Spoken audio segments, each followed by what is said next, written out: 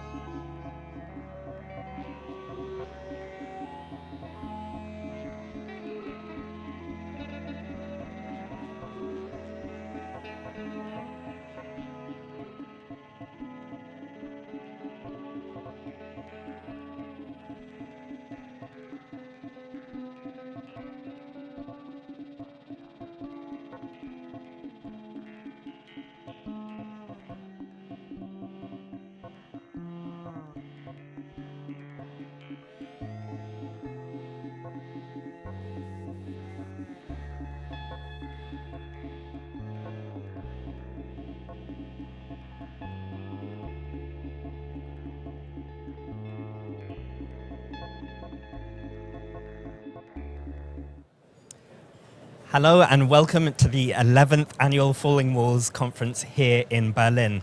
At Falling Walls we ask, what will be the next walls to fall and how will that change our lives? This is a very special edition of Falling Walls because it is 30 years to the day since the fall of the Berlin Wall. And we have some very special talks today to mark the occasion, including on black holes, art and social change, polar exploration, and many, many more diverse talks. The presenters are all leaders in their fields, but coming from all around the world. And they will be talking here to hundreds, some 750 attendees at the conference, but they'll be speaking to many, many more through this live stream. Each talk is pretty much exactly 15 minutes long, and there are several talks per session, but don't go anywhere during the gaps between the sessions because we're going to have some interviews with some of the speakers and some of the amazing attendees we have here today.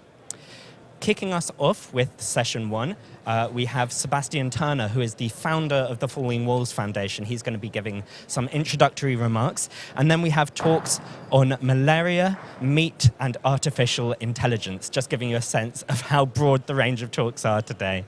I'm Adam Levy, and I'll be your host for today. Welcome to Falling Walls 2019.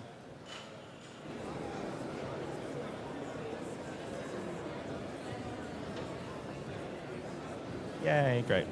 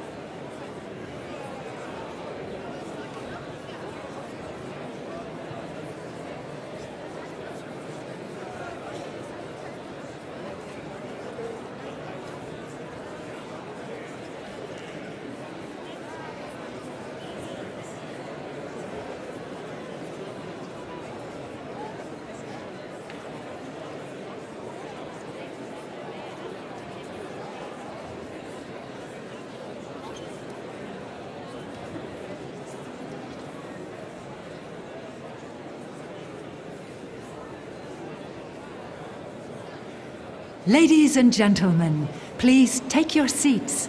The first session is about to begin.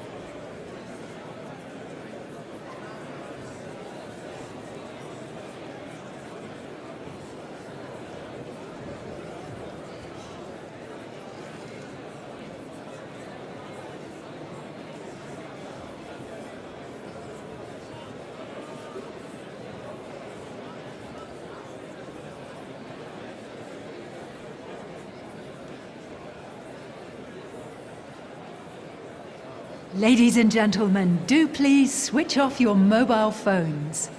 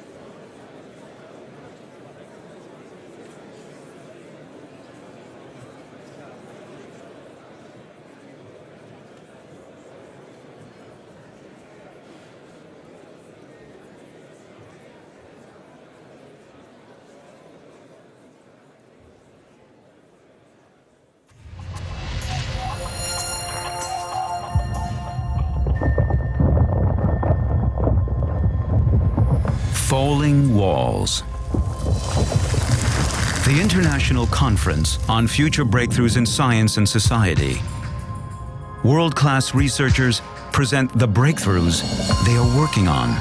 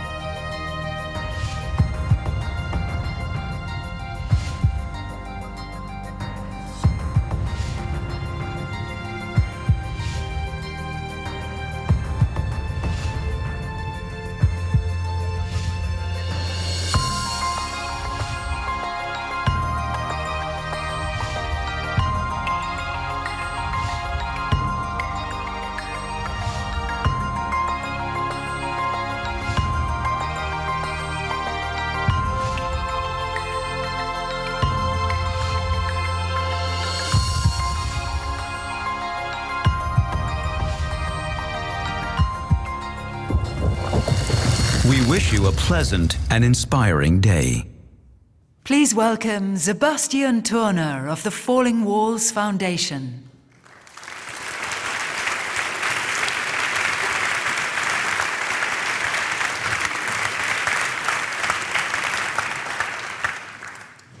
Wasn't that an incredible choir yesterday night?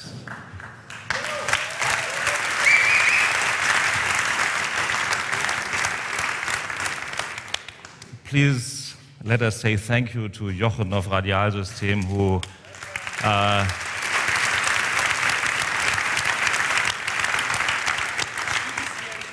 yesterday, Tatjana König, who served for 7 years as managing director of the Falling Walls Foundation, said to me, Sebastian, you would not believe how wonderful this conference is if you don't have to organize it.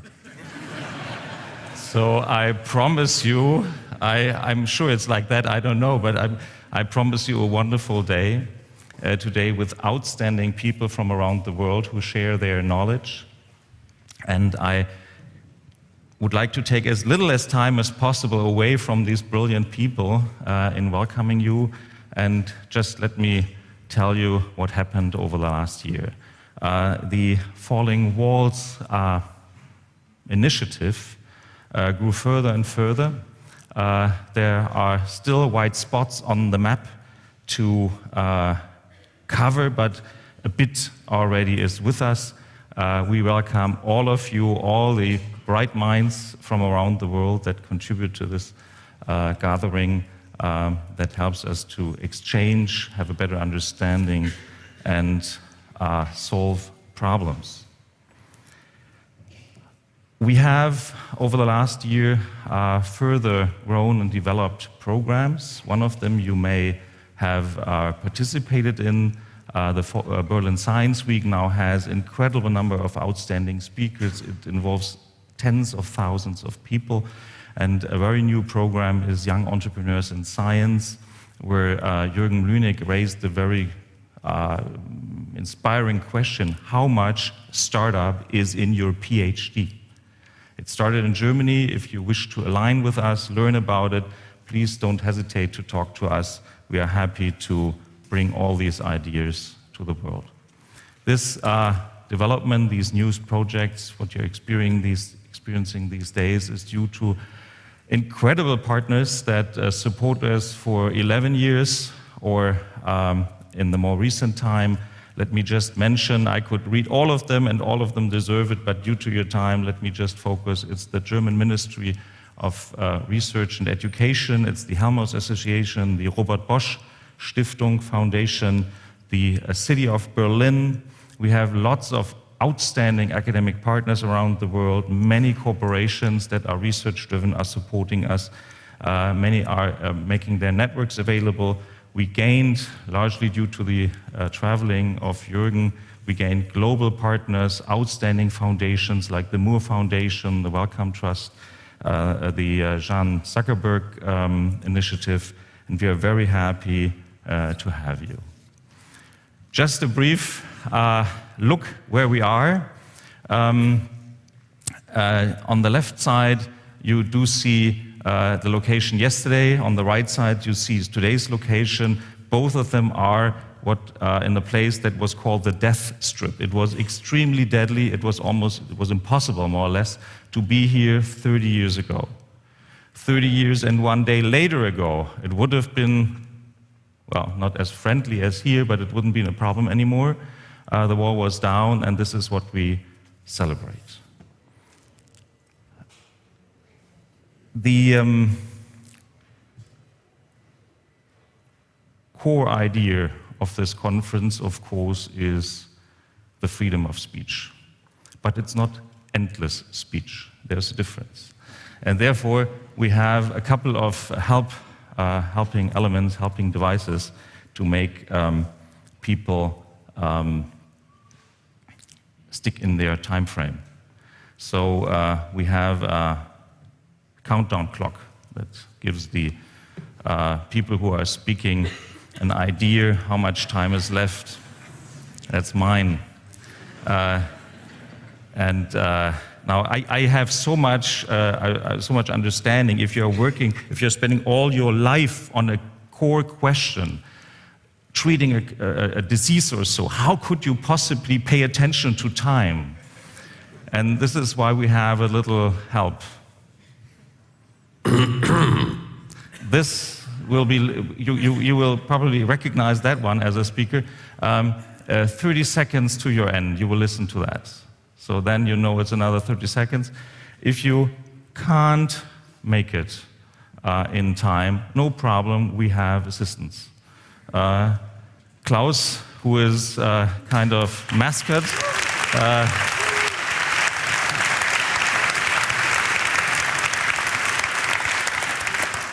he is one of the few continuing things in this conference from the very first. He's not getting older. So Klaus will make sure that you have no more attention and you can go to your seat. Klaus, thank you. Now, there are a little more details I have to share. We cannot make it possible that you have a discussion with the speakers, but you can talk to each and every speaker in the break. There is the forum stage, there are discussions, you can talk to the people. It's very involving, and you can talk to whomever. You have these audio devices, you need them for that, it will be explained to you. We have tents, ships, whatever is around, check it out. And the core of the whole conference, of course, are the speakers. As I indicated, we have a special historic day. This is not only the 30th anniversary of the day the wall came down, but is a day of commemoration of the first pogrom in Nazi Germany. It is, of course, this breadth of activities makes it even more relevant for us to have a deep understanding, and it is to us very important to relate to these different aspects. And so I'm welcoming all our guests from Israel, and I'm welcoming all our guests from Hong Kong.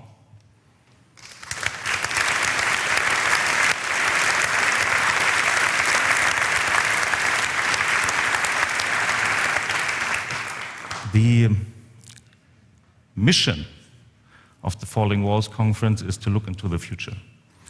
Having these historic events, looking to the future, raising the question, which are the next walls to fall, we asked an individual to answer who is an outstanding historian.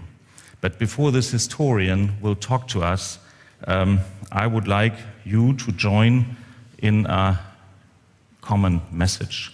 We would like to make use of this conference to advocate free science and free speech.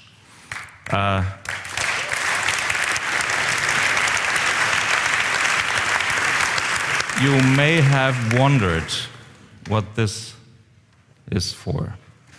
This is made for a photo opportunity. Now, The photographer comes in.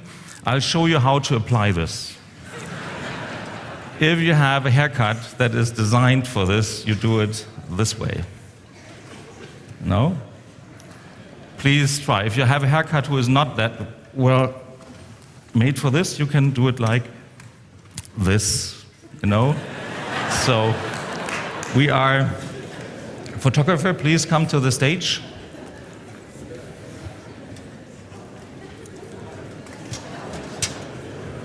So, please put on. We have another 50 seconds. Everything is in time. You ready?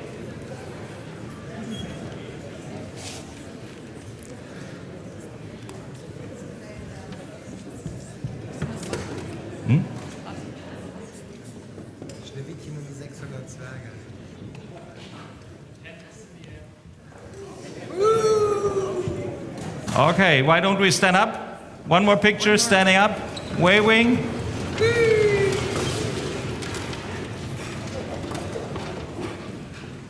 Thank you.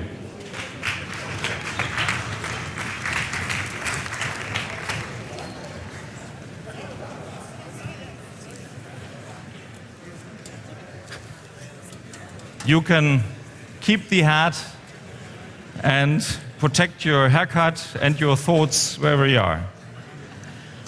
Now let me introduce to you the individual who is the best suited to bridge what has happened 30 years ago, what's taking place today, and what our answers for the future are. Let me welcome Timothy Garton Ash, one of the most noticed historians we have. I read your books when I was in high school, and now I'm having you here. You're there for me. It's as a political scientist, it's the best start possible. Timothy, please come to stage.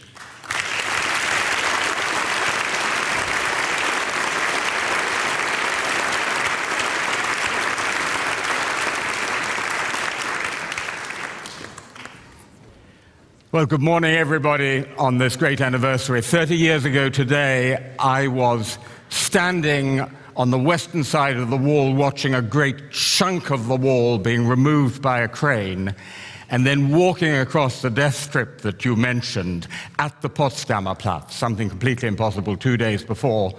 And in front of me, there was a rather bemused-looking man in a green uniform who turned out to be the American commandant of Berlin. He seemed very, very bewildered by what was going on. General Haddock, he was called. But this event was not about General Haddock. It was about the East Germans who were liberated. And what was really moving about that day was talking to ordinary East Germans. I remember one of them said to me, you know, it's amazing. People are already standing up straighter. Then he said, you know, people are saying what they really think. Think about that in relation to this conference. And he said, I think the sick will get up from their hospital beds and walk. And another guy said to me he'd been most moved by a handwritten poster that he'd seen which said, only today is the war really over. And you know, that's absolutely right, because this moment was actually the moment when the Second World War ended. And with this moment, we moved from the post-war world to the post-wall world. And that's what we're in today. We're in the post-wall world, and that world is in crisis, which is what I want to talk about. Our mistake was not that we celebrated this as an extraordinary triumph for freedom, for democracy, for Europe, for the West, for human courage. It was all of those things. Our mistake was to think that this was now going to be the way things are forevermore, that this is the direction that history is going, that this is the new normal. That was the big mistake that we made. Think about the arguments behind the invasion of Iraq, or how people responded to the Arab Spring, the expectation that it was going to be like this. That's not what history is like. So the wall I want to invite you to knock down is the wall of determinism. Both retrospective determinism, that is to say, the temptation to believe that what actually happened somehow had to happen, and determinism in relation to the future. It's the wall of liberalism as a closed system. 30 years on, we see walls going up rather than coming down. Mr. Trump's wall in the south of the United States, Viktor Orban's wall on the frontier between Hungary and Serbia, the tariff walls, the mind walls between different civilizations. 30 years later, we have not a global liberal revolution, but a global anti-liberal counter-revolution. That's where we are at the moment. And for us liberals in the broadest sense, that's to say people who believe in reason, in facts, in freedom, in civilized and free debate, the challenge is to be self-critical fighters. We have to fight against the demagogues, the prophets of unreason, the nationalists and the populists, the Trumps, the Orbans, the Erdogans, the Farages, the Le Pens. But at the same time, the essence of true liberalism is to be self-critical, constantly to be interrogating your own beliefs, right? That's quite a difficult thing to do. I don't think the great soldiers of history were probably terribly self-critical. They just went off there with their guns. But that's what liberal fighters have to do, be self-critical at the same time. So what went wrong with liberalism? I look at this threatening clock here, and I'm going to be very brief. I would say that, just to give you a few indications of things that I think went wrong in this liberalism that became a sort of closed system, right? Number one, liberalism was reduced to a single dimension, economic liberalism. And you know what? A liberalism that is one-dimensional is no liberalism at all. Secondly, within that economic liberalism, we developed an out-of-control, globalized, financialized capitalism, which led us into one of the greatest crises of democratic capitalism ever, 2008 onward. Arguably, the financial crisis of 2008 was even bigger than that of 1929. The consequences were not so bad. And levels of inequality not seen for 100 years. But inequality is not just inequality of income and wealth. There is also an inequality of attention and respect. And if you look at the populist parties in Europe, be it AfD or Law and Justice in Poland or Fidesz, you name it, it's at least as much about the inequality of attention and respect as it is about the inequality of income and wealth, right? And now I'm going to say something pretty uncomfortable to this audience, which is one reason we have that feeling of the inequality of attention and respect is we had this great liberal ideal of getting half our people into higher education. And the unintended consequence of that has been to divide our societies 50-50. Between those, like most people in this room, I guess, who have higher education, who've globalized, who go off and live in the cities, who like openness and immigration and cosmopolitanism, and the other halves of our societies who feel left behind and disrespected. We, liberal internationalists, spent a lot of the last 30 years worrying about the fate of the other half of the world. And I don't apologize for that for a moment. I myself have written 2 books, one called Free World, one called Free Speech, which are about bringing the benefits of a free society to other parts of the world. But in doing that, we neglected the other halves of our own societies, right? So it was not wrong to worry about the other half of the world, but it was wrong to neglect the other half of our societies. And they're now the ones who are answering back. Another mistake we made, and I think Shoshana Zuboff will be talking about this later, remember how the internet was going to set us free? Remember that, everybody? The internet will set you free. It turns out that while it has the great liberating potential, what we are now seeing is that it also has a potential for totalitarian surveillance, beyond a Stasi general's wildest dream, right? And we see that now in Xinjiang and in other societies, that potential for totalitarian surveillance. The last thing I want to mention, and of course the list is not complete, is China. Today's China is something we would never have anticipated 30 years ago, but it is as much a product of 1989 as are the fragile democracies of Central and Eastern Europe, because China's communist leaders systematically learnt the lesson from the collapse of communism in the Soviet Union in Eastern Europe in order to avoid those mistakes.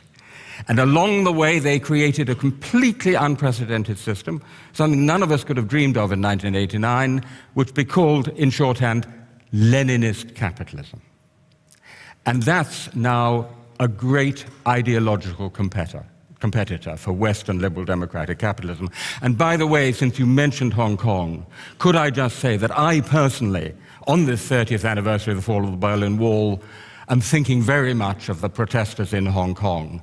Not the methods of violent protest from a small minority, which I cannot support, but for those millions of people who turned out on the streets for the values of freedom and human rights and democracy and free speech.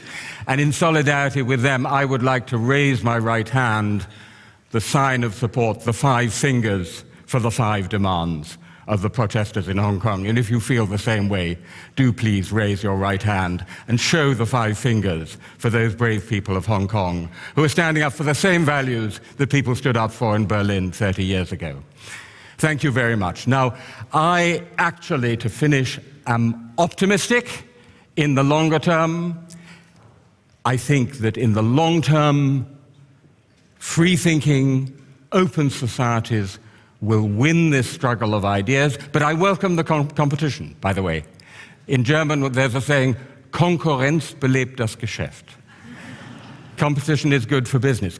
Ideologically and intellectually too. It's good to have that competition. But what we've got to do is to forget about liberal determinism, which is a contradiction in terms, like fried snowballs, not see liberalism as a closed, fixed, rigid ideology as we had it in the 1990s and 2000s, but to understand that, as John Stuart Mill and Isaiah Berlin and Karl Popper and Ralph Dahrendorf and others have taught us, liberalism is all about openness, about experimentation, about trial and error, about contestation, about exchanging all and any ideas. May the best idea win in robust civility. And if we do that as we are doing it in this hall today, then, ladies and gentlemen, I'm convinced that in a few years' time, those walls will be falling again. Thank you very much.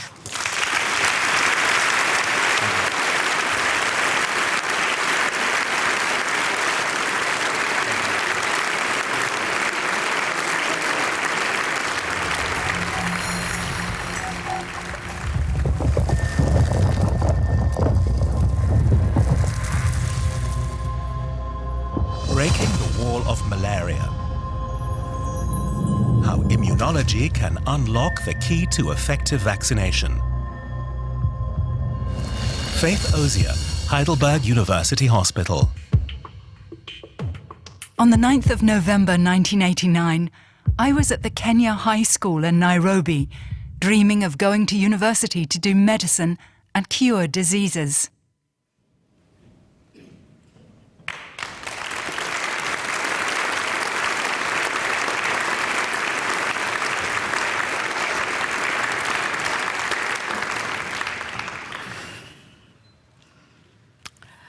The International Rugby World Cup has just ended in Japan.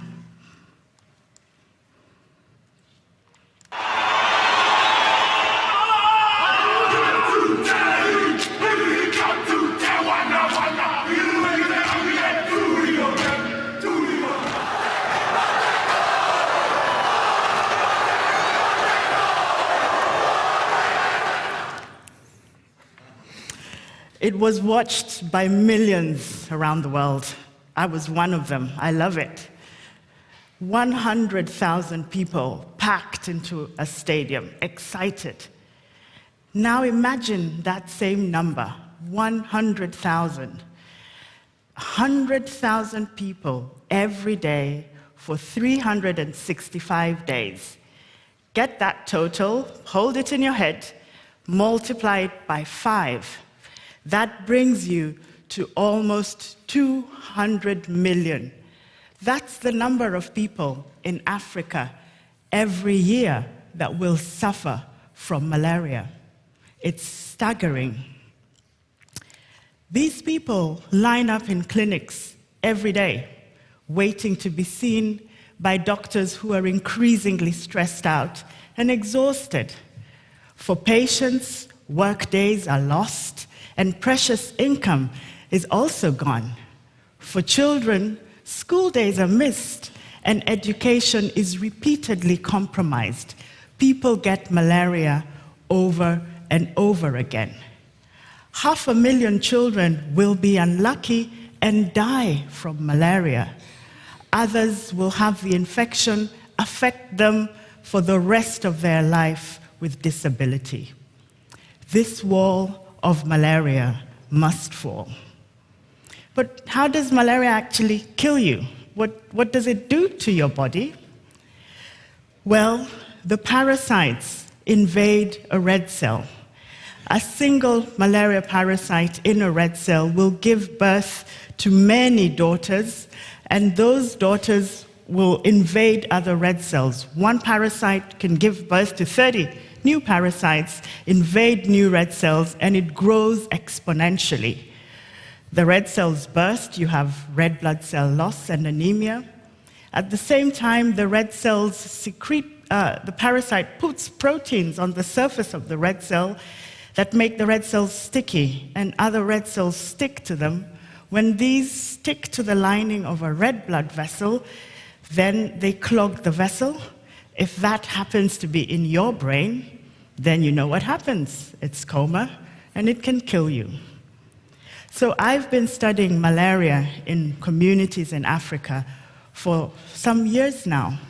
And what you find in these communities is that the adults are well, but the children get sick and can die from malaria. And if those adults were sitting in a room like you are now, and we tested a fraction of them, we would see that they had malaria parasites in their circulation, and yet they're walking around, going about their daily business, completely okay. Did you know that you could take antibody from those adults and use it to treat patients with malaria?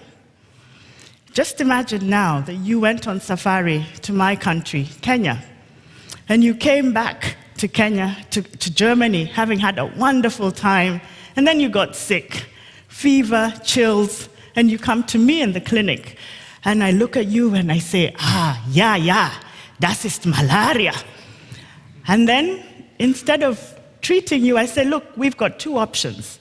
I could give you antibody from people in Africa, that will get rid of your infection, or I could give you artemisinin tablets, fast-acting, and that will also get rid of your infection. Which would you choose?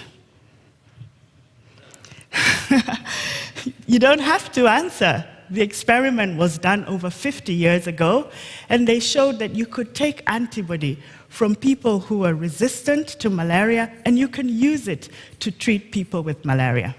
And so what my lab has been trying to do is to understand how do these antibodies actually work, and which are the exact antibodies that get rid of the parasite. And so you can do these experiments in mice, you can do them in monkeys, but ethically it's unpalatable, and it's not really the same as a human malaria infection. And so we decided to take the bold step and actually study the course of infection in live human beings. Yes, we decided to deliberately infect humans with malaria so that we could study the course of the infection. Before we began, we had an extensive consultation process to make sure that it was acceptable, that we'd considered all the ethical issues, and that safety was paramount. And then we collaborated with colleagues from the US, from Scenaria, to get an FDA-approved parasite that we could use for our experiments. And so in that clip there, you can see that when a mosquito bites you, it finds a blood vessel, that it takes up blood, and at the same time, it shares with you its lovely malaria parasites. And what we did was pretty similar. We didn't use mosquitoes, we gave intravenous injection directly into the arm. And so this is the course of the experiment, that on the first day, we give you the injection, and then we wait for 7 days. We know that it's going to go to the liver, and then it's going to emerge in your blood, and then we're there on standby to monitor, see what's happening to the parasites, and make sure that the patient, the volunteer, is safe. But before we did that, we did something clever before we started our study. Remember, I told you that you can take antibody from one person and use it to treat another? Well, since we did this experiment in Kenya, we recruited volunteers who had varying levels of antibody. So in that graph, you can see what we call malaria naive. So most of you here who've never had malaria, if I measured your antibodies, that's the level I would get. Pretty low level of antibody. If you've lived in Africa and you've had malaria many times, on the other hand, you've got high levels of antibody. And so when we recruited our volunteers, we included Kenyans who had low levels of antibody, so immunologically with respect to malaria, they looked just like you. We recruited some that had high levels of antibody, and then we recruited people that were in between. And then we proceeded to do our malaria challenge experiments. And the results were really astounding. So the first result, this is what happens when you've never seen malaria before, you've never had an infection. The parasite grows and grows and grows exponentially. And if I don't treat you, things could be pretty bad. And this is what's been seen in Europe, in America, in other places where people have done this study. So the parasites grow. When they reach a certain level, we treat, and that's the end of the infection. But the really exciting stuff starts now in people who had antibody. We see first in the yellow line at the bottom that the parasites did not grow. So just imagine, I've given you IV, an injection, an infection dose that would make you sick. And what happens? Absolutely nothing. The parasites didn't show up. And then we had the people in green, where the parasites did show up, as we expected on day 6. They grew a little bit, and then they disappeared. The volunteers remained completely well. They were playing football, watching video games, all the entertainment that we had set up for them while the experiment was going on. The third group were parasites showed up as expected, but instead of growing exponentially up, up, and up, the parasites just stayed at a low level. And it was really curious. Why are you able to stop the parasite from growing, and yet you don't get rid of it completely? The parasite was still there. And so, for me, this is the most exciting results, that in a very elegant experiment, we've been able to show that immunity is possible and that it is mediated by antibodies in our time. And I think for my career, this is really one of the most exciting results. And so what are we doing now? Here is our parasite. We're trying to understand where the antibodies bind on this parasite. But not only that, we want to know what's the killing mechanism. When malaria is in your body, what happens so that the parasites are killed, and how do antibodies mediate that? So we've been looking at a range of functional assays. For example, phagocytosis. What you can see there is a white cell.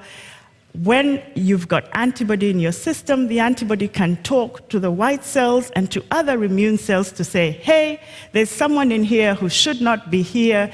And in the case of phagocytosis, they literally eat up the merozoite. We've also been trying to look at what exactly do the antibodies bind to. And here you see a microarray that we've designed, and each of those dots is a malaria parasite protein, and it literally lights up every time the correct antibody binds to it. And so we're looking on the side, at the antibody as the mediator, on one side binding to a relevant part of the parasite, on the other side engaging with an immune cell, and that's resulting in destruction of the parasite.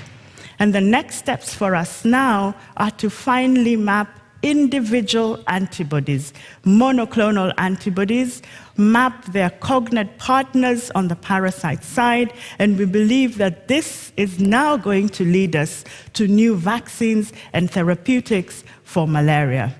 This is why I'm so excited that the wall of malaria is the next to fall. Thank you.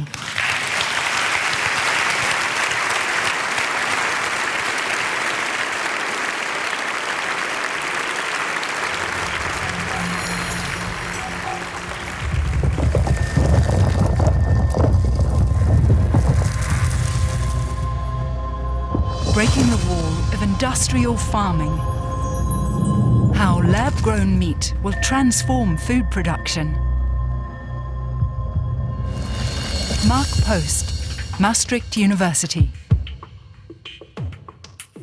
8 days before the 9th of November 1989, I graduated as a PhD, and while already in an especially joyful and hopeful mood, I was further riveted by the events in Berlin.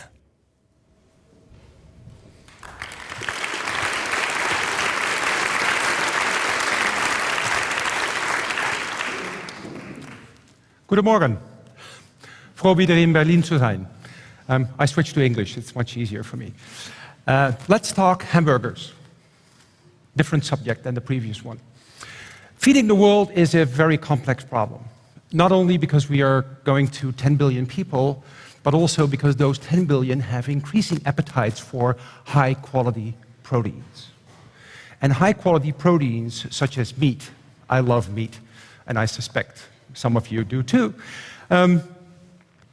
Some of those high-quality proteins are extremely resource-intense, right? So resource-intense that in the coming 35 years, this is not going to be a sustainable proposition. So we have to do something about that.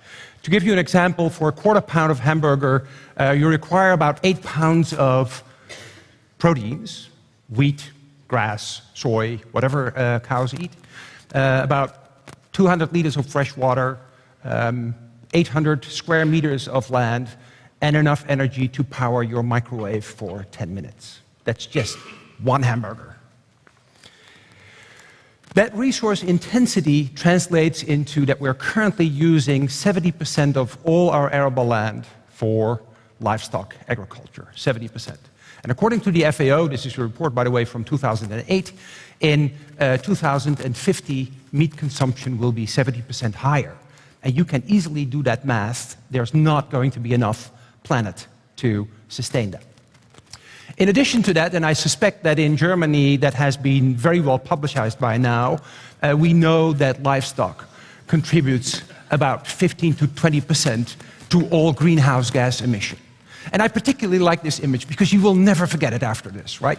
By the way, it's technically a wrong image because they don't fart methane, they actually belch methane, but there is no fire-spitting cow on the internet. So let me ask you a question. Who of you was already aware of these issues? Wow, that's quite a bit. Okay, so now comes the awkward question. Who of you is vegetarian? I'm in Berlin, of course, I could have expected this, but it's still, it's still less than 10%. So apparently for the other 90%, including myself, it's very difficult to translate that knowledge into behavior, right? We can all become vegetarians. The first wall I want to break down is breaking down the myth that you and I need animal proteins. We don't, right? We grew up with that, but it's really fake news. There are 2 billion vegetarians on this planet. 2 billion. Most of them are involuntarily vegetarian because they cannot afford to eat meat. But they live, and they procreate, and they're happy, and they have a decent life expectancy. So, and there are quite a few vegetarians in this room who kind of look healthy, I suspect. So what else can we do? So this is a muscle cell. You might remember this from high school biology. It's a large cell. It's a merger between a number of cells, hence the green dots. Those are the nuclei of those original cells that made up this muscle fiber. And you also see a couple of guys that are white. And these were, about 18 years ago, designated to be the stem cells of our muscle. Right? They're sitting there doing nothing, waiting to repair that tissue when it's injured. So if you tear your muscle, they come in, they start to divide, and they start to form muscle tissue. They repair that muscle fiber. A wonderful regenerative system.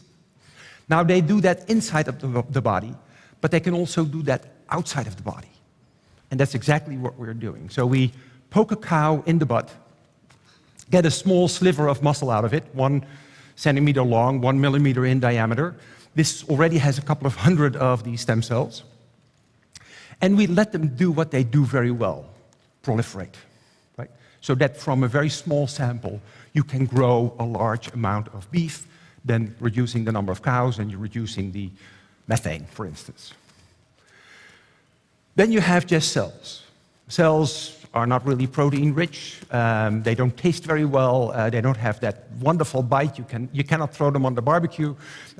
So we have to do something about it. We have to let them make meat. And since these are designated muscle stem cells, they kind of do that by themselves. So the first trigger is we starve them, and then they start to merge into a primitive muscle fiber. And then, of course, as you all know, they have to perform labor. And so there we have to pull a couple of tricks. We have to put them in a ring structure, and we put them in a gel that allows them to find each other and to attach to each other and form a tissue.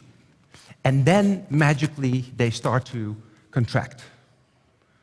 Ladies and gentlemen, our muscle cells are exercise junkies. Our brains are not, but these are not connected to a brain, so that's why it doesn't bother them. So they start to contract, and since they are in this ring structure, that develops tension. And as everybody who goes to the gym knows, that tension is actually the biggest trigger for protein synthesis, right? So we let them do that for 3 weeks, and then you have a muscle fiber. And what we did, we made 10,000 of those muscle fibers and made a hamburger out of it. Who of you would like to eat lab-grown hamburgers? Not too many. I have a lot of missionary work to do, I guess. So we presented this in London in a hybrid between a cooking show and a press conference, and it was cooked and eaten. That hamburger cost us about €250,000 to make, and it was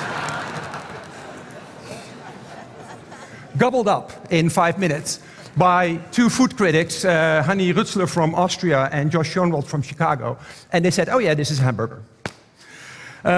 It's a little bit dry, there was no fat tissue in it, and so we needed some work to do. But yeah, it was there. Basically, we showed that you can do this, and we also took the opportunity to tell everybody, wait a minute, we have to think about how we're going to produce meat in the future. So after having seen this, you have seen this wonderful hamburger, you have 2 people who have eaten it. I can tell you they're both still alive. So who of you has changed their mind from no to, well, maybe?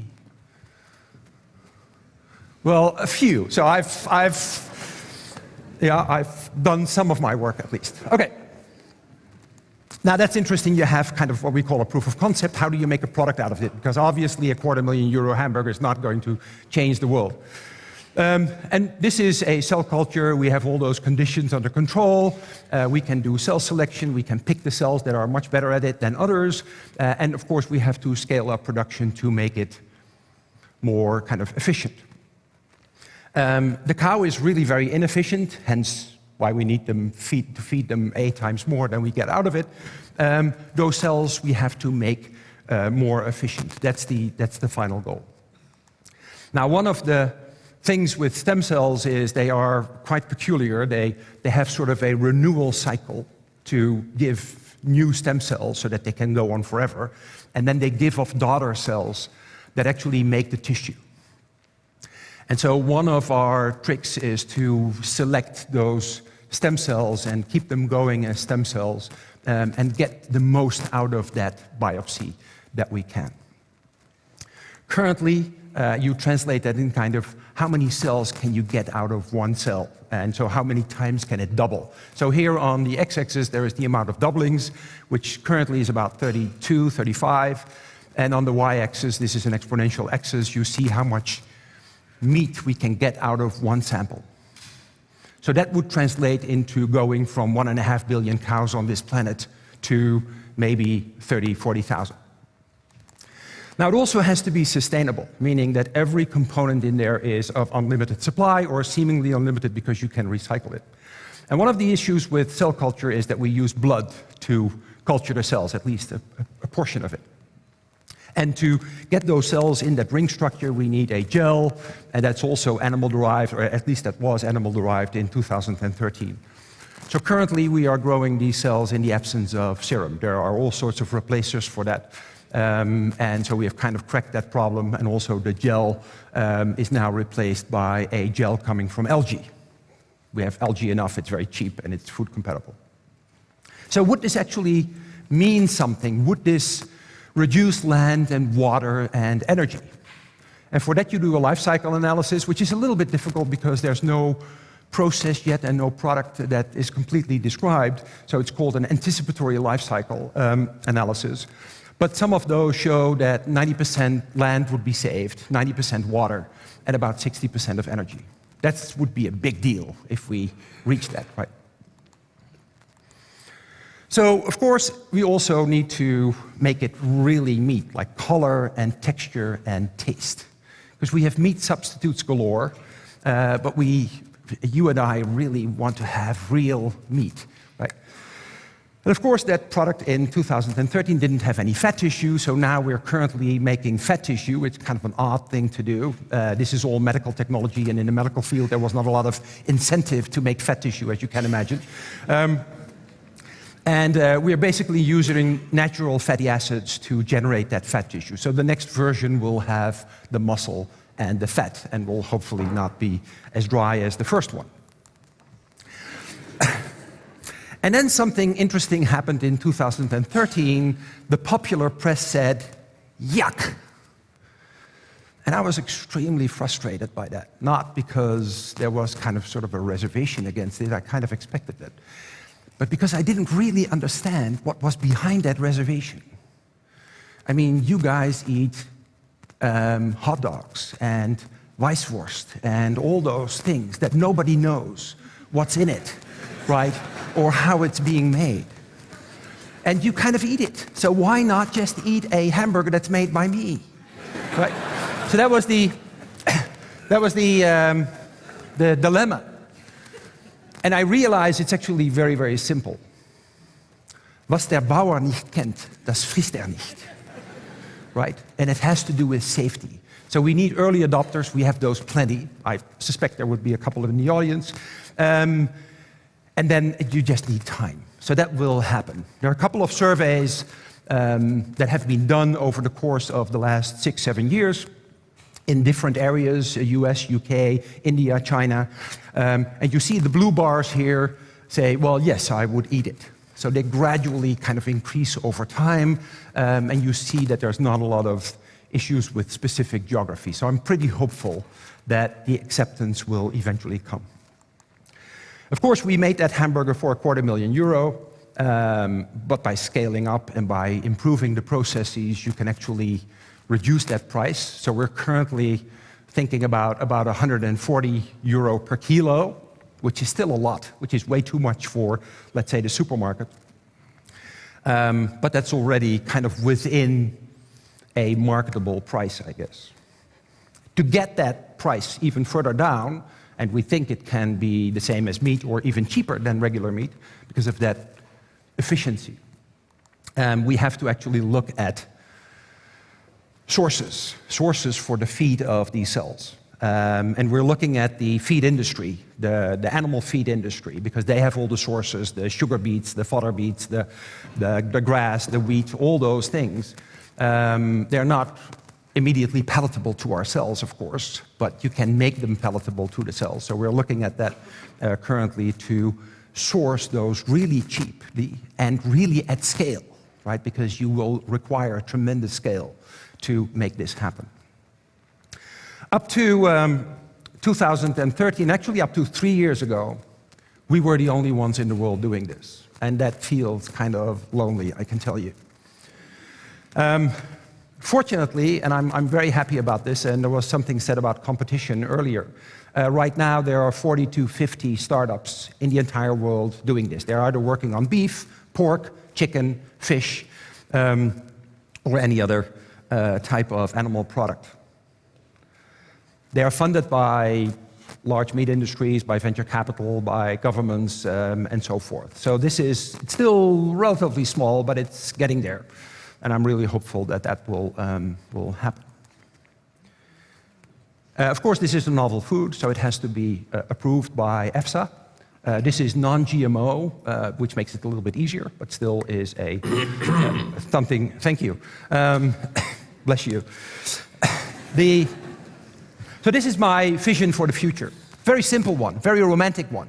We can keep on barbecuing. I know you love barbecuing in this country.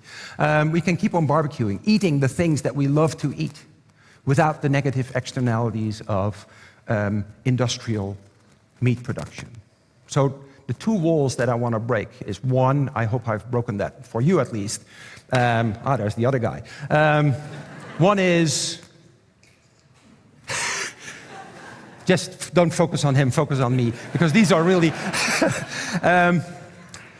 one is to break down the myth that we need animal proteins, and the second is large industrial livestock farming.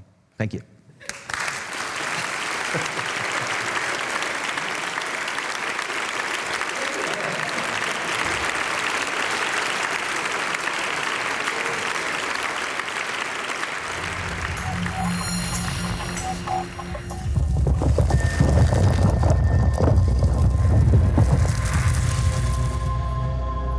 Breaking the wall of unethical AI.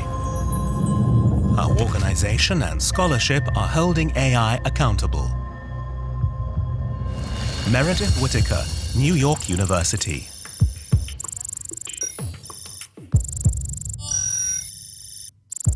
When the wall fell on the 9th of November 1989, I was only 9 years old. It was only much later that I understood the historical magnitude of this date.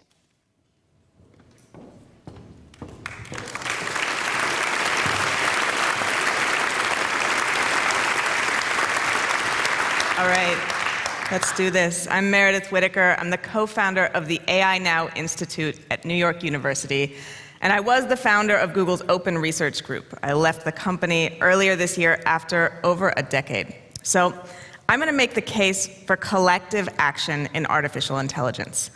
And to do this, I'll begin with a quick schematic version of the recent history of AI. Because many of you may have asked yourself, what is AI?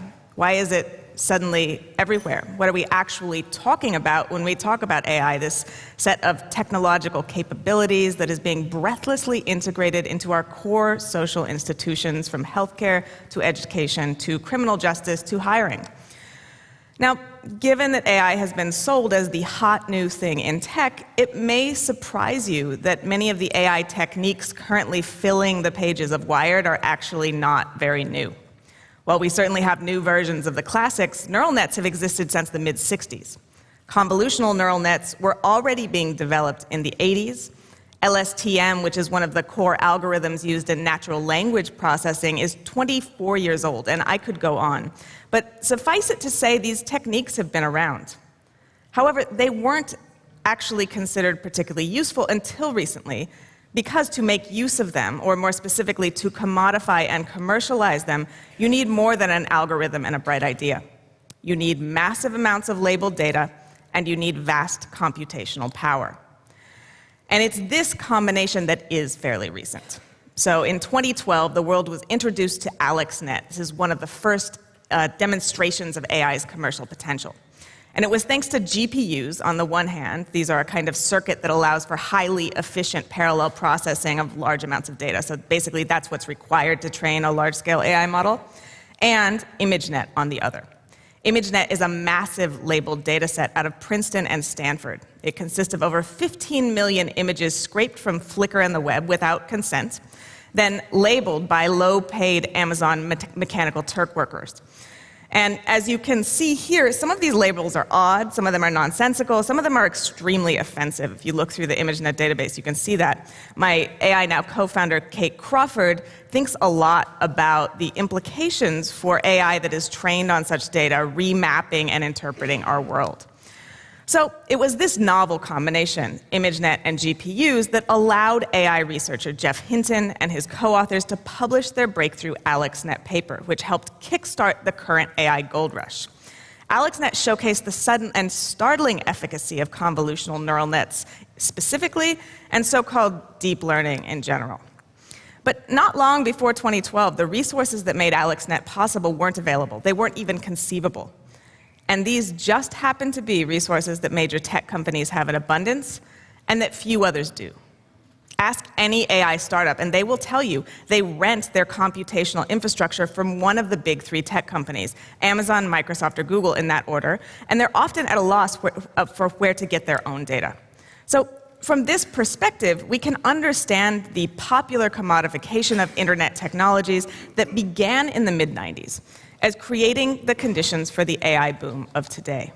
Major tech companies happen to have all the necessary ingredients. They had tons of social data predicated on their vast consumer market reach, alongside powerful infrastructure already designed to collect, process, and store such data. This in addition to ready cash able to compensate rare and highly trained AI talent.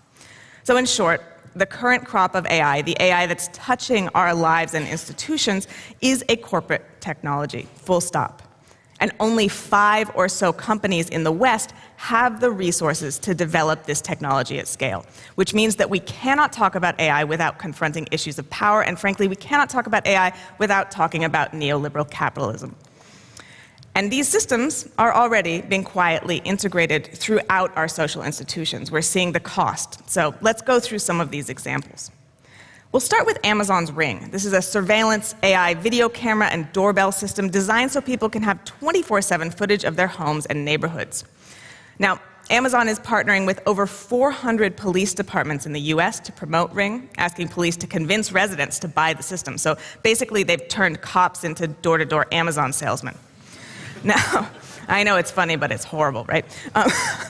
Amazon gets ongoing access to video footage from Ring so they can continue to train their AI systems. This is really valuable for them. Police get access to a portal of Ring videos that they can use whenever they want, no subpoena required. So they're effectively creating a privatized surveillance system of homes across the US. Now, Amazon has already filed a patent for facial recognition in this space.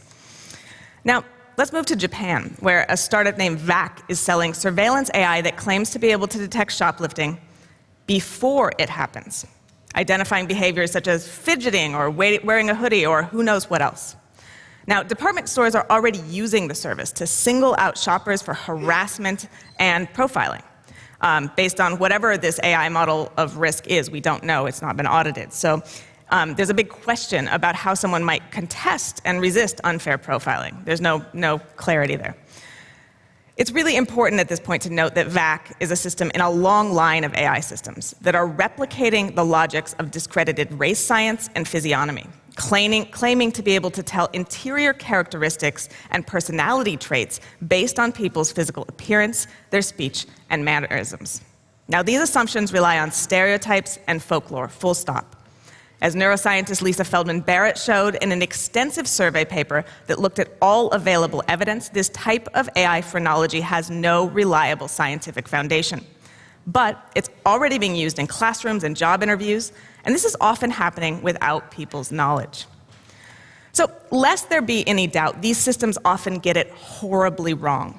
In the US state of Michigan, former Governor Rick Snyder, who's also the person who presided over the Flint water crisis, decided to install a statewide automated decision system called Midas.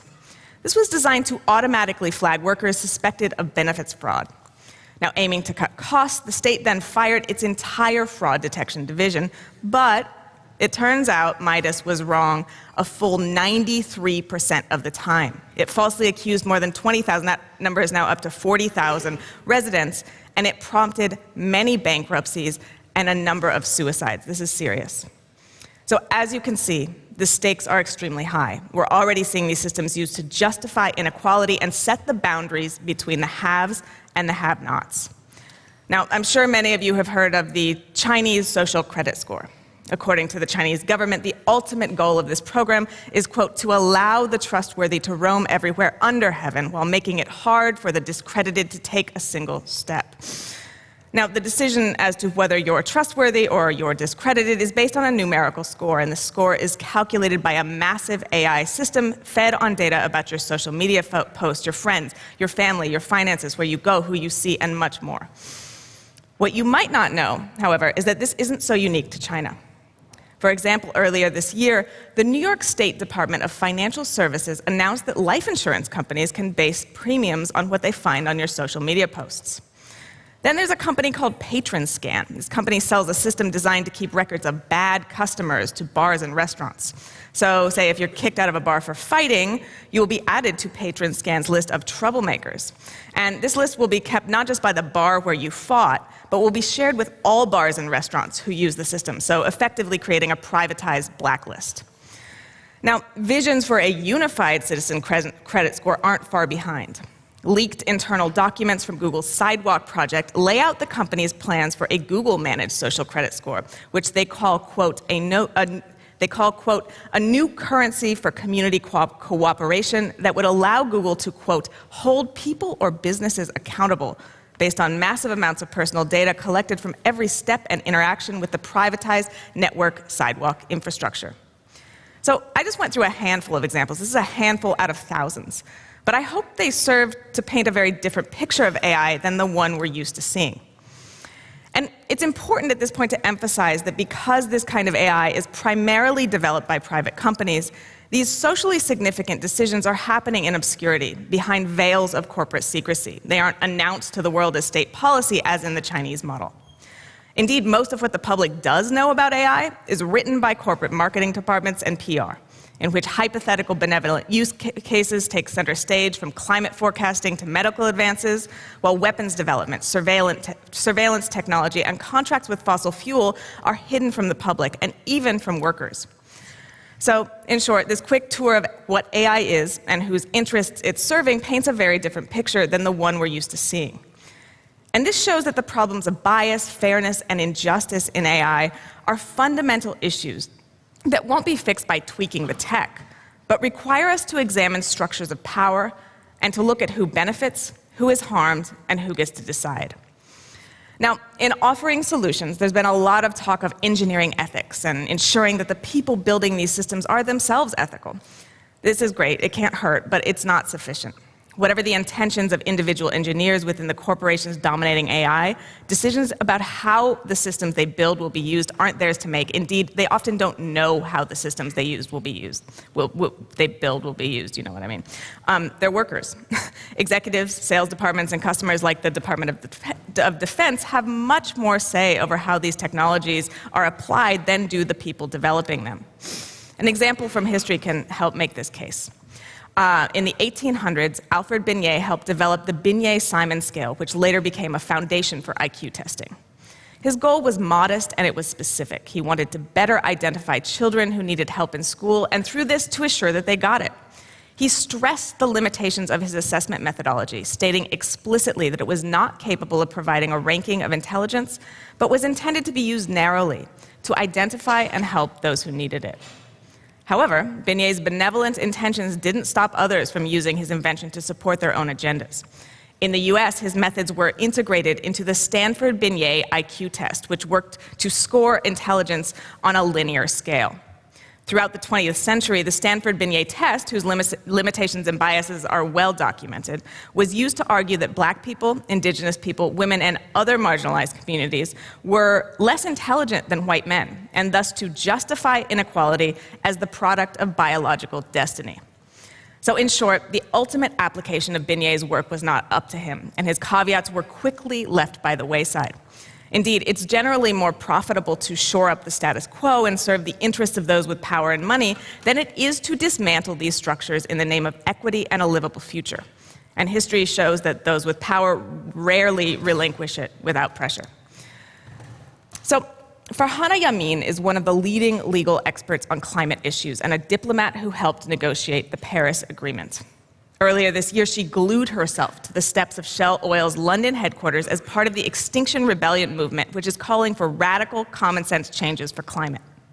She explained her action this way: no one is saying stop doing science or stop doing diplomacy, but recognize that those are not going to deliver us unless we fundamentally rewire our economies. So that's why I'm here today. I feel totally comfortable, and I wish I'd done it sooner and had woken up to the power dynamics. This is a lesson many of us are learning, and I hope many more do. What's frightening about AI isn't terminators and super-intelligent machines. It's the way AI works to centralize knowledge and power in the hands of those who already have it and further disempower those who don't. To remedy the harms of AI, we need to confront power, and as you probably know, power doesn't move based on the force of argument. Throughout history, it's clear that social movements, and organized workers in particular, play a central role in shaping structural change in service of justice.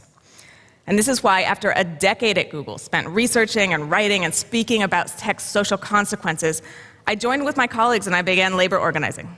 I was one of the core organizers of the Google walkout, and I worked to protest Google's AI contracts with the Defense Department, their plans to build a censored search engine, and their inadequate AI ethics policies, among much else. And where little else had, collective action worked. Surprise. Contracts were canceled, workplace policies changed, and oversight practices put in place. But this is a start. There's still much, much more to do, and we need to keep going. It's time to take advantage of the short window we have before technical infrastructure and AI are so far embedded in our social institutions as to be impossible to pull loose. Given the slow and unsteady pace of regulation and the significant barriers the public face as we work to understand the breadth and reach of these technologies, in addition to the rise of authoritarianism we're seeing globally, we need to add organizing and collective action to the front of our AI toolbox. Through this, I believe we can create a kind of immune system, able to check the power of oppressive tech before it's too late, and I can think of no more pressing task. Thank you.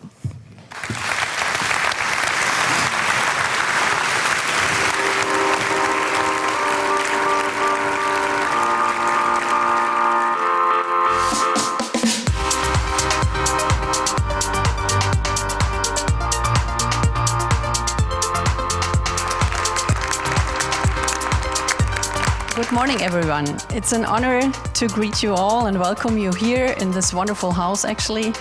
This is for bringing together science communicators and science engagers from all over the world. Falling Walls Engage is really important because often the people who are doing this work of breaking down the barriers between science and society are hidden, they work really hard, and this is a great opportunity to put them right in the spotlight. If you think you are too small to make a difference, try spending a night with a mosquito.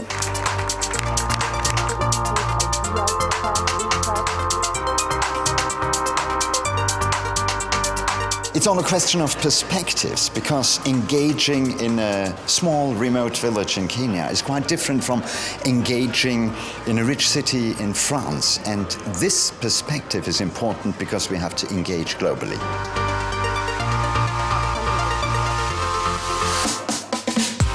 83% of the world's population live under a light-polluted night sky. We're all scientists at heart. We're all born as scientists with curiosity about the world and how everything works. It's important that scientists bring that back to the public and remind them how the world we live in is super inspiring and full of incredible things to understand. What inspired me today was diversity, creativity, passion, and reality. This place where 30 years ago only the wall was, we have now people coming together, building bridges. What better could it be than having falling walls here?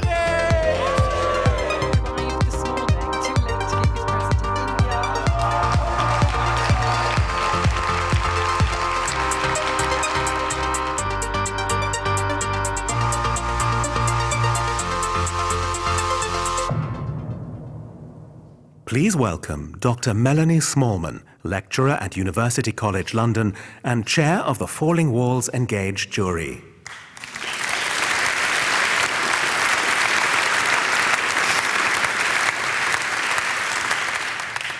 At Falling Walls Engage, we're interested in finding the best projects around the world that are breaking down the walls between science and society. But also, we're interested in putting into the spotlight projects which are often overlooked or hidden in the background of other work. So yesterday, we heard from 21 projects from around the world, every single one of them doing amazing work, impressive work, and every single one of them not just breaking down the walls between science and society, but bringing communities together as well. So I'm absolutely delighted to present the Falling Walls Science Engagement of the Year for 2019. Please welcome the winner of Falling Walls Engage, the Falling Walls Science Engagement of the Year 2019. Breaking the wall of impersonal learning experiences. Kishore Navaratna Raja, Dream Space Academy, Sri Lanka. Hi everyone. So I think I have a little bit shorter time than the others, so 5 minutes, but yeah, great. And there's another thing that I have to tell why the Kishore Navaratna Raja was mentioned in the audio and then why I'm speaking. I will probably tell at the end of the story. So I will keep it short. So all the great changes are preceded by chaos. And this may not be true for a lot of people, but it's actually true for us in Sri Lanka. Sri Lanka was a country in a war for 30 years, and then we had bigger natural disasters. And this actually made a lot of international aid organizations to be harbored in Sri Lanka to provide a lot of things for free. So in the last 30 years, this has been a problem because Sri Lanka was always getting solutions developed by foreigners for the local problems and with very small percentage of local people involved. However, because of this, we have lost the ability to innovate ourselves and solve our own problems because we get things for free. So as you can see that Sri Lanka stays in the least innovative country, and how we wanted to solve this problem. So we created Dream Space Academy with 4 ideas or 4 concepts as a foundation of the pillar. So the first one is the project-based learning. So basically, we want to provide a platform for building capacity in several departments of science, something as electronics, mechanics, wet lab, where we were growing algae, and gastronomy, where we want to provide, find like alternative food and also probiotic drinks from hibiscus. And we have a textile lab where we want to work with extracting silk from the silkworm without killing that. And material lab where we were able to work with biodegradable material. So this is the core part of the Dream Space Academy where we build all this capacity. However, we know that we cannot just rely on just yet another STEM or robotics or so to say the makerspace education, because we need to solve our own problem and we need to invent ourselves. That's how we created this community innovation model where we're a group of people, trained experts, they solve a local problem by using open source innovations. However, we need a lot of support from the international team, so that's how we have this. And then we scale these prototypes into products that become the social entrepreneurship, a product that solves the problem in the local community. So what exactly DreamSpace does is a DreamSpace is a community innovation center that tackles socio-economic and environmental challenges using project-based learning. So we have grown into bigger groups, and then we have, this is the first photo is from our town, and then we have adopted a jungle village school with 104 kids, and then we have another center, we have art and cultural even running, and we have been recognized by several prestigious awards such as Duke of Edinburgh Award and Stockholm Water Prize as a regional coordinator to evaluate the application to send those youngsters to UK and Sweden. And then we have been collaborating with several international organizations on this. However, I just want to talk a little bit more about of breaking the multidimensional wall here, because the problem is not only about the engagements, about the social, economic, and political issues that we face. Today, I want to really share a small story. I mean, I want to finish it like about science engagement. We have been, when we were announced that we got this, we are the finalists of Falling Walls, I really wanted to bring my whole team, because this is one of the incentives for our team to get the international exposure. However, after providing several documents, the German embassy in Sri Lanka rejected us, saying that our reason for traveling to Germany is not trustworthy, and we don't have enough financial background to be in Germany. So I decided, okay, I'm based in Berlin, so I decided, okay, I will pitch in place of my co-founder, but still I don't want to let this go. So I really want to fight, because today we are talking about breaking the wall. And I really fought for it, but still, after remonstration, we were able to bring Kishore. Actually, he arrived directly, please come. And he arrived just one hour before our pitch.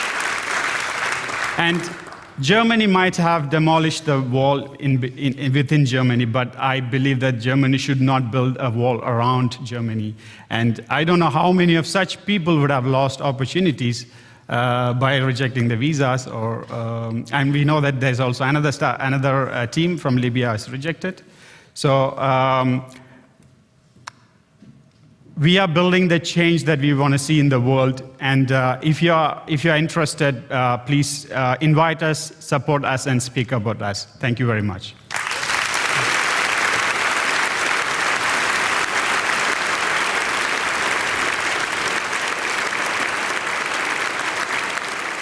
This is the end of session 1. Please join us in the main hall for a cup of coffee and discussions on the forum stage.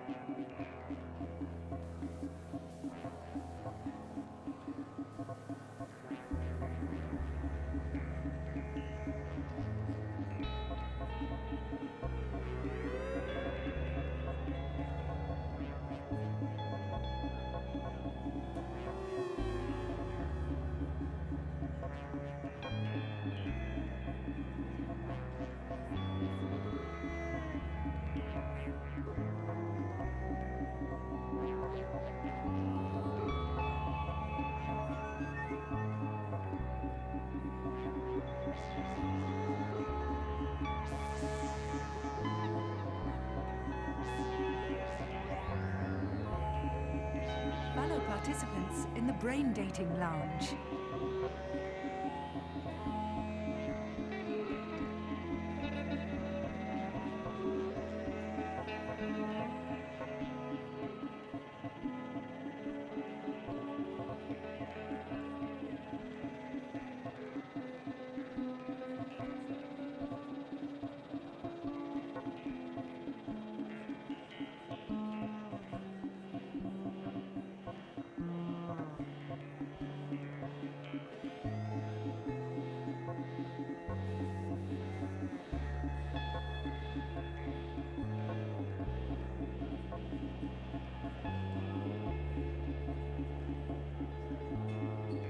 don't know whether this is audible.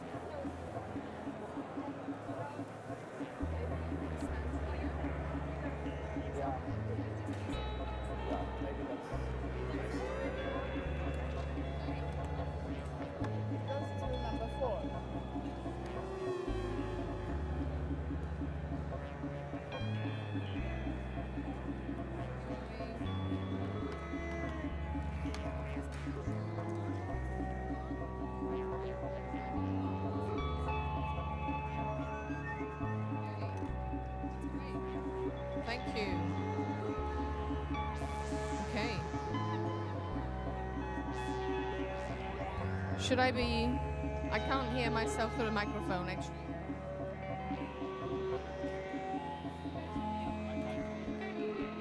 No, there's nothing. The microphones are not... Hello. Hello.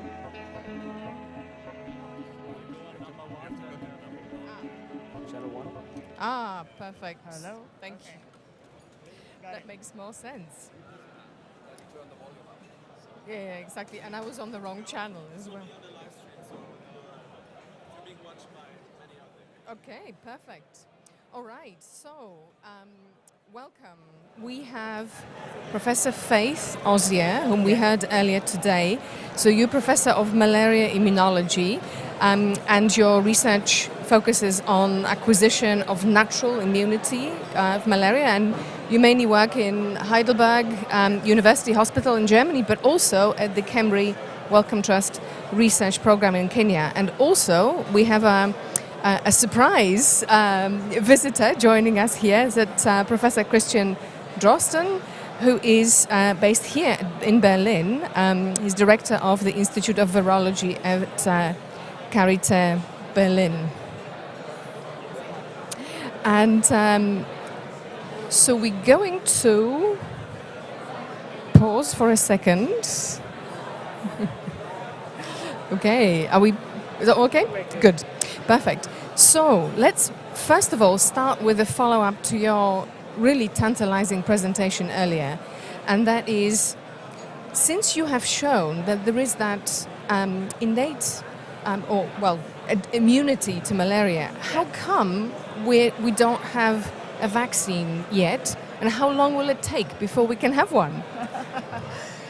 Well, our problem really is that we've known that people can become immune for many years. But for a long time, we didn't know just how complex the parasite was. And it was about 2002, 2004 that we had the whole genome of the parasite. And so once we had that, then the magnitude of the problem became clear, that this parasite has over 5,000 proteins that it expresses. And so when you're looking for the antibody that can do the magic of immunity, you are looking for a needle in a haystack because there are just so many proteins. And the proteins change in different parts of the body. And then the genes are polymorphic. You know, if you sample different people and you look at the same locus, you find that there are variations in the gene. So it's even surprising that people acquire immunity even though the parasite is constantly evolving. And so first we start with a big pool of proteins to say, okay, which one? And then within those proteins, the parasite is subtly changing over time. And that's the complexity. That's why it's taking a long time. And that's why no one can really give you the answer like when, because we are looking for it. Yes. Exactly. Yes.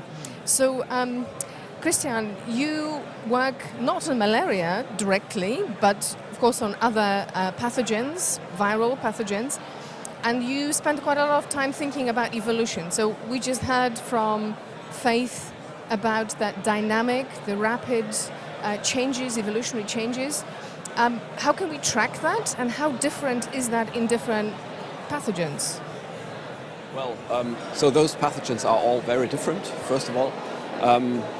Then to track evolution, I would say many people think this is solved. We can track evolution backwards in time. The big challenge, of course, is to predict, right? Especially in infectious diseases, this claim to predict evolution is all around. I guess one of the fields where this is most advanced is the prediction of the, let's say, antigenic variability in influenza virus, right? Where we have a pressure to select the right vaccine candidate each year, basically.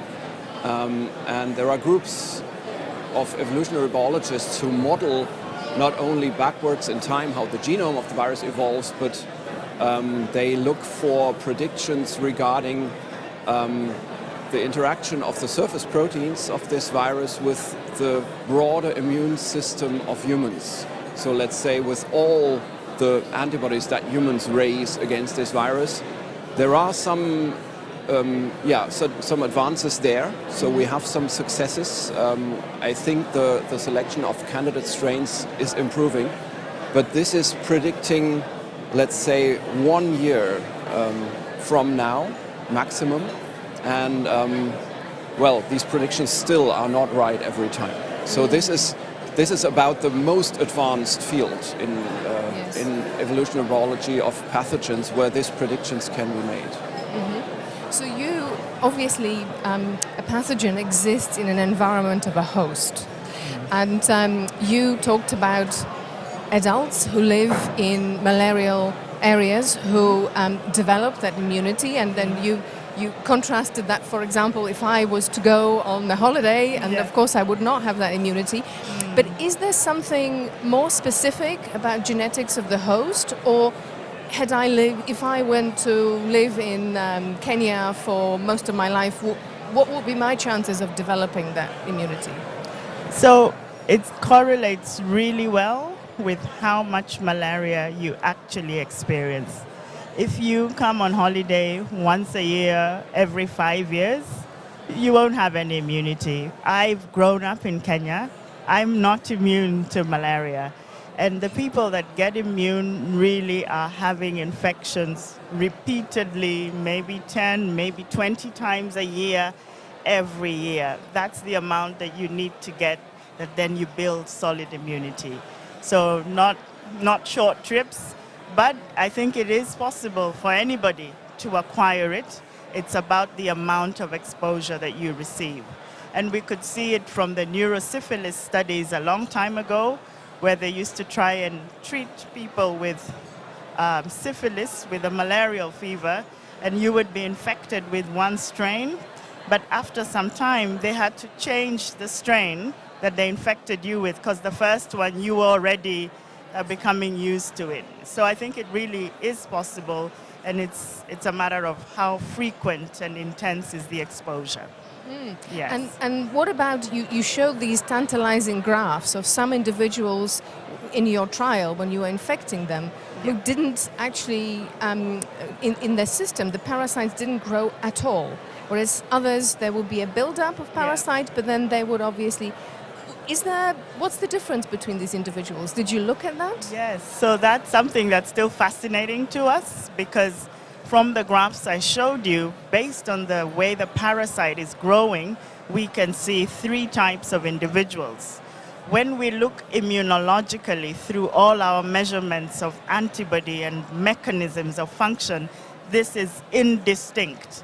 We cannot separate those 3 types of individuals. And so it looks like some sort of continuum.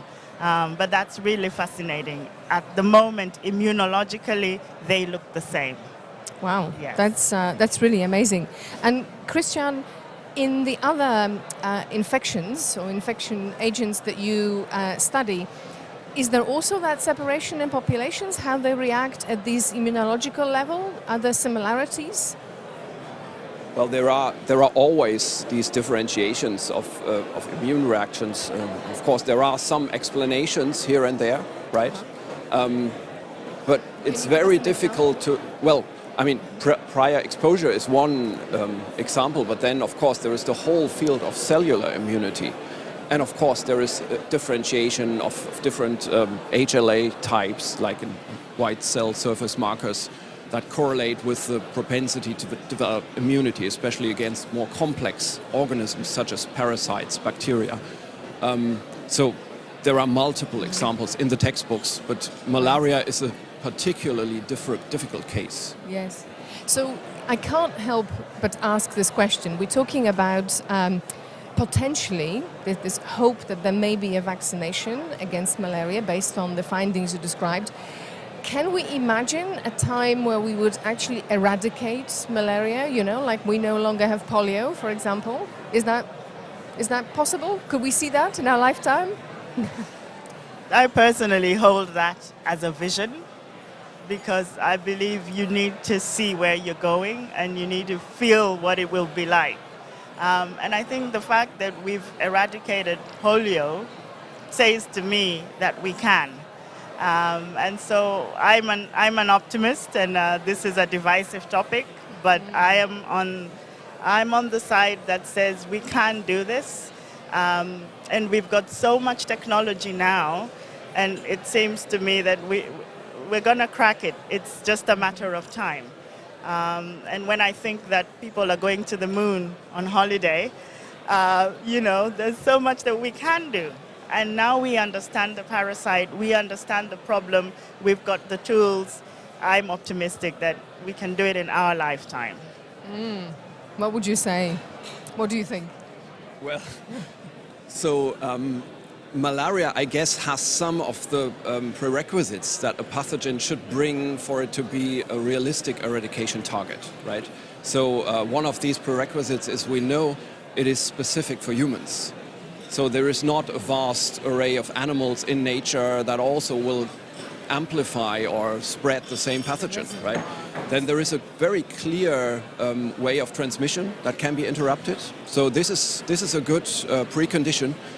But then this parasite is complex and difficult to target, right? So it's not that simple drug that you give or that simple vaccination, even though you're very optimistic there. It is really complex. So the interventions are difficult, the preconditions are favorable, I would say. That's interesting. So you mentioned breaking the transmission, and of course there have been many attempts trying to control the mosquito as a vector. Do you think that maybe we should be looking at a multi-pronged approach? I mean, it is true that many of the attempts to control the mosquitoes have not been very successful, actually. Do you have any other specific reasons, or are we not doing it systematically enough? Or maybe we're trying things one at a time? Why do you think that is, that we haven't been so successful in that? So my view is that we've got to try absolutely everything.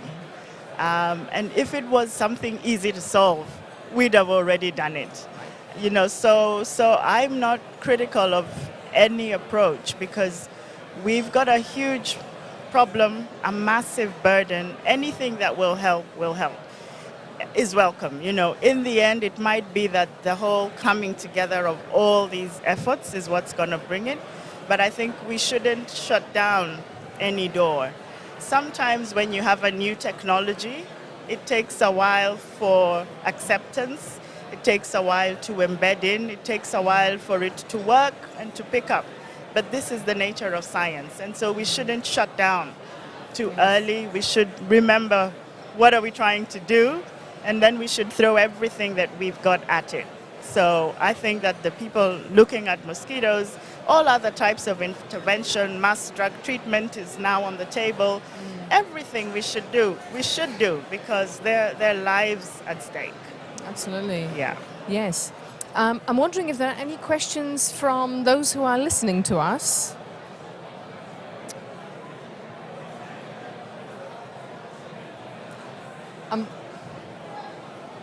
So I was very interested in your talk, but I was wondering why so many decades of efforts at a malaria vaccine have failed if people can have, natural immunity to this.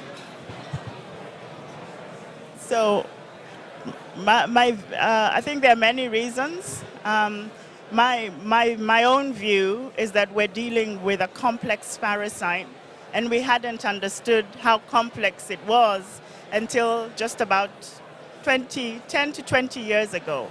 Now we know how difficult it is, and so now we can study it in a more systematic way.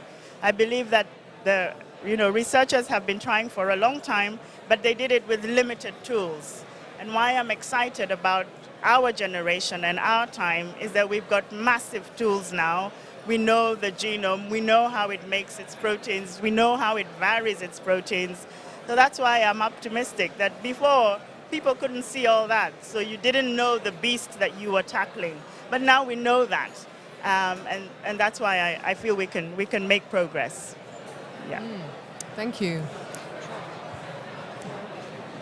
Perhaps related to this question, what can we learn from immuno-oncology, using immune checkpoint inhibitors or developing dual antibodies, bringing T cell, for example, into contact to the parasite?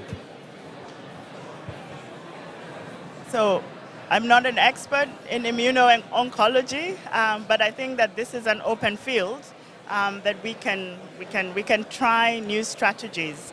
My own focus has been on antibody because there was a clear experiment done a number of times where passive transfer, simple passive transfer of IgG did the trick.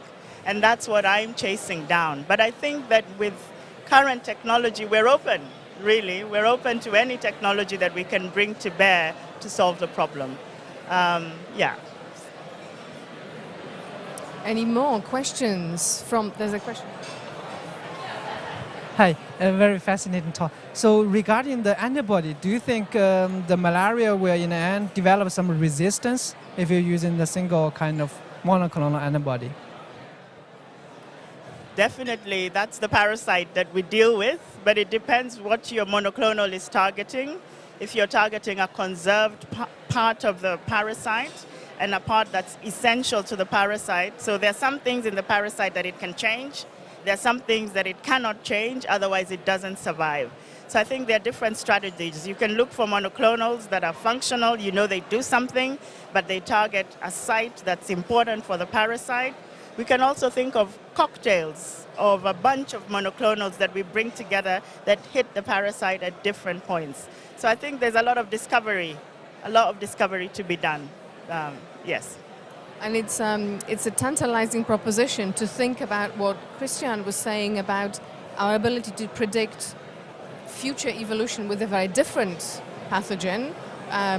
In the case you mentioned was influenza. And thinking how we might anticipate that and indeed vary that cocktail, as you said, in potential immunization. Of course, the population dynamics will be very different, but that will be interesting. Any other questions from our audience here?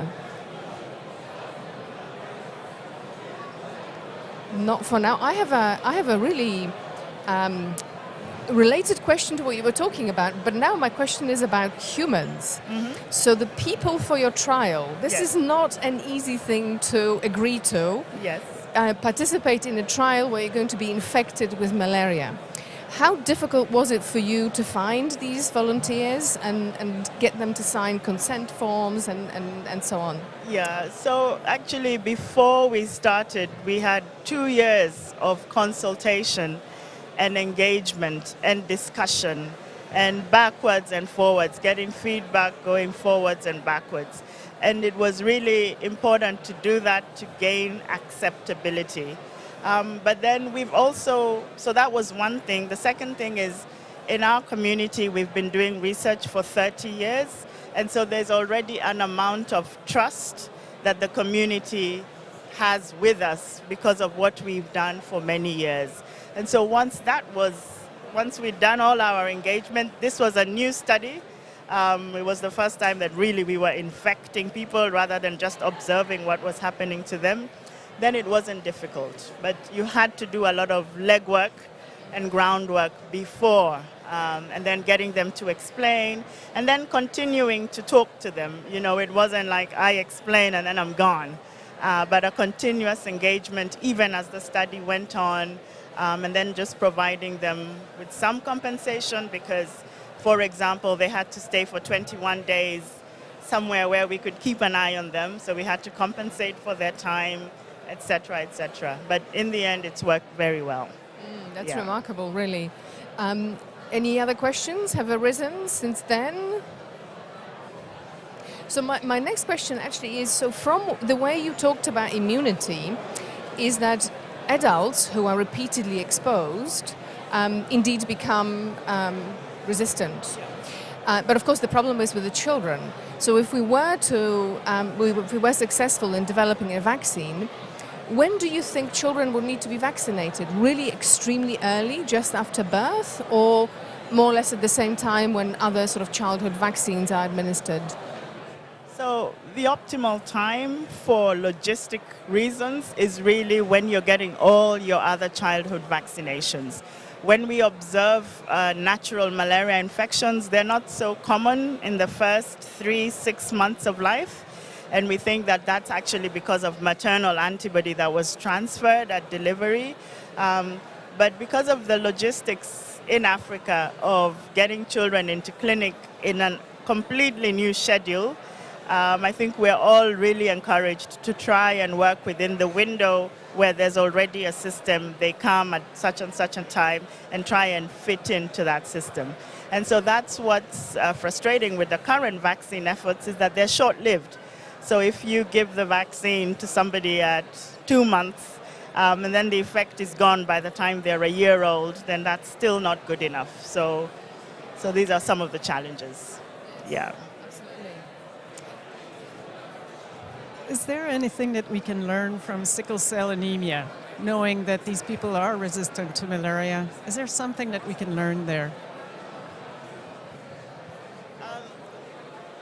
Yes, I think that there's definitely stuff that we can learn, but we've not been able to translate that knowledge to help us to make the vaccine for malaria. And so far, the studies are conflicting. When I share the data that, passive transfer worked, that's been reproduced a number of times. So I know antibody is important. But when we look at antibody in sickle cell patients, the data is here. It's not consistent. So it might be a mechanism that's just completely different to the one that I'm chasing down. So I think, yes, we should learn something, and people are looking at it, but we've not yet been able to translate it. Yeah. Can you also comment other aspect of a malaria control, for example, diagnosis or other like a gene drive modified mosquitoes try to prevent? So it depends on how many hours you want to be here. So there are lots of different things. There's having treatment, good, effective treatment, having access to that treatment, because in many places in Africa, the drug is there, but people don't have access to get it. Making sure that the drugs are well stocked. Making the correct diagnosis. So in Africa, people have parasites, like I showed you in the talk, and then they might get a flu virus on top. When they come to see you in clinic, you have a look and you see the parasite, and you start treatment, but that's not actually what's making them unwell. So there's also a problem of overdiagnosis about malaria. But in general, diagnosis is improving. There's more kits that are becoming widely available. You always have to think about access. There's mass drug administration that's coming now as a preventative tool, where you just give everybody drugs that will cover them for a period of time. There's mosquito control measures, there's bed nets, there's spraying of houses to clear mosquitoes, there's clearing of larval habitats, there's gene drive. So there's lots of different angles that are being looked at for the control of malaria. So I focus on my passion, which is what I shared, but actually there's a whole ecosystem there of different interventions possible for malaria. Yeah. Thank you. Any more questions from the floor about anything that we've been discussing? No? Okay, I think it really is very exciting, the prospect that, such a, for all the wrong reasons, such an iconic disease could actually, hopefully in our lifetime, be eradicated and have that vaccine that essentially we're completely protected, and who knows, could be maybe like polio one day, and we'll be reading about it in textbooks but not actually having to live with it and fight it. Wonderful. Thank you very much, both to you, Christian, and to you, Faith. Thank you. Thank you very much. Thank you very much.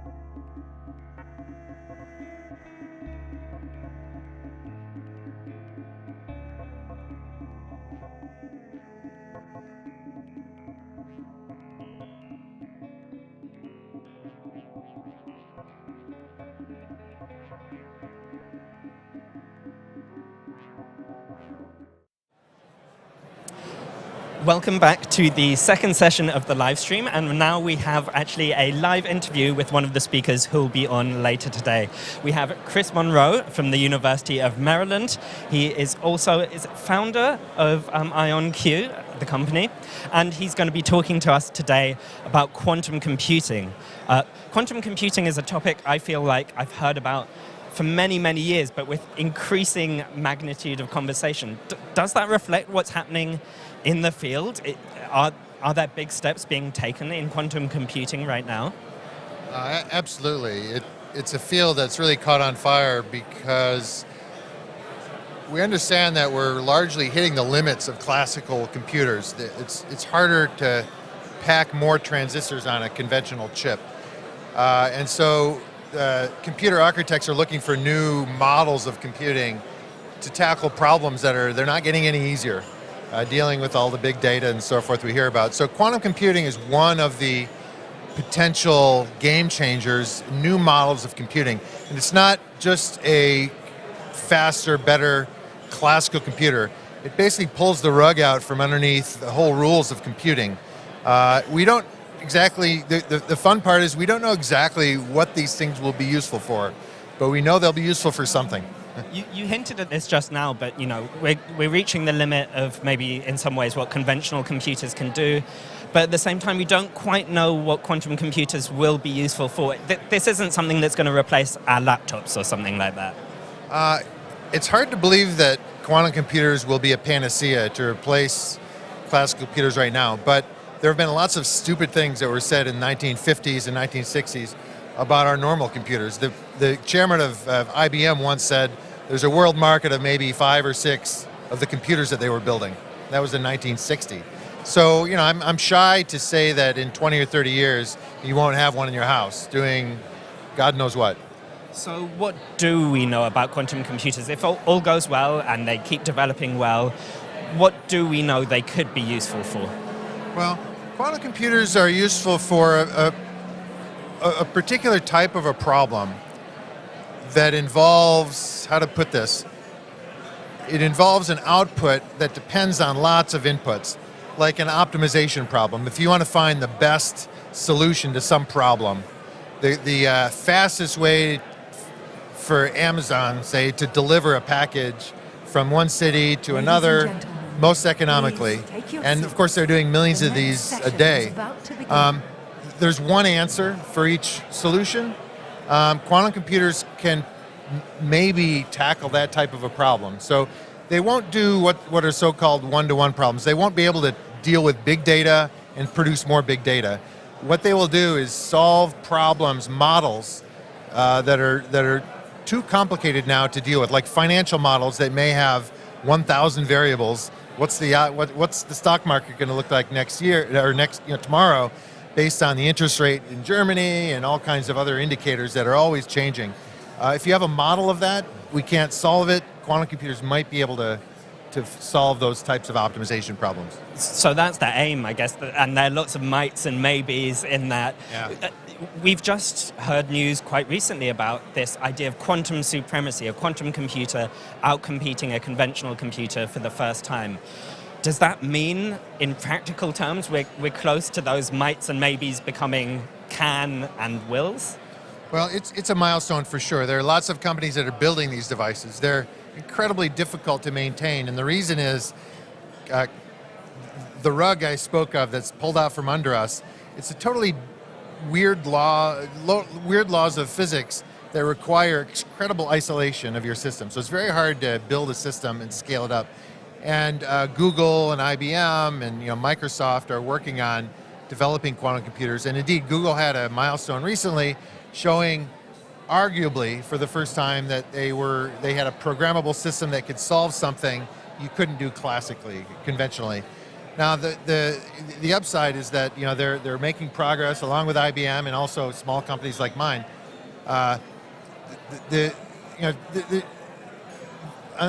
flip side, the application they demonstrated is not useful. They acknowledge this. It's more of an academic milestone showing that indeed these things can do something no matter what that you couldn't do conventionally. So it's a milestone, and I think there have been milestones in the past, and these will continue. So you mentioned there that there are lots of different companies, including your own and some really big players, all working on this problem. Many of them working on this problem in very different ways to each other. Is this something like, in the days of VHS and Betamax, as things progress, actually we'll just end up with one way of doing a quantum computer? Or do you think there's a future for all these different ways of solving this very difficult problem? I'd like to think that there will be different hardwares, different types of quantum computers that we put to different tasks. But I have to say, I'm not even so sure of that based on history, right? We all use transistors to compute now. We don't use vacuum tubes or different types of materials. And that was a clear winner. But one thing we also learn about computing in general is that the concept of compute is totally independent of the hardware, right? The user doesn't, I have my iPhone here in my pocket. I don't know what's inside. I don't care what's inside. And that's the point. It doesn't matter what's inside as long as it does a certain task. And so that's true in quantum computing as well. There are competing hardwares out there. We're at the infant stage of this right now, so it's not exactly clear what's going on. The technology that I'm most familiar with is really exotic. It's not based in chips, and it's not even based in solid state. So I think it's probably too exotic for Google and IBM and Intel to go after it. But it is, by all accounts, and they'll admit this, it's higher performing. Now, we've heard in the past some predictions of when we might reach quantum supremacy, when we might have a useful quantum computer.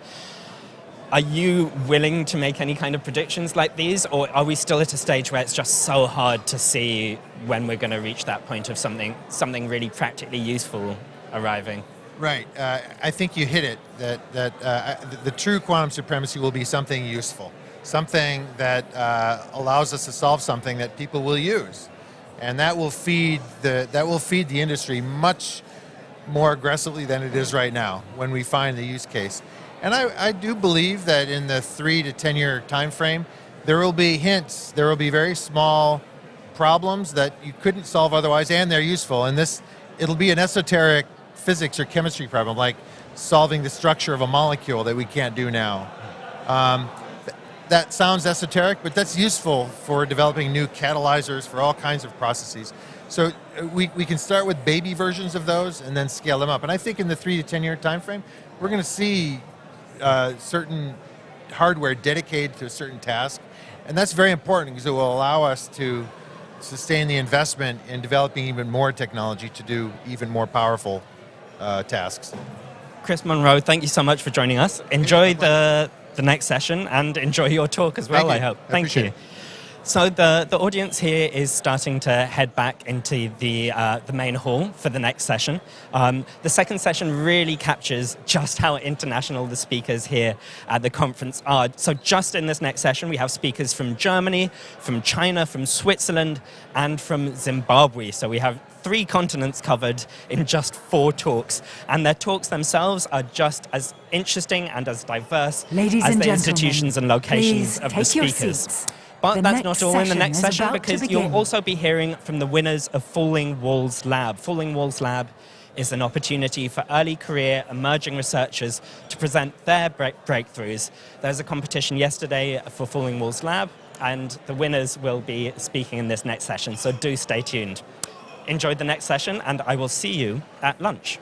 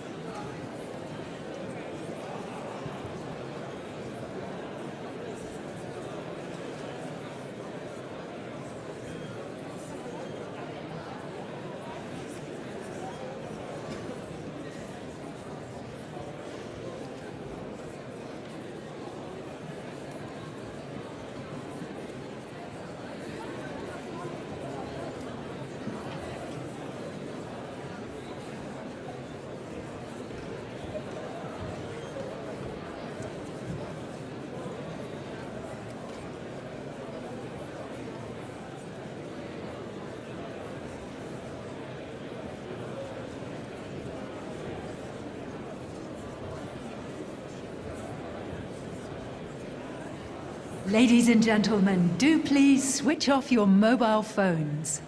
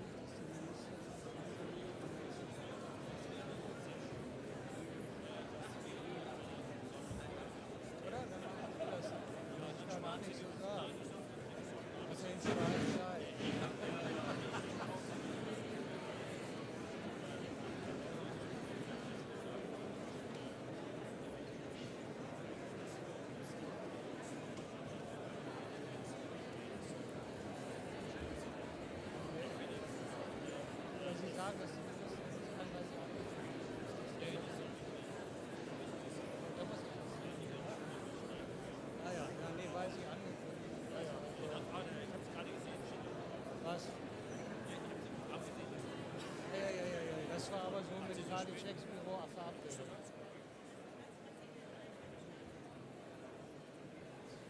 Soll ich?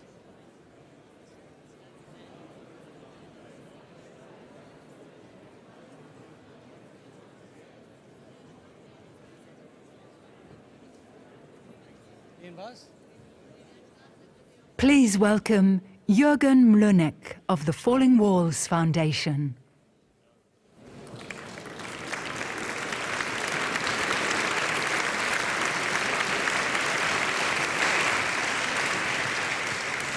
Hello, good morning, everybody. I hope you had a good second breakfast in the coffee break. We start the second session. Originally, Minister Karliczek was on the program. She could not come for more important, it's hard to believe, but that's the fact, more important business this morning, but it's a great, great pleasure and honor for us to welcome State Secretary Wolf-Dieter Lucas. Welcome.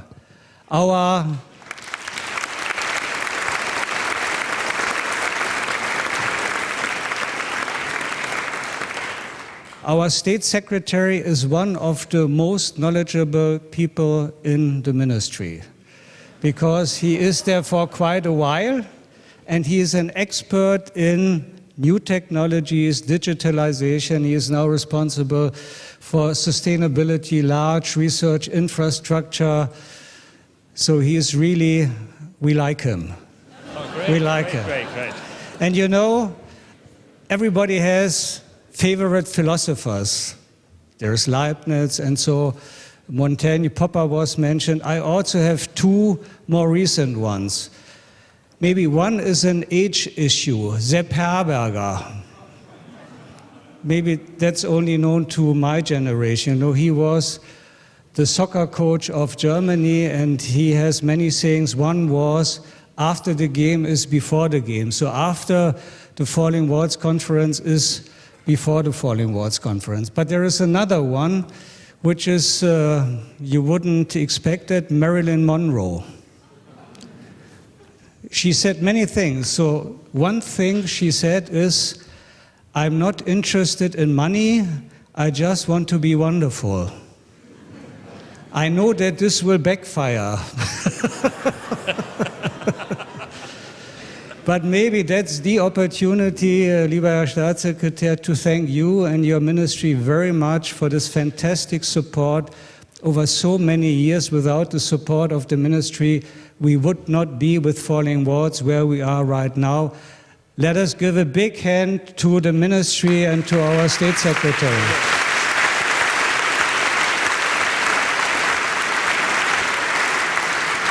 And let me mention one last thing. They support the conference, but they also support this Falling Walls Lab for the young people.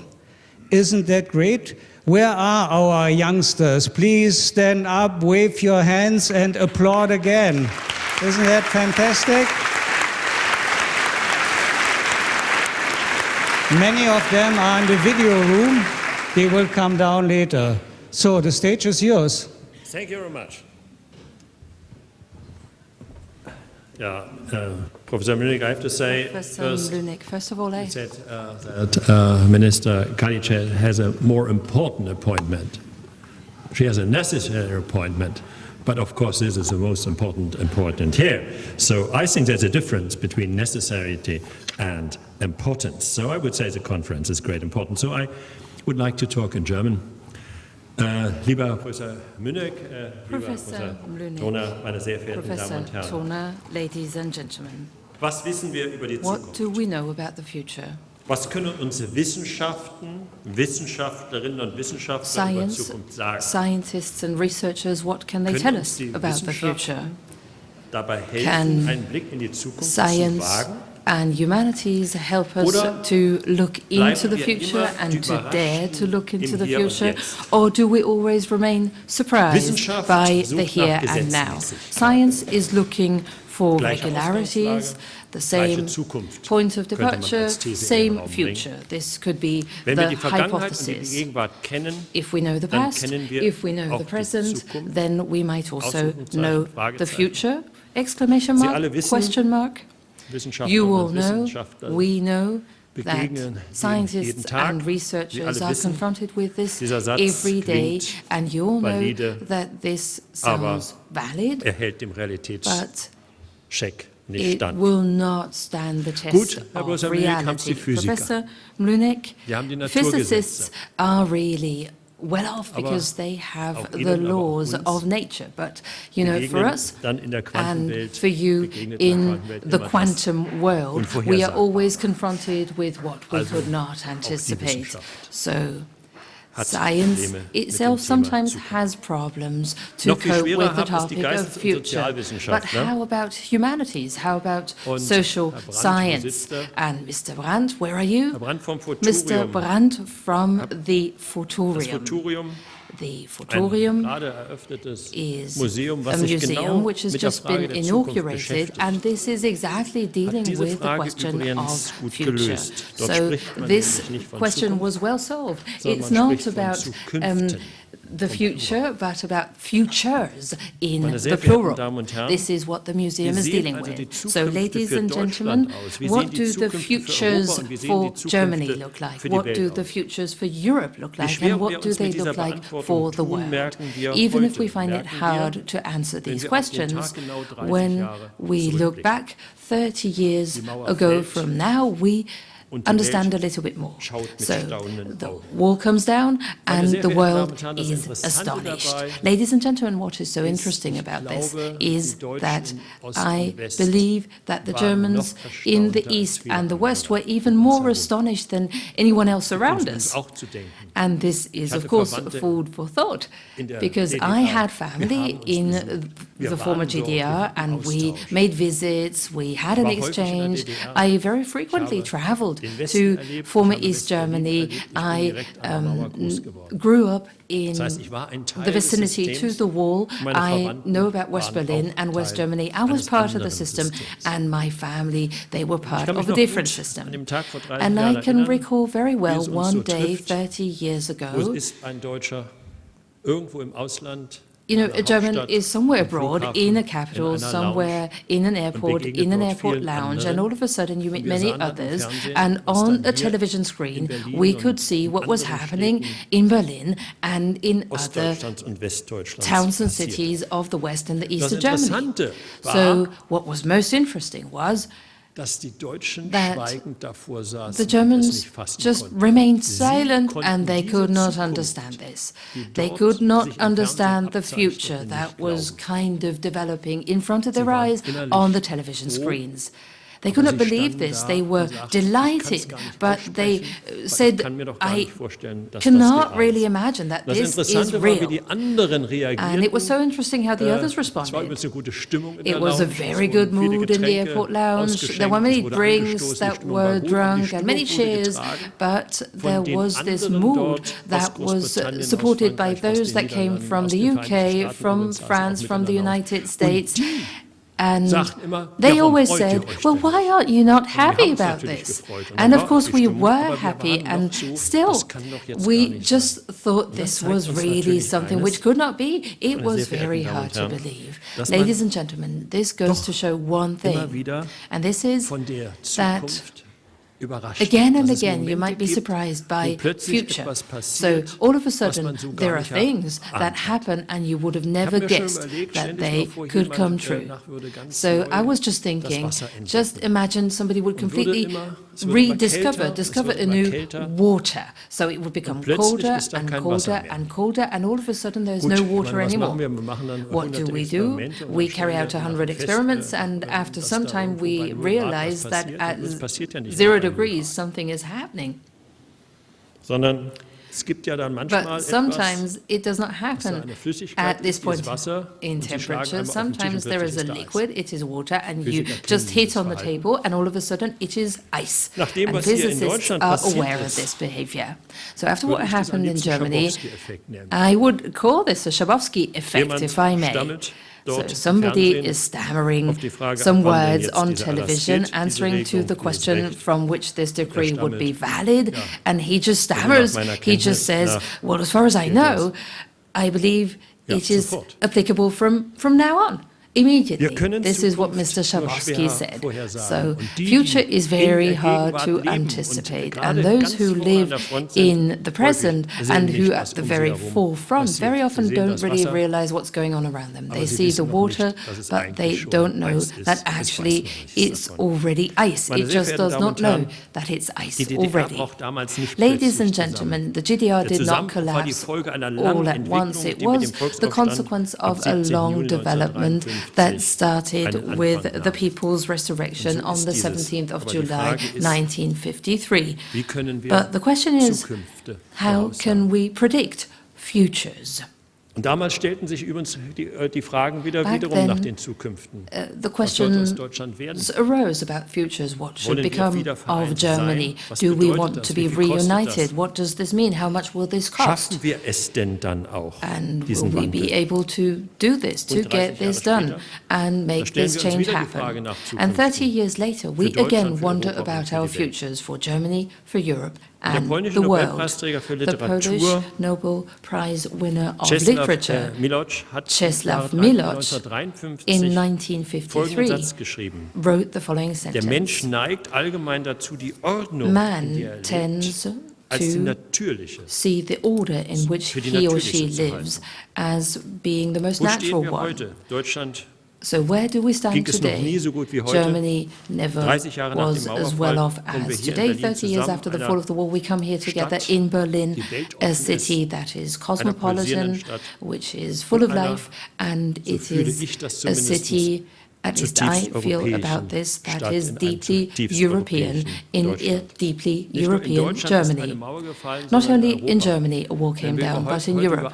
So when we speak about some of the political developments today in Germany, and we are surprised that similar political developments are taking place in other states of Europe, then this also has to do with the fall of the wall, because the wall fell in Europe, and not only in Berlin, not only in Germany. When 10 years ago the Falling Walls Conference took place for the first time, we could have not imagined the different and diverse crises that Europe has had to cope with and coped with. And the result of this is that Europeans moved closer together than ever before in the history of this continent. But how will things progress?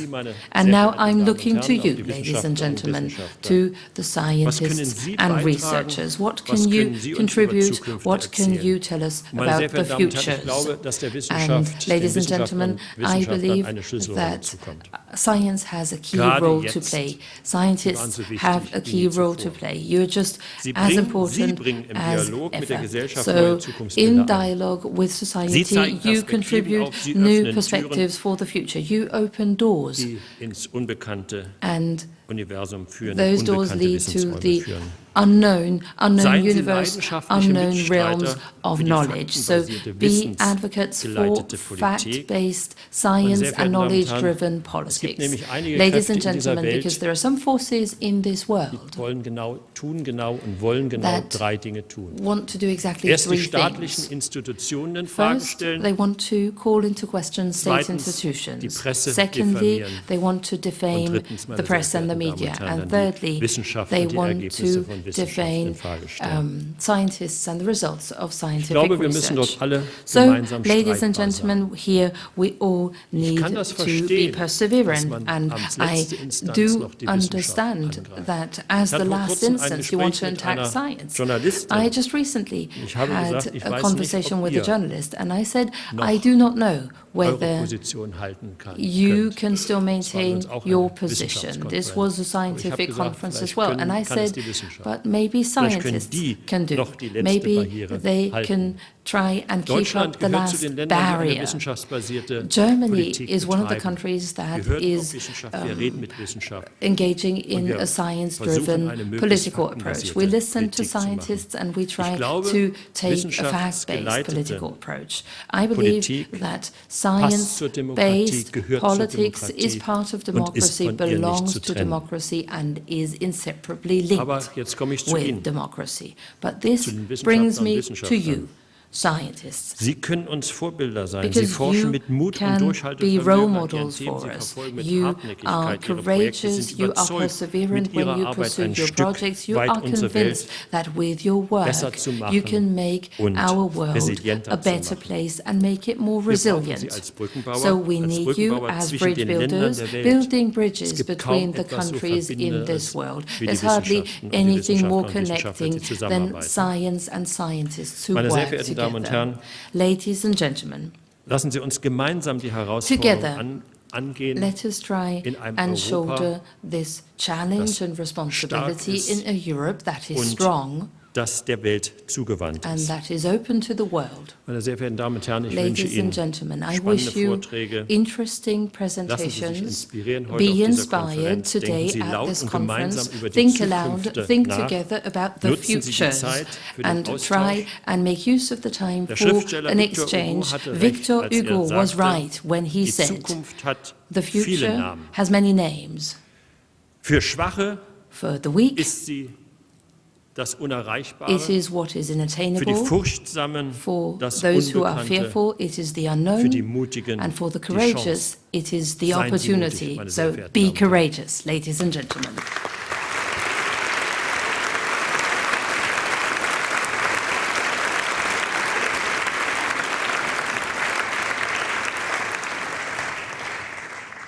Thank you very much, State Secretary Lucas, for this wonderful words.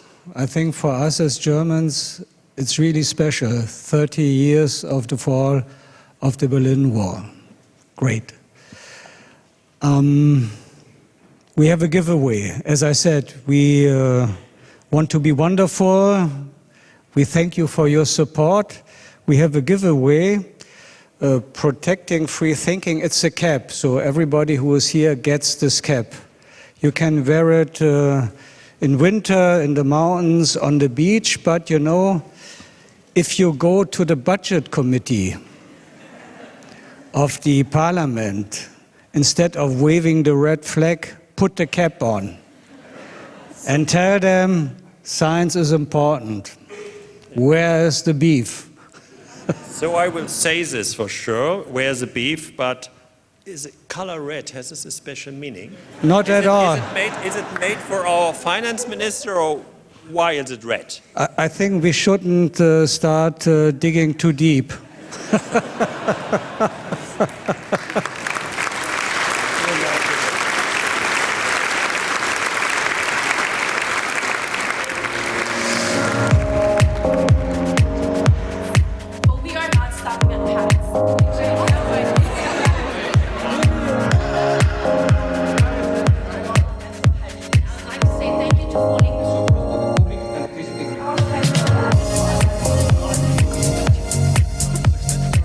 Intense, that's how it was. 3 minutes was shorter than you think it is. 3 minutes, it's enough to say what's the purpose, what's the problem you want to solve, how you're going to do it, and what does it take. What you're looking at right now is the first schematic for a cure for the deadliest infectious disease known to humanity.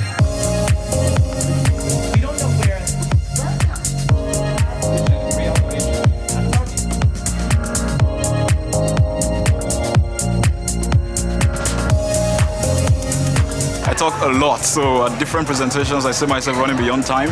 So the participation has helped me learn how to carve my story and then present it in a pitch form in a very short time. Thank you very much. I really fell in love with this event because it brings together all the great minds on one stage. You need to be also out of the box in order to share, to feed your own research with the contact with the others.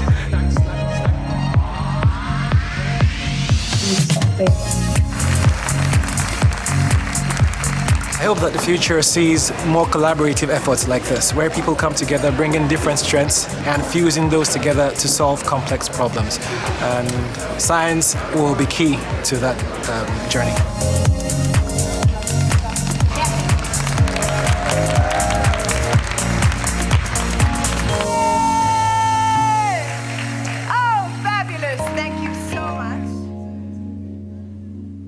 The Falling Walls Young Innovators of the Year. Please welcome Claudie Aigneret of the European Space Agency, Jury Chair of the Falling Walls Lab 2019.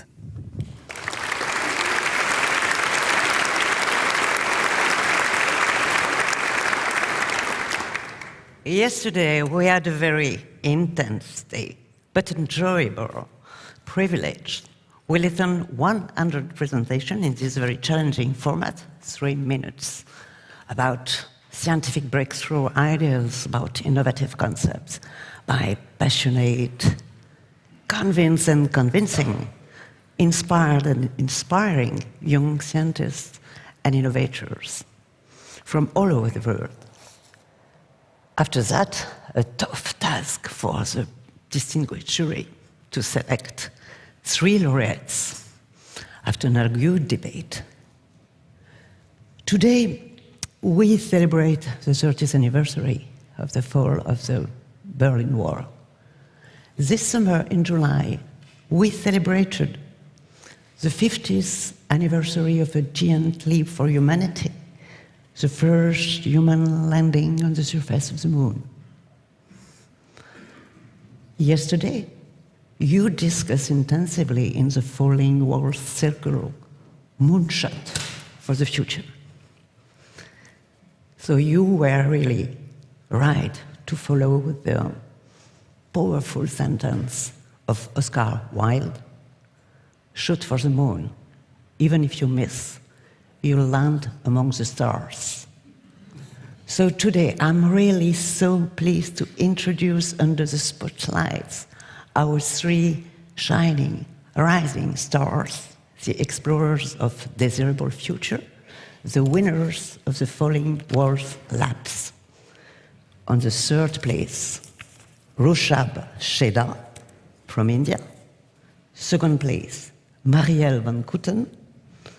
And on the first place, Respire. And the floor is there.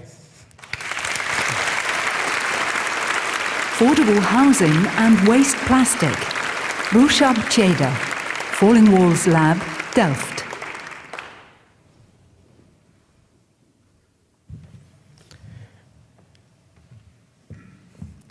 One of the biggest challenges facing climate change and global poverty is indifference.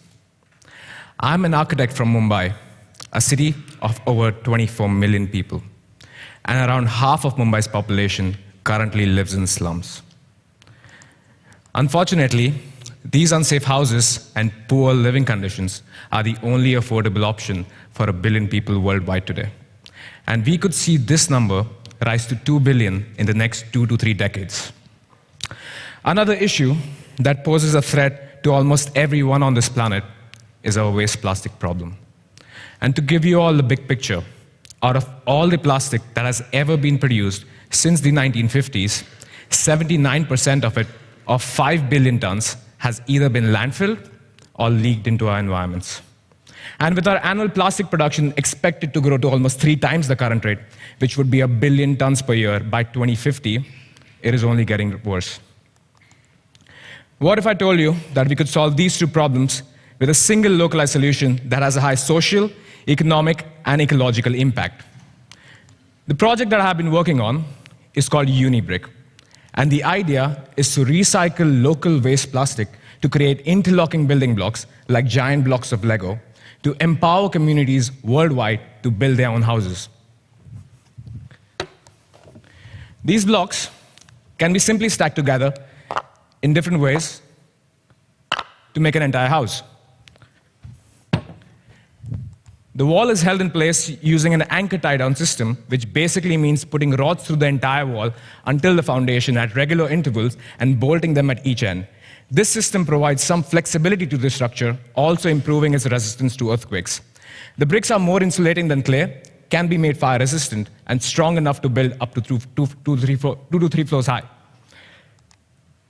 Mumbai, like cities in most developing countries, has a thriving army of local informal waste recyclers who collect, sort, and sell all types of recyclables.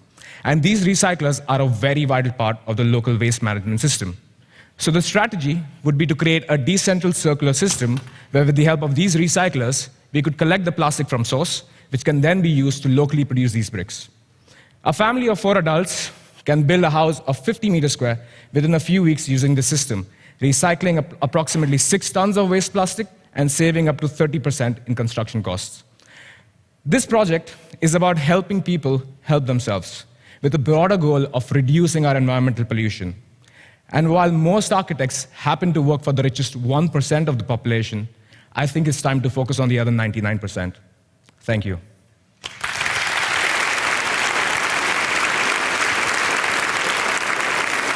Breaking the wall of unlabeled data. Marielle van Kouten, Falling Walls Lab, Switzerland.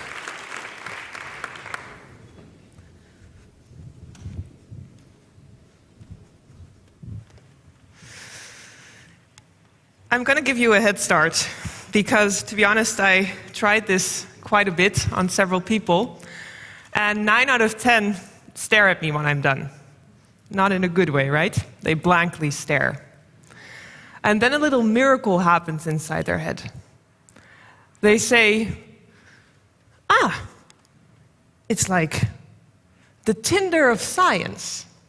Keep that in mind. Let's try this on you. If I would put a tiny piece of myself in a machine that reads biological information, this is what it would look like. This is complex, large-scale data, and it's generally not considered to be sexy. If you think it is, come see me afterwards. There are clues in this data that help us to predict, prevent, and cure disease.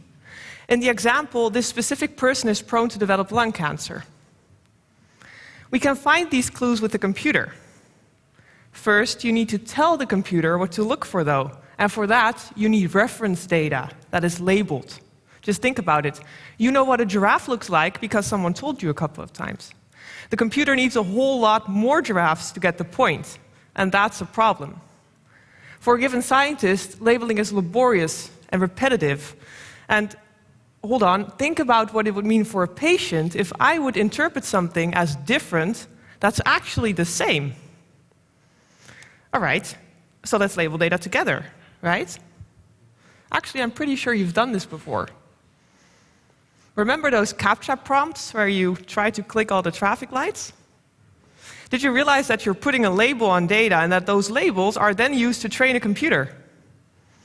Problem number 2. Complex, large-scale data is very far off from anything that looks like a traffic light or a giraffe.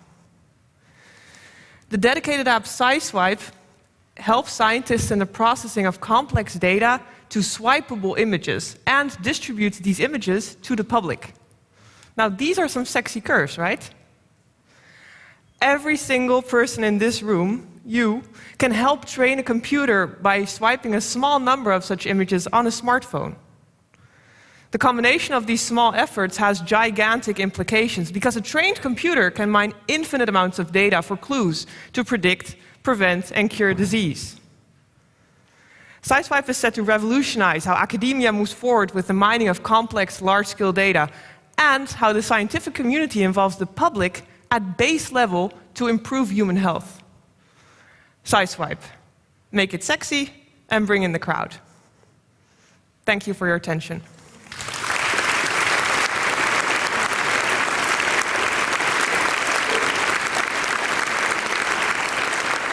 Breaking the wall of broken glass. Rhys Purry, Falling Walls Lab, Australia.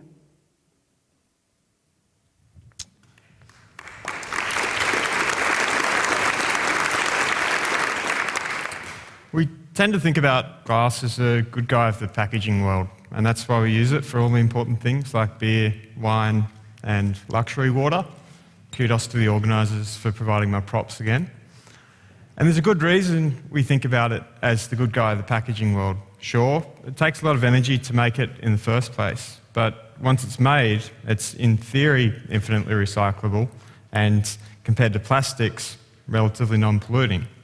But it's a big problem with glass because you can only make white glass from white glass or green glass from green glass. And when we smash it into small pieces that can't be sorted into the right colour anymore, something our supply chain's exceptional at doing, then it loses its value.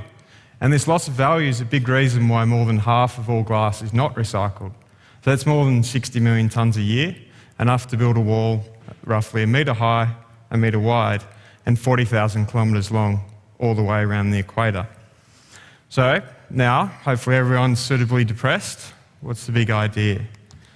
Well, when you look at the glass supply chain, we've got the raw materials at the top, energy goes in, it's made into bottles, which are recycled or not. It's remarkably similar to a chemical called sodium silicate. Sodium silicate is one of the most widely used industrial chemicals in the world. We consume about 10 million tonnes of it a year, and that market's worth about $10 billion.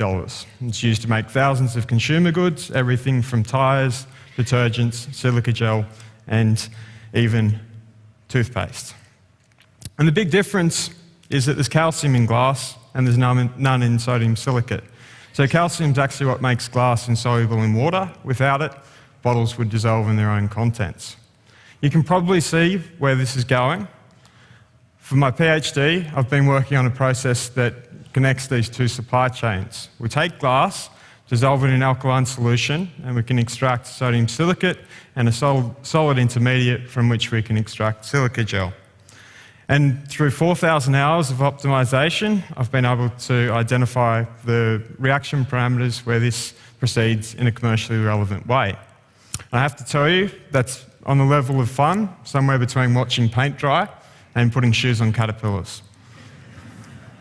But going through that optimization, we've managed to identify those parameters and patent them, and we're now going through the commercialization process. And that's what really excites me, because the key to creating circular economies is aligning societal and economic outcomes. And when we take glass, which is currently going to landfill, it has negative value. When we turn it into silica gel, it's worth more than $1,000 a tonne. And because we take the energy that went into glass in the first place, we can make sodium silicate at 50% of the cost of conventional production routes. Thank you.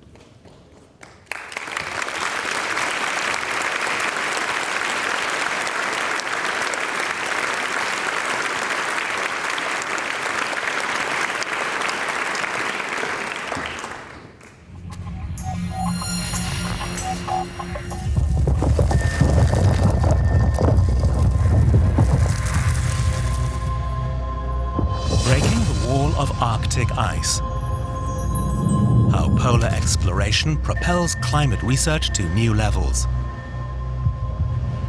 Antje Boetius, Alfred Wegener Institute for Polar Research, Bremerhaven. When the Berlin Wall came down, I was working as a lab assistant at the Scripps Institution of Oceanography and was totally surprised by the incredible news.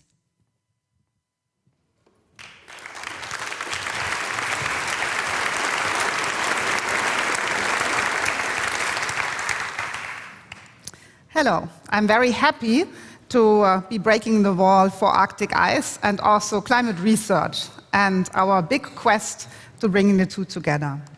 Just imagine for a moment you'd be a polar scientist, then you would deal with these fantastic landscapes of whiteness, the North Pole, the South Pole, and also the changes that have occurred in Earth system history, but that are occurring now at an unprecedented time and space and velocity. Look at these pictures and you understand immediately how ice can change and transform by melting. When the white melts and is replaced by dark ocean, it will absorb more sunlight, it will warm faster, and it will change the habitat, the ecosystem, the food web for many endemic species. For life that is important to us, for life that has been there long before us. And today we know that there is a direct link between our behavior in terms of greenhouse gas emissions and the fate of the Arctic sea ice as one of the key sentinels of Earth system changes. Here you see on the left side a map of Arctic sea ice extent. We can measure this by satellite, and you can see the last 2 years of sea ice minimum. Almost every year is another minimum of any kind. Right now, we just had the largest autumn sea ice minimum of all time since the onset of human observation. You can see the trend in sea ice decline. You can see it is 13% per decade, and by knowing this trend, we can predict when there will be a time when in summertime there will be no more sea ice. We can also use our climate models to predict the link between CO2 emission and sea ice, and as it turns out, it is something like a metric ton of CO2 will shrink sea ice, summerly sea ice, by 3 square meters. So you can even calculate what a flight to New York and back means for the space that polar bears have. What is an important new message, an important new understanding of the relationship between CO2 emissions, warming, and the cryosphere is that we can calculate the space our atmosphere has for more CO2 until we will reach certain tipping points in the Earth system that we can discuss and look at from the perspective of past Earth system states. I will show you this real quickly. Now, imagine yourself in Antarctica drilling a core into kilometers thick ice sheets. Those ice sheets are made from snow falling and freezing little air bubbles. We can take this core and we can suck out the tiny air bubbles and we can measure CO2 of the past. And you see here in this graph, you can travel back 800,000 years before today, when there were animals on the planet that we would call humans, the onset of human society, our attempts to play with fire and ice. And you can see there was a dynamic in CO2 concentrations in the atmosphere. And then on the right side, what we call the zero time, you see in red where industrial revolution brought us today. We have now more than 400 parts per million of CO2 in the atmosphere, and you can see for the entire evolution of humanity, for our civilization globally, there was no such time with that much CO2 in the atmosphere. We as scientists can travel further back. We can use marine sediments, lake sediments to go back even further, millions of years. We have to go back to 2-3 million years ago to find an Earth system state with 400 parts per million of CO2. But in that time, sea level was 10-20 meters more than it is today. The cryosphere was tiny. So bringing these informations together, now one of the biggest missions for polar and Earth system scientists is understanding the acceleration of change in the cryosphere. We are coming together internationally, comparing our climate and Earth system models, and we understand that we have not included enough polar knowledge. The polar change of Earth seems a mystery. The connection between Arctica and Antarctica and us is something to be explored. That's knowledge that seems to have walls that we need to tear down. Here you see the observed change of temperature. It's just observed. No one doubts that we can measure temperature, right? And that's what we have measured. You can see that the northern hemisphere, the Arctic, has accelerated warming 2-3 times faster than the global average. You can also see in the orange color that we have already reached 1.5 increase in global land temperature. That's the goal that we have for our future. So this graph that was just published during the Climate Action Week in New York 2 months ago is, to me, a secret that links the past, the present, and the future. What you see now is in orange the path we're on, the warming path humanity is on. In gray, you see the observed temperature. Again, no one in this room will doubt that we can measure temperature. And you can see that there is huge of deviations, changes, annual decadal changes. You can see in the past years, we went beyond the limits of certainty that we think our models produce. Now look into the future. The path we don't want to be on is the orange path. That means that in a few decades, we will pass the 2-degree goal that we have marked, because that's a tipping point in the Earth system where things happen like meltdown of ice sheets, of glaciers, of sea ice. So we want it differently, but that means that we have to turn the energy system that consists of 80% fossil fuel usage to something else. A huge mission. And science is needed to manage that mission. All science is needed to manage it, but I'm sticking to my science, Earth system science. Here you see another graph that tells you how we have to break the wall for Arctic ice and much more for all Earth system states that we're in now and in the future. You see a projected warming until the end of the century, and you can look at all latitudes together from the South Pole to the North Pole. You can see that the 2-degree temperature change goal that we're after, you can see it in blue, and you can see that when we move to our latitudes, 60 degrees north to the North Pole, then the uncertainties increase tremendously, again for the reason that we do not have enough observations that are physical, mechanical causes and consequences that we don't know of. And why is that so?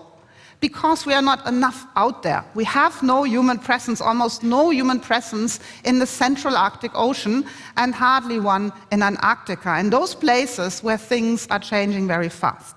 Just as one example, the northernmost weather station that we have on Spitzbergen, where the Alfred Wegener Institute and the IPEF of France have a research station together, we have found out that winter is warming much faster than the average, but we cannot really simulate and explain that well. So questions like this have made us make the largest polar mission ever in human history. It's ongoing right now. You may have heard before about Mosaic, a giant international science mission to have people on board of our research vessel, the icebreaker Polarstern, a more than 30-year-old lady of a ship that needs replacement soon. And that ship is frozen It's about 200 miles away from the North Pole, and if we're lucky, we will in a moment connect to the ship and to its chief expedition leader. This image shows you what we have to do. We have to understand the polar night when there is no light, very few photons except the photons we make or live in the Arctic and the sea ice makes. The last one to make the largest polar mission ever was Fridtjof Nansen 126 years ago. In fact, he's the only other human besides brave Russian scientists who managed to drift for long times to the ice and explore what winter means. The questions for Fridtjof Nansen were, is the Arctic Ocean really an ocean or is there a hidden continent? It was him to measure the depths of the Arctic Ocean and find out that it's deeper than the wire was that he had on board. We have 5 kilometers depth in the Arctic Ocean. There is no continent. It's an ocean with ice on top, and the ice is melting away. It's so thin that we cannot put any more people in tents out there without a ship that will carry them when the ice breaks. And this is exactly what we're doing. Polarstern is out there. And we have just launched on the 20th of September the largest international polar expedition ever. And I was there, some people in the room were there, and you know this special feeling when you wave goodbye to 100 people who are on this mission. They will be exchanged every 3 months, and the feeling of working together globally. Russia, our strongest ally in that mission. China, another strong ally. Sweden, they have icebreakers. They can bring people forth and back. They helped us finding the right ice. We have planes and helicopters. It's more than 60 institutions and by now even more than 90 nations cooperating for one mission, solving the mystery, the secret of the polar night in the Arctic. What are we doing? The ship is frozen in, it found its ice floe. It has a central observatory that is Polarstern. It gives some energy to networks of observations around it. There are aircrafts that are broaden our view on the ice, and there are the icebreakers that bring people forth and back. The mission, the planning of the mission started in 2011 when clever atmospheric scientists in Potsdam connected to their colleagues, and they decided, let's build a vast mission, let's bring everyone together, let's form teams of scientists that work together, calibrate their instruments, and we did that now. It's 7 years of preparation for each of these processes, the coupling between clouds and ocean, the atmosphere, sea ice and snow, the ecosystems. There were crowds of scientists from various cultures bringing together knowledge and expertise in measurement, standardization, data flow, so that we can, for an entire year, for the first time in human history, complete that mission and have data and knowledge forever. Data that helps us solving the big question of what's the future for the Arctic, for the Antarctic and us. And let's now try to connect to Polarstern. We are 300 miles off the North Pole. You see the pictures of the people building the observatories out there. They have completed the mission. The observatories, the observation cities are now built. It's quite tough because it seems that we've just caught the last ice floe of a 2-kilometer diameter and of a thickness that would hold our observatories for more than a year. And now, let's try to contact the chief scientist on board. Markus? Antje, I can hear you very well. Greetings to Berlin from Polarstern here in the Central Arctic.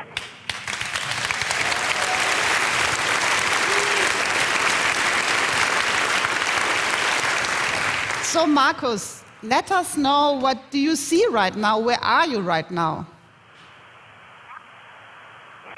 Yeah, I'm here in my office on the vessel. We are at 86 degrees north and 116 degrees east, just 400 kilometers from the North Pole. And as you probably would expect, in front of my window, it's dark. We are in polar night, which lasts several months up here. But in the dark, we still see the ice of the Central Arctic. It's still a mix of flat areas, weird shapes made out of ice, formed by the forces of ice pressure and wind. And actually, right now, on our starboard side, I can also see a polar bear wandering through the night and checking out what we are doing up here.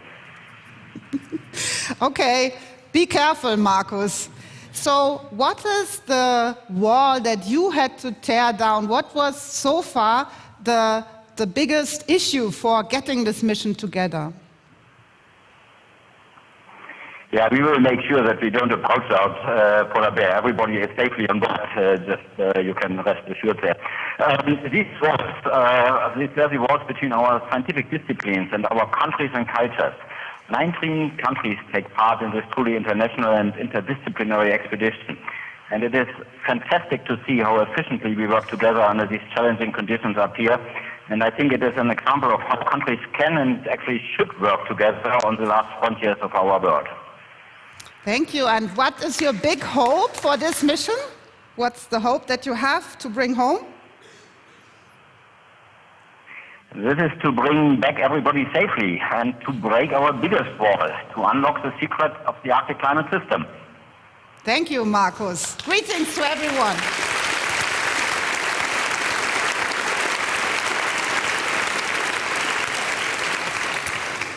And so, besides the exciting scientists that we do together with this crowd of people from all the different places, we have also decided of trying a scientific mission that connects us all. Simply, as you said, the moonshot, the first steps on the moon. How did this change the feeling of all people and the way we think about science? So explorations, missions to the functioning of our Earth system that sometimes appears as a foreign, as a strange planet, that's the purpose of this big mission. And the communication that we have chosen to carry out is connectivity.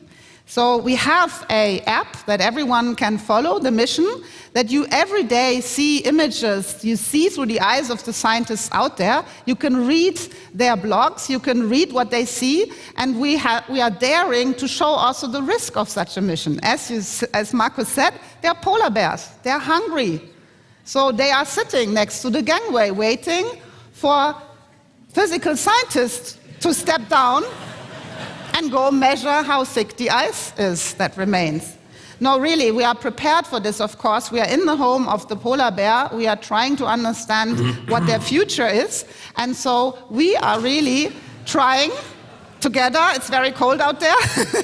We are trying to bring this knowledge together to the homes, connect everyone, let everyone be part of this big expedition. So cross fingers for us that polar bears and people all have a safe future. Thank you.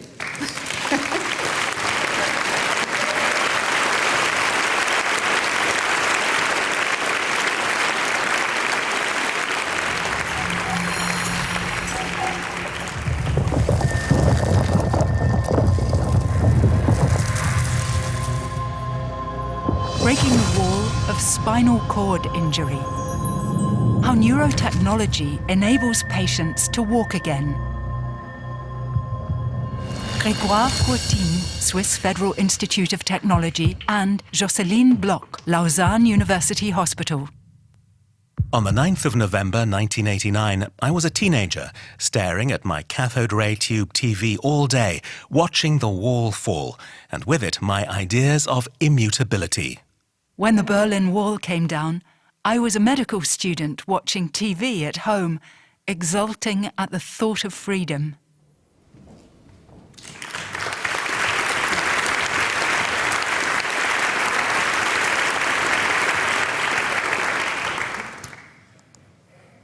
This is David. And exactly 9 years ago, yesterday, a gymnastic accident contused his spinal cord, leaving him paralyzed from the neck down. Let's listen to him telling you about this special day. This is the accident.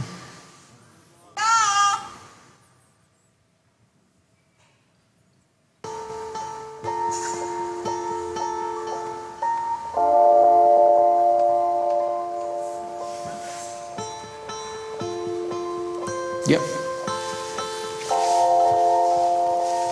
Yes, many years ago. And I personally met David 1 year later.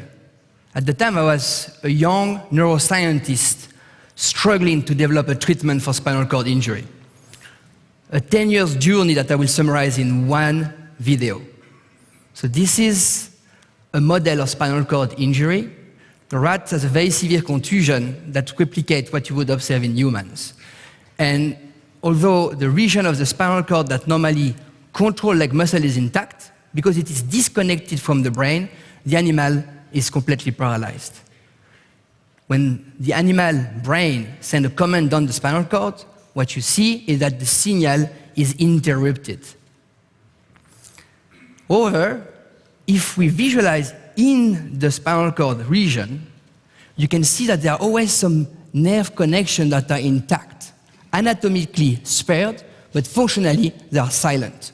This means that the muscles are also dormant and the region that controls leg muscle is also inactive. So to reactivate the spinal cord, we apply electrical stimulation. That will have two effects. First, it will reactivate the dormant spinal cord, so the animal will immediately start walking. But it will also enable this residual fiber to become functional.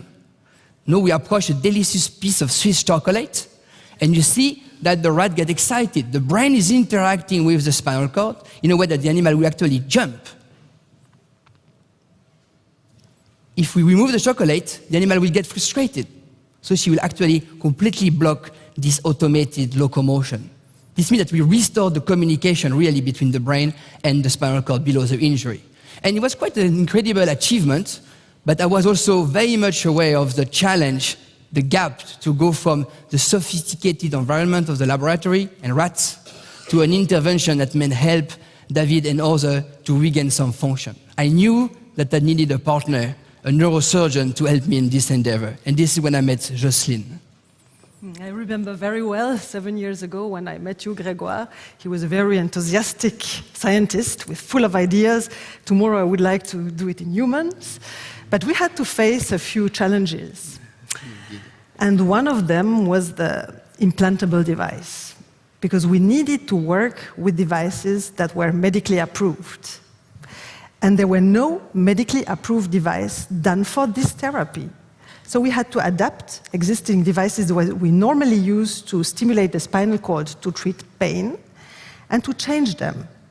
So for that, we collaborated with Medtronic, and they allowed us to crack their mini computer, this pacemaker that we implant in the belly of the patients, in order to apply our algorithm to do the therapy. And another thing that was very important, we worked with electrodes that I had implanted on the spinal cord. And the existing electrodes were a bit short. So we had to find out the best way to position this electrode in order to be efficient. So for that, I had the help of a few guys in his team, the engineers, very helpful, who helped me to modelize the spinal cord of David in order to really understand where the different roots were located for me to be as precise as possible in order to make this therapy successful. October 2016, we were ready. So David was sleeping in the operating room. I hadn't slept so much the previous night, but the rest of the team was quiet and ready, everybody with its mission. So on one side, the medical team, on the other side, the engineers, and together, checking the position of the electrode during the surgery. It worked well. It was a success. But that's just the beginning, right? That was just the beginning indeed. Then we had to see if it worked. And the first step is what we call the mapping. The mapping is to see if you can activate each joint separately and well. And here you have the example of a candidate who is completely paralyzed. He cannot move both legs. And here you asked him to extend his knee. And of course, he's not able to do it. And now you stimulate the very area, the very precise area that is supposed to help him extending the knee. And you see here that when he doesn't want to do it, he may feel some contractions, but nothing happens.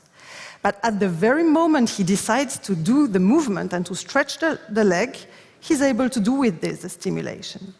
So again, the same as Grégoire said in the rat, there is a kind of reconnection between the brain and the spinal cord that is helped with the stimulation, the electrical stimulation, but the patient always have to want to do it. But this is only one joint. Now imagine you want to walk. You need to coordinate the activity of many, many different joints. So for this, what we have to do is really deliver bursts of electrical stimulation that are very precise in space and time in order to synchronize the stimulation with the intended movement, and really with the precision of a Swiss chronometer. And this is how it looks like. So this is now David at the beginning of his training with the implant. Stimulation on means it is turned on. When it's turned off, with the gravity, you see he cannot walk. Back on, and using his own term, his brain is reconnected with the spinal cord below the injury. And it's really important to understand here that we don't want to induce walking. We enable the brain to control the paralyzed muscle. And you will see this in this next video. Here you see that 0 means David cannot activate single muscle of his left leg. We ask him to make small step and then make very exaggerated step without increasing the intensity of the stimulation. And you can see that these residual fibers that were non-functional, not only they activate the paralyzed muscle, but they enable him to even have a graded control over the activity of this muscle. That was impressive, Jocelyn, wasn't it? Absolutely impressive, but you have to be honest. It was not that easy at the beginning, and I remember very well these days where the engineers were struggling with the computer, thinking, how can I debug the problem and the system? Listen to David. You know, it's all amateurs here. They're just trying some stuff. They have no clue what they're doing. But they look very intelligent because they're computers, you know. Yeah. It was difficult and long, and we can thank David to have contributed to help us, but eventually it really worked. And David could train intensively, not automatically in an exoskeleton, but really putting all his willpower in activating this otherwise paralyzed muscle. And then what happened, Jocelyn? Mm-hmm. I remember because I visited him sometimes, and you saw that with the training, he improved, he was stronger. But one day, I remember it was about 2 months after the beginning of the training, he came with a little surprise. And don't forget that David was completely paralyzed of the left leg. Ready? So Gonzalo asked me how long I slept last night. I said 6 hours, but it was 5. Because I woke up and checked the toes on the left. Pour la première fois, il est capable de bouger légèrement sa jambe paralysée. For the first time, he's able to move his left leg without stimulation. 2.5 hours. And it still works. It even worked more before.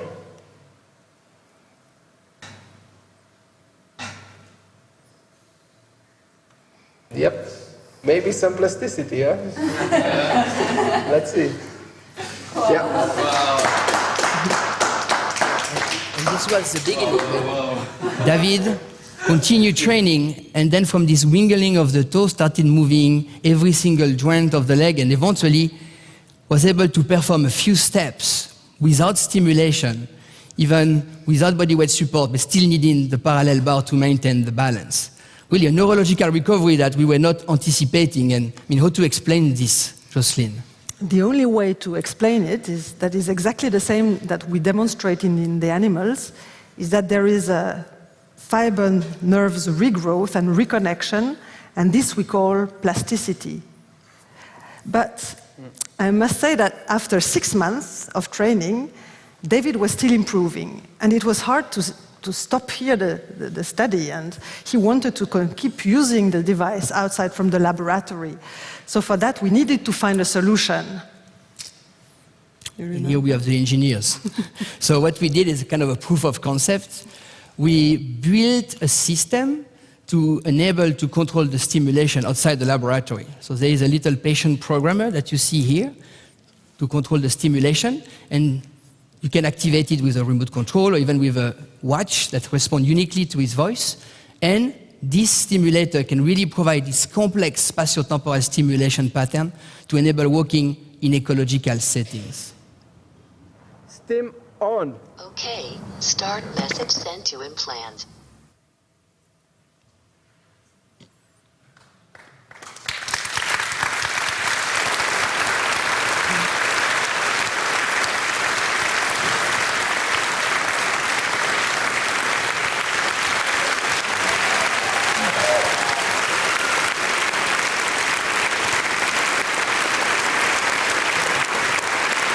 And no, you may be wondering, is paralysis the next wall to fall?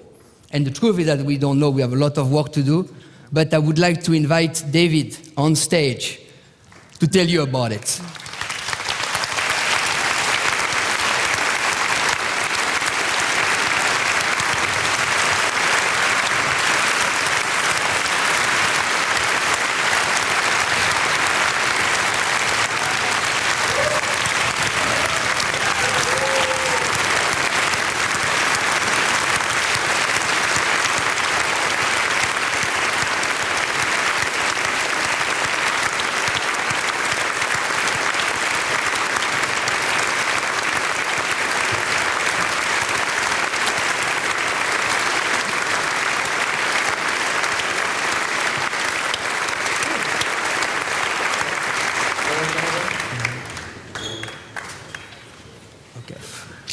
Steam off. Wow.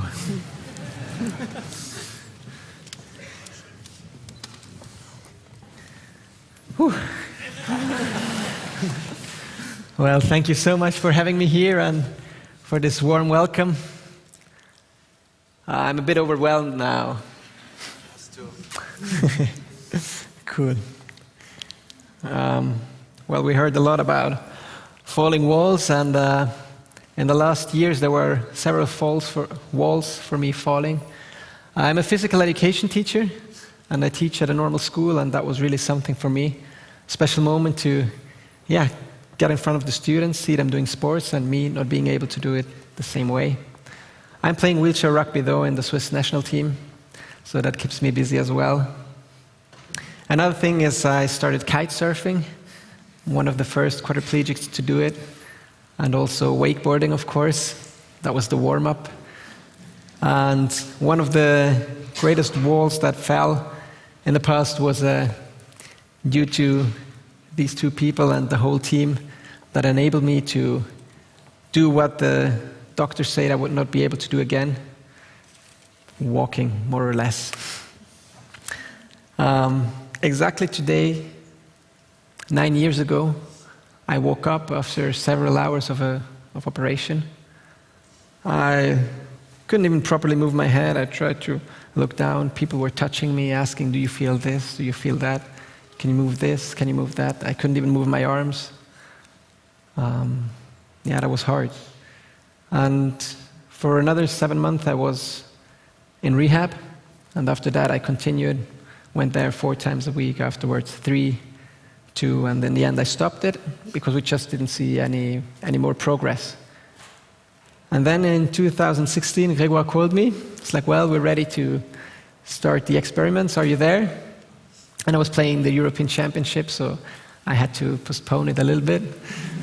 But right after we started, and I liked the picture that I saw when I was still strong. I'm not that strong anymore, but there's a good reason for it. I'm training at home. I'm still playing rugby, but less, because I try to get these legs moving more. And there was a crowdfunding. Let me check the time. Sorry for that. There was this crowdfunding, and I got a treadmill at my place and a bodyweight support system. And I'm still training. I try to train 2-3 times a week. And let's see where we go with this. And I said it many years ago, you got to try to do the impossible to make the possible possible. And I'm really curious if there is another wall that might fall in this field. Thank you.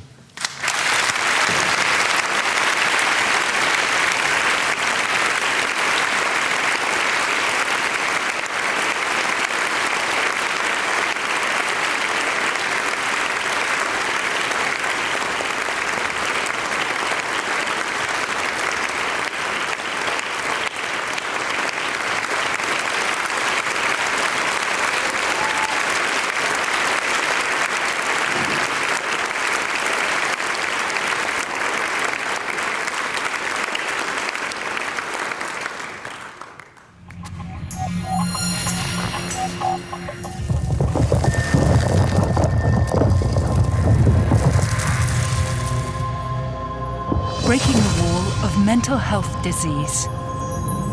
How community-based treatments can tackle anxiety and depression.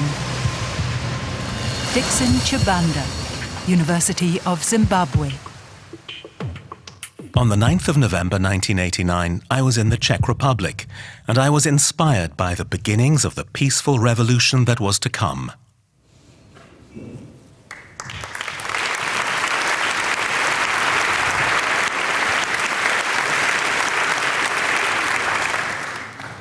My name is Dixon. I am a psychiatrist. I live and work in Zimbabwe, where I spend pretty much most of my time interacting with grandmothers who are breaking the wall of depression.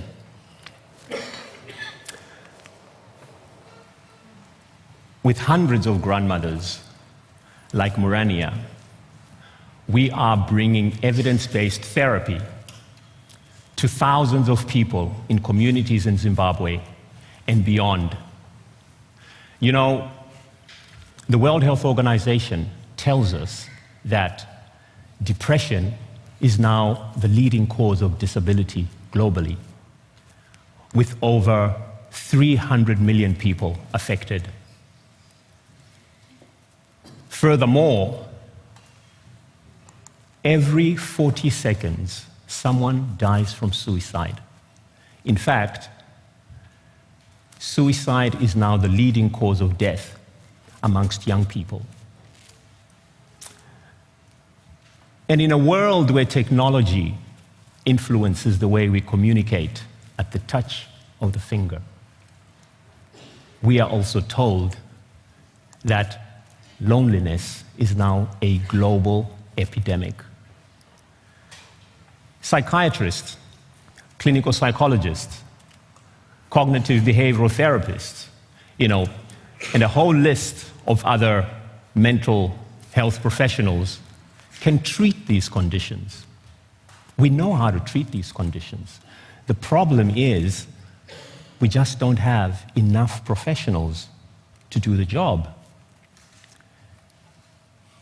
It is against this background that we came up with a concept of the friendship bench. Because in essence, you have, for instance, in my country, one psychiatrist out of 15 doing this work. And then when you look at the ratio of psychiatrists to the population in low and middle income countries, for instance, it's 1 for every 1 million or 1.5 million, which literally means that 90% of those needing evidence-based care will not get it. And this is why we came up with the idea of providing therapy on park benches. The concept of the friendship bench is rooted in the basics of cognitive behavioral therapy.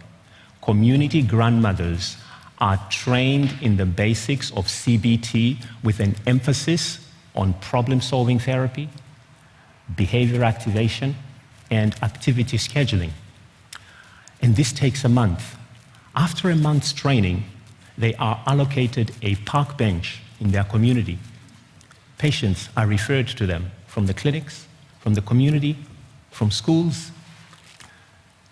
And we took this package and tested it in a cluster randomized controlled trial, which is published in the Journal of the American Medical Association.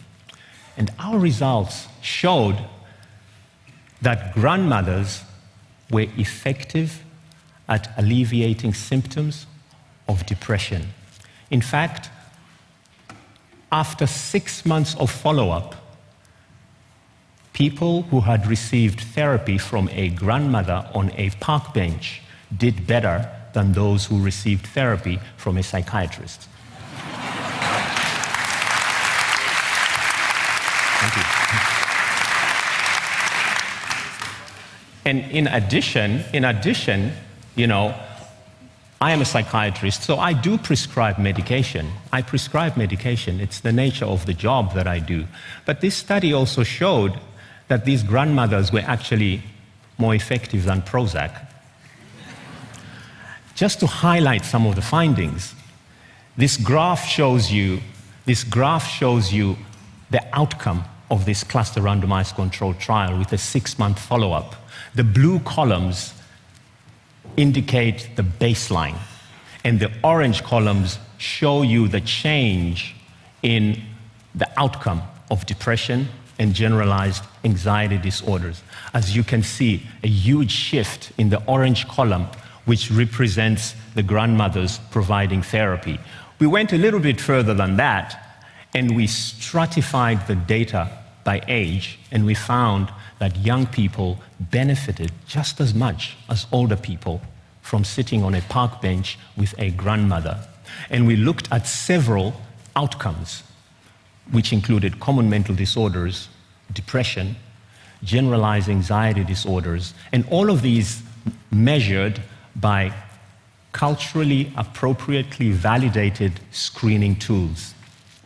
So we were excited with these findings, and we thought we need to take this to the rest of the country. Little did we know that there was interest in this model outside of Zimbabwe. Today, it's running in a number of places, including Zanzibar and New York City. In fact, in the city of New York, last year alone, I understand that more than 60,000 people received therapy from the Friendship Bench in the Bronx and in Harlem. And I am excited to be here this year because we are going to share the concept of the Friendship Bench with my colleague Sabina, who is actually leading the Friendship Bench movement here in Berlin as we begin to introduce Friendship Bench. We will be able to share with you in depth what Friendship Bench is all about. We will also be able to articulate some of the finer points of Friendship Bench. Sabina is not only passionate about the Friendship Bench, she is also passionate about creating a therapeutic environment. And that's, in essence, what the Friendship Bench is about. We create space for people to share their lived experiences, whether you are in Zimbabwe, whether you are in a tea plantation in Kenya. The effects are the same. The one thing that we found consistently with this work, whether you look at New York City, Malawi, and the different places where we have Friendship Bench, the one thing that binds us together, that is universal for human beings, is the power of stories. We all resonate with stories, and this is what the Friendship Bench is all about, bringing stories which are rooted in cognitive behavioral therapy to improve lives. This is grandmother Rudong. She is one of the first grandmothers to provide therapy on the Friendship Bench. A few weeks ago, she passed away. And I was honored to spend some time with grandmother Rudo before she passed away. And I visited her in a small little house. And as I was there with her, you know, she whispered the words and said, "The Friendship Bench has given me a sense of purpose in my community."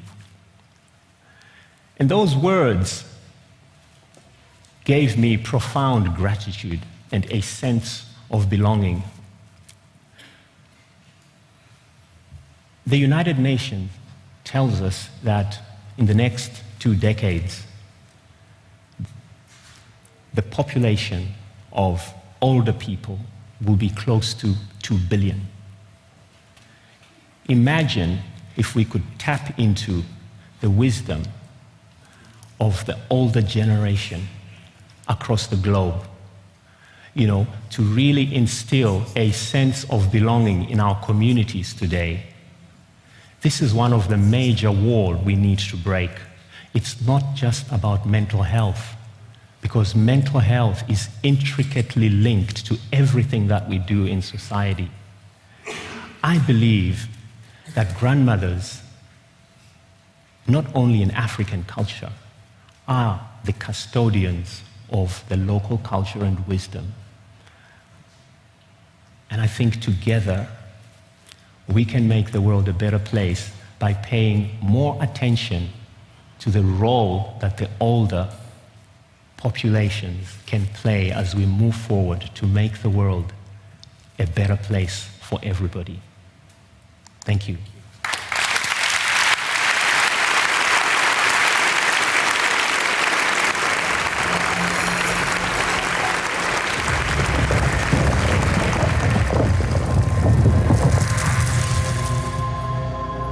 Breaking the wall of unsustainable lifestyles.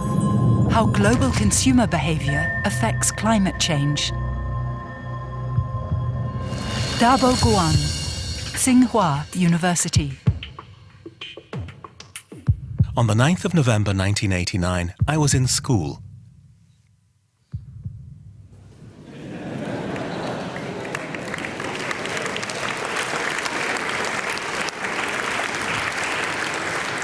I was at school and eating normal Chinese food. But 10 years later, I came to United Kingdom for study and later on get a job and get married, etc. But the most change I have is I'm addicted to this juicy, delicious double cheeseburger. Don't forget also a beer always accompanied with that. I know you're jealous. Okay, I save it later. My consumption patterns just gave me a lot of happiness, but also deliver a 6-in-1 pack here, and some high blood pressures, but more importantly, they leave a deep and a large footprint to the environment. A hamburger plus a beer would cost roughly 5,000 liters of water and leave 4.6% kilogram of CO2 to the atmosphere. If the Falling Wall conference today over lunch feeding you this delicious hamburger as I enjoyed, the total together is gonna be almost 4,000 tons of water and 3.5 tons of CO2 emissions. I list the luxury essentials you enjoy every day. What's the environment footprint there? Have you ever thought a morning wake-up coffee is actually cost 130 liters of water, which is equivalent to 2 African children's daily water consumption? And a beer, the total beer consumption in the world every year is gonna generate 200 million tons of CO2 emission to the atmosphere. That's how much it is. It's twice of Belgium and the Czech Republic's annual emission total. Half of France total, 1/4 of Germany's total. Oops. The global climate change debate is always centralized as who is the carbon criminal? Who should take more responsibilities? The United States always say China is the largest emitter in the world, therefore you need to take more responsibility. China usually fight back with, I also produce for your consumptions. So all this argument is based on there's 2 different ways to account emissions. The production-based emissions tells you where the emission comes from. On the other hand, the consumption emissions tells you why the emission occurs. But all the current climate policies, including the Paris Agreement, Kyoto Protocol, is all based on the production-based emissions. For example, Germany has a very ambitious emission reduction goal by reducing 55% of production CO2 emissions by 2030. I want to ask this question, is this sufficient? Is this enough to change the global emissions, given the fact of the Vietnam, Bangladesh, and other Southern Asian countries, they are growing their emission at 10% per year at the same time. So is it useful to understand what's the driving force behind the huge or the rapid increase of the developing countries' emission? This is the emission transfer patterns over the last number of years. Back in 2004, China, together with a number of Eastern Asian countries, they are the world manufacturers. 30% of their annual emissions is because they are producing for export. Those exports, 1/3 of them, they actually goes to United States and Canada. Another 1/3 is to fulfill our consumption in the Western European countries, such as Germany, France, and the UK. Another 1/4 is go to Japan and Australia. Togetherly, 60% of the embodied emission in Chinese trade is because of the consumption in developed countries. In recent years, the emission trade has changed a little bit. From the north to south emission trading patterns gradually changed to south oriented emission trading patterns. Over 2004 to 2017, 51% of embodied emission in Chinese trade, embodied emission in Chinese trade increased 50%. This is because consumption by Indian customers, China's trade with Latin American countries, China's trade with African countries. On the same time, embodied emission in Indians' export, they are almost doubled. Similarly, it's because Indian trading with China, Indian trading with Middle East and Latin American countries. This paradigm shift implies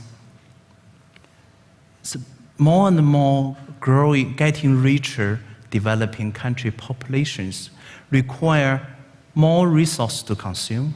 They want to consume more products, and eventually they want to adapt the Western lifestyles.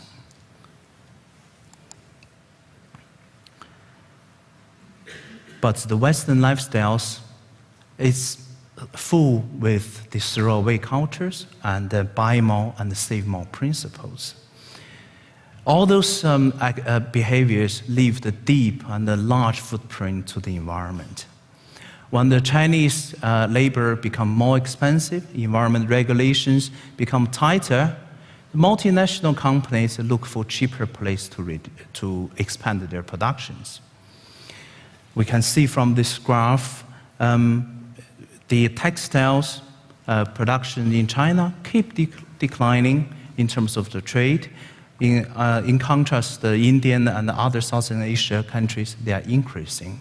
If you walk into your favorite shopping mall just after this conference, you will see less and less made in China t-shirt and shoes available, but replaced by made in Vietnam and Bangladesh.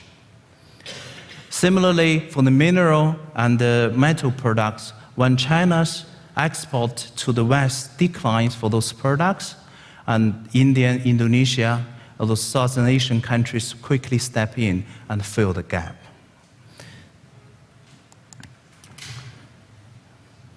China and India, there's growing amount of a population getting richer.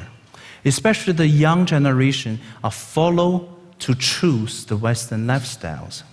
They eat fast food, they drive 4x4 cars, they buy the fast fashion brand.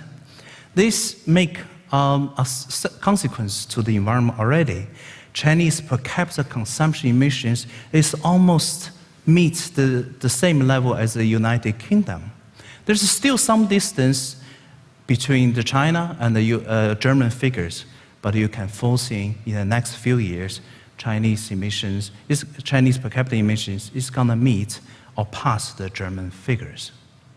But the key question comes to that, within the one planet boundaries, are we able to accommodate 1.3 billion Chinese and 1.2 billion Indians to consume as much as what we do in Germany and in Europe? Within these one planet's boundaries, are we able to allow the Indian, not only the Indian and the Chinese, all the whole population on the earth to consume as much as we do? If everyone on the earth adapt our lifestyle in the European average, we're going to need 3 more planets' resources to support it. If everyone choose the American lifestyles, we're going to need 5 more planets' resources. So we only have 1 planet. If we want to manage the 1 planet boundary, manage a good living within the 1 planet boundaries, what can we do? In 2015, 193 countries adopted the Sustainable Development Goals by 2030, published and advocated by United Nations. There's 17 diverse goals from different perspectives, but number 12 specifically saying we need to have a sustainable consumption and productions. But the problem is that we have such diverse world with a great disparity everywhere. Which country or which region should focus more on production? Who is going to pay more attention to consumption? To answer that questions, we have a look at this figure, to this comparison with the top economy in the world. The yellow bars is the population, the green bars is the consumption emissions, the blue bars is production emissions. Let's have a look at the left-hand side, China and India. China hosts 20% of world populations. They produce 30% of world total emission from production side, but they consume roughly 15% of world emission of the world total.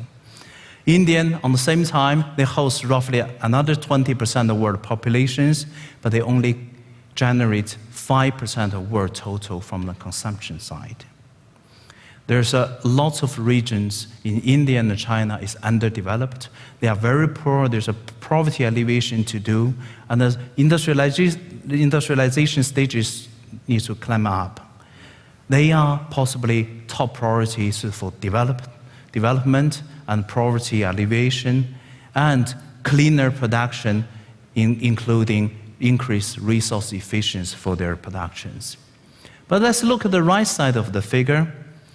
United States, 5% of world population, but consume 30% of world consumptions. United Kingdom, in the middle, less than 1% of the global total. UK also produce roughly around 1% of the production emissions, but consume 3% of world resources. Similar like Germany, UK has a very ambitious emission reduction from production side. In the UK, we have 80% of emission reduction in 2050s. But my question to myself and to every of you and to many of my colleagues is, 80% of reduction of 1% of global total, does it do any good to global climate change? Does it gonna be significant to help us to change the global climate change, to deliver the 1.5 or 2 degrees C goals set in the Paris Agreement? Can Europe, including Germany and the UK, pay a little bit more attention to consumption side? On one hand, we reduce our own footprint from consumption side, but on the other hand, we set a model. We set a fashionable trend. For the developing populations, they are actually copying, following, adapting the fashion we set. But the current fashion in the West we set is not green. It's pretty black. In the fashion industries, we buy far more too much than what we need. My wife always say, oh, you know, next weekend, there's gonna be a big sale in designer outlets, we should go. And that's actually a result of an average consumer in the West brought 60% more clothing in 2014 compared to the 2000 level. But each of the garments kept at half as long. But this is not a problem for my wife. She rarely throw anything out. It's just we need to buy more wardrobes. Compared to the jeans, the 2 billion pair of jeans are sold worldwide in 2017, 2 billion. 70% are bought by the fashion chaser in the West. Compared to the per capita value on the left, United States per capita ownership for jeans is 8. Compared to China, it's 1, 0.3 is in India. The absolute gap is very huge here. But the young consumers under the fashion chaser in the mid class of in the mid class in the Indian and China, they are catching up. The growth rate of clothing buying in the United States and Europe is only 1 to 3% per year, but it's 7 to 10% in China. We did a quick test. If allow 80% of the consumer in the emerging market to achieve the fashion level as we have in the Western level, we're gonna generate 80% more CO2 emissions. We're gonna require 20% more water and 10% more land resources. So really, we're gonna need to make a solution for the sustainability. How we are gonna do that? We give the respect. We have a basic living standard for the carbon. We are here, we have a carbon footprint, have a decent living standard. But we have to think our choices. Next time when you travel, when you have your meals, you have a choices to choose and to reduce what we can and offset the rest. The most important is we make the future fashion more sustainable, but most important, we need to deliver sustainability as fashion. So the immediate change can start right away. There's a famous planetary health diet. It's a cause for eat more vegetables and more greens, and they reduce the meat consumptions, and they are actually feeding for the global fast. Okay, I'm gonna stop here. Yeah. One last sentence. Why not we change such a sustainable diet? It not only benefits our own health, but also reduce our emissions. Most importantly, setting a fashionable trend for allowing the developing country population to follow, to transform their lifestyles. Therefore, we are going to have a better future. Thank you.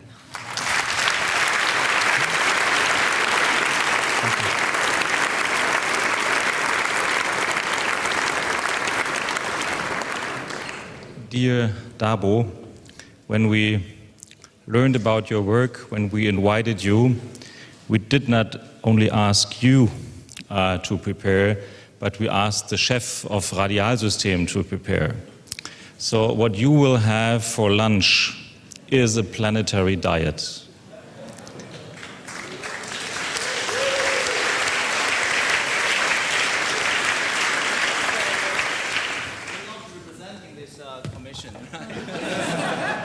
They haven't paid me for doing that. The food is free. Before I let you go into the break, I would like to say thank you to a person that is largely responsible for what you're experiencing here. She has been working for the Falling Walls Foundation for 7 years, but actually her work started 30 years ago, plus 1 day. Tatjana, would you mind to come to the stage?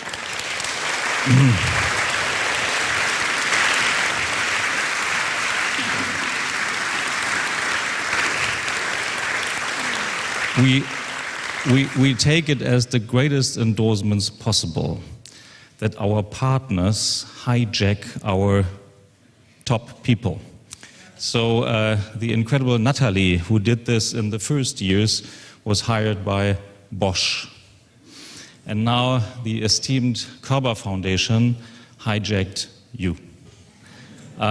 Before I'll ask you a question, that you are thrilled to get, let me first give you a little present.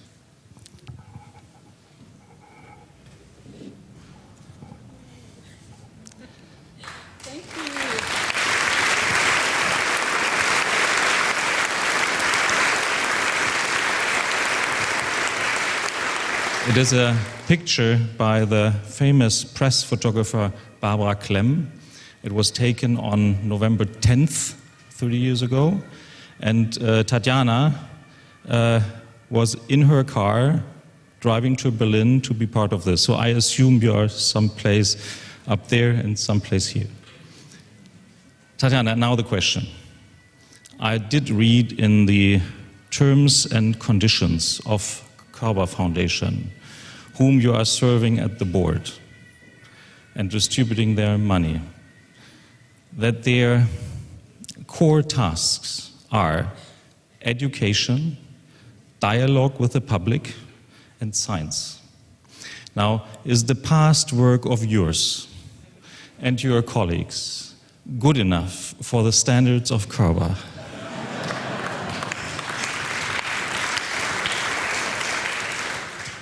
We have to see. If you keep on the good work, which I'm sure you will, with the brilliant team I'm leaving you, and most of all with my great successor, Svelin Heus, who I'd like to stand up so that you can all see her, because she's going to take up my work.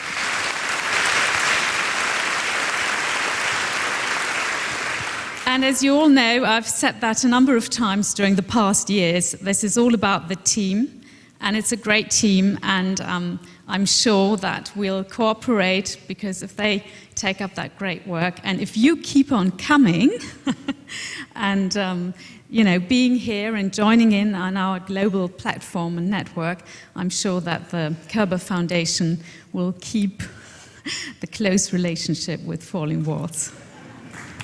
Thank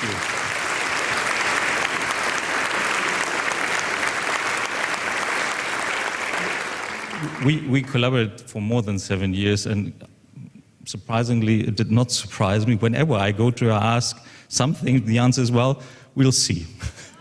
Now we will see what's going to be there for us for lunch, and we'll meet after the break. Enjoy. Thank you.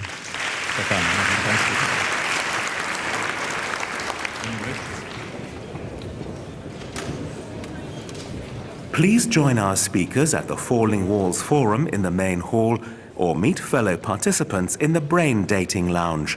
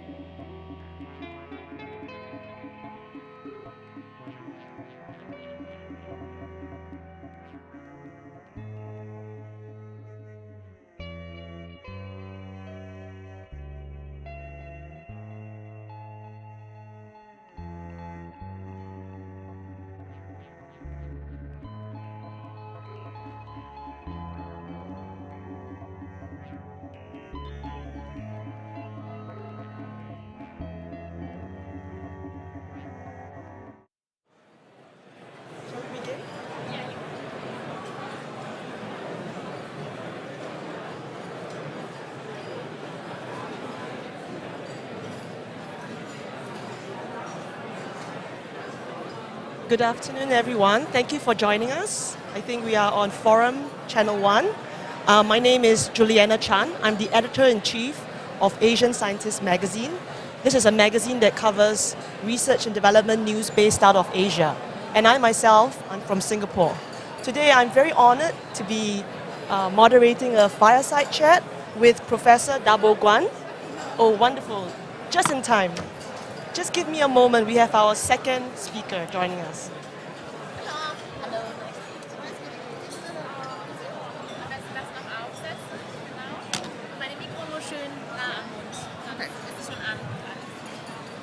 Welcome. You came just right in time. Yeah, hello.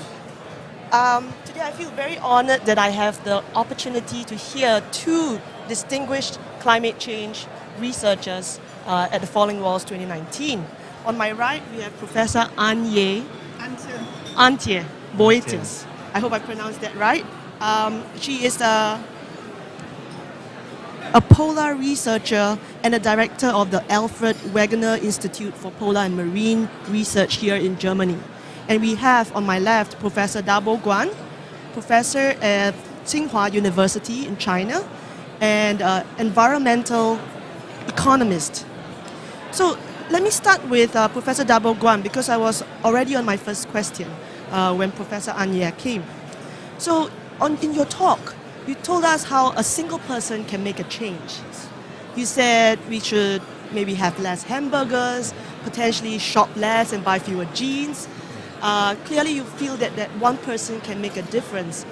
Professor Boetes, both of you may be familiar with a very young eco-activist, Greta Thunberg, who sailed across the ocean and she's making a statement. Some people have called her an eco warrior. Some people have said she deserves the Nobel Peace Prize, where others said she has an agenda. Do you have any thoughts on what she has done so far, on her role in climate change? Yeah. I think everyone can be the hero or the warriors for the climate change battles, and everybody should be. I talk from the consumption side. We change our lifestyles. We change the more greener way to consume. We always have a choice, especially in the Western world. We always have a choice. The problem is whether you want to take the more greener choice you can do. But so if you do, you'll become a sustainable warriors or a hero to represent the climate change. In terms of buying less or especially not follow the current wrong way, wrong definition of the fashion. What I really want to say here is, which I didn't have the time to speak on the stage, is that we need to break the wall between the sustainability and the fashion. We need to break the wall between the sustainability and the lifestyles. Fashion currently is defined the wrong way. We need a new definition, a greener definition of fashion to make sustainability as fashion. Sustainability is fashion. Once this has happened, accepted by everybody in here, and then we are the heroes, we are the warriors, because yourself are gonna influence not only yourself, your families, your neighbors, and then finally to the whole communities to reduce emissions. Once we have a significant mass of the new fashion, sustainable kind of lifestyles, we will have a less. Well, we won't have the problem for the climate change anymore. Thank you, Professor Guan. Professor Boetes, you are leading a mission with hundreds of scientists from 19 countries, if I'm not wrong. So clearly you know the role of a team. But what can one person do? What is the role of one? Yeah, as Professor Guam already mentioned, we have to bring several parts of the system together. On the one hand, it is the cultural change of mind that you referred to, with setting the trend for sustainability, because without the will of the people, it's really hard to achieve a big transformation that we have to achieve. But it's not enough, so you can also calculate that the pure idea you can save the world by renouncement, by just no flying, no meat eating, it doesn't work, it takes too long. We have to respect the time it takes and the change it needs to get to that future that we want. And it will not work without having technical solutions to the energy system. And that means that we have to be aware that we have a time span of less than 20 years for finding alternative solutions to the consumption, to the burning of fossil fuel, coal, oil and gas. And that needs a high-tech solution. It needs regional solutions and international cooperations. And currently many engineers work on the solution of a hydrogen gas-based solution that we can have with bio solutions together, that we do not get rid of the combustion principle, because it would again take far too long to do that, but to have basically power to gas, gas to X, gas to chemistry, to allow combustion as a circular economy. Professor Boytes, I was very happy to see that there is an app that I can download to follow Mosaic's success, the expedition's success. I'm a science communicator. I'm very interested. How else can we support your mission? How else can all of us in this room contribute? Right, so the one that has to do with your idea of cultural change, the one thing that we have to understand in all industrialized areas is to rethink our connection to nature and to the role that Earth and other non-human life has for us and has for everything on Earth. And so a rethinking of that connection. For example, when you're a kid, it's very natural to you to respect, first of all forms of life and your environment, and you're curious, you want to understand and connect. But later in life, we get rid of this connectivity, and it allows us to do things without really reconsidering the harm that we do. So we think that science and science in all disciplines can help reconnecting. And so in that one example of a mission to the North Pole, we are trying and working on the concept of reconnecting also to sea ice, to the North Pole, to the polar bears, to the life that is far from us, that with everything that we do will be changed. That's one other opportunity for science and culture to reconnect. But more specifically, in the case of Polarstern, how can we, all of us, communicate or support Polarstern and your mission? Well, you can talk about it. You can make other people aware that all countries together have this one big mission to find out what's the polar night. So absolute darkness, no photosynthesis possible, temperatures of minus 40 degrees, how life is possible and what it means to our planet. So understanding, getting informed and talking about it, and also discussing that all of our nations can do something large together. This I find fantastic, because we have otherwise the feeling that there is a lack of cooperation, but science is there for international cooperation, and it's important to discuss this point. That actually, besides all of the economical hassles, that between USA and China and Germany and others, we just solve together, and everyone has an important role in it. We solve these big questions that no one has solved before. Okay, I'm just going to ask one more question to both our speakers, and then after that, I'll open it up to the floor. So please have your questions ready. 2 years ago, I was at the Falling Walls, Berlin, and we had a very large slogan, a big poster at the back, with a quote from Donald Trump, saying that climate change is a hoax. He said that it was a hoax invented by the Chinese, for the trade war with the US. So clearly, climate change has been, and global warming has been politicized greatly in the media. Yeah. So since we are at Falling Walls, how can we break down the wall of climate change denial? Yeah. I'm going to start with Professor Guan. Okay. He's the economist. Yeah. I will let the science explanation is actually Professor Andrea Boytes has already explained a little bit about the past trends and the observation from the air bubbles in the ice cores.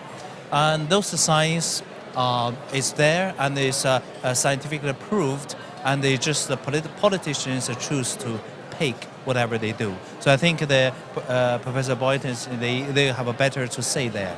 But I want to say something else. If a science doesn't educate you, or you don't believe it, the consequence you must be respect. in the recent years or recent decades, we see much frequent climate extreme events or the disasters happened to China, to India, to Germany. A lot happened in the United States. We've seen the hurricanes hitting, sequencing hurricanes within several couple weeks, just hitting the east coast of America. This never happened in the history before, at least in the human history. And the current wildfire in California must give some lessons to the politicians what they are thinking. And if you don't act on the climate change mitigation, this is the consequence. You're going to suffer more and severe in the future. So I'm an economist. I do the calculations for what's the cost for that. So I'm not only costing for the physical damage, the direct damage for the physical assets, but also account for the indirect, the cascading effects through the supply chain. I can give you an example for the United States. The Hurricane Katrina, per unit of a direct physical asset, it would lead to 700%, so sevenfold indirect costs to the supply chain.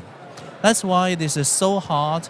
Right now, it's still under recovery for the Katrina, which happened in 2005. So this is not only kind of damage to the physical assets and the people's society, but they all have a cascading effect through the supply chain, through the social network as well. So this is what I say. If the science doesn't teach you, then the consequences they must teach you. That is very strong words. If the science doesn't teach you the consequence. How about Professor Boiters? How do you feel? How can we break the walls of climate change? Exactly the same. So the history of humanity and cultural change and large transformations teach us that it may take a while, but in the end, truth will win. And so the difference is society ready to recognize the truth and take the right choices to avoid suffering and to avoid extraorbital costs. When you think about it, how long it took for the human society to understand that Earth is not flat, it took quite a while. Until today, we have a group of people that have a kind of a platform that still claims the Earth is flat and everything else is a hoax. So we cannot wait for people who believe whatever, because this question is not about believing, it's about understanding the truth. And those countries, those societies, those people who will understand it and use it to shape their future will be the winners. It is an evolutionary principle that we all know very well is helping not the deniers. It's actually costing them a lot eventually. For one thing, there will be the bad guys of history. In a few decades, we will look back and fingers will be pointed to the craziness of single people in governments who say that there has not been a global warming. So we don't have to focus all of our efforts on those deniers. We have to focus our efforts on a young generation that stands up and goes to the street and that actually needs support, because when I was a child, I was on the streets too. It was against the atomic bombs, the chemical weaponings of Earth for the destructive power that it had. And as a kid, I felt very unsafe and I was disappointed by the adults that they couldn't fix a better future for us kids. Luckily, we fixed it. So now it's time to look after the next generation of kids and fix the future. Okay, I have a question. Igor, please. Thank you. Igor Osipov, Digital Science UK. Question to Antje. First of all, very, very nice project, Mosaic project. Two questions. One related to Polar.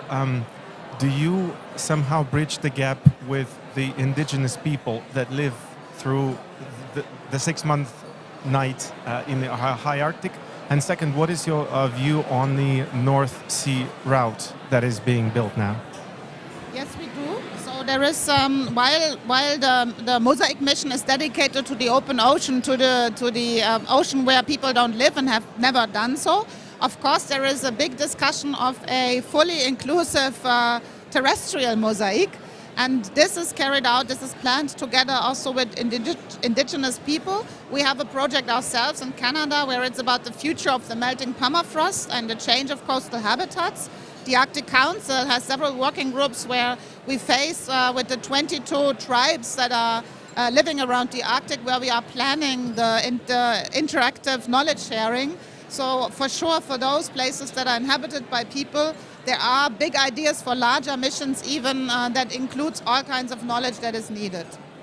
And the second one was the route, the North Sea route. Well, it's already used. We're already monitoring ship traffic through the Northern Sea, and it's increasing. So we have to, luckily the International Maritime Organization has put a polar code, very strict rules for how ships can access and use the Northern Sea route to save fuel. At the moment, the biggest users is tourism, and the worry that I have is out there in the Arctic Ocean, no harbors, no hospitals, there is no sea rescue in place, so it's quite a dangerous place to go. And before I think we could allow for much more sea traffic up there, we would have to have the infrastructure to rescue people and rescue the environment in case of environmental accidents. We have a question. Yeah. Oh, sorry. Okay. Thank you. Sorry, on the top is that I think from the economic activity in the polar circles, because of the climate change, the ice, the shipping time, seasons become much longer. I really hope everybody, all the scientists joined me, or we work together to really count whether it's a good economically and environmentally is a good to allow the shippings across the polar.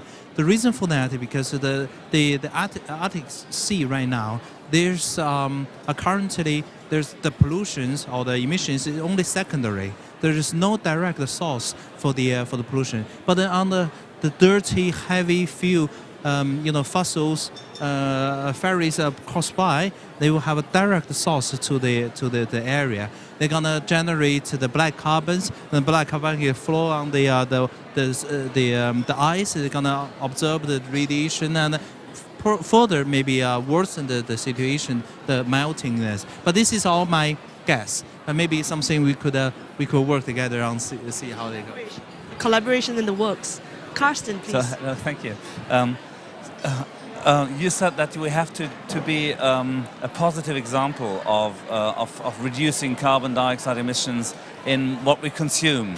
And I have actually published a kind of suggestion for that, because Fridays for Future and all the other organizations demand that countries introduce a carbon dioxide tax. But on the other hand, countries do not want that because it will harm their export industries. So my suggestion is to tax the consumption rather than the production, and that's on Beyond Panic DE. Unfortunately, only in German so far. So, but what do you think of this approach as an economist? Unfortunately, I have some different opinions on this. I see the lifestyles can't be changed or can't be manipulated by the government, people's life. And they took me a long time to see what is a way to do it, because you set a tax on fuel, on the fossil fuels and whatsoever on your consumptions. They sometimes have rebound effects. A lot of the time is on rebound effect, and the people don't like it. And usually it take a government, because it will lose votes for applying tax, etc. But what I see is a culture and social change. We need to be, it's education, and then it really is the education today, and what we hear today is really to make you positively to change your lifestyles and then we influence others. Most important to influence our next generations. And they are the futures, and they are gonna see the consequence of the climate change. Very importantly for the next generations in developing countries, because there's 70% of world population is in the developing countries, and how the next generation think is most very important. Unfortunately, the Chinese young generations, they are actually Starbucks, McDonald's, etc., is not what I want to see. Including myself, I need to change as well. Okay, but we have just asked our German government to increase the carbon taxes for the reason that we have evidence that this is the fastest, in our economical situation, the fastest response, the fastest saving of carbon is by taxes. Nothing faster than that. There is a question. We'll let the lady go first. Barbara, please. Thank you very much. What's keeping me awake is why is it that we are very collaborative species. However, in challenges that we need to address, there is a real lack of collaborations at a bigger scale. So I would like to learn from both of you, from the Mosaic project, what did you learn in the process of developing this collaborative system? What were the challenges and what you can share with others? How we can do that faster, bigger, and what others needs to learn from that? And also from you, Dabo, what is it that you see, maybe in China or other places? What are those emerging movements, citizen movements, that are taking that forward, from the ground up? Thank you. Yeah, so for the mission, the biggest challenge was, of course, and that had not so much to do with the culture or with the nation, is to really have all instruments standardized so that for a year, when we need to observe seasonal change, that we could really put data together. And that's a missing issue in science, that we need for some observations, like annual, so long-term time series, that we need very precise measurements. And this whole work of bringing people together to execute one thing, that is that to reduce uncertainty, that was a huge effort. It took several years. That was taking the longest. Finding the money also took a long time. But having everyone understand, if you can have an instrument that is your own and you like it, and it has another uncertainty than the German one, that we cannot put the seasonal change appropriately together. That's something that science needs to be much better at. And it has to do with human understanding and with rules that we imply for a goal that everyone understands. And in that, of course, what do you have? You have communication. And that's the advantage of big missions. If you have one big mission, it's so easy to transport a goal. And that's how we think we'll manage the idea that those participating, that everyone will look back on them, even in 100 years. So that's why we use the Fram example. I forgot to say, on our app, every day you can read how Fridtjof Nansen taught 127 years ago and how we are thinking and deciding today. And to show the human principle that if you want one thing, and if you don't care from which nation, from which race it comes from, this big mission idea is changing a lot in science also. That was the trick, we think. What I want to say is that there are many grand challenges, but often the grand challenges are separated by wars. And we sometimes take one grand challenge, and you can't have that. But many cases, those grand challenges are interrelated. We need to break wall. We need a bigger hammer, much bigger hammer, to not carve one layer, but a multiple layer of walls. I give you an example. What is China is facing, including India and many developing countries are facing right now? There's summarizedly, three major grand challenges they have to deal with together. First, poverty alleviation. Second, short-term environmental crisis. Third, long-term climate change issue. In the Western country, in Germany, in US, in Japan, whatsoever, the developed country has a chance to deal with those grand challenges one by one, step by step. Time pass. But those developing countries, China, India, they are facing all together simultaneously. They have to deal with simultaneously. So on one hand, increase their people's GDPs or poverty alleviation, and second, short-term alleviation, short-term environmental issues, and long-term climate change. This has to be done together. There's a fast, nexus or co-control or co-benefits of So this is basically the partnership, the number 17 of the Sustainable Development Goal, which is the last one, partnership for the goals. I'm a trade economist. I always use trade to answer some of the questions. I'm not saying all the questions. Cooperation between trading, between countries, including like a softer trade between you and me here, would be the way forward to break those walls. Not one wall, but several layers of walls. A question to Dabo. What about the city or urban horticulture as a way to connect production and consumption in terms of psychological, mentally, lifestyle?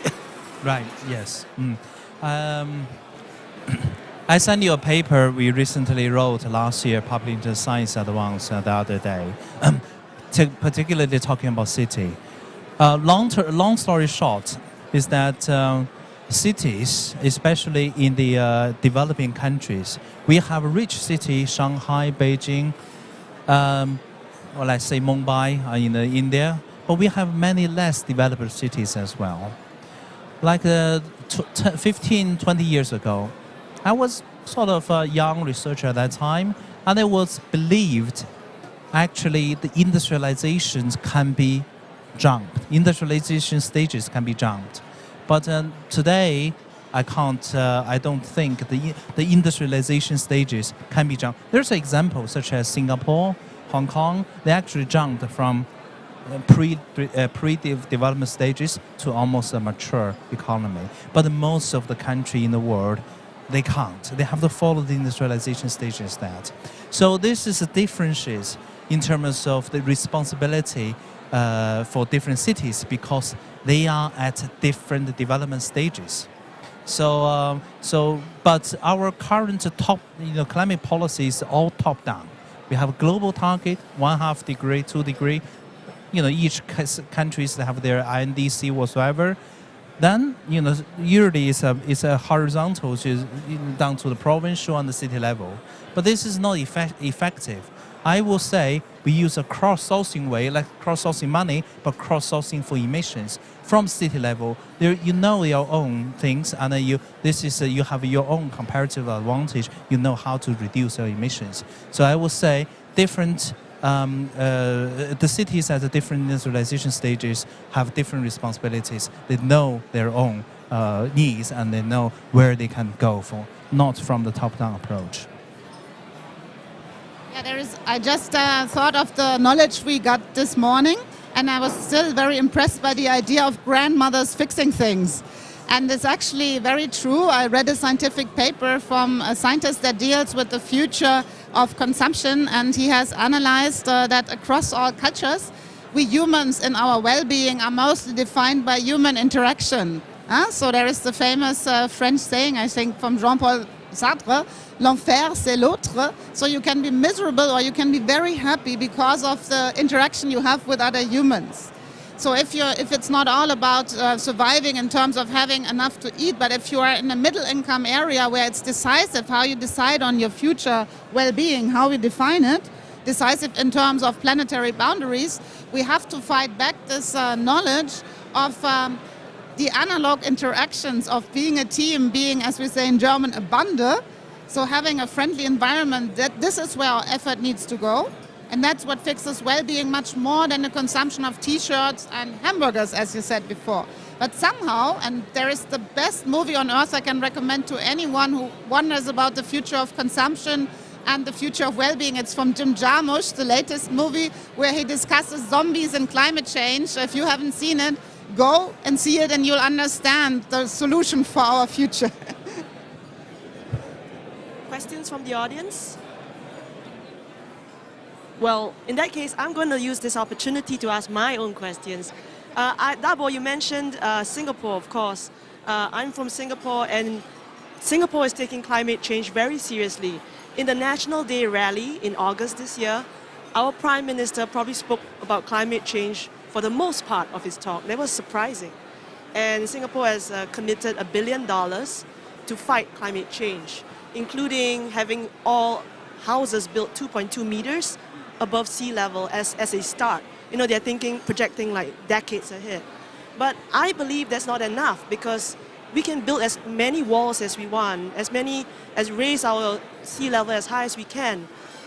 But there will be a new problem in the future, and as an environmental economist, help me understand. We will see climate change refugees in the future.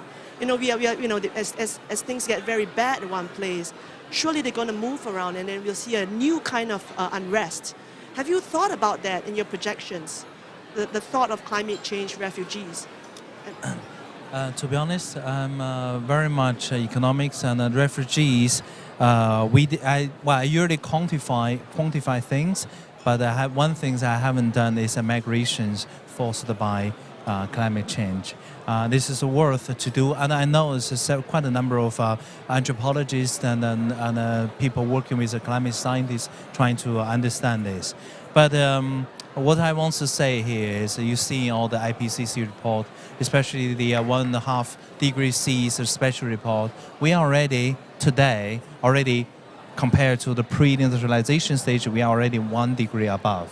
And we see many little islands lost in there. And we already see many refugees, sort of not a big scale yet, but lots of refugees are there. So climate is definitely a great challenge in the future, and the people who forced to move, and the quantity, they're going to be significant.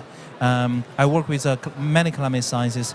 They predict under different trajectories and whatever, and many places near the sea, and including quite a big part of the Shanghai regions in China, they're going to undertake it in the water. And they will have lots of the costs economically, and I pursue there's a huge amount of refugees would occur. I mean, Indonesia has, Jakarta is the capital city, and they are already trying to find a new capital city because Jakarta is going to be underwater completely by 2050. That's crazy.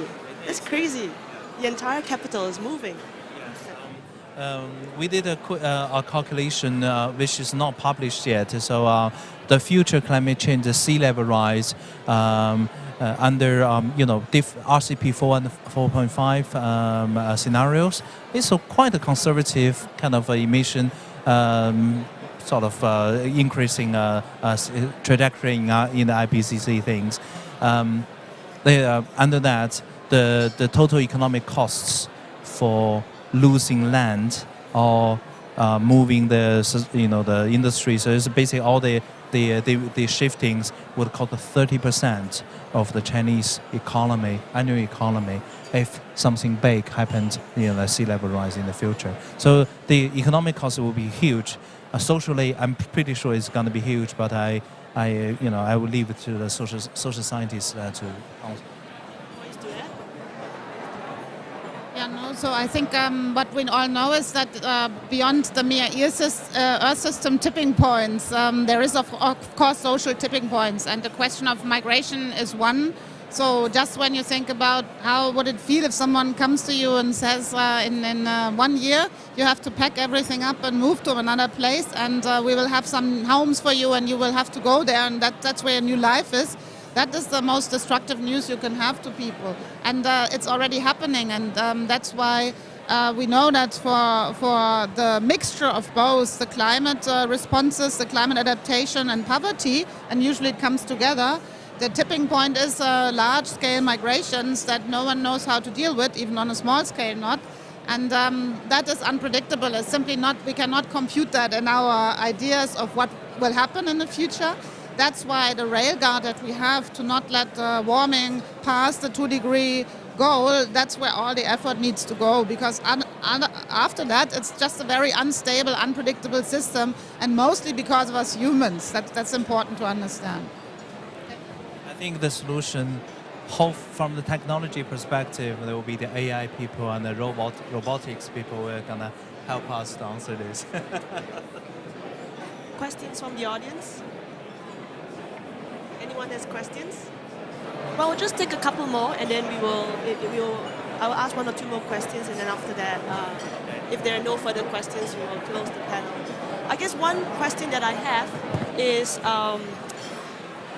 Many years ago, in Singapore, I'm from Singapore, by the way, no high-end restaurant would accept the impossible meats, the plant-based burgers, because they said they would not allow that burger, the meat into their kitchens. It was not real beef. And then it became fashionable after Beyond Meats, Memphis Meats, Impossible Meats came into the picture, and they made it cool. And that struck an entire revolution. And now everyone is taking them, and they proudly have signs outside the restaurants that say Impossible Burger served here, Beyond Burger served here. So that seems like a kind of a viral movement of sort. Can we do the same with fashion? What do you think about it, Dabo? Well, I think you girls would know this better because you know the fashion better. I'm just presenting. I know a little bit, mostly heard from my wife, basically. So I don't know. Well, I think is a basic research needs to be done for the culture meat, basically. Oh, many people say like not real meat, through the life cycle assessment perspective. We don't. This certainly will be reduced, but how much precisely we need to understand how to produce it, and the whole process of transportations and then the people consumption. They require the whole life cycle analysis to verify the actual embodied emission in that meat. So this I don't know the figures. Until then, I would say we are deserving a decent living standard. To have a hamburger once in a while is not a problem. It's not like I have it many times per week or something. It's just become addiction is a problem. So once in a while it's not an issue. We come to the earth. We have a decent living standard, as this is a cost to the environment. This is a carbon footprint associated with that. But the choice is when we have a choice, we can choose to a greener way. We can reduce what we can. The rest we can't reduce, and we can offset, but somehow, especially for the poor population in India and China. They don't have the capacities or affordability to offset their emissions or to care about their carbon footprint too much right now, because they are barely struggling with livings. There's a basic living rights there, and there's a decent living standard there. Beyond the decent is overconsumption. And what's that? The space left is what we need to reduce. It's not necessary to compromise the quality of life or compromise the rights of the living. Well, thank you, Professor Dabo Guan. Thank you, Professor Anye Boitis. Have a wonderful Falling Walls conference. My name is Juliana Chan. Thank you.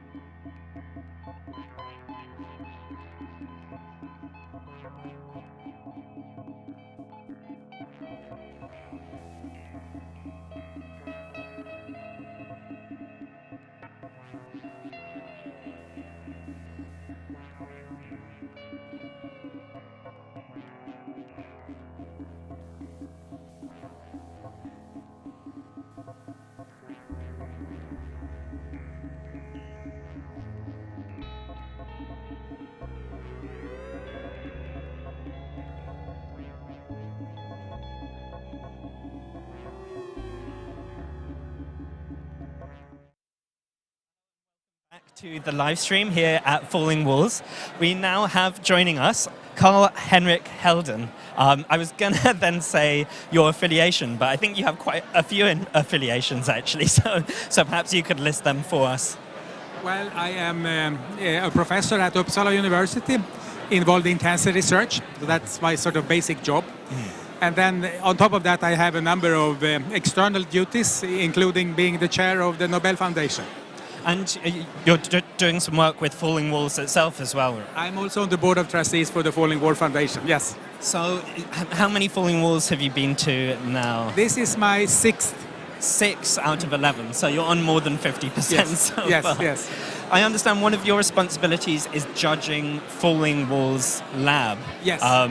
For someone who's so busy and I suppose looking at quite high-level research questions, what's the difference between a lot of what you do regularly and looking at these kind of these talks from emerging researchers? Yeah, it is true that I am involved in the evaluation of research in many different contexts.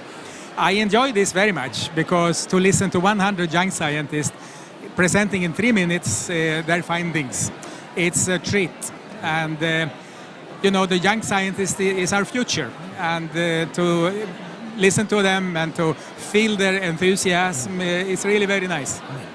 Now, 3 minutes is so short.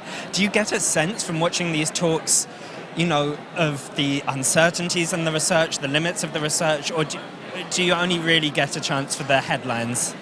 It's impossible, of course, to get the full sense of the research behind what is presented. You get a flavor of it, and they are very well prepared, and they know that they have to present their case in a very short time, and they are doing very well. And how many people are you judging between to just find 3 winners? Well, it starts with 100, and I mean, there is a large proportion of those who are in the final discussion round. Yeah, it's just a huge number. What would you say are the main differences between how Falling Walls Lab present their research and their work compared to the talks we're seeing here today for Falling Walls itself? Well, the presentations we hear here now is from more senior persons who have spent more time in science and, of course, also come further in their research. And to listen to what they have to say about their own work and their own findings in very succinct and well-prepared presentations is really very enjoyable for me. Now, the rest of your work, you're on the board for Falling Walls, is that correct? Yeah. So your work in that capacity, is Falling Walls still evolving as an organization? Are you still kind of taking it in new directions and seeing what happens each year and trying to make it bigger and better? Well, the basic format, I think, is rather well established now. But there are changes each year in the small details, and new programs are added, and so the foundation is still evolving. Mm-hmm. Now, it would be strange to let you go without talking about the Nobel Foundation. I mean, how does something like that compare to your work here? I mean, how do you... I don't know how you kind of switch roles between something as grand as the Nobels and something which is designed to be incredibly accessible, like Falling Walls. But the Nobel work is, of course, centered around the Nobel Prizes. So each prize has their own committee, and they work under complete secrecy and fully independent. And they present their candidates and the selections every year, which is met with a lot of interest from all over the world. So that's exciting. I am the chair of the board who has an overall responsibility for the foundation. And we are involved in a number of outreach activities. We have museums, both in Stockholm and Oslo, and we have also Nobel Media, who are arranging similar events as this one in different parts of the world. Thank you so much for joining us today. Thank you. And enjoy the rest of the conference. I hope you don't have to work too hard for the rest of it. Thank you very much. Now, one of the amazing things about being here at Falling Walls is that many of the attendees of the conference are just as interesting as the speakers and the people on the board that we have here. And one of those attendees is joining us now. I have Paul Richards here. Hello, Paul. Would you be able to introduce yourself, explain where you've come from today? Yeah, sure. So I've come all the way from Canberra in Australia. It was many, many hours of flying, but I'm really glad to be here. An incredible conference. And so my role is the Director of Communications and Outreach at the Academy of Science.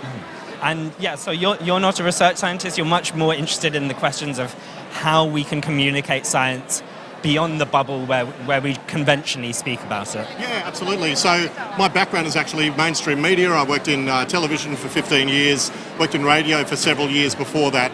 And so really I joined the Academy to establish a video team to try to engage the unengaged, people who don't normally think of themselves as interested in science. And I think we've been quite successful in doing that. We've grown our online audience from 9,000 to 2 million within 2 years.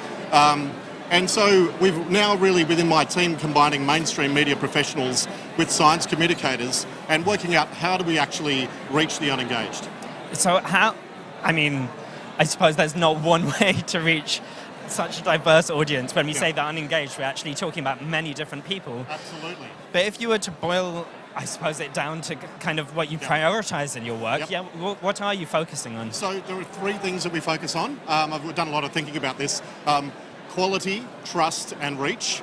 So the quality side of things comes from that combination of mainstream media professionals who can make engaging content, combining with the science communicators. But also the trust actually comes from the fact that our content is reviewed by many, many people before it's published anywhere. So any video that we produce is checked off by the person who appears in the video as well as an independent expert in the field. And then the Academy actually has an oversight committee of 5 fellows who have to make sure that they're satisfied that the content is of an excellent quality before we publish it. So that we actually publicise the fact that that's the level of review that we go through. And I think that's one of our strengths. And it's actually establishing that trust with the audience, which I think is key to growing an audience. And the reach aspect of it really is, as your audience grows, you're able to reach more people who are able to share the content to their friends, their family. And so, it just multiplies from there. Now here at Falling Walls, you're actually doing some work with Falling Walls Engaged, that's correct? Yeah. Falling Walls Engaged is an opportunity for people to present their approaches to science communication. What was it like to judge, I suppose, what must have been very diverse approaches to essentially the same problem? I love the fact that we've got presenters from all over the world trying to achieve the same goal of having the public engage with science and embrace it. We're all one world, we're all, and breaking down the walls of elitism within science, and that actually it should be accessible by anyone. And so I saw a lot of those sorts of approaches, but a great diversity of ideas. And I think that's what it takes, right? There's no one answer to this problem. It takes lots and lots of different ideas and the sharing of those ideas. So that was my big takeaway from yesterday. How do you tell if any idea is successful, that if any idea really is not only reaching outside that bubble, but actually helping people understand science in their everyday lives and maybe even incorporate science into their everyday lives? Yeah, I think I was really looking for projects that established relationships between the people they were trying to reach with the project themselves or the scientists who were involved in that project. And I think that was the key. There were lots of different categories that we were looking at to try to decide which were the best projects, what was the impact, what was the novelty factor. But what I was looking for over and above all those things was which were the ones that were establishing that connection. And it is a difficult thing to define, but once you see it, you know it's there. So, now here at Falling Walls, the aim is to reach, I suppose, beyond these more conventional audiences. Do you think that is that something that is achievable through kind of a day of conference, or is that something that other methods kind of are naturally aligned to? Yeah, I think a conference is a great place for people who are trying to build those connections, to share ideas and to network. And I think there is strength in numbers. So the more of us that are working on these problems together and not reinventing the wheel every single time, the more effective we're going to be. So I don't think the conference in and of itself is going to achieve that. But certainly, the talks, subtopics of the conference, as well as the competition, all works together to make those connections. And I think those of us who are attending are all in the business of trying to establish those connections more widely in the community. So it's terrific for that. Paul, thank you so much for speaking with us. My pleasure. Enjoy the rest of your conference. Thanks very much. Now joining us on the live stream, we have one of the speakers from earlier today. We have Meredith Whitaker. So if you weren't awake yet for session 1, then you're going to be treated to Meredith's perspectives. If you were already awake when session 1 was taking place, you'll already know how interesting her work on artificial intelligence and its role in society is. Meredith, thank you for joining us. My pleasure. Hello. Hi.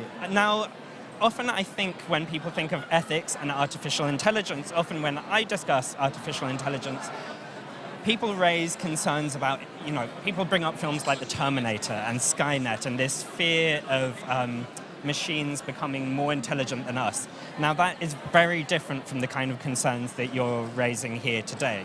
Could you explain the difference? Yeah, it certainly is different. I think, frankly, those concerns are a distraction from the real material harms that we're seeing around us all over.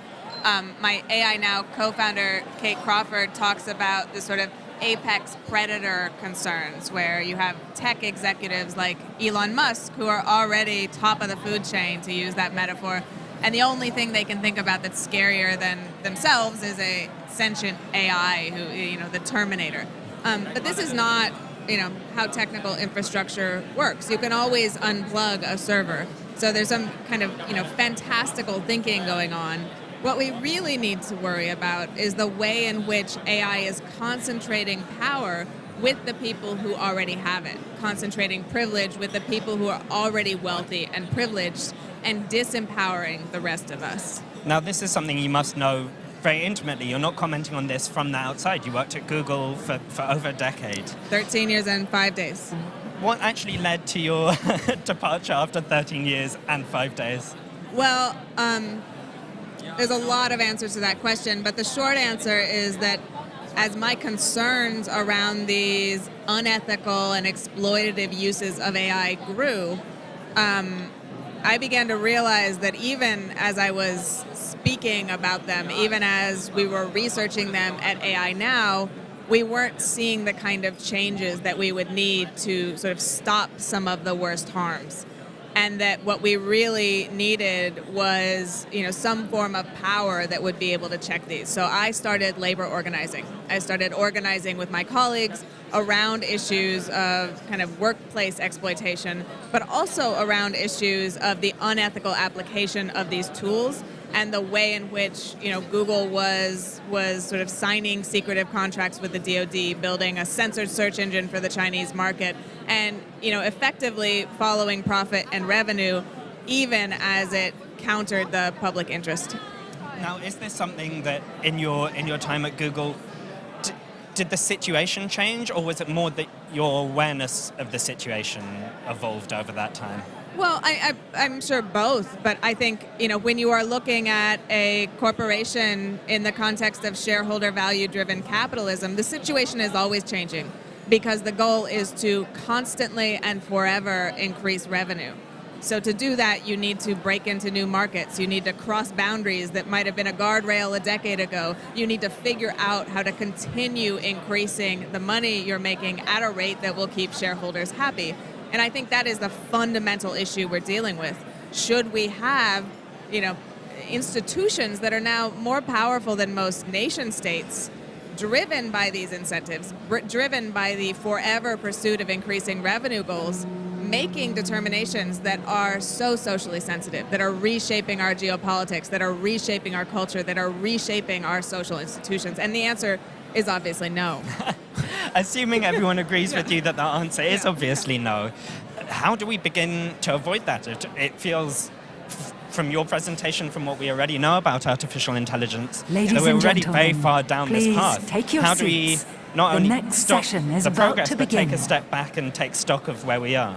Well, to reference Ursula Le Guin for a moment, the divine right of kings also felt that way. So I think there is always a potential for change, but it is very rare that you see massive structural change without social movements involved. It is very rare that you see kind of the powerful capitulate without some power to check them. And so this is why, in addition to regulation, in addition to justice-minded research that is asking better questions and telling more accurate stories about this technology, we also need organizing and social movements that can begin to stand up to these forces. And is that something you see yourself as having an active role in? I will be in solidarity with those movements anytime I can, anywhere I can. I'm proud to have participated in a small way, and I'm really grateful to see how the tech worker movement and the sort of, social movements around these issues have just exploded in the last couple of years.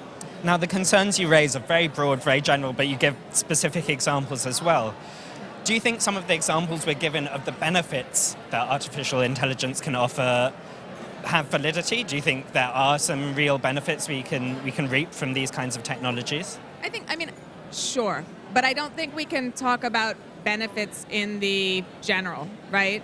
Where are these benefits? How are they measured? Who is benefiting? Because of course, the harms I enumerated, the specific ways in which people are being exploited and cut off from resources and opportunity are also benefiting some people, right? There are some people who are getting mightily rich off this, right? So we need to be specific about who benefits, who bears the risk, and how are we measuring those claims. And right now, that's where, we lose the thread. Is your concern that we're exacerbating problems which already exist and or creating entirely new problems? Both, absolutely. So yeah. could you give an example, I suppose, of when we're creating a problem that we haven't really faced before, thanks to artificial intelligence? Well, I think I'll sort of answer both. I think we are exacerbating problems that already exist because, of course, AI reflects the logics and culture of the people who create it. It reflects these, sort of very homogeneous Silicon Valley, mainly male population. It also reflects what's in the data it's trained on. So that is all, historical marginalizations and patterns of discrimination get embedded in the logic of AI. And, thanks to journalism and, some deep research, we have a lot of evidence of that. The people who are harmed by AI bias are always people who have been historically marginalized. There is no AI system I have seen that is biased against white men as a standalone category. That's just true. So we are amplifying patterns of discrimination and sort of justifying historical marginalization as the product of a smart technical system. Now, the way in which that is being scaled, it's not just one, say, biased police officer or judge. It is that logic scaled across systems that are, infiltrating law enforcement or courtrooms, across, huge. Sorry, there's a guy there that are being implemented, at massive scale. So, the ways in which you can check that bias, the ways in which you can test it, I think, are a new set of problems. And the way in which these sort of technologies are creating basically sort of an obfuscating smokescreen that makes it harder to exercise your rights, that makes it harder to, say no to a judgment or a determination about you, I think is, it's creating a new set of problems in a number of ways. Now, this message must, in some quarters, be quite unpopular. It's, it's very tempting to want to say that artificial intelligence is going to solve a lot of our problems, that, the technological fixes will rid us of our societal biases. How do you find responses when you kind of, I suppose, pour some cold water on those ideas at places like Falling Walls, for example? I don't, I'm not just standing on a soapbox sort of saying alarmist slogans. Like, I've done a lot of research. This is, the claims I make are cited. Please switch off so your I think, mobile I'm phones. happy to disagree with people on the merits, right? To, talk about centralized power and control and think about, are there ways of actually implementing this technology differently? But I'm not interested in people who kind of make claims to some sort of centrist middle where it's both good and bad without actually offering evidence. And what I see is that there are a lot of people who sort of, maybe more comfortable with some of the marketing that has come out of the industry, but rarely do I see people who sort of contest this view with sort of clearly evidence claims. Now, that doesn't mean I don't have, vast disagreements with people or, different approaches, and I completely respect that, but I think in general, I don't yeah, I forgot. The question is, do people disagree with me? Absolutely. When you do give talks at places like this, which I Yeah. suppose aren't necessarily already on site, Yeah. what one takeaway do you hope people will leave your talk with? Yeah, I mean, I think I can boil it down to, I hope people leave recognizing that the issues that AI raises are not technical issues, that these are issues of politics and power, and they need to be confronted as such. Meredith, thank you so much for joining us. My Enjoy the rest pleasure. of the conference. Yeah, you too. That is it for our lunch break here at Falling Walls, and I hope wherever you are, whatever time zone you're in, you've had a chance to grab a little something to eat before our next session. And get ready in our next session for some pretty technological talks. We've got talks on robotics and machine learning, artificial intelligence, and quantum computing. But it's not all nuts and bolts, because you will also be hearing how creepy crawlies could help keep us fed. Enjoy the next session, and I'll see you in the break.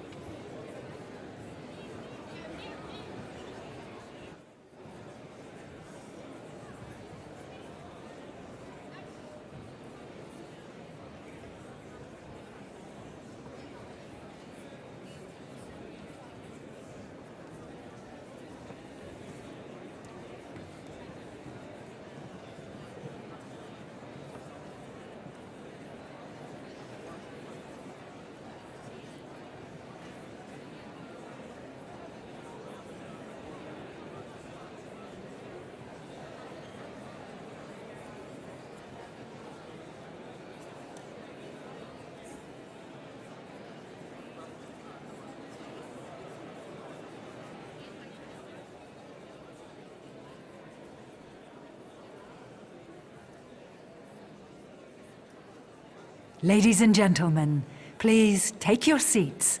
The next session is about to begin.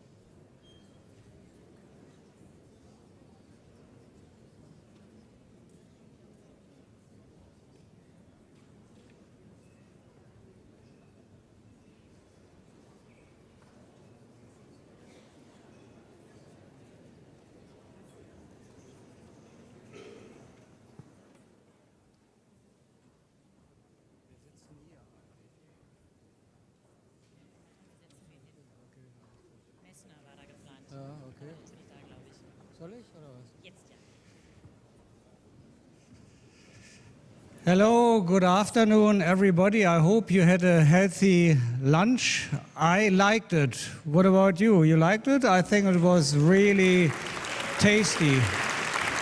Thank you. Welcome to the afternoon session.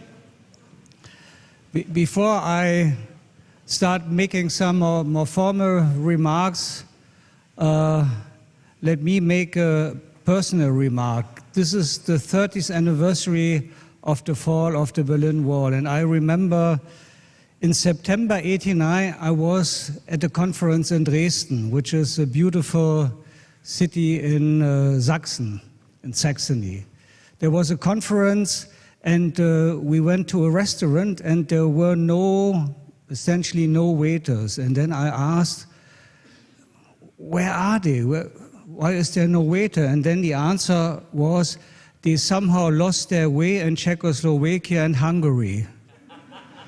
You know, this was just before the wall came down, and let me tell you, this is still for me very emotional, living now for nearly 20 years here in Berlin.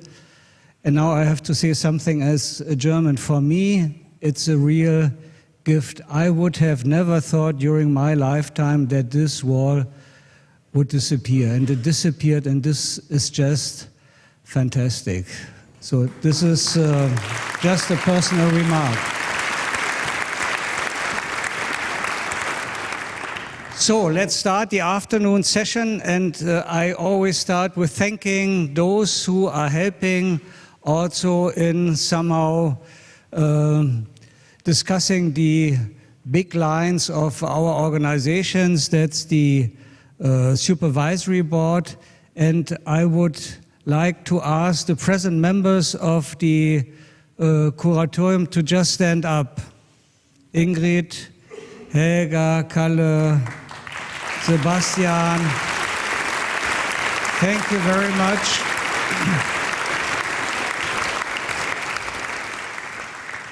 Herr Wiesler, where's Ottmar Wiesler from the Helmholtz Association, one of our really strong supporters.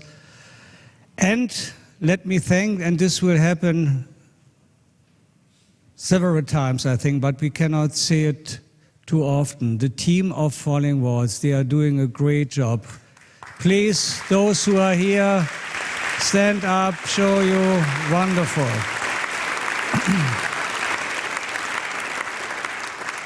And this brings me to the next point. Sebastian, before the break, said goodbye to Tatjana König, and I would like to say welcome to Svelin Hoes. Svelin, come on stage.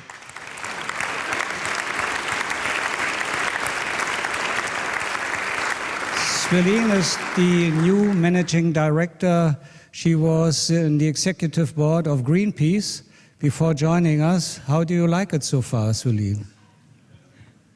Yes, early in the morning, somebody asked me if this conference would meet my expectations as a new managing director.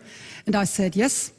I had a deep dive into the conference design. Okay, it's for me not easy to understand, but it's clear. But 2 hours later, I have to say no, it succeeds my expectations because I was deeply emotionalized. And I felt myself in special situations with tears in my eyes, and you can guess which moment. And yes, and this is why I'm really happy to be here. And thanks to Tatjana, who really built up this amazing team. Thank you so much again. Welcome again.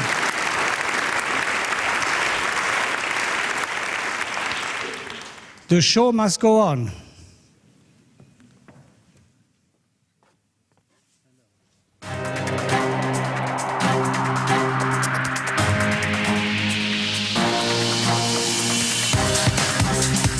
It was a very interesting conversation around moonshots and what moonshot meant to different people and how we approach solving problems.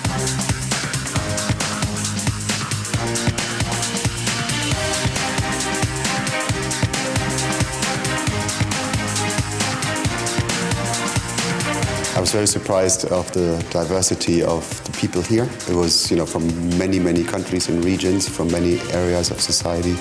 From high-level scientists to policymakers, and we know that diversity drives collective intelligence, and the collective intelligence of the circle is very high.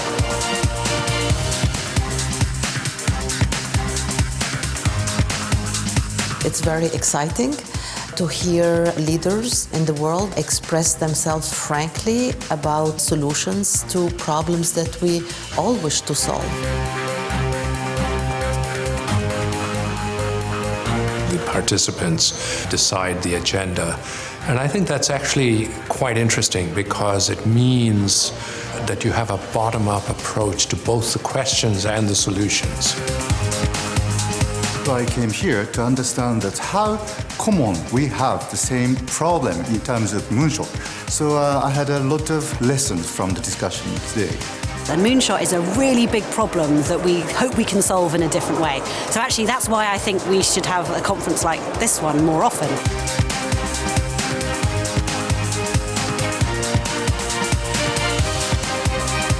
It's a vibrant environment to exchange, to learn, to sharpen one's assumptions against other people's idea. It was very inspiring looking at how society is evolving, what are the long-term challenges of society. The metaphor of falling walls is really to create spaces for dialogue about big societal challenges that cross boundaries. And we can really challenge each other on some of our preconceptions and ideas, which is great. That's the way that things move forward, how we have innovation in the world.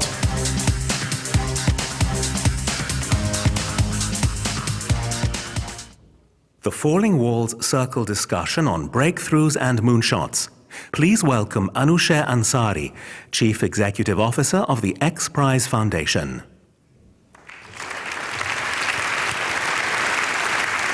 Good afternoon. It's my honor to be here with you as the chair of this year's Falling Wall Circle and tell you a little bit about the exciting conversations we had yesterday. It was an amazing group of people from across the globe who joined together to discuss going from breakthroughs to moonshots. And I have to tell you, we have a diverse group of people with diverse set of opinions. And I work at, I'm the CEO of X Prize Foundation, where we actually think about making the impossible possible and doing moonshots and bringing the world together to solve grand challenges. So moonshots to me are not usually something we debate a lot, but at our conference we started by actually discussing whether moonshots are an appropriate way of thinking about solving problems and how they can really push us in looking at solutions that go beyond just incremental improvements to radical changes and the impacts of that on society. We looked at 4 different topics across science, business, policy, and society, and each group picked one topic, and we all were challenged in coming up with our own set of moonshots in those areas. As the world faces many big challenges, and as you've heard this morning, with technologies, science, and the breakthroughs that are becoming more possible and accessible, we also have great opportunities to solve those challenges and turn them into solutions that make the society better and that creates new business opportunities for all of us.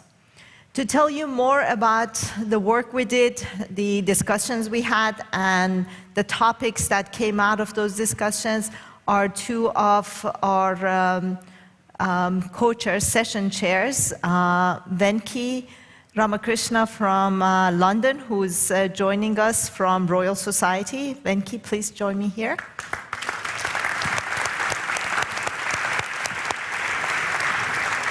And Nelson Torto from the African Academy of Science.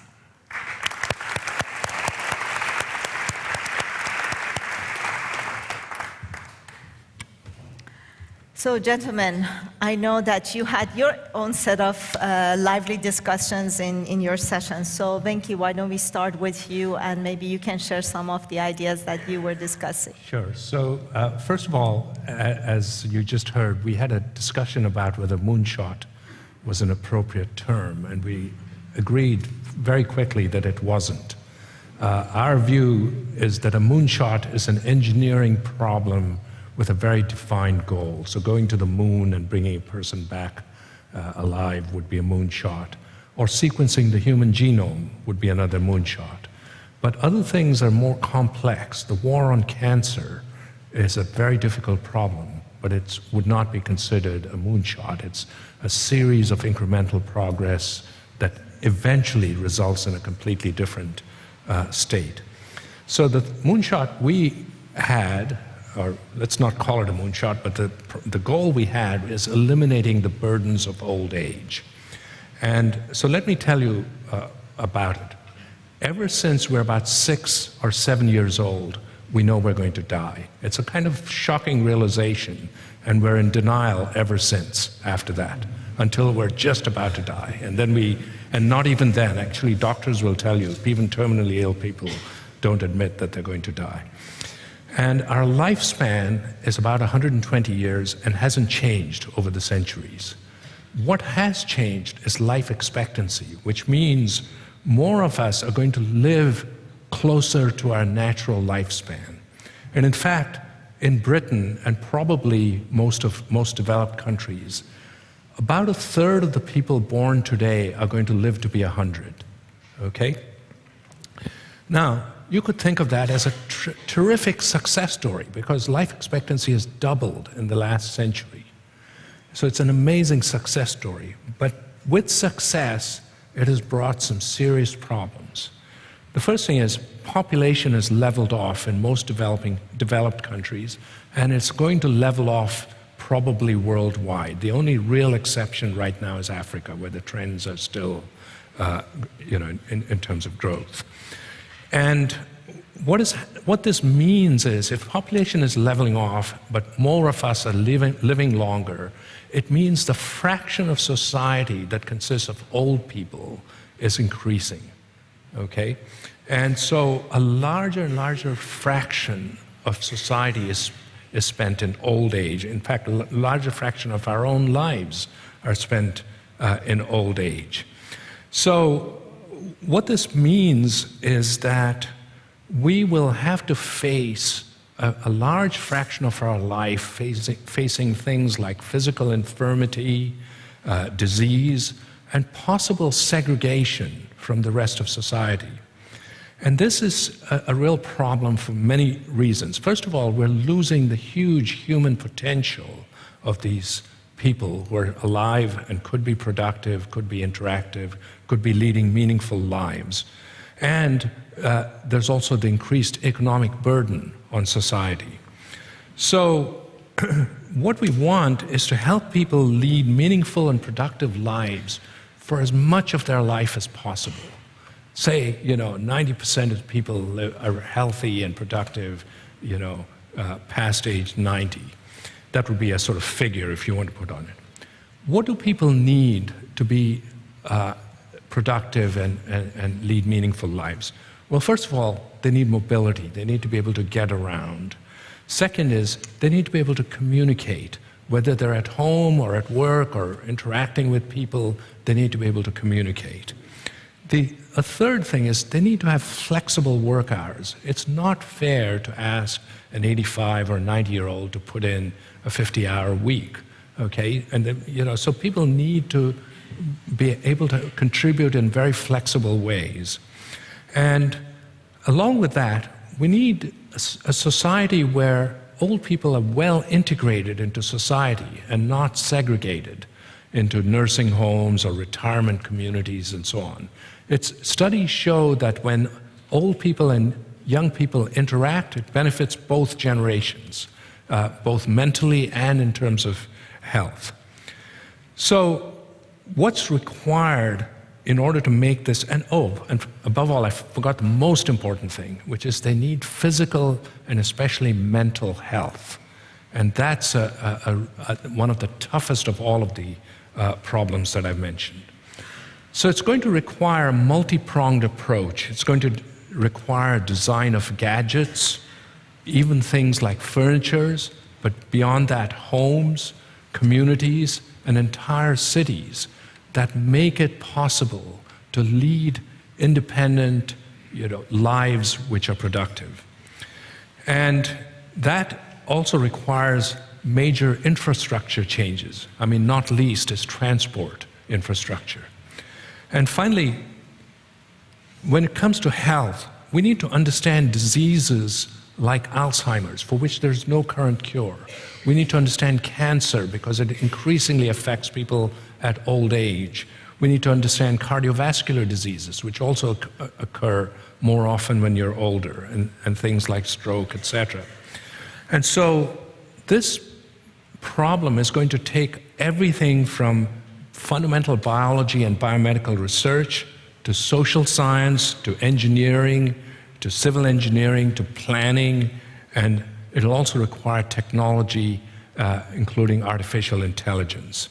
But the result is that we will have a better society, not just for those of us who are aging, but actually for all of society will benefit from the kind of work that's being done.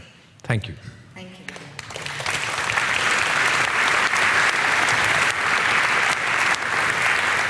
So Nelson, you had an unruly group, I heard. So why don't you share with us some of your conversations? Yeah, I think as my partner here has already said, I think issues relating to society are very complex, isn't it? So we were, dealing with the issue relating to science and society, and one of the key questions is, to whom does the science belong to, so to speak? But once you start to bring issues of society, I think you begin to understand that society is very complex, and society is made up of individuals, human beings. And because of the fact that it's made up of individual human beings, I think we begin to want to understand what is a human being, in a way. And we know that as human beings, we exist in a space of language. So we are languaging beings. It's through language that we are able to communicate. It's through language that we are able to share different things. And so one of the key aspects at the beginning of the conversation with my rowdy team was the issue of communication. The scientists are not talking to society. The society is not talking to the scientists. I didn't ask them whether the scientists belong to society or not.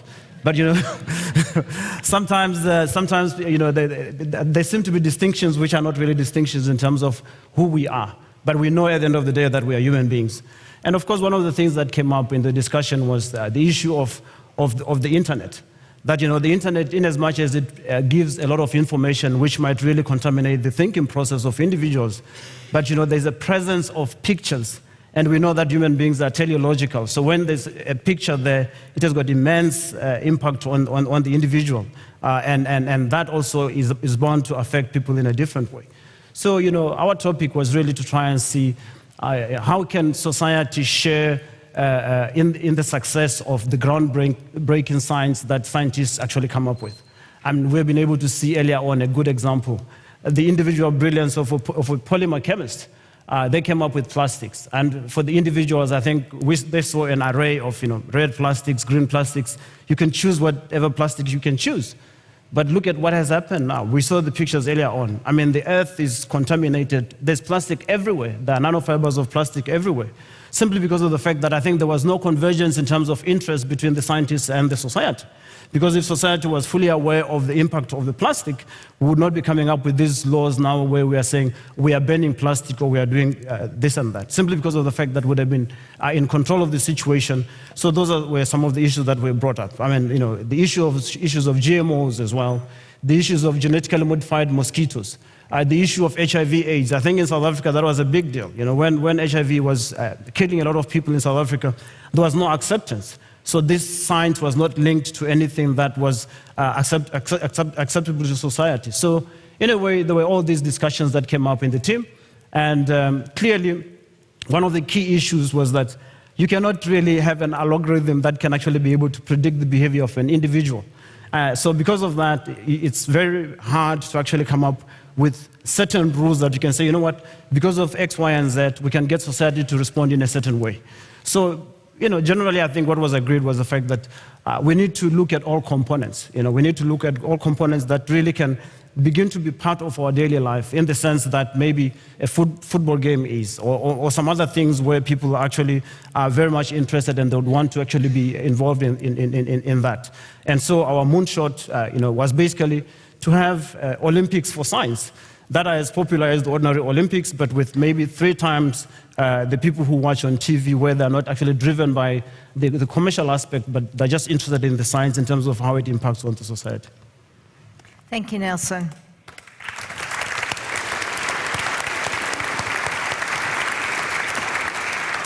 As you can see, the idea of moonshots, society, science, it's a challenging one. and something that perhaps some of you have ideas that can be implemented into practical plans. So I think having a science Olympics without monetary value for the winners and something that just completely out of love of science and learning would be wonderful. That requires major human behavior change, which I believe that would be actually another very complicated moonshot for us to attack. But as you're all here and you have seen what's possible, as Jürgen mentioned, a dream and impossibility that was made true 30 years ago as the wall came down. It's a good example of how we can put moonshot thinking to practice. It starts with breaking down the barriers that we build in our mind, the walls that we build in our way of thinking. And unless we can bring those walls down and be open to new ideas, new suggestions, we can't even think about how we can attack some of these big challenges and problems. I hope that this conversation was inspirational to you to think about those breakthroughs. I hope whether they're real physical walls or virtual walls in our minds, we can all work together to bring those down. And with tolerance, acceptance, and continuing the conversation, we can attack all these problems with our moonshot thinking. Thank you.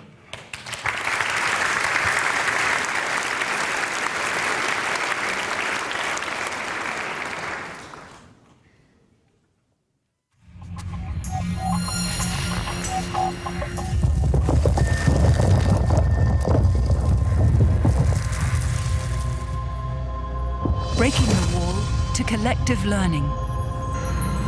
How AI and networked robotics can kickstart machine evolution. Sami Haddadin, Technical University of Munich. As the wall came down in 1989, I was 9 years old and in the basement at home, practicing for my future career as a scientist.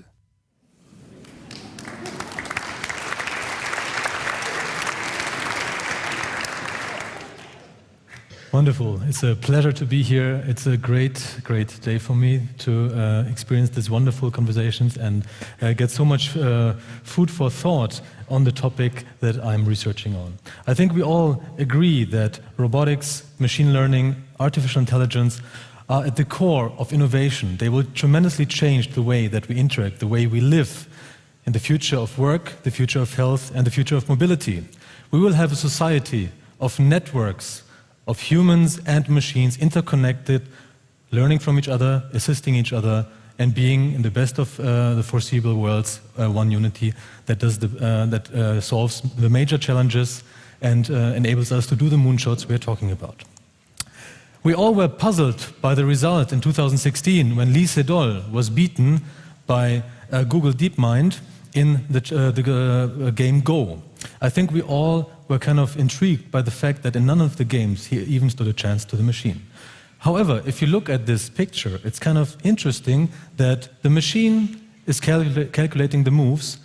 However, if it comes to the fact of executing these moves in the real world, there seems to be some flaw in the game. Because we should ask ourselves, who the hell is the person on the left side? So I guess we all agree this is not a robot, this is not an artificial intelligence. It is a human that grasps the objects, moves them according to the plan of the artificial intelligence, and relieves them. And in 1997, I already had this picture in front of me, and it was Garry Kasparov playing against Deep Blue. Google was IBM back then, and interestingly, the same picture applies. So immediately, I guess you all know what's coming, who the hell is the person on the right side? I guess we all agree that it cannot be that within 20 years of research, the only thing that we achieved was moving a person from left to right. So there needs to be more. So the physical interaction with the world seems to be a tremendous challenge. So intelligence that goes beyond the pure computation seems to be something wonderful and inspiring, and we have to look at the humans. So I typically do experiments with my children to understand how artificial intelligence in the real world can work. Like I have 3, that's almost statistics. Let's see where this is going. So I had a couple of years the idea of how can we actually enable robots to learn and manipulate with the real world. And I had problems in understanding this fundamental challenge in robotics and machine intelligence. And I had the luck that in my little daughter back then, 4 years old, was making a mess in our living room, and I thought, oh, that's a chance. So please come here. If you can take the key, open the lock, within less than 10 trials, you don't have to clean up. So incentive was set, and she was able, within 7 trials, to open the door. So to insert the key, open the door. However, it took her 4 years of growing and 7 trials during that experiment.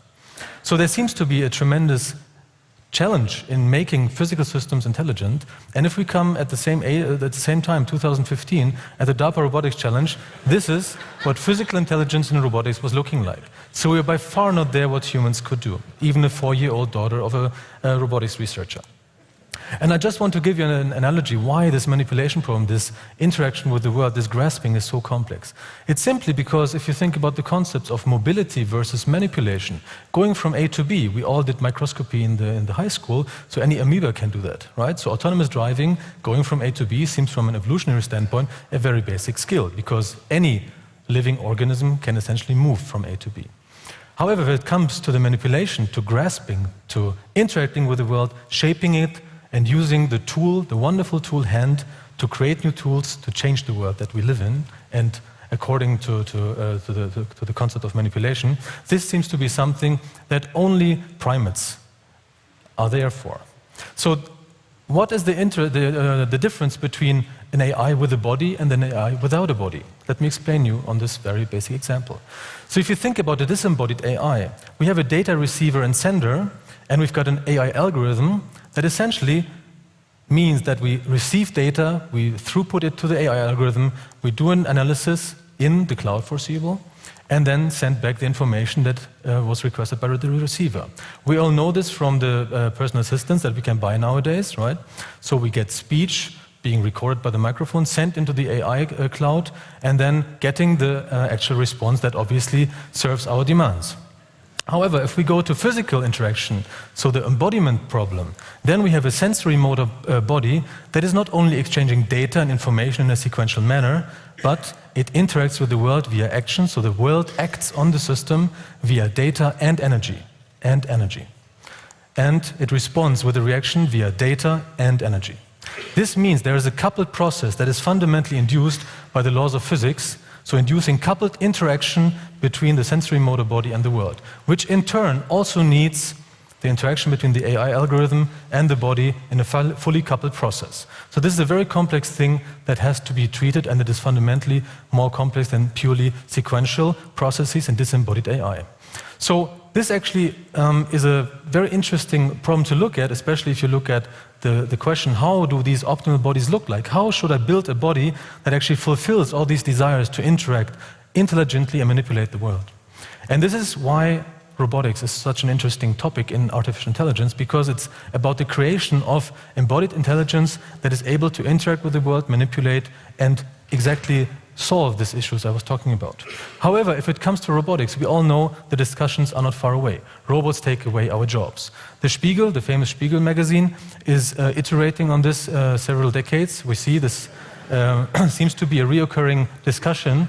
And obviously, there has been some substitution, especially in the 80s, if we look at the industrial robots that are in the manufacturing sites of the big automobile car manufacturers.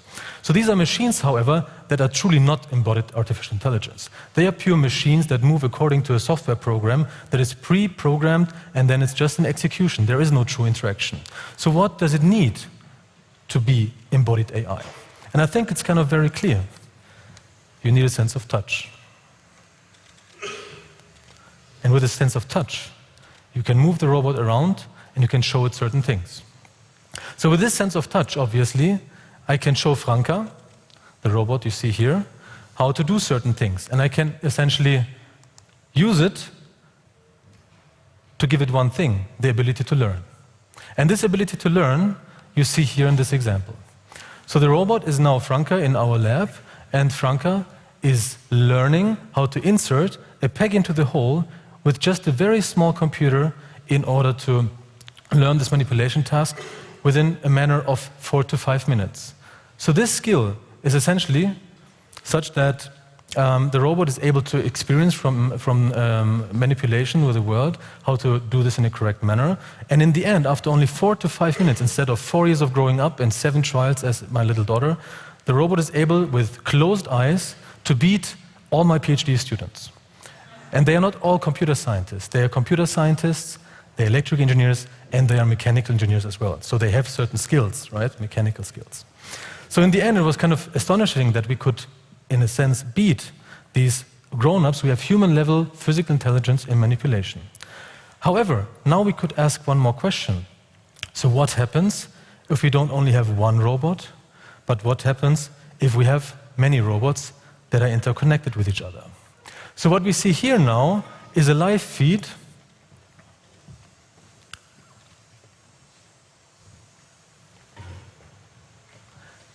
if you could stop it. Is a live feed to Hanover, to Garmisch-Partenkirchen, and to Munich. And we are connecting the robots via the internet. So we have Franka here connected to all these other robots, and we can now basically operate this robot via standard internet. So this is a live demonstration where I now will take one robot and let's connect it to Garmisch-Partenkirchen, which is the upper right system. So I can now basically use my sense of touch here and interact, which you see in the upper right. No? Ah, it's the one in the Munich. Okay, so here you can see now entire Munich interacting with me, so I'm enslaving the collective in Munich with my robot from here. So Berlin rules Munich in this case. Obviously, yeah, I'm not so sure about that.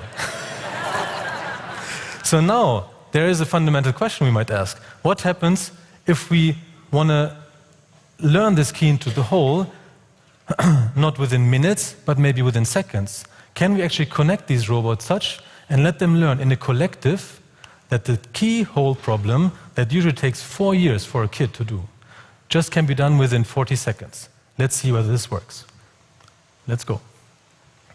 So what you see now is that the robots in Hanover, in Garmisch-Partenkirchen, and in Munich are trying to do this key into the whole problem simultaneously, exchanging information over the internet all the time, and therefore basically getting an avalanche effect, which you see here in this collective intelligence where success and unsuccessful trials are being collected and distributed all the time. And only after 3 trials we will see if we send back the information from the cloud to Franka that you see here, it will be able to execute exactly that task. So let's do that. Let's see whether Franka is able to do it. That has been a newborn robot that for the first time has inserted a key into the hole without ever having done and learned that before. Thank you, Franka.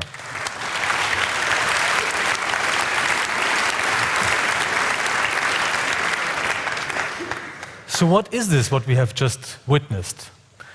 This is a new effect about generalization ability, networked systems, and collectivity, changing the way that learning can be accelerated.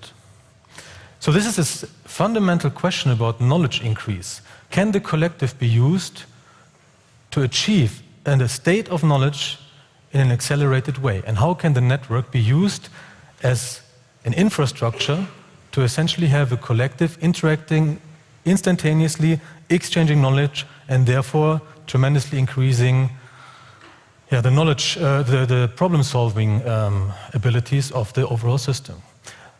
Let me explain you this with some analogies and some new results that we have just achieved and developed a new theory that actually explains not only the learning, but how collective learning can really be used in real physical systems.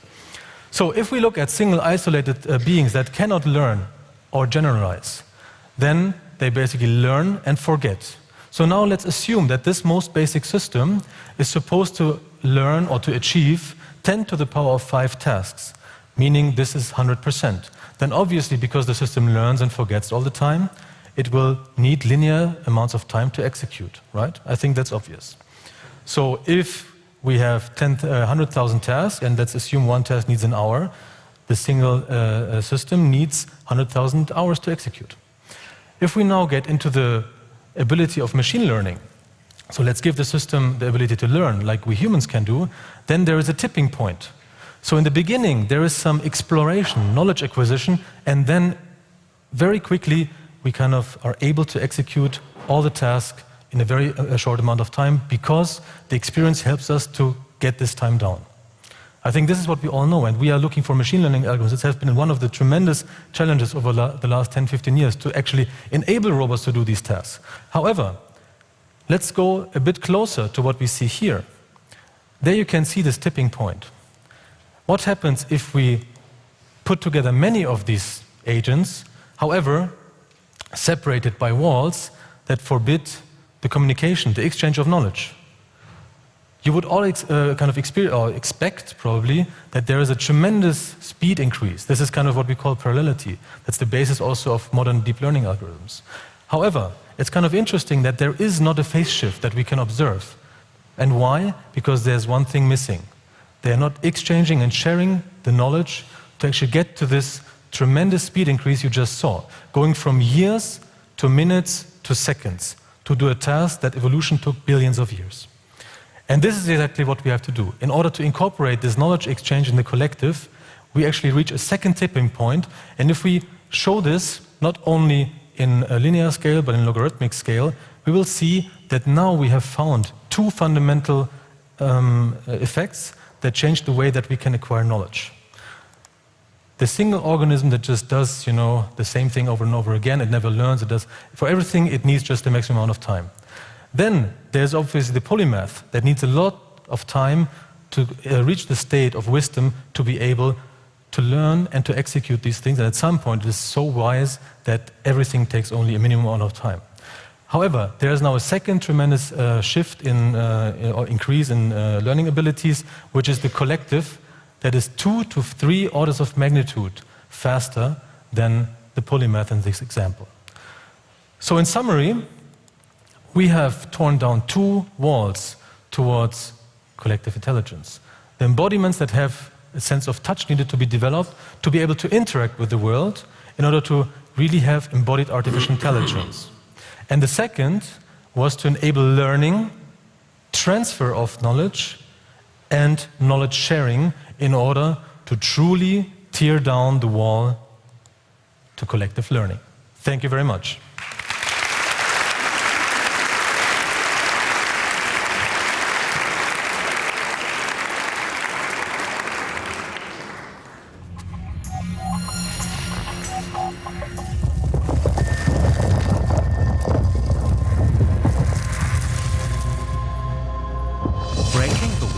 Food scarcity.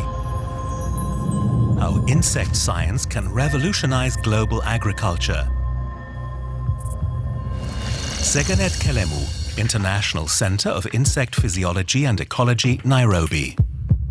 On the 9th of November 1989, I was a postdoctoral fellow, watching on TV as people from East and West Berlin were knocking away portions of the wall with picks and hammers.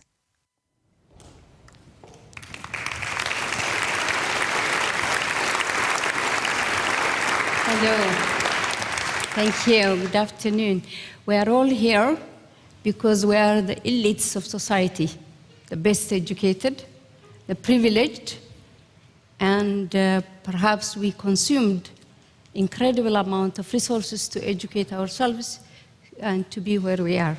But the most comforting thing is that we are all here because we have vast amount of knowledge and skills, and we want to do something about society and the challenges of society, and we want to protect the planet. So I'm really comforted about that. I think speaker after speaker in the morning has given us the statistics that, and the numbers that our food production system is not sustainable, it's not efficient, it is not, it is wasteful. We produce and waste about 40% of our produce between farm and all the way to supermarkets and restaurants and in homes. So our diets are also not sustainable. So today I'm going to give you an alternative source for solving a number of these issues, food and nutritional security issue, amid the pressure of and the negative impacts of climate change. Because I think business as usual, it is not going to do it for feeding and meeting the requirements of 10 billion people. So it is a real jump from robot to insect science, but this is how it is. So insects are abundant. They are very close to us. They live with us. Everybody relates to it. But the majority of them really do good things for us. They clean up our mess by degrading our waste. They are hard workers on the farm and providing essential ecosystem services like pollination. They are really important in the landscape, but they are also, they play a critical role in the food web. But some of them, a very small minority, also they are deadly. They contribute to, they transmit a number of deadly diseases that change the course of history, like malaria, dengue, yellow fever.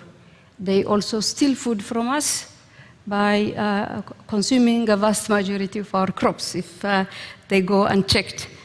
But today I want to tell you about edible insects. So be open-minded. And so about 2 billion people around the world consume insects actually traditionally. So this is not something that we have invented. They are delicacies. About 2,000 species are actually described as edible insects, and about 30% of that in Africa. So the vast majority of this is actually collected from the wild, and often by women and children, while guys sit and enjoy eating them. So, but a few countries like Thailand have also mainstreamed them and farm them. So these are really good alternatives. These are really beautiful colors. These are some of the edible insects that I think any top chef would like to put on your plates, nice color. So I think our diet is not sustainable. The beef consumption per person per year has almost doubled between the 1960s and 2014. And so this is also at a production rate that exceeded the population size. So this is really not sustainable.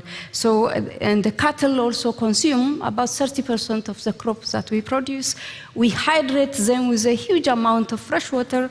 So we clear land to forests to produce the grain, the protein source, and so on. And they are somebody, I think it was Bill Gates, who said that if cows are country, they are the number 3 major greenhouse gas emitters. So this is not sustainable.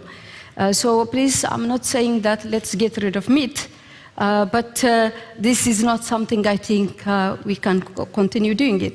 So if we look at the protein source of insects, some of these insects we have tested, all these bars in green are the crude protein content of some of these insects. They outperform most of them, the most important and rich source of protein source like fish and other plant products. So this is really great source. But not only that, the quality of the protein is also really high quality, because the majority of these are also loaded with limiting amino acids such as lysine, tryptophan, and methionine. So this is a really healthy protein.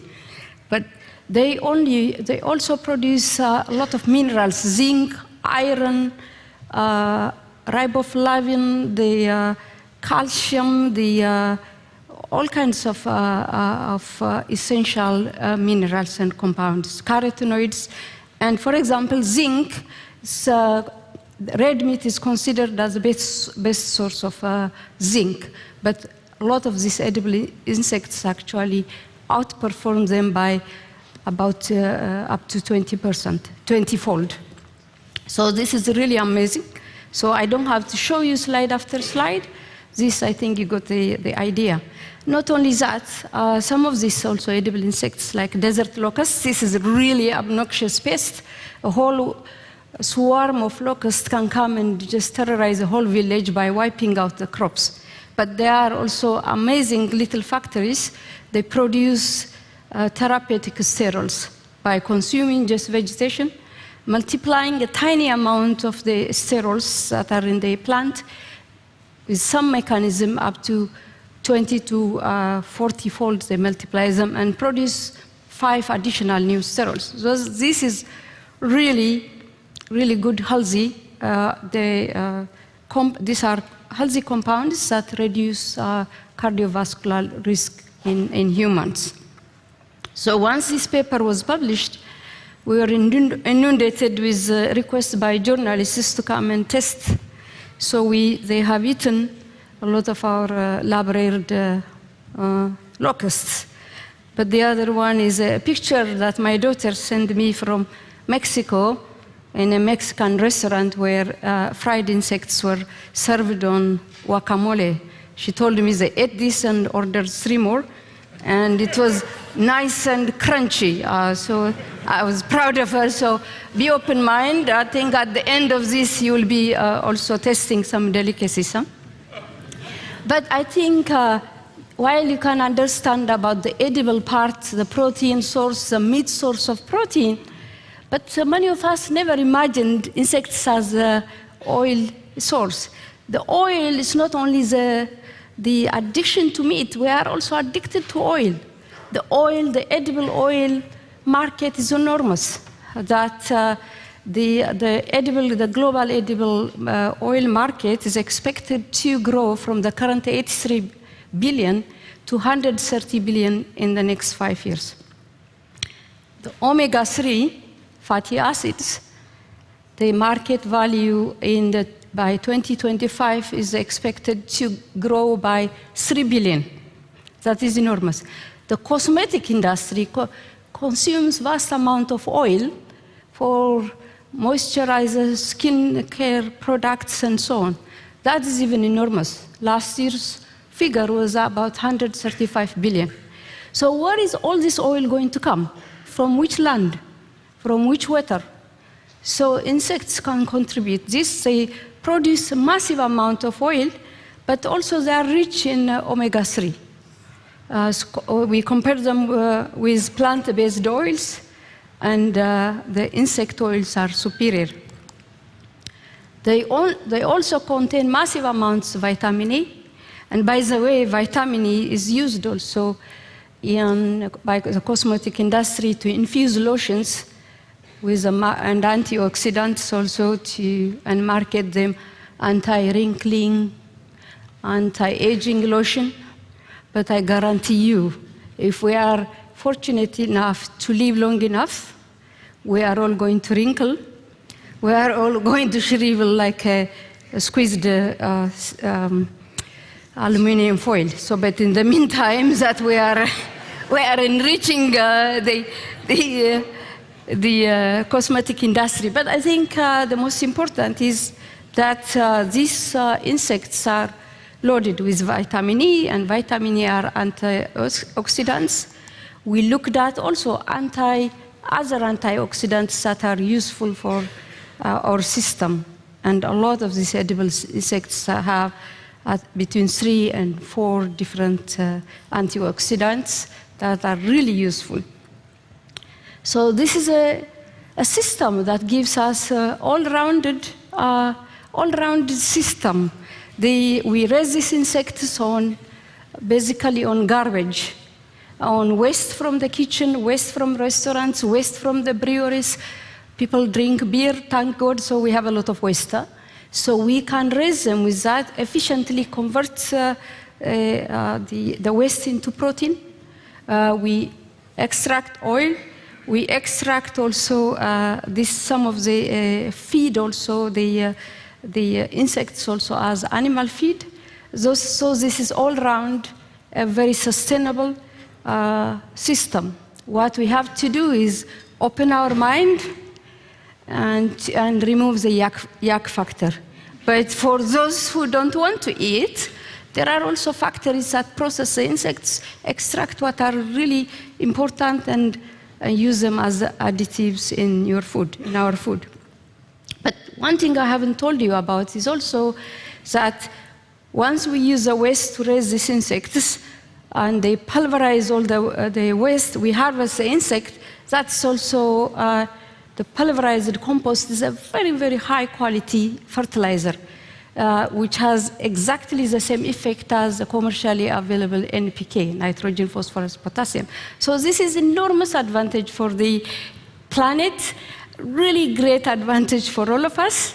And based on our work, the Kenyan government and the Ugandan government became the first 2 African countries to authorize insects as animal feed.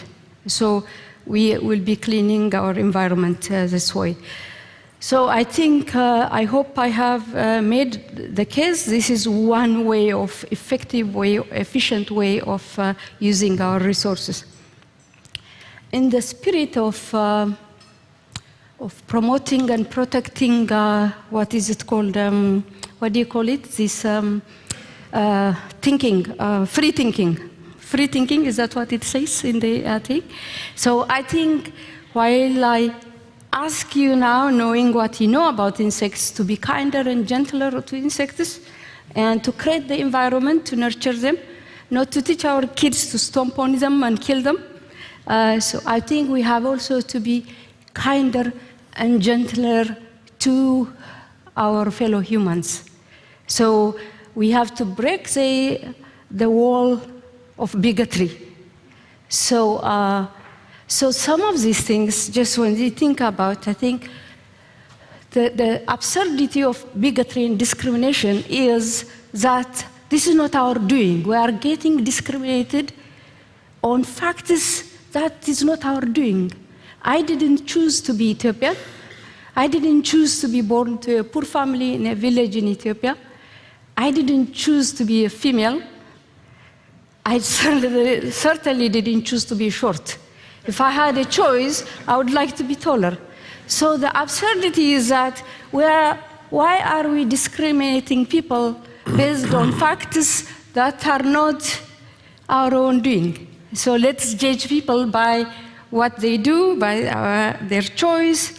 And I chose to be a scientist. I chose to be a productive scientist. And I chose to do things for humanity. Thank you so much. Okay.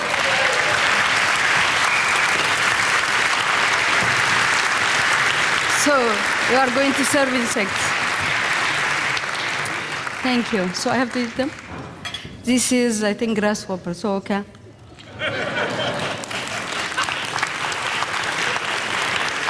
It's delicious. Very good. Thank you.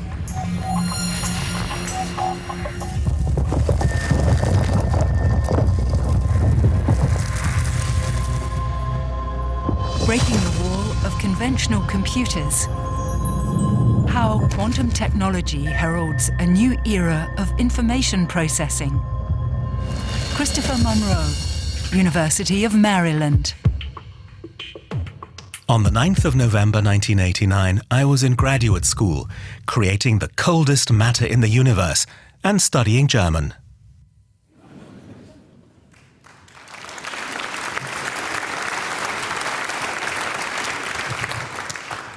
However, I hope you don't mind if I give this lecture in English.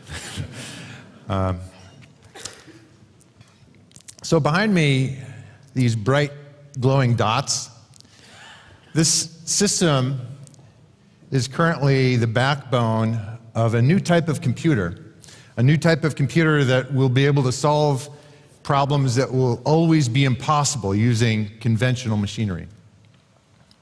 So what makes this so? Well, these dots are actually individual atoms. There's exactly 25 of them, you can count them. They're glowing because we're shining laser light on them. It's a very exotic piece of matter. These atoms are incredibly well isolated from their environment. They're in a vacuum chamber. They're suspended in free space with electrodes that you can't see. There's no air to collide with them. They're not part of a material or a solid. They're not even on a surface. They're by themselves. These atoms are lonely. And as I'll tell you, this is where the opportunity lies in building a new type of computer that's based on the sheer isolation of systems like this. And it comes from the fact that the laws of physics are different when you're nearly perfectly isolated from the environment and you're a very simple system like an atom. The laws of physics are called quantum mechanics. Quantum mechanics. So I see I do have enough time to give you a little seminar on what quantum mechanics is, because it is not hard. Whenever I hear quantum mechanics is hard, I don't like to hear that, because it's not hard. It's just confusing. It's beyond our everyday experience. We have very little intuition on the fundamental concepts of quantum, but it's not hard. The rules are very easy to state, and they're very easy to apply, and I'm going to tell you these rules. There's exactly 2, and only 2 rules, and I can do it in about 2 or 3 minutes. You may have heard that things that are quantum mechanical behave like a wave. Everything's a wave. You may have heard this. That sounds abstract, and that's only one rule. Rule number 1, quantum mechanical things are waves. Well, we experience waves in everyday life, water waves on the surface of a pond, sound waves, and many phenomena that occur with wave-like dynamics. We're used to these things. One in particular that's very important for these quantum computers, I'll get to that in a moment. Waves are all over the place. They're not in one location. So when you throw a rock into a pond, the wave emanates from the center, and it's everywhere. Where is the wave? Well, it's everywhere. Well, quantum waves are like that. Quantum waves allow superposition. They allow things to be delocalized. So this glass of water, for instance, if it were a quantum object, it's not. There's air pounding into it. I'm looking at it and so forth. But if this were a quantum object, this glass of water could be in 2 places at the same time, because it's a wave. It has a crest here, and it has a crest here. And the way that wave oscillates is governed by mathematics that's no more complex than the mathematics behind water waves. So we're very used to rule number 1. Everything's a wave, and it waves, it undulates according to a particular equation. Okay, I said there were 2 rules. There better be 2 rules, because we never experience things that are in multiple places at the same time. We never see that in everyday life. So we have to invent rule number 2. And here's the problem. You know, in physics, we like to say that we're the king of science. We can put one rule at the very top, and everything is derived from that rule. We're at the top of the pyramid. Well, not so with quantum physics, unfortunately. And this is probably why Einstein didn't like the theory, and many others don't either. There's 2 rules, and they have nothing to do with each other. You can't derive one from the other. And that's why quantum physics is controversial, let's say. It's strange. Well, what's rule number 2? I've been putting off the punchline. Well, tongue-in-cheek, rule number 2 says that, remember rule number 1, that you can have things in 2 places? Rule number 2 says, rule number 1 only works when you're not looking. That's basically quantum mechanics. Now, well, what happens when you do look? We have to make an observation. Well, this is where things really get crazy. Quantum mechanics says that when we do observe something like this glass being in 2 places at the same time, it randomly pops into one of those 2 positions. And then the world makes sense again, because we only see glasses in one place. But as long as we're not looking, in particular, this glass could be in 2 places. Very strange. Now, I think it's strange on 2 accounts. One of them is that when you do look, you can't predict where it's going to end up. It's like tossing a coin. There's probability involved. We have to use probability in quantum physics. And it's the only theory in all of nature where we have to use probabilities. You all know what probabilities are. I do have a coin in my pocket. We use probabilities to express our ignorance. So when I toss this coin, we say it's a probability of 1/2 that it's a heads or a tail. It's only because we're ignorant of exactly how hard I toss the coin, exactly the pull of gravity and so forth.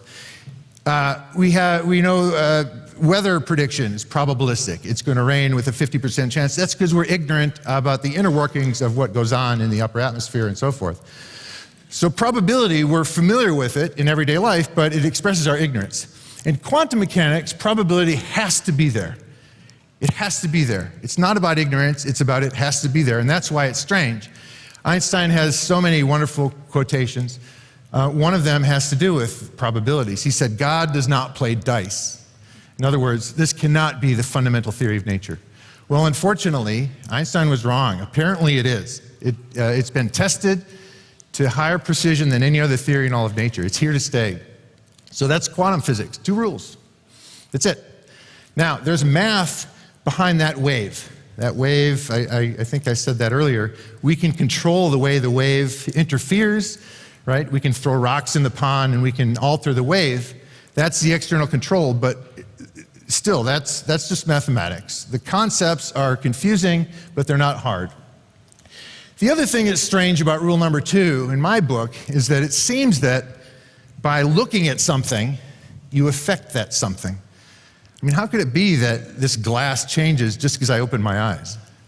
So there's some confusion there as well, and I think a lot of people tend to take this subject and go into philosophy. What does it mean to be real?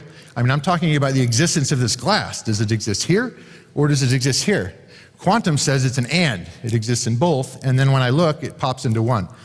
So in physics, we don't like to define consciousness, what it means to observe something. But we can do this without invoking the action of the human brain or any conscious being. Well, if the glass is over here and not over here, then the air in the room has made a decision. The air is over here, and the air is not where this water is. Right? It evacuated. But if the glass is over here, the air had to decide to do the opposite.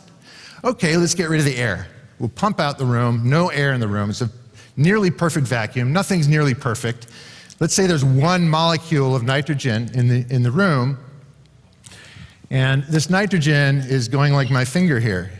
Well, if the glass is over here, the nitrogen's going to go straight through, but if the glass is here, the nitrogen's going to bounce off. So that single molecule has to make a decision.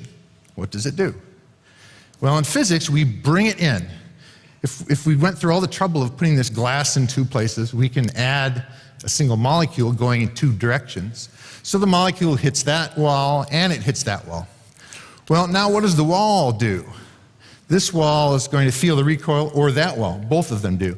Well, the whole building shakes one way. The whole earth gets involved. And so what we do in physics is we cut the system off. We say we have isolation.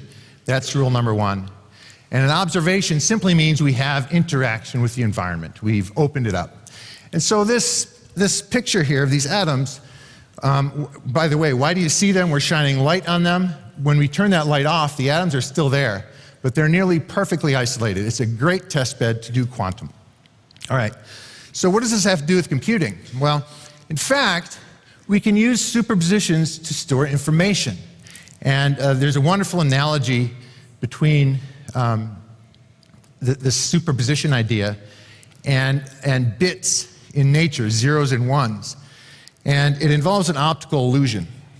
So here I've drawn, you've done this before, you draw a cube on a 2-dimensional surface with ambiguous perspective. So is that front face down and to the left, or is it up and to the right? Well, it's sort of both.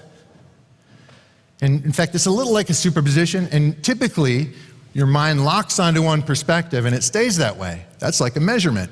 It pops into one or the other. If you close your eyes and do it again, you may find the other state. So this is sort of like representing data of both 0 and 1 at the same time. Okay? That's only an analogy. There's nothing quantum about this. But the beautiful thing about this analogy is that it scales to more bits. These are called quantum bits, by the way, qubits. They can be both 0 and 1 at the same time. Well, when we put 2 of them together, there's a word for this. We call it entanglement. Now, if you study these 2 cubes, you'll notice that their perspective typically locks in the same direction. If you close your eyes and do it again, you might find a different perspective, but they're usually the same. This is what quantum entanglement is. Einstein, quoting him once again, he called this spooky action at a distance because there's no physical wiring between them. It just happens that way. So this is an analogy, but in quantum mechanics, this is real, the idea of having entangled connections. It's wiring, I like to say it's wires without wires. And this is why a collection of atoms like I showed, there's no wires between them. We can prepare them in entangled states to do computations. So what happens when we put more and more qubits together? And this is the really good part. With one qubit, there are two levels, 0 and 1. With 2 qubits, there are 4 possibilities, 0, 0, 0, 1, 1, 0, and 1, 1. Every time you add a qubit, you've doubled the possibilities. Okay, with 3 qubits, 4 qubits, that's 16, not so impressive.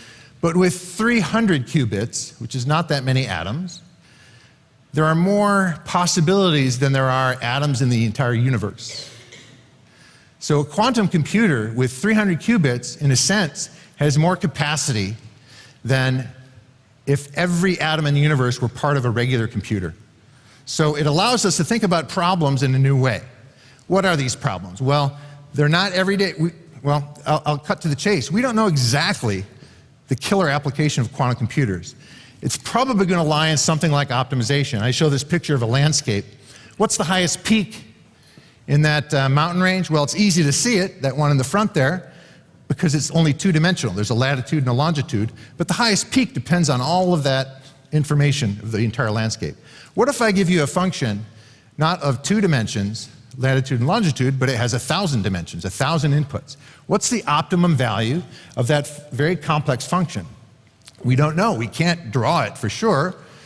These are really hard problems, optimization problems, and they have a huge application space in all of science, technology, and life. That molecule on the left is caffeine. It has over 100 electrons. Those electrons optimize their arrangement. We can't calculate the structure of caffeine because there's too many configurations. The other molecule it's a nitrogenase that breaks up nitrogen into ammonia. We know bacteria uses this type of nitrogenase to form fertilizer. We don't understand why and how it works. And it turns out, I was surprised to hear that about 3% of the world's energy production goes into a very high temperature process for forming fertilizer. And we know that this nitrogenase does it almost for free. Understanding that molecule is beyond our capability now. If we're going to understand it, it's going to involve a quantum computer. You may have heard of the traveling salesman problem. It's a logistics problem. What's the shortest path between all these cities? With only 100 cities, there are more configurations than there are atoms in the universe, so you can't solve these problems. Of course, economists and so forth are very interested in problems like this. So back to the hardware. Quantum computers are said to be more different than our current computers than those current computers are from an abacus. And the reason is, an abacus and a laptop are the same, they follow the same laws of computing, even though one is a lot faster than the other. So there are exotic hardwares to build these quantum computers. The one I work with most is based on individual atoms, and these atoms are levitated above a chip. You can see that chip and the system behind it. It's very complicated, and I have a startup company, IonQ, in College Park, Maryland, that's building these. We're competing with Google and IBM and so forth. Honestly, we have better hardware than them. But to me, the most exciting feature of this field is that quantum mechanics is no longer for physicists only. It's for computer scientists, economists, sociologists, anybody that wants to solve complex problems. Thank you.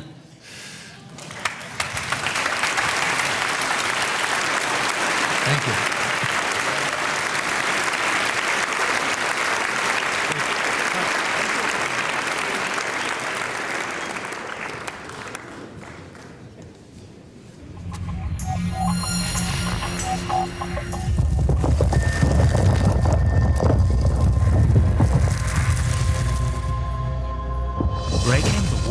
Data exploitation. How surveillance capitalism claims knowledge for power. Shoshana Zuboff, Harvard Business School. On the 9th of November 1989, I was watching this world historical event on television, honoring history, feeling jubilant, and like all things were now possible.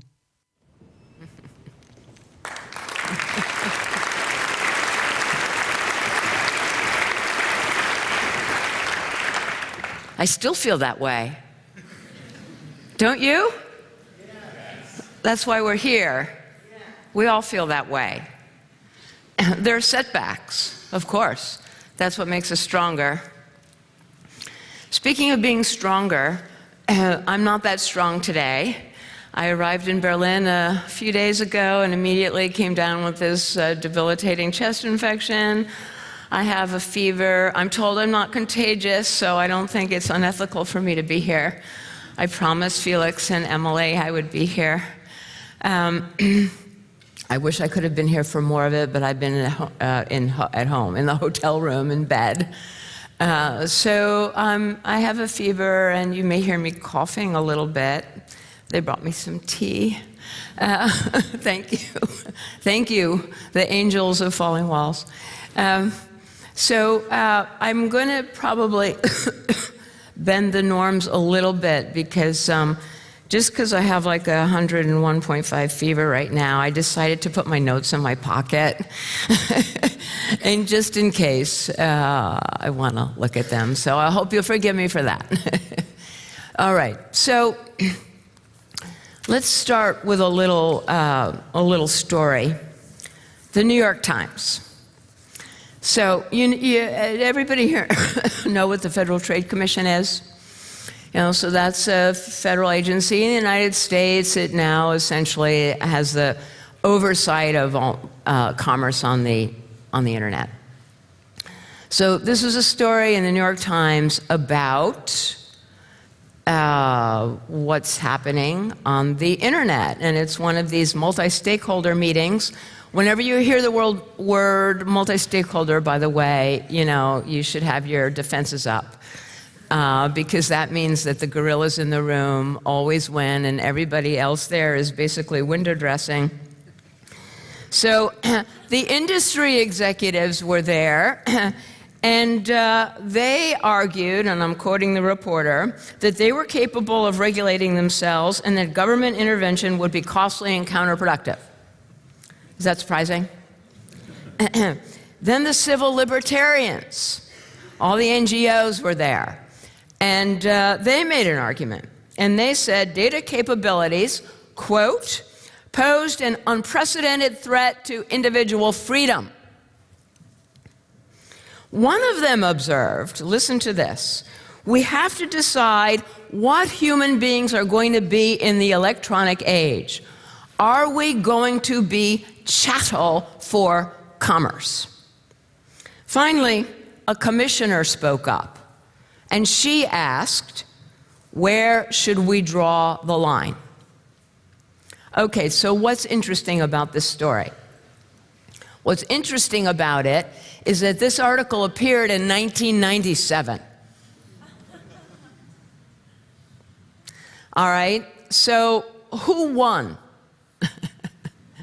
In case there's any doubt in the room, let's make it clear. It was the industry executives who won. And the fact is that line she was wondering about, that line was never drawn. And the executives got their way. And the fruit of that victory 22 years later is a new market form that has come to dominate our economies that I call surveillance capitalism. All right. So I'm going to give you a couple of little examples. The companies celebrated their new life in the internet because they called the internet the last ungoverned space. The thing is that power always fills a void. I'm sure you've noticed that in your work and in your lives. Power always fills a void, and the void of that ungoverned space was filled by surveillance capitalism, which is to say that now, in the year 2019, surveillance capitalism owns and operates the internet. We learn a lot about surveillance capitalism, unfortunately, from leaked documents and whistleblowers, which already gives you some insight into why it's called surveillance capitalism. Because it's engineered for secrecy. It's engineered to keep its populations in ignorance. Okay, so I want to tell you about one leaked Facebook document, 2017, written by Facebook executives in Australia about, in Australia, written for their business customers in Australia and New Zealand, okay? And this is about research that they have and the tools, methods, and mechanisms that they're pitching to their business customers based on the research that they had on 6.4 million students, young adults in those two countries, Australia and New Zealand. So we're talking about 6.4 million young people.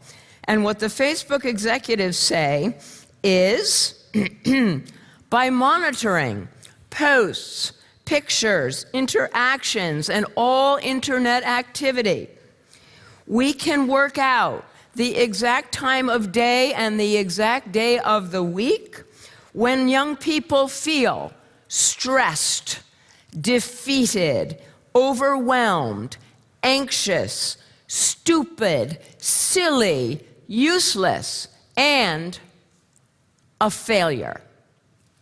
Why is this valuable knowledge?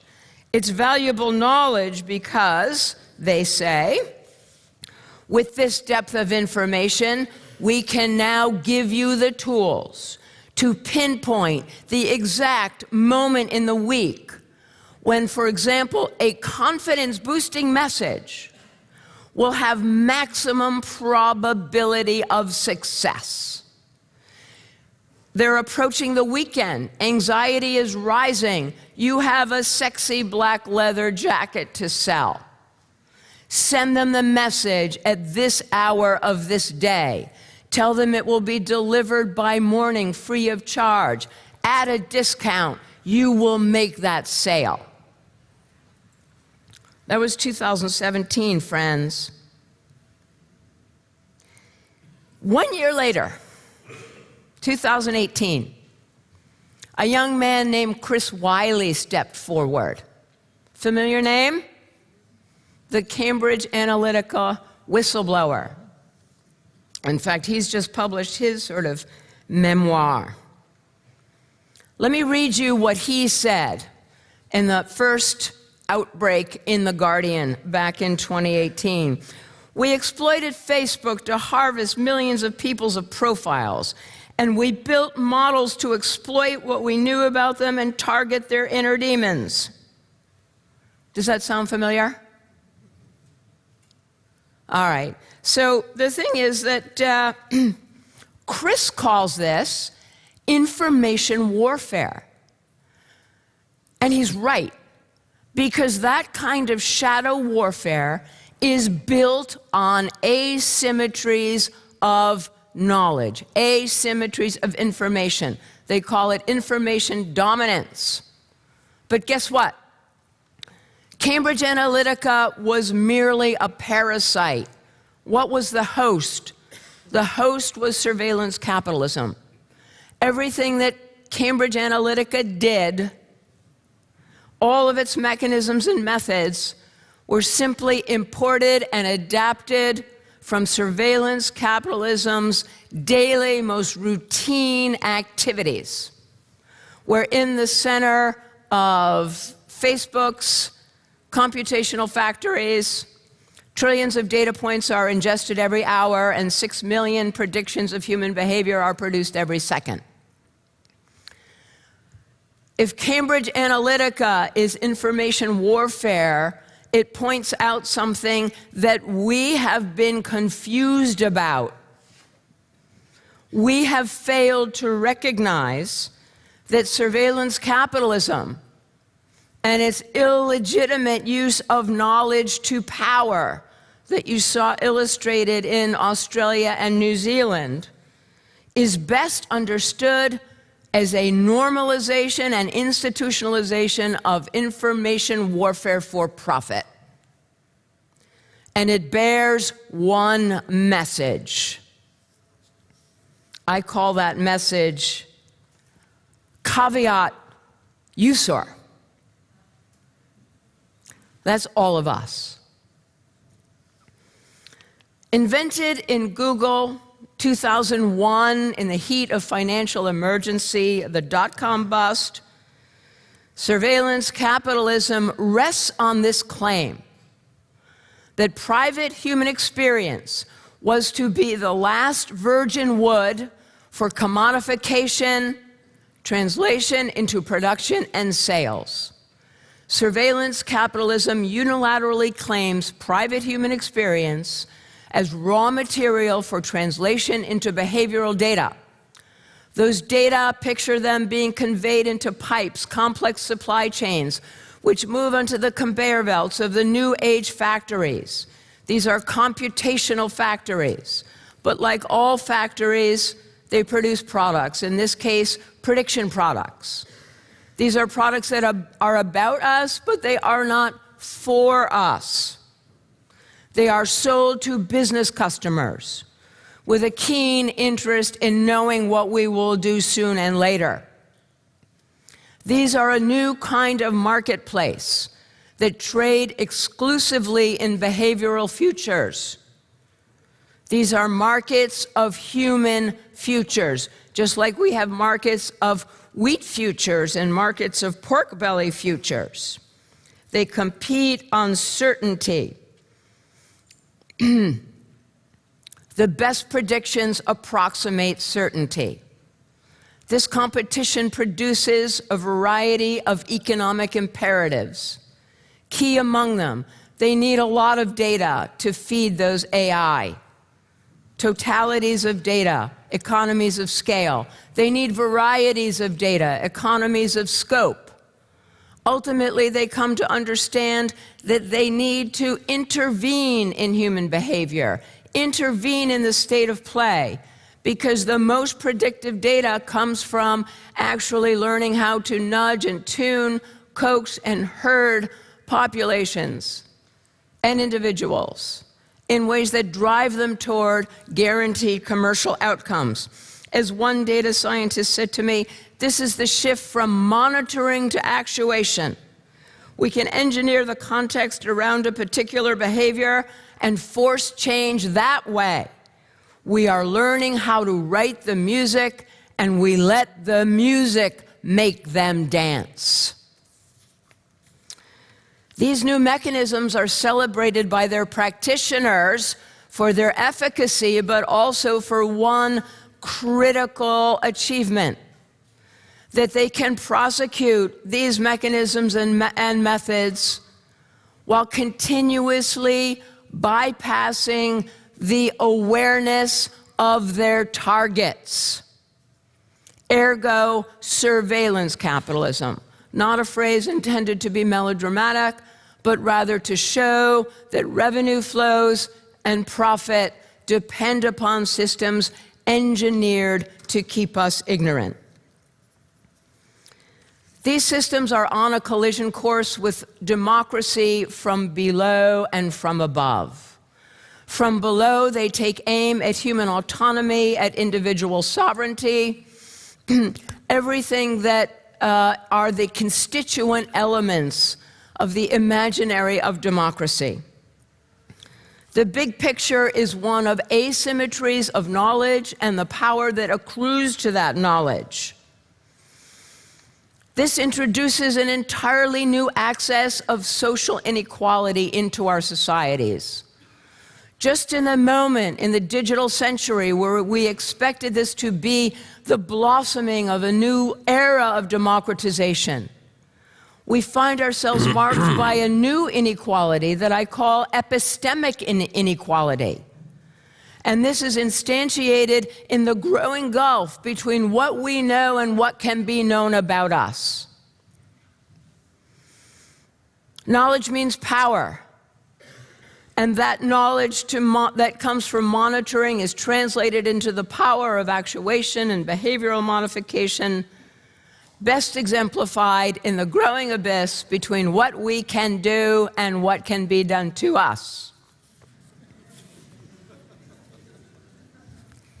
So, I don't get time off for coughing, do I? All right. Final words. The young activist Greta Thunberg put the case succinctly. I apparently have not put it succinctly enough.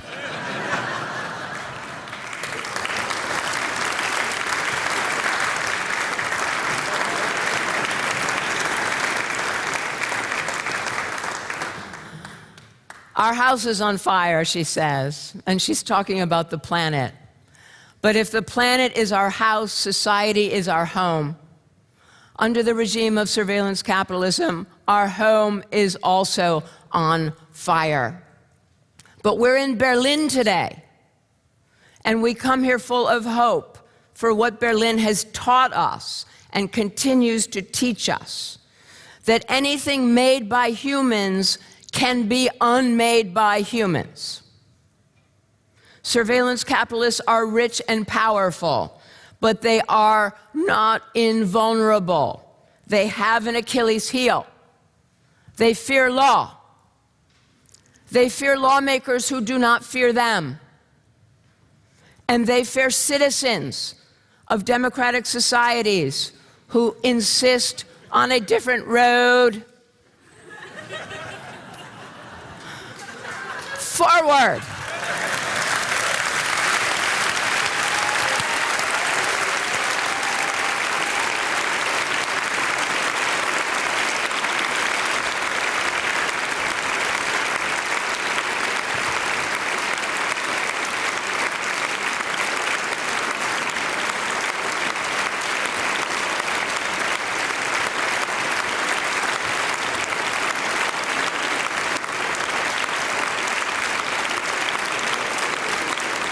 Please join our speakers at the Falling Walls Forum in the main hall or meet fellow participants in the Brain Dating Lounge.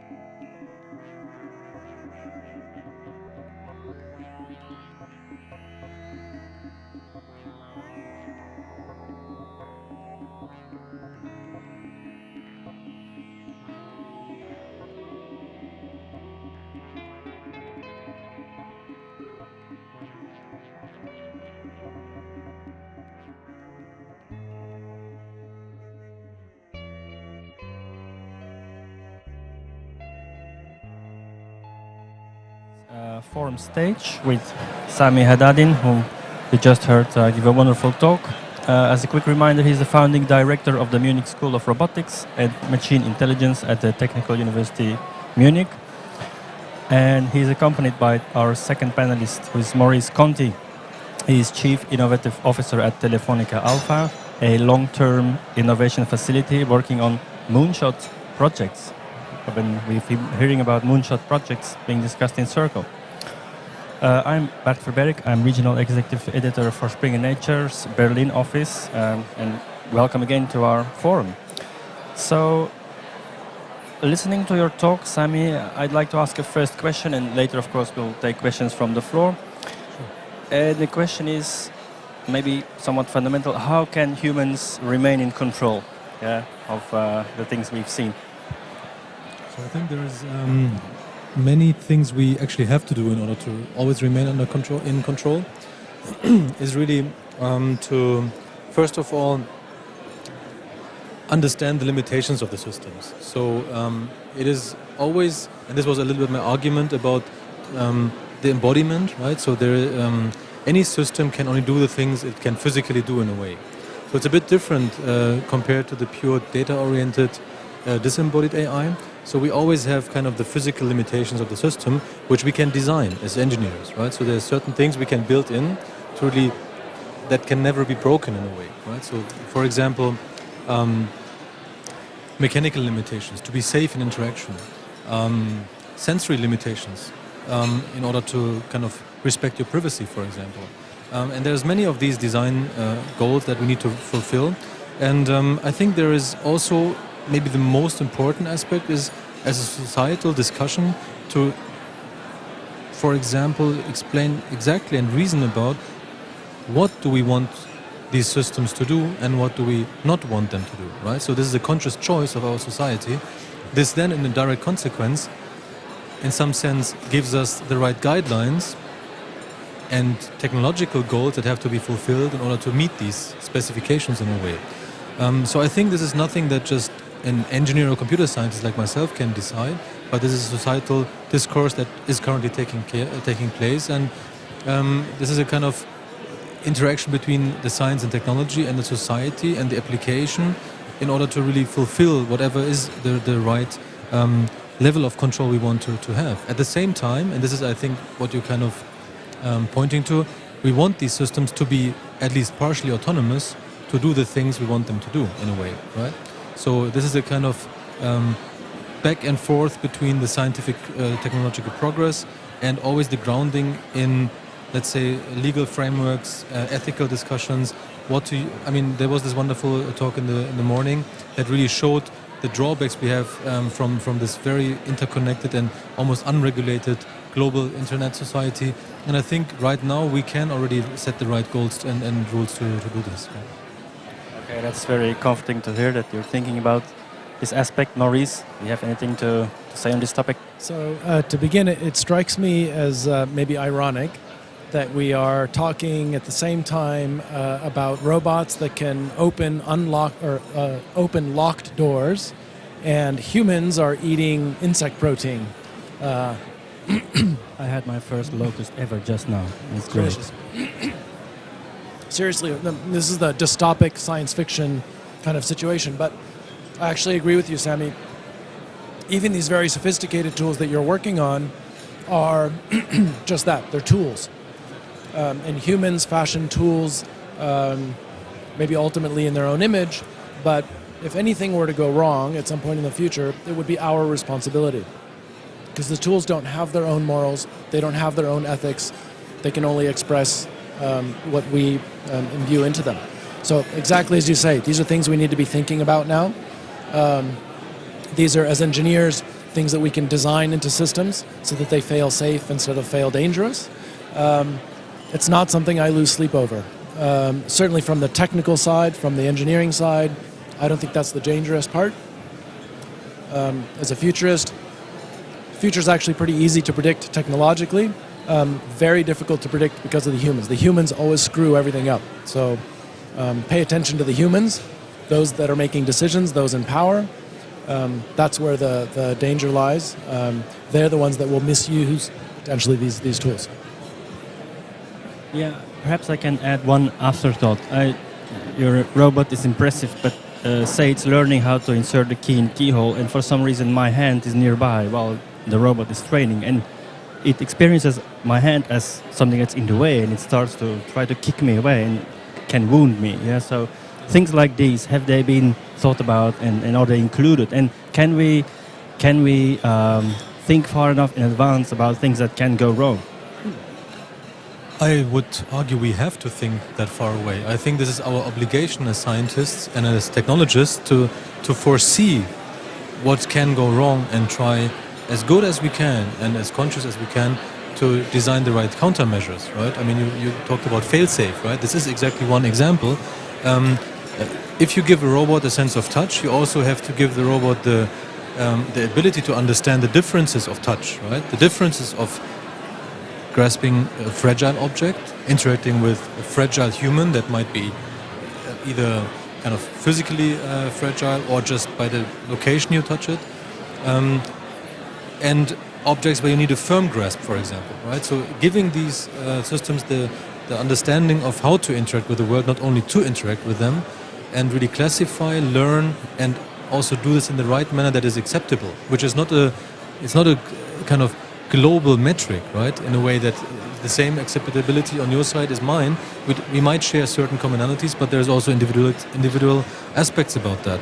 And this is exactly where we are at the moment, right? So it's the first time we give robots the ability to learn physical manipulation, to share that knowledge, to accelerate. And now, how do we really get this contextual information into the system? And this is exactly the roadmaps we are actually working on. If I may, Sam, I think you say something interesting about being able to give the robot sort of the contextual limits that you want to provide and so forth. The beauty is, say a human being starts to behave badly, it could be very difficult to correct that behavior. Whereas the robot, you just tell it, no, stop that, and it will stop that instantly. So if we change our minds about what the robot wants to do, if the robot starts to do things that we aren't predicting because it's autonomous, that's actually a relatively easily correctable cycle compared to humans or what happens in nature. Maybe if I can just add one thing, because I guess this is kind of also an argument that I tried to make, which was still in the beginning of argumentation. What I also would like to kind of stimulate a thought is in this whole intense and tense interaction between man and machine, men and machines, humans and machines, is really that we should not think of them being counterparts, but if we think about the extension of tools, and the right design of these tools is essential. And if we think about these robots, these embodied AI, these artificial intelligence systems on its large scale, to be part of our decision-making, action-taking, and interaction, then we can actually use them also in a way to give us abilities we never had before, right? I mean, technology in the right way gives us the abilities we never had without sacrificing the ones that we acquired and that we love to still have, right? And I think it's really important that this kind of understanding between humans and technologies should be a proactive, shaping one in order to determine really what it is we can do with this technology. Because I'm always a bit afraid if the discussion of keeping technology and research like a box of Pandora that you don't want to open, right? This is a very dangerous thought. I think the contrary should be the case. We should actively explore with the right trust in the people who do it, right? Because we are educated in a system in which our ethics are fundamental. And I think we really need to understand that these new technologies that kind of go beyond what we have seen so far, right? So we are not just anymore classical tools that are passive, but they take action, they take reasoning, they give us recommendations. This is an extension of our own abilities. And I think if we really see it that way, then I guess this is a healthy interpretation of technology, and especially in the age of AI. Yeah, I agree. Shall we perhaps open up now to questions from the floor? Here's one. I'll give you the mic. Thank you. You mentioned technology going the right way. We always notice that government regulations and laws does not evolve the same way. What is the measurement or the effort done by scientists to help that the regulations go the same way, to try in certain way to limitate corporation from using those technologies the wrong way? Yeah, I think you're talking about a very important aspect that I can basically answer for me personally only, of course. So I give you the examples of what am I doing in order to really help do the right decisions. So I myself, despite it's not my main job in a way, right? So I sacrifice my time as a scientist and technologist for advising politicians on Bavarian level, national German level, and also European level to really ground and make them aware of what is the potential, what are the risks, how should we see the right potentials, and how should we be very active in using technology the right way today, but developing also the technology of tomorrow in a way that this gets into legislation and into funding, into technology transfer, into into entire society. And I'm being engaged in many of these committees which really gave input to legislation, and this is my share in exactly taking this responsibility. Maurice, how to use technology the right way? So one of the things I've done on my teams in the past is we have a whole group of people whose job it is to try and predict, try and figure out how things could go wrong. Even with relatively simple projects, I'm sure Mark Zuckerberg did not think that things were going to go as badly as they're going, day one when he was in college. I think he had another mission in mind. And so we have these teams who are trained and who spend their time saying, well, yeah, that's a great idea. I understand you want to bring water to this part of the world or whatever, but here's what could potentially go wrong. And so very early on, we try and predict these possible futures and try and build in either at the engineering level, at the business level, and so forth, ways of trying to avoid that. Our projects all have to have a positive impact on the world, so that's kind of the starting point. But we have to try and predict how things, even with that goodwill, how things could go wrong, and then we bolster against that. Maybe to even take this one step further, as an engineer speaking now, we use predictive tools a lot to design systems such that they do what we want them to do in a way, right? So we use models, we use understanding of the world, we use understanding of humans in order to foresee that the things we're developing will do years from now what we envisage them to do. So why don't we use, and this is a speculative comment I just want to make, why don't we use technology such as predictive AI, such as intelligent algorithms, to forecast and use this as part of our feedback process? How will that impact our future society? Because many of these questions you're asking, this foresight questions, they are often based on committees, humans. We are not a collective entirely, right? We have different kind of priorities, we have different desires, we have different backgrounds, all kinds of differences that make us non-ideal as a collective in a way.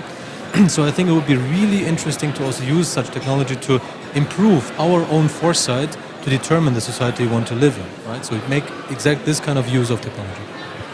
That's AI thinking about AI, yeah? In a way.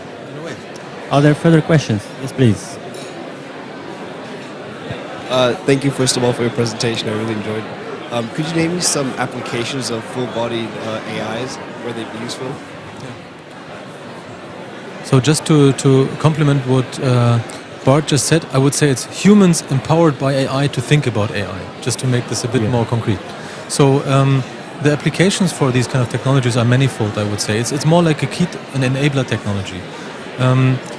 So what is happening right now is that with these kind of systems, you can get into small, medium enterprises, for example. So not only the big companies can now afford and use robots, but now you have robots that are smart tools, so that anyone could use them in a way, right? So that they are becoming a commodity tool, and you don't need to be a super trained expert to then make use of that technology. So this is kind of the professional side, logistics and so on. But I think what is happening now, maybe even more importantly, is that this opened the door towards applications in healthcare, for example, in rehabilitation. Think about applications in elderly care. We had a discussion in the circle yesterday, right? So the results were presented. The aging society is one of our greatest challenges we have to deal with, and we have to find solutions to that. And I think, personally, technology is a fundamental building block that we should develop in the right way so that we can enable the elderly to really live the life they want to live and not govern the life within a higher system that we define the rules of the game. So I think, just to give you one example, in Garmisch-Partenkirchen, which was one of the sites where we connected to, we actually developed robotic systems, humanoids, that are co-designed with the flats, with the apartments of the future.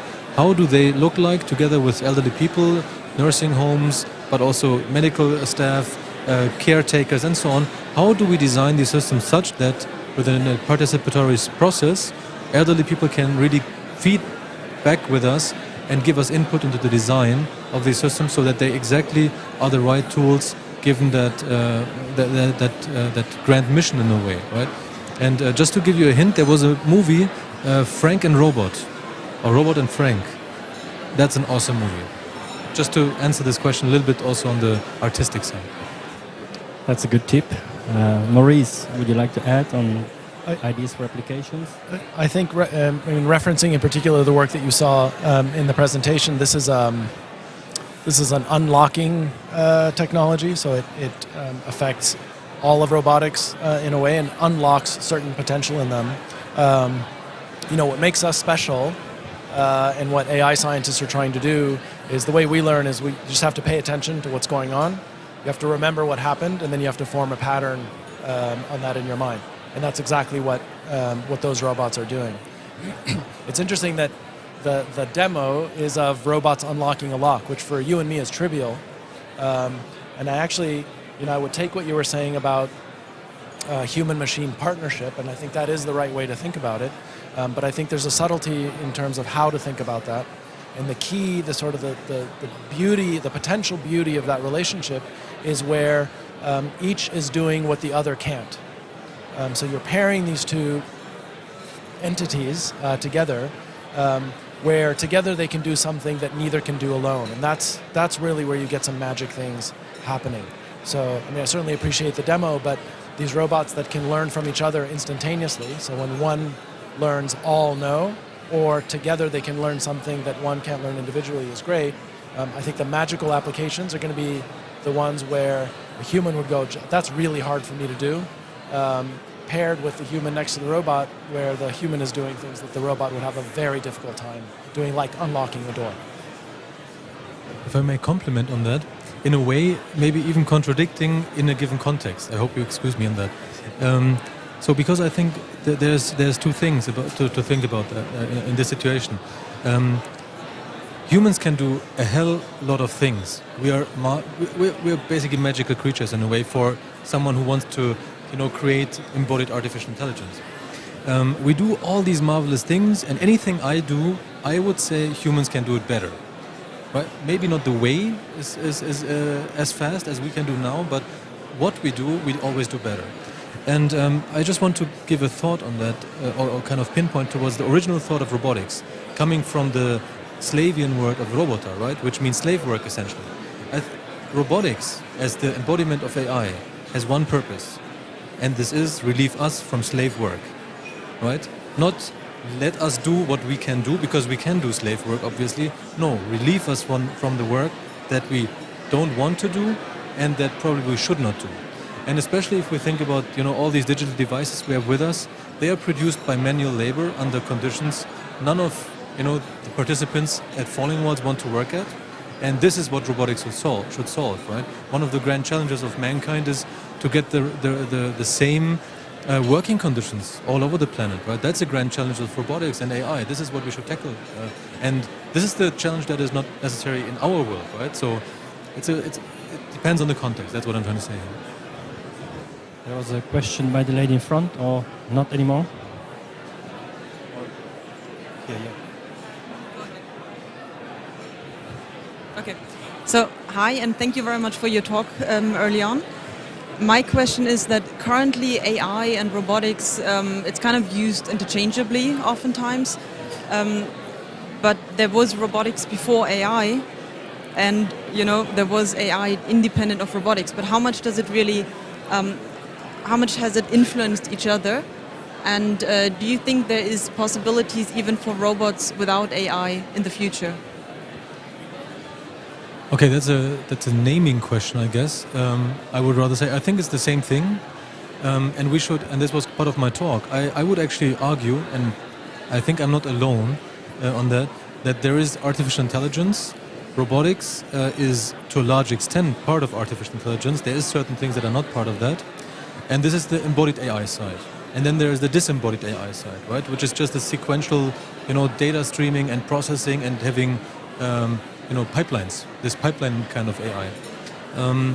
So I would argue, as someone who was surprised when he went into research, that robotics community and AI community are not the same. I still remember this really well when I, entered research. I was kind of puzzled by that interpretation.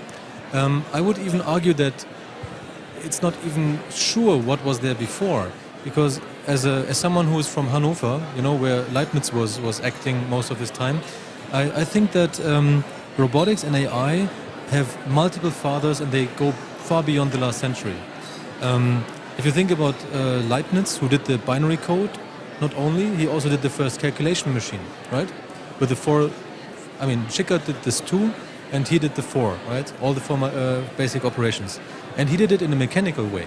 So embodiment and computation cannot be, excluded from each other. Any data that exists has to exist. It's embodied somewhere. If we talk about virtual systems and we have a digital device in our hand, that sounds a little bit like a joke to me, right? I think embodiment and computation, they are the same thing. They are just two different perspectives, and the same holds for AI and robotics to a certain extent, right? And this embodiment question.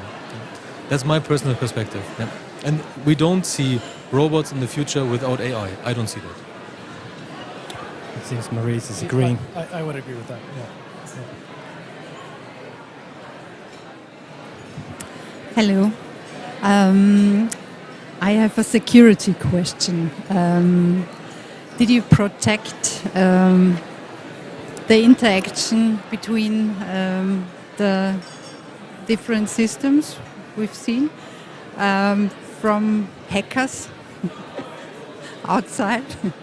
Because I'm a company, and if I used such robots, I would keep my innovation safe. Yes. So I would want to keep my innovation Sure. safe. Are yes. you talking about data protection or physical protection? Are Data protection. So you're worried that someone would come in... Communication between... yeah. Well, that's a specific... You might want to get that one. But. So I'm not a security expert, to be frank, but I care a lot about that as a naive expert on that level. So I collaborate with the right expert, let's put it that way. I'm very much interested in understanding, that's the next question I'm asking in a way, what happens if there's false information? What happens if someone is listening? What happens, all these what happens if questions are what puzzle me at the moment. And I'm trying to understand, can we use the collective not only to share knowledge and accelerate, what I was saying was this collective accelerates knowledge orders of magnitude. This might even give us potential to also detect such attacks in orders of magnitude faster. I don't know. So, there seems to me potential to make these systems more resilient, safer than any systems before that are just peer-to-peer, for example. But that's just a research question. I'm very much interested in this particular example. They are, in fact, within one VPN. So, yes. The gentleman. I really enjoyed your talks. And my question is that, there's a novel of J.G. Wells, like Time Machine. And so you just said, robot is to free us from slavery work. But what is the slavery work? From my experience, we have Japanese characters. And, I learned a lot in the school ages. But, after I started using computers, I can't write Japanese characters anymore. So we lose some ability. So it's very important to think about what ability we need to maintain or keep. And this also matters for the culture itself, So I would like to have your opinions about this. Yeah, I think that's an excellent point. And certainly my spelling is worse now than it was 20 years ago. I've literally gotten lost walking out of a building and sort of because the GPS was bad and sort of going in circles. So I think culturally we ablate certain skills while we take new ones on. I would chalk part of that up to cultural evolution. Some of it goes in a desirable direction, some of it doesn't. You also have some agency over that. It's your choice that you're not spending your weekends practicing your kanji and your calligraphy, right? So the challenge may be that the technology obviously evolves much faster than we do. Certainly biologically way faster. Culturally also faster. It takes us probably a couple, 3 generations to adopt to any of these things, and the technology can change within half a generation or less. So a challenge, but I actually don't see it as such a dystopic thing. I think we do have agency, and in the end, it's progress. We will change. So maybe to also, so I fully agree. That makes so much sense to me because I think we want to have progress. We want to evolve in a way, right? The question is, what is evolution? But I would argue that this might be a different question than the one that you're asking in a way because you're asking 2 questions at the same time. I think this is what you're doing. So the slave work seems to me something that, and this is a simple word for a very complex situation we have in our global society, right? But I think I like to think that certain things are undebatable. Kids producing probably 90% of the clothes that is being worn here is something we should get rid of, I think, right? If this is something we don't agree, then I would say our society has a problem. It's a little bit like the awareness question we have, right? With food waste, with the way that we use plastic, the direct linkage of our actions with the consequences. And how can we change and alter that? And this is what I'm trying to say. And the same applies for, as I said, all these digital devices that are being produced in manufacturing sites that none of us would like to work in, right? And using technology to solve problems of our kind, of our times, is something wonderful. At the same time, I just want to emphasize something you said. Humans learn through practice. If we don't practice, we basically, so that's, I think, what you're trying to say. Yeah. Could we perhaps dwell a little bit more on this? Let's be futurists. What will robots do exactly in the future? What will be there left to do for humans? And probably in 5 years from now or 10 years we will, but short to mid-term future, what do you think? So I think 5 years is a very short time. I think 5 years from now will look pretty much just the way it does today with small changes here and there. In a deeper future, a couple of things. So one thing is, as soon as robots become useful, people stop calling them robots. So your dishwasher is a robot. No one calls it a robot. And so we'll start to be adopting these robots into our daily lives and kind of not really notice. I've been thinking about futures for a long time, and the future is something that seems like it's going to happen overnight, and then it happens over the course of a decade. And when it does, no one really cares. So in the 50s, everyone was amazed that we were going to have video telephones and we'd be able to make phone calls across the world. All of you have that capability in your pocket right now, and you probably don't care at all. And so I think that's, to answer more specifically, the robots that we're going to see in our lives are going to be important, certainly, but you sort of won't realize. The quality of the car you drive is much higher than it was 30 years ago, mostly because of automation in factories. But you don't care about those robots. You just care that your car lasts longer or it's quieter when you're driving down the street because everything is really tight. So I think it's hard and maybe less interesting to ask that particular question, which is what's going to happen with these specific machines, but rather what are these machines being deployed going to enable in our lives? And I think that is higher quality. I think the issues you're talking about, Sammy, are really sticky ones. You know, you say, do I want, am I happy that kids are making my clothes? I actually don't know, because maybe the alternative is that if they didn't have that job, which is not a great job, they wouldn't eat. And so then it becomes a meta problem. I mean, it's a sticky situation. So I'm meandering a bit, so I'll stop and you go. No, I think this was a great direction to think of, right? And I also like the idea that you take the perspective of the human. How do we want it to be, right? We're always kind of, I have the impression we're discussing like the future is something that is detached from our choices, right? It's not just coming. I mean, we as a community decide how this future will look like, and we need to engage. We need to take, we need to be empowered, that's one thing, but we also need to actively engage. And if we don't actively engage and shape, then the future may feel passive in a way, but then it's our own fault in a way. So if we think about, I mean, there's lots of discussion on this human-centeredness, right? What does this mean?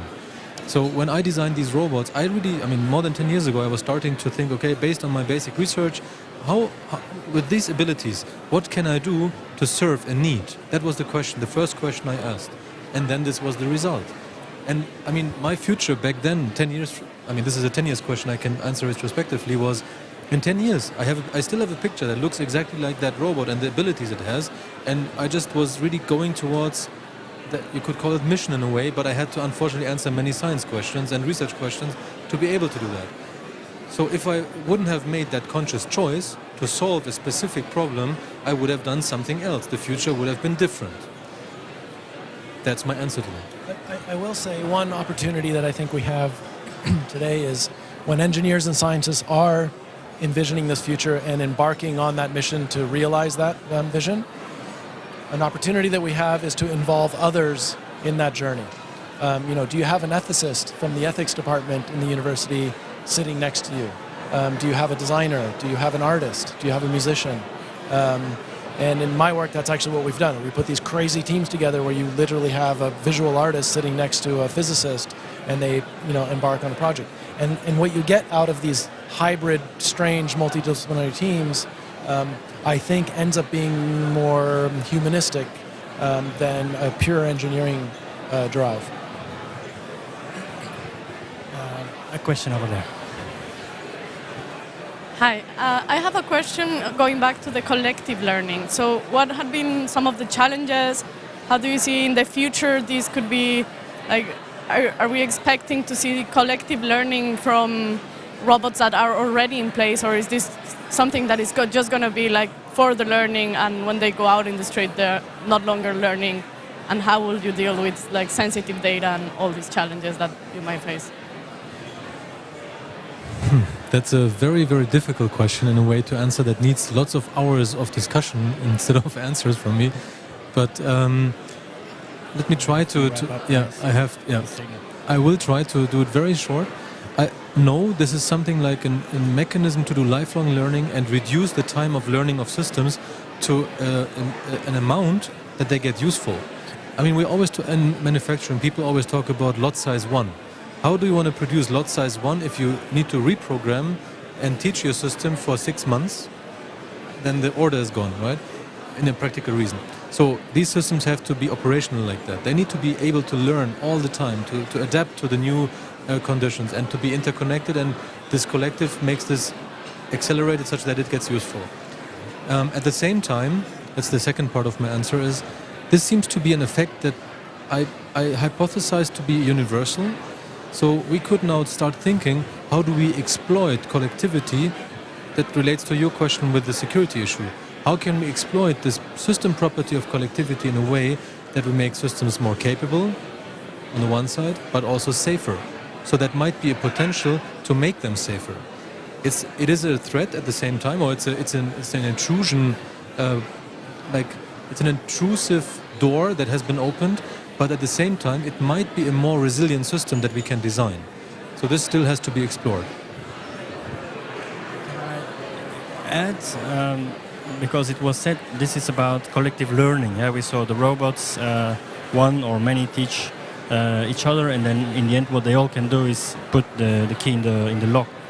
But what about collective execution? Are there also scenarios where they have learned things and now they can do a complex task where indeed you need more than one robot to accomplish?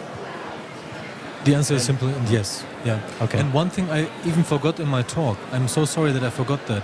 That was not just one key it learned, actually the collective did different keys. I totally forgot to say that.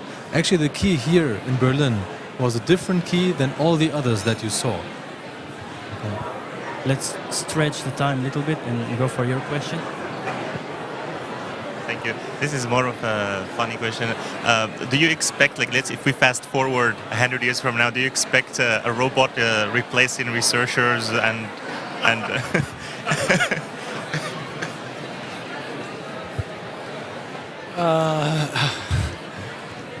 Yes and no, but I will go back to this position I have around augmentation. Maybe that robot in 100 years could outperform our friend Sammy, but what that robot for sure would not outperform is a team between it and future Sammy. So if the robot's capabilities keep going up to eclipse today's humans' capabilities, in a way it doesn't matter in this particular question. Because the future research team will be a robot and a human. We're already seeing that in chess, right? We're already seeing that in Go. Every time an AI sort of reaches peak, the next day it's a team of a human and that AI beat everybody. I'm getting a persistent look from the lady over there. We really have to stop. So thank you all for coming and listening, and thank you very much to Sami and Maurice. Let's give them an applause. Thank you.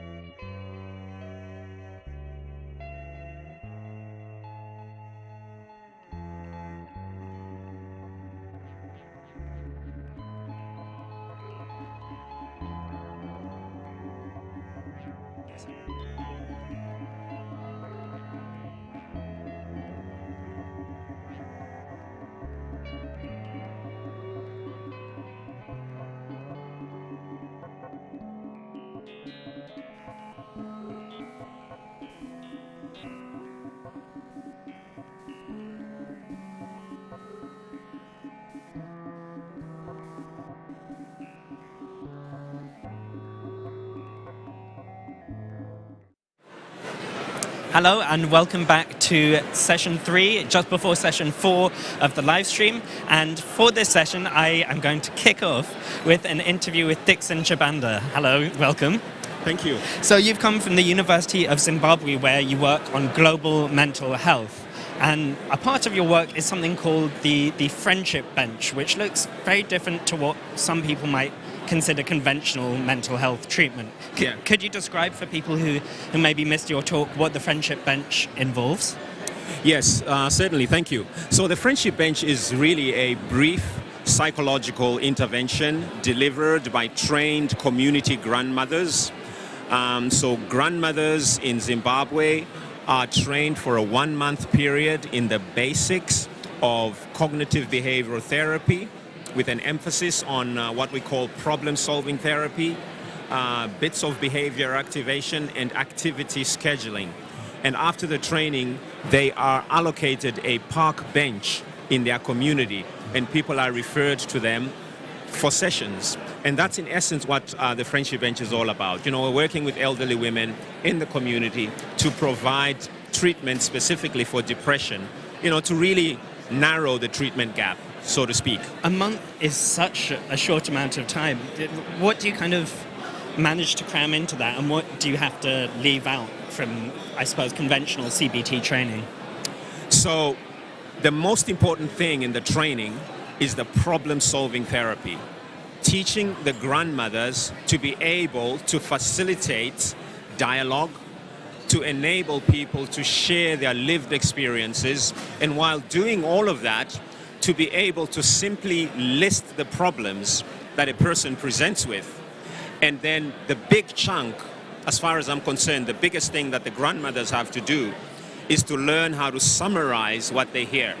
And once they summarize what they hear, they kind of throw it back to the patient, and the patient endorses or the patient adds onto that. And then they invite the patient to select a single problem to work with. So in a nutshell, that's what they do, and then they help the client to work through that one problem that they've selected. In your talk, you described this as a way to, I suppose, provide more access to therapy.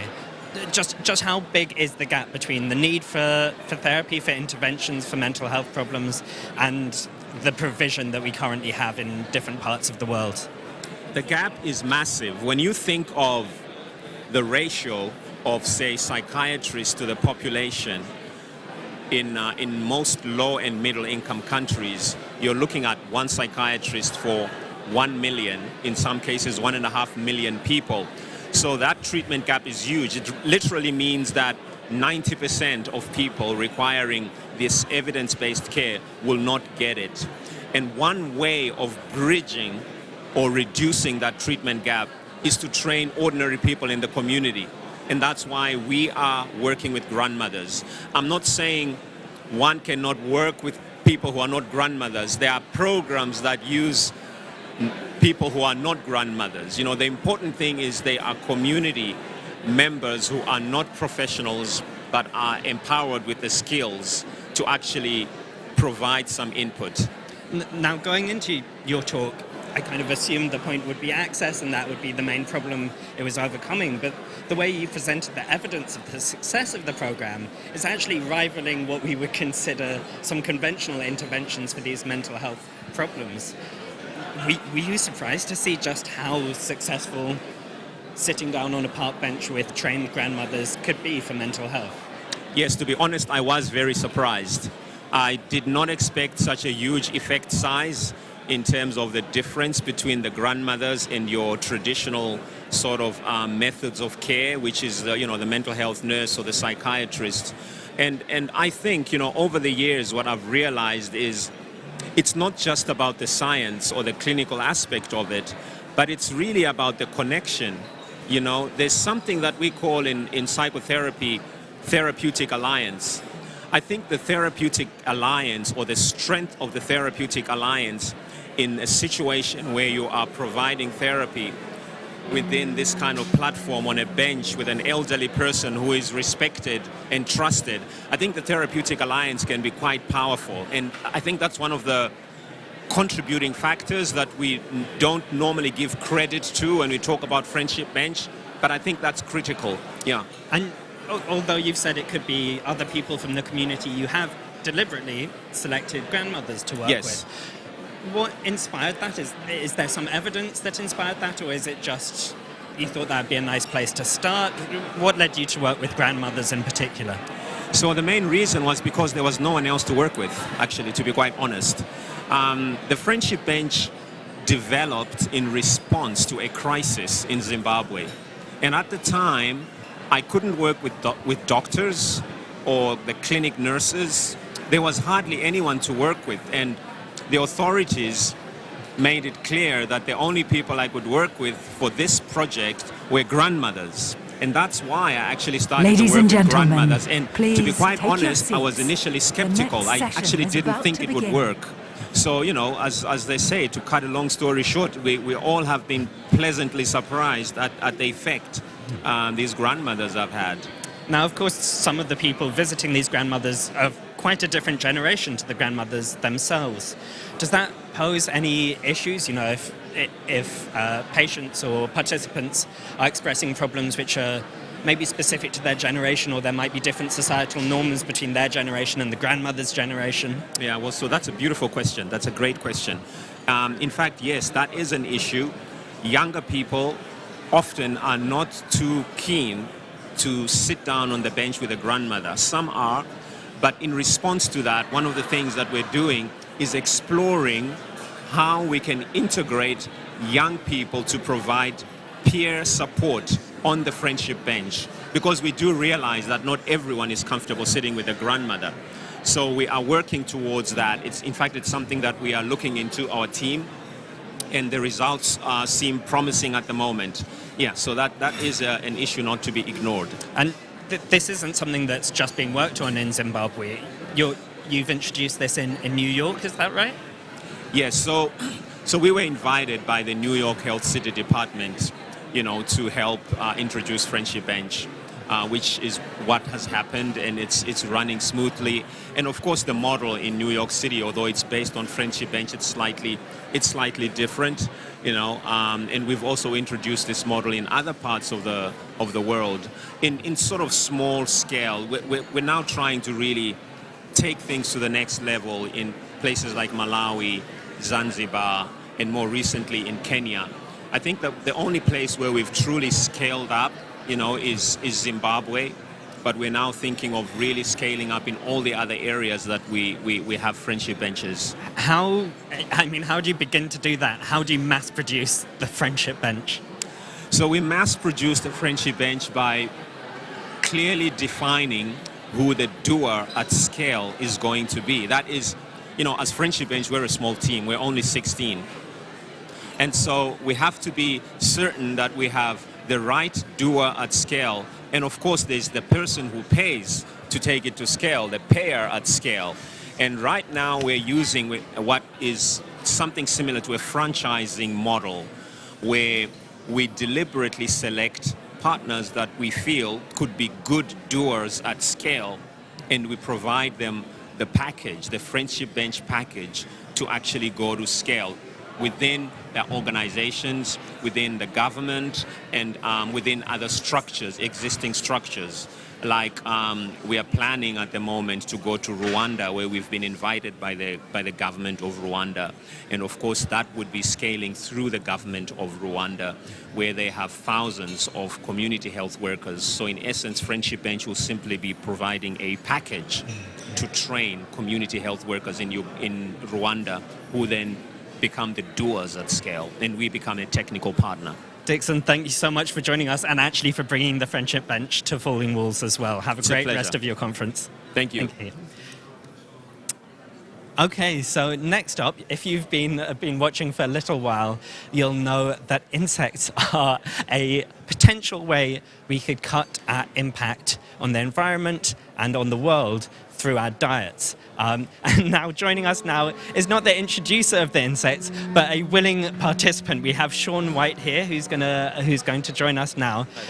We also have some insects. So would you? Sorry, my hands are full, unfortunately. Would you be able to take? Yes. So.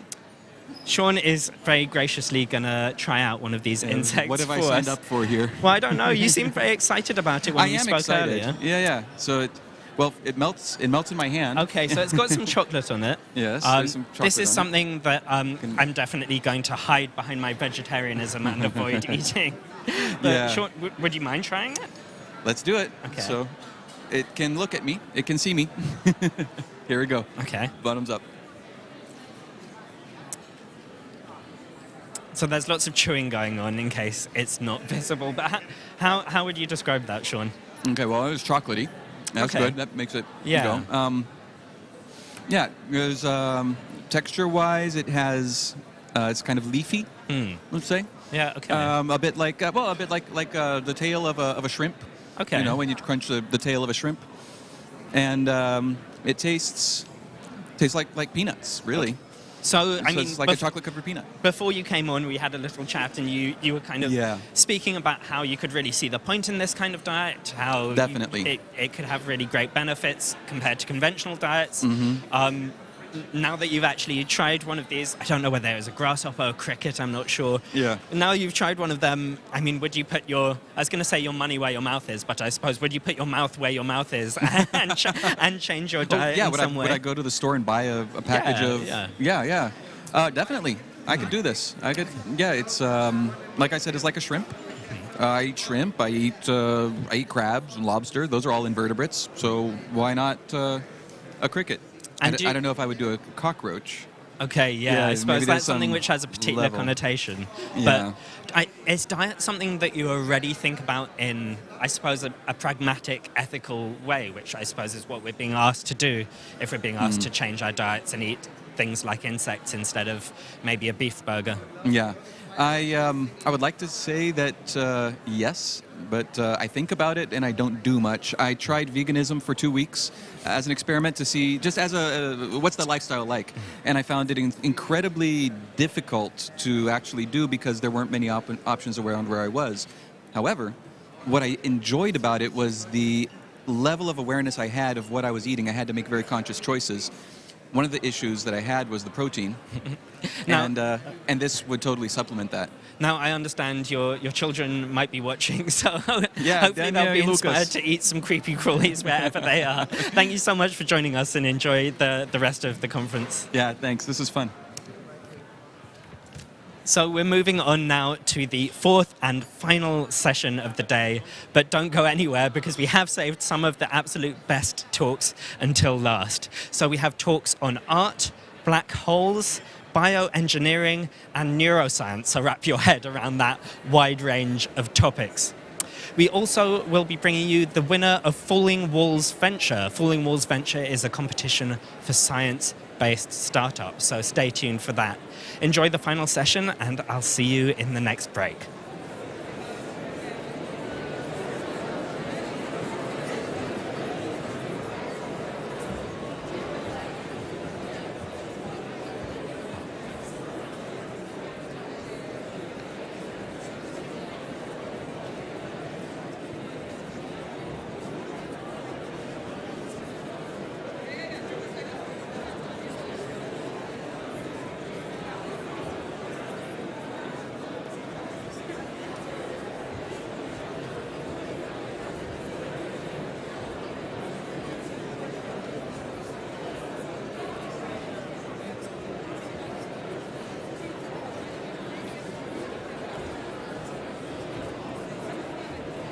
Ladies and gentlemen, do please switch off your mobile phones.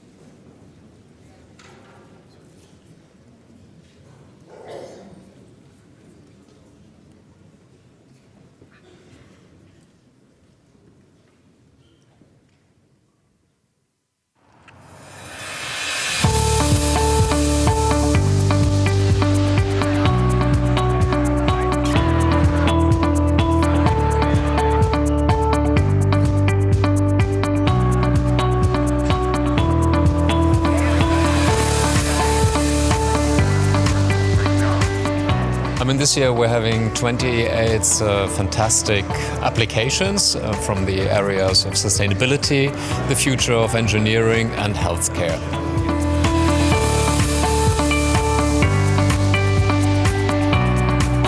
It's not just falling walls, but crossing borders and being able to see what other people are doing and how you can work together, because it's not all about competition all the time.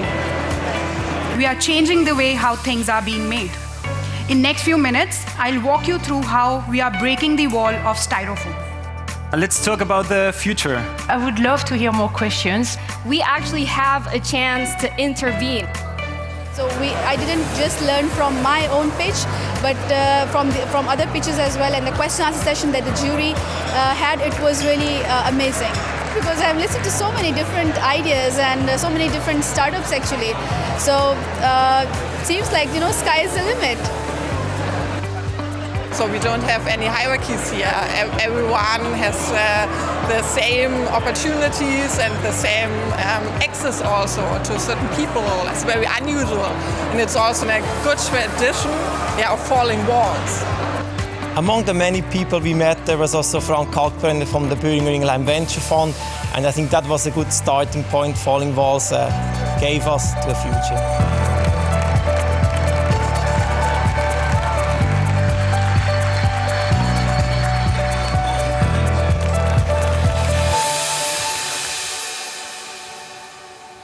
The Falling Walls Science Startup of the Year. Please welcome Stefan von Holtzbrink, Chairman of the Holtzbrink Publishing Group and Jury Chairman of Falling Walls Venture 2019.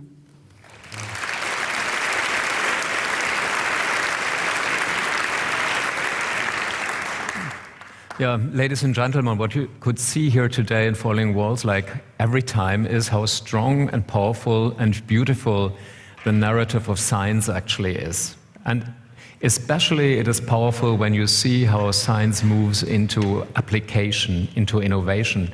So when David started walking today, this goes very much to the heart. And it's like Neil Armstrong on the moon, at least it feels like to me. It is a very big step for science and for all of us. Yesterday we had 27 really attractive and thought through scientists who had made a startup and brought science into the wider world. Healthcare, the science of engineering, and the science of sustainability. And I can tell you, if you have any spare money, if you are bored with negative interest rates in your bank account, there's no better way to spend your money than to support these young, ambitious people that really want to make a difference in our lives. I'm here finally to announce the most equal among all those 27 contestants, and I'm not going to say the name, but it's going to be first a company that's fighting resistance against antibiotics, and second, that the name, I still say it, means lucky and happy in Latin. Welcome, the winner. Please welcome the winner of Falling Walls Venture 2019. Breaking the Wall of Antibiotic Resistance, Nathalie Jing Ma, Felix Biotechnology.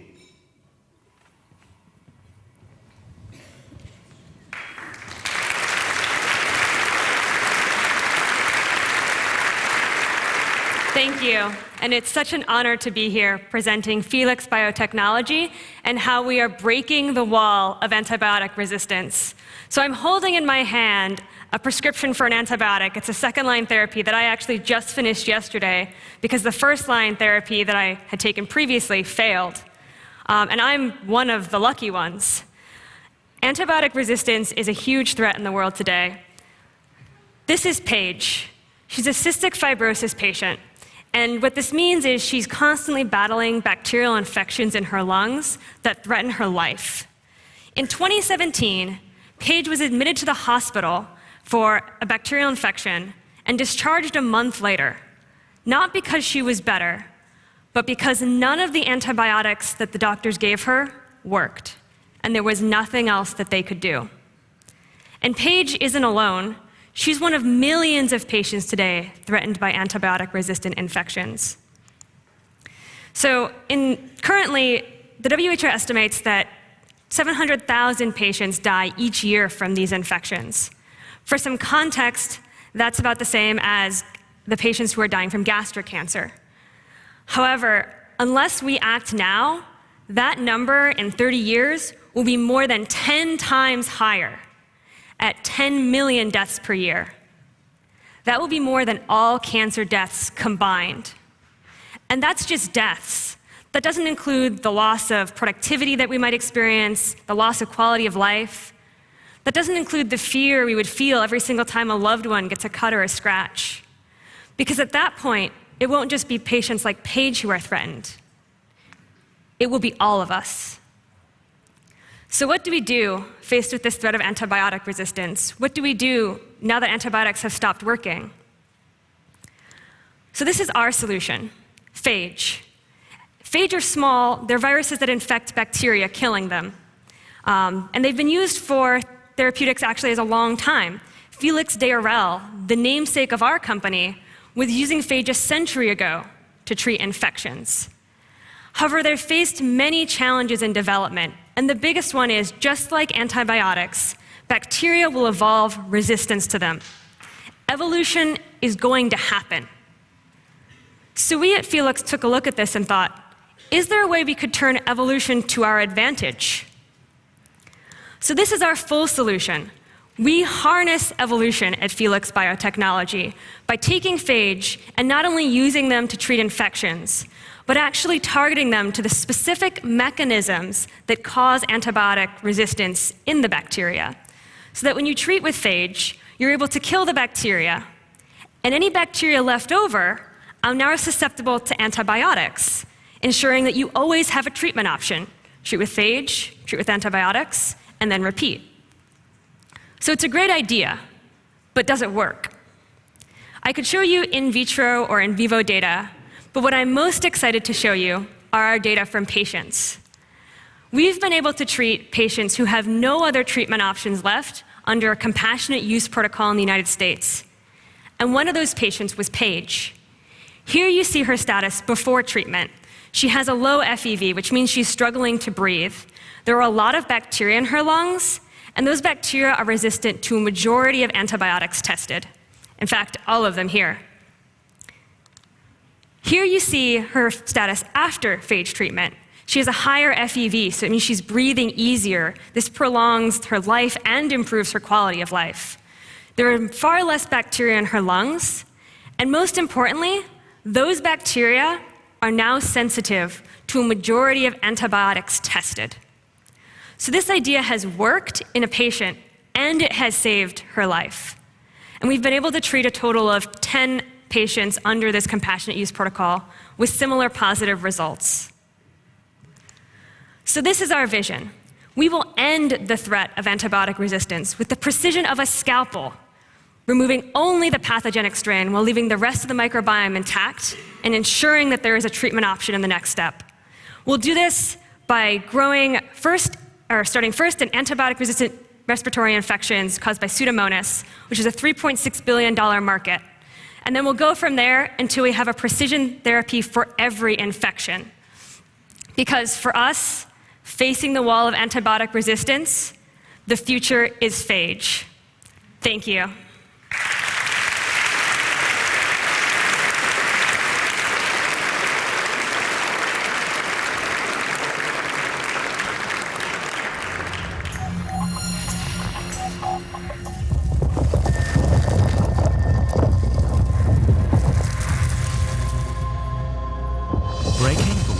Civic disengagement. How artists can affect social and political change. Tanya Bruguera, Hannah Arendt Institute of Artivism, Havana. When the Berlin Wall came down, I was at university in Cuba. The events were not broadcast on Cuban media, so that I only heard about what happened through word of mouth, and much later.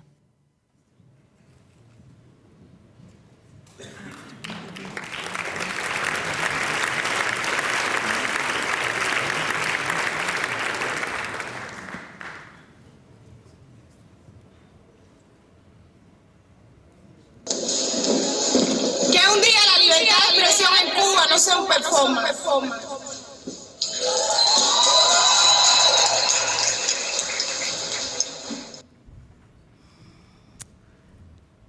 I'm an artist. I am a political artist.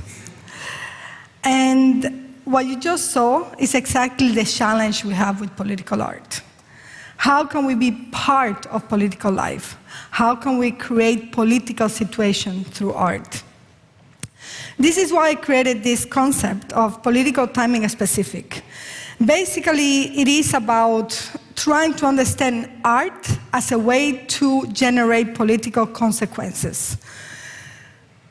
It is a way to intervene in moments of politics when things are not defined, where people are scared, and where people don't know what's going on. Art can be very helpful at that moment. For this we have another challenge, which is we cannot see art as an investment in order to do this, nor as a product. We actually have to see art as a social implementation process. So I'm going to tell you more or less how I do this. In 1998, I embody an African icon that deals with unfulfilled promises. I walked the streets of Havana. It was the day of Fidel Castro's birthday. And people started approaching. All of a sudden, a policeman came and said, "What's going on?" One of those kids said, "This is art." The policeman stared for a while. I think he didn't know what to say, and then, "Okay, continue." Then I realized that I was doing something wrong. If I wanted my art to provoke a reaction to the people in power, I had to eliminate, let's say, the symbolic aspect of art. Why? Because symbolism is something everybody puts their own idea of what it is, their own interpretation. So I say, okay, I'm going to start appropriating the tools used by power. What I did was I created an alternative art school that basically was generating political and social art. I also took some of activist tools, which mean, for example, in this case, I did a signature campaign to ask Pope Francis I to give Vatican citizenship to all migrants in the world without papers.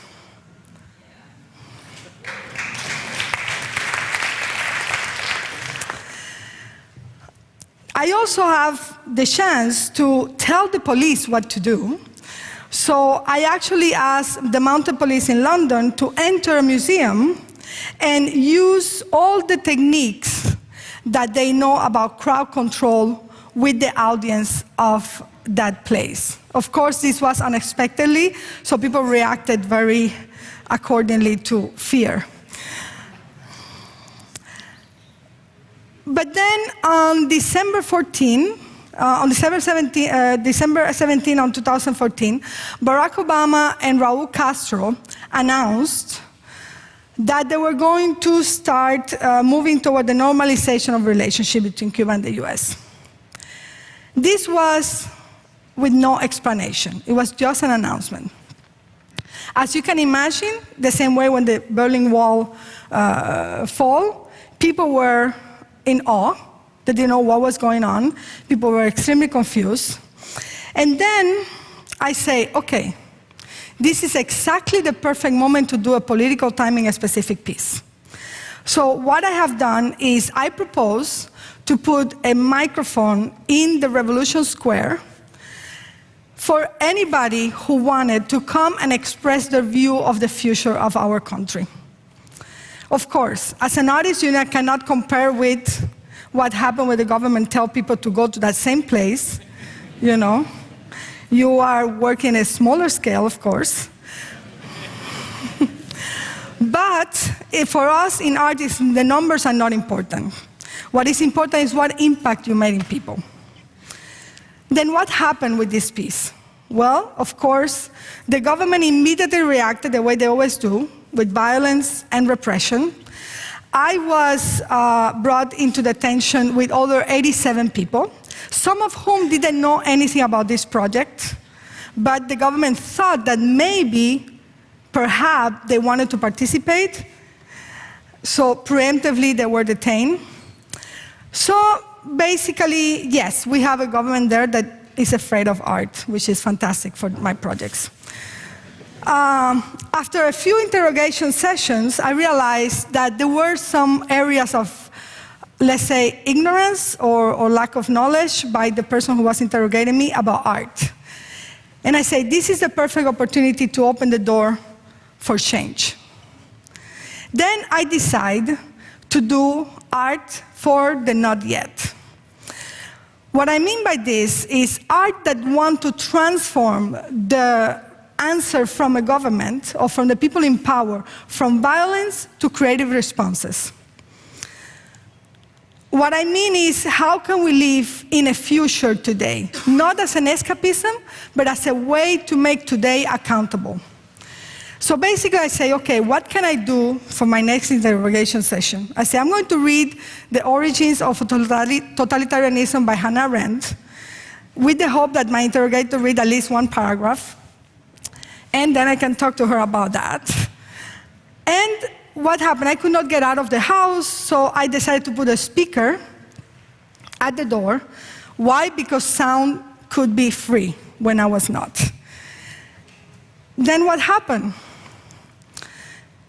The government sent a high jammer brigade to the front of my house to eliminate the project. Of course, I was not going to fight it. And on the other hand, I was extremely happy because I made the government do art for me. This is the artwork by the Cuban government.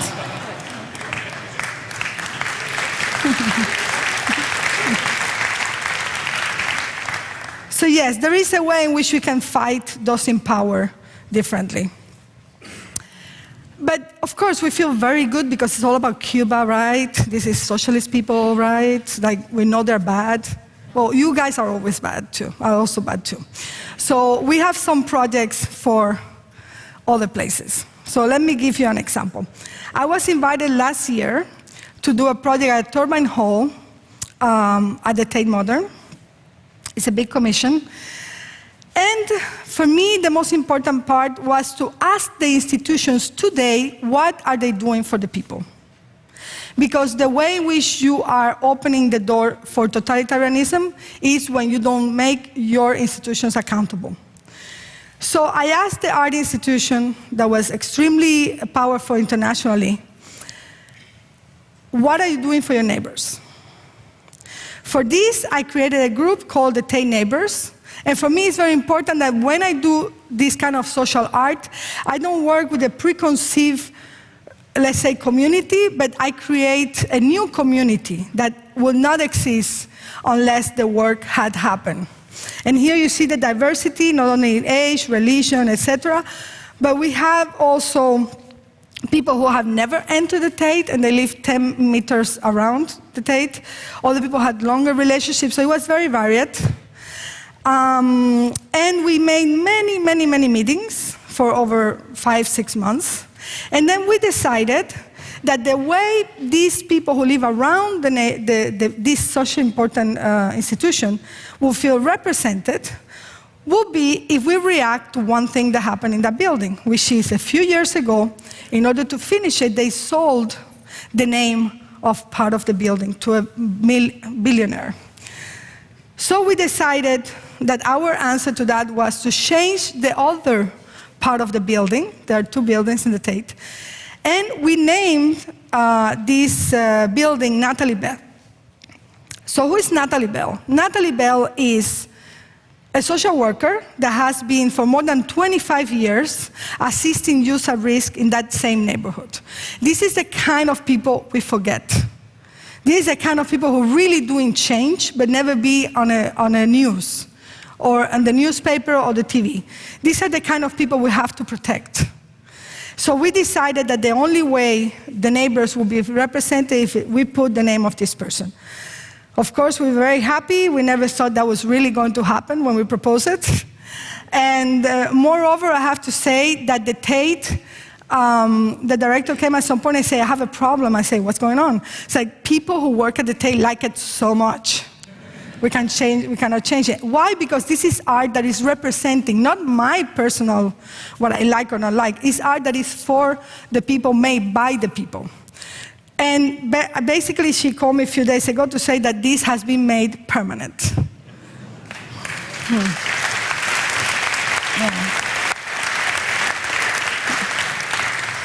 So what is this? We are rethinking with this work, what does it mean to feel together? What does it mean in moments where all the world is moving towards our differences? We cannot talk to this person, we cannot relate to that other person.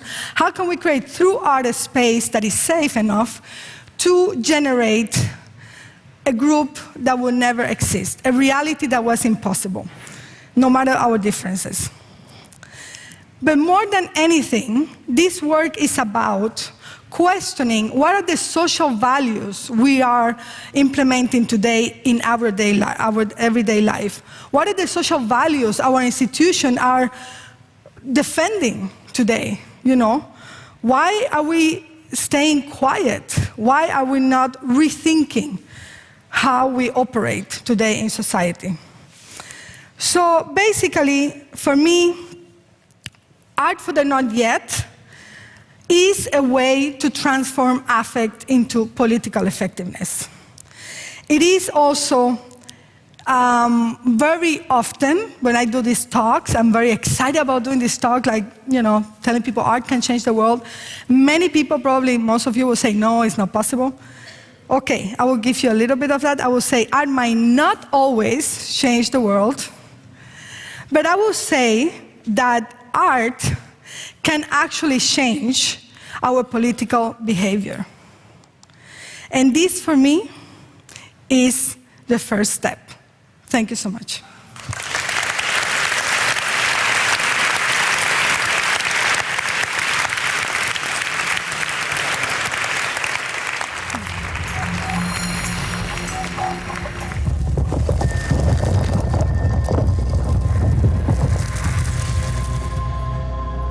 Breaking the wall to black holes.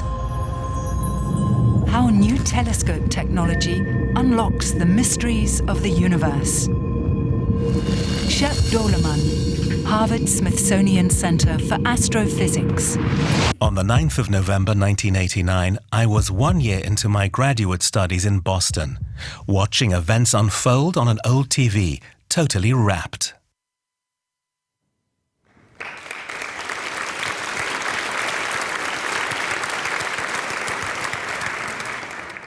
Thank you very much. We've heard some talks about what happens here on Earth, and now I want to invite you to go with me on a journey to a distant galaxy 2 billion light years from our planet. This is Hercules A. It's a giant elliptical galaxy, and we think there's a black hole at its center that weighs about 4 billion times the mass of our sun. Now, this is what you see in the optical, and it's a beautiful galaxy. It's not amazing. It's not one way or the other. But when you look at it in the radio, you see something very interesting. Imagine putting on radio goggles and seeing blowtorches of light-speed jets coming from the center of this galaxy. What's causing this? The only thing that we can think of that could be causing it is a supermassive black hole spinning. And as matter accretes onto it, energy is then distributed from the north and south pole in these jets. There are 20 billion supernovae worth of energy in those jets. So it's really a monster that's powering this galaxy. If we could zoom in, if we could take a picture of a black hole, we would be able to test Einstein's theory at the black hole boundary, one of the only places where we think it might break down, and look to understand the dynamics of black holes in the centers of these galaxies. And that's what the Event Horizon Telescope is all about. Now, this is the closest that we've come so far to seeing what a black hole actually looks like. This is a simulation in a supercomputer, which puts all the physics that we know of, all of Einstein's equations and Schwarzschild's solutions, and solves them in a dynamical way. And you see this circular feature. That's the last photon orbit. That's the orbit where light has to orbit in a circle around the black hole. And if we could measure that, that would be one of the signposts that Einstein is correct. Now, how does this actually happen? How do you get this dynamical feature? Well, if you trace the pattern of light around a black hole, you'll see that some light from behind the black hole is bent gradually around the black hole. Some does perfect loop-de-loops. But then, if you were to position yourself at a screen distant from the black hole, where we are at Earth, you would see all the light from behind the black hole come around, and at that last photon orbit, form a ring. So imagine that everything inside the black hole has been swallowed by the event horizon, the point where the gravity of the black hole is so intense that even light cannot escape. And the size of this is, as you can tell from Einstein's equations, the square root of 27 times a handful of fundamental constants. Now, this is really interesting. If we could lay a ruler across space-time and measure that, we would have a way to confirm Einstein's theories and even weigh a black hole. The problem is that the nearest supermassive black holes we know of only sub-10, 50 microarc seconds on the sky. That's like seeing an orange on the moon. So no normal telescope can do this. So we use something called very long baseline interferometry. We take radio telescopes around the globe, we point them at the same black hole at the same time, and we record data using atomic clock precision on banks of hard disk drives. We freeze the light, and then we bring it to a central location later where we compare it, called a correlator. And that gives us the effective angular resolution of having a telescope as big as the distance between our dishes. So an optical dish bounces light onto a focus, and all the light arrives there at the same time. We do this in a supercomputer later by sliding the recordings back and forth in time. But only a couple of telescopes is not enough. We would only have a few small silver bits in this virtual mirror the size of the Earth. And to see this black hole, you need a telescope as large as the Earth if you're going to see it in the radio spectrum. So thankfully, the Earth rotates. And so during a course of an evening, while we're observing this black hole, the Earth itself moves our observatory around. We weave, just as a spider might weave reflective silk, a web of this dish. And after one whole revolution of the Earth, as you see here, we filled in enough of the aperture, shown here on the right, to make our image. So this is called Earth rotation aperture synthesis. We let the ground moving underneath our feet do all the hard work for us. So now we have a telescope that's as large as the Earth, but now we need to build out the full array. We have to not just use one or two telescopes, but many. Now in the late 2000s, a small team measured the size of two black holes, and we saw that there was the possibility of imaging a black hole for the first time, because we saw the size was just the right size that was commensurate with that of the shadow. But we had to build out the whole array. So we added telescopes in Arizona, in Mexico, in Chile, in the South Pole, in Spain. So everywhere you see here. And we went to telescopes that normally did not do this kind of work. I can't stress that enough. We had to go to directors of telescopes and say, we want to bring atomic clocks to your observatory. We want to bring bespoke electronic equipment. We kind of want to take over. And they said yes. So it was really a political coup to get this done. Now, we trained all of our telescopes on this source here, Virgo A, or M87, which is 55 million light years away. And we didn't know what exactly the mass of the black hole was at its interior, and it's located in the point in the lower left there. And we needed to zoom in on this photograph by a factor of 100,000. And we were hoping to see this ring, this last photon orbit. And when we digested the data, this is what we found. This is the first image of a black hole ever made.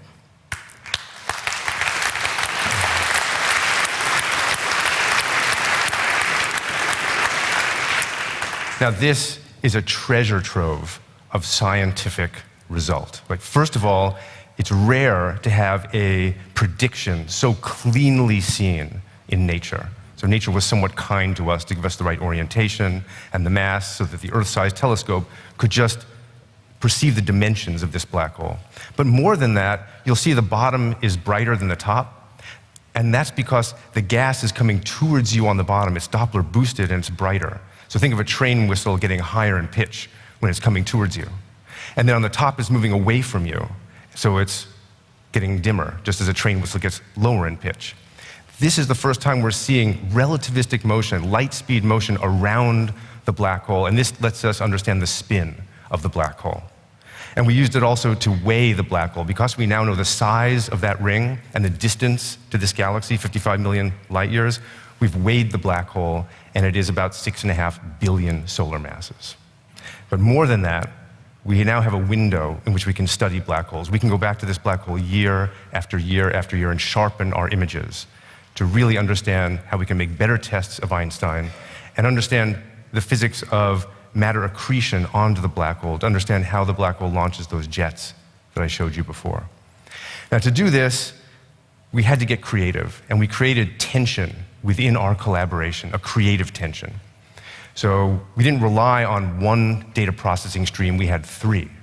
We didn't rely on one imaging algorithm, we had 3. And we even split everybody up into 4 separate teams that had no contact with each other. And I'm really glad we did that. And why did we do that? Because it's really hard to tell the difference between fried chicken and labradoodles. Okay? I'm using this to make a point. We had no idea what we were going to see. And we didn't want to be fooled by what we thought we might see. So we had to split everyone up. And this way we had complete independence. And when we all came together and saw the same thing, then we knew that we were on the right track. And if you think that's bad, try chihuahuas and blueberry muffins.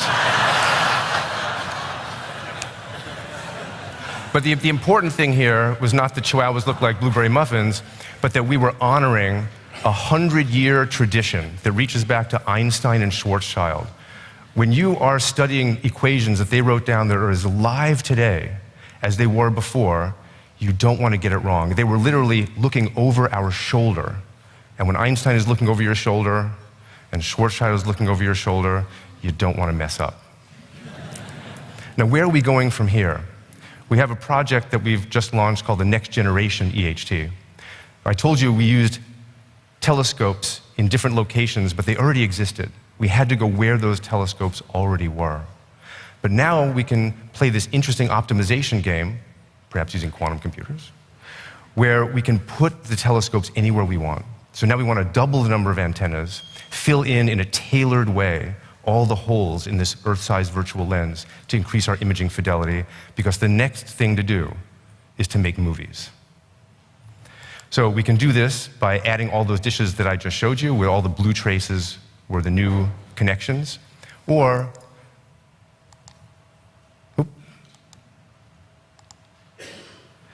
we can use space-based telescopes. So on the left, you see how fast we build up that virtual Earth-sized array when the Earth is rotating. On the right, you see the effect of having 4 orbiting satellites all moving around the Earth, and you fill in that virtual lens, seen all the way on the right, almost perfectly. Now you can take snapshot images every minute, every 2 minutes, stitch them together to make a real-time movie of what's happening in the supermassive black hole in the center of our own galaxy. And the reason that's important is because the one in the center of the Milky Way weighs 1,000 times less than the one in the core of Virgo A, so it evolves 1,000 times faster. We need to make a movie, otherwise it's like taking the lens cap off your film while somebody runs by. It'll just be blurry. So we need to make movies to really understand black holes. That's the next step. And if we can do that, then we would wind up seeing something on the screen here. So on the left-hand side, you see a model that comes from a supercomputer.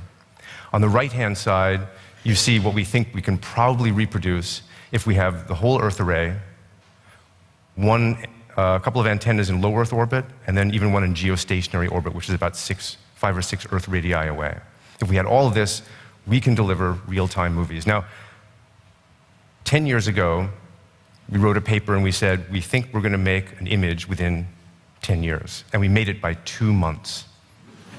Okay, in 2009, we wrote that paper, and in 2019, we actually did it. And I'm going to make a prediction that we can make movies in the next decade. Don't hold me to it, but I like our chances. Now, the key to this really was the collaboration. We started small, as I said, and as the saying goes, if you want to go fast, go alone, but if you want to go far, you go together. So we needed to bring expertise from all across the globe. We bypassed borders, we nimbly sidestepped the things that divide us usually as people, politics and things like this. We brought the best ideas we could to the table. We're now 200 people strong, 60 institutes working in 20 countries and regions, and this is really what made the entire project run. Now, what was the impact on humanity? Well, it's nice to get a Google animation. Okay, who doesn't want to get a Google animation? And this happened the day after our discovery. But what really rocked us on our heels was this. This was featured on the front page of every major newspaper in the world. So we came down from our hotel rooms on April 11th, and when we saw the Washington Post, the New York Times, the Wall Street Journal, just in DC where we were rocked back on our heels. And we saw everything everywhere in the world, we really got excited. This is really a teaching moment for us, but also for everyone here. We really do see ourselves as explorers. We went on a voyage of the mind, 55 million light years away. It doesn't mean anything unless we come back and report what we found. So we broke down a number of barriers, walls fell to make this happen. There were walls of time. We feel very connected to Einstein, Schwarzschild, all the luminaries that came before us, and most recently Stephen Hawking. And we used the scientific method. We honored the traditions of rigorous scientific analysis. We didn't accept what we saw. We really needed to test it in every way possible. We honored them, and we broke the barrier of time. We also broke the barrier of borders. We just sidestepped any kind of politics, any kind of border that we saw, and we reached out to all the groups that we needed to make this a reality. And we also broke down political barriers. We went to these telescopes, and we convinced them that this was a thing to do. So this really does give us hope that a lot of things can happen. Now, the science historian Peter Gallison reminds us that some images are iconic. Some things just get burned into your brain, like this one. This is the first X-ray made by Röntgen in 1895. For the first time, we saw something that we thought was invisible, that we thought maybe was impossible. It was a little terrifying, but it gave us new perspective on what we could do and regions of the universe that were now accessible to us. Here's another one, Earthrise over the moon. This is sometimes called the best environmental preservation shot ever taken because it makes us feel vulnerable. Again, it gave us a new perspective on things. And I think that this photo is destined to become iconic in that same way because it gives us perspective. It certainly has inspired us. It's given us perspective on what's possible and what is scientifically doable. And we hope it has inspired you too. Thank you.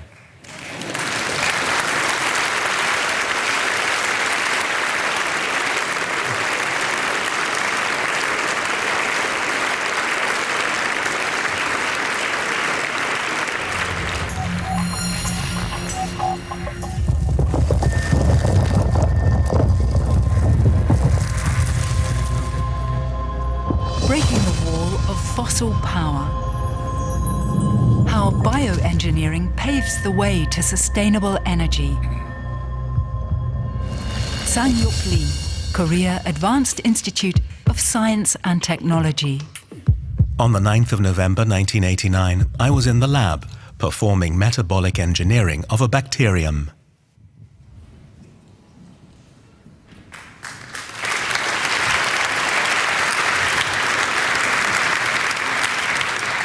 Thank you.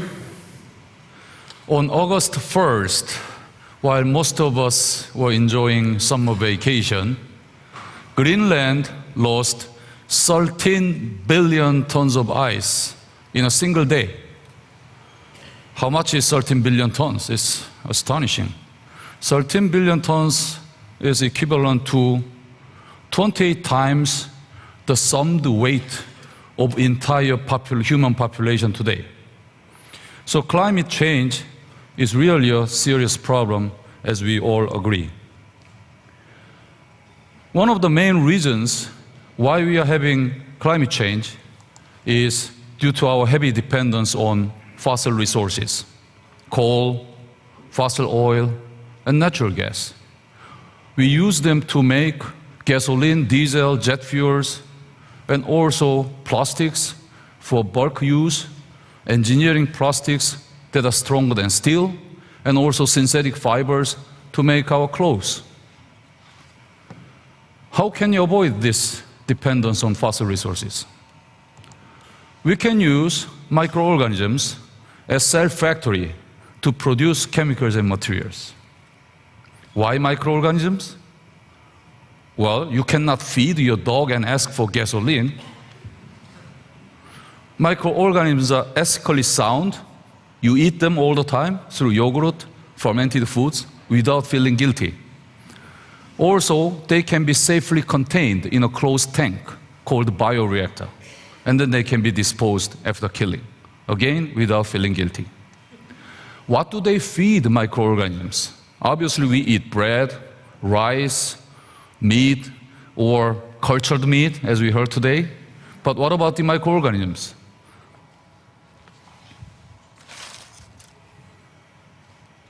This can be food for microorganisms. Those biomass we do not eat can be used to feed microorganisms and let them do the job to make chemicals and fuels and materials. Even though microorganisms are tiny, they also run very similar metabolic networks as we do. I'm sure all of you remember this chart from your high school biology class, right? I hope you still do. Well, if you do, you are not normal. Because I look at it every day, but still I don't remember. Those chemicals shown here can be theoretically produced, and they can be classified as natural chemicals. So all of these can be made, but we are not restricted to producing only these native chemicals. We can synthesize new enzymes which serve as a catalyst and new pathways for the production of so-called non-natural chemicals as well. So what I do as a metabolic engineer every day is you identify your product and then you design the optimal metabolic pathway towards the production of that desired chemical. Let me show you how we do that. And if you look at it, here are cells. If they can move. Maybe I go back and then come back down. Okay. So cells are happily growing. Now you are interrogating the cell metabolism at the DNA level, RNA level, and protein level with controlled design of the fluxes. And then you can make these cells not only just grow, but produce the chemicals of interest. Once you design these microbial cell factories, now you can bring it to the bioreactor. You're looking at bioreactor. In this particular case, it is yeast. It's growing inside. And obviously, you have a control panel where you can control not only the pH, but also the dissolved oxygen, also nutrient feeding strategy. I'm very good at cultivating cells to very high density, that is number of cells per same volume. How much we grow cells? Well, we can grow E. coli to 120 gram dry cell weight per liter. Well, probably you don't have any idea what that means. It is similar to filling this room with 2,000 people and make them live happily for 200 years while producing the desired chemicals from non-edible biomass. Now, what have we produced using metabolically engineered microorganisms? We have produced propanol, butanol, 1,3-propanediol, 1,4-butanediol, 2,3-butanediol, 1,4-diaminobutane, 1,5-diamylpentane. If I continue, probably you will hate me. But we produce a lot of different chemicals. But let me showcase a couple of them. So first one is gasoline. Gasoline is, by definition, non-natural chemical. Of course, it's driven from fossil resources. What we did was we engineered fatty acid biosynthetic and degradation pathways, which is necessary to make fatty acids to be used for cell membrane biosynthesis. Unfortunately, the carbon lengths of such fatty acids are quite long, not suitable for gasoline production. So we did engineering to shorten the carbon lengths of fatty acids first, and then we introduced three-step pathway One of them was recruited from different bacterium, and another one recruited from even plant, and then reconstructed the entire new metabolic network. Now cells are making gasoline by fermentation on glucose derived from non-edible biomass, now spitting out gasoline by fermentation. Furthermore, we wanted to tackle the issue of biodiesel. Biodiesel nowadays is produced from plant oil or animal fats. And plant oil, represented by palm oil, for example, is food. Especially in Southeast Asia, it's precious food they have to eat every day. So here's food versus fuel issue, and we don't want that. Can we produce biodiesel from this? So we found a bacterium called Rhodococcus. We can grow this cell in a fermenter using glucose as a carbon source. They will fill the entire cell with a lipid, and that's why it's called oleogenous bacterium. And then we did perform metabolic engineering so that these oils are degraded into fatty acids, and then we let them produce ethanol at the same time, and also we combine them through wax ester synthase to make diesel. So now after the fermentation on glucose, this engineered bacterium produce biodiesel with quite high efficiency. Let me switch a gear to plastics issue. As we all agree, and as we heard, plastic accumulation, especially the waste plastics, is a significant threat. Let's look at the statistics first. This year alone, human beings will produce 350 million tons of plastics. Over the last 70, 80 years, we produced more than 8.3 billion tons of plastics. Where did they all go? Do you know?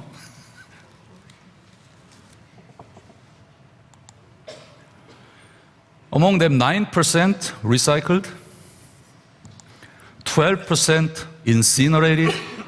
Well, by incineration, at least you get some energy. And 79% landfilled. And what happened to those landfilled plastics? Well, they will be weathered. Some of them go to the river, and then ultimately to the ocean. They form a great Pacific garbage patch, and planktons eat those weathered microplastics. Fishes eat those planktons, and we eat those fishes. So, how much plastic we eat?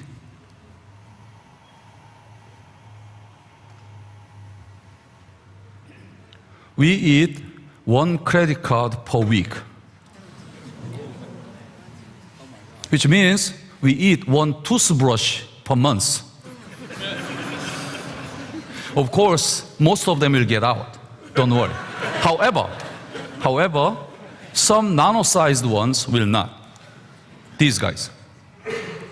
So can we do something about it? Yes, we can do something about it. We can replace them with biodegradable plastics. Nature provided a pathway for the production of biodegradable polymer. In this particular case, polyhydroxyalkanoic acid, which I'm not going to go detail, but you can use metabolic pathways to synthesize true polyesters. Metabolic engineer like myself, how much we produce? A lot.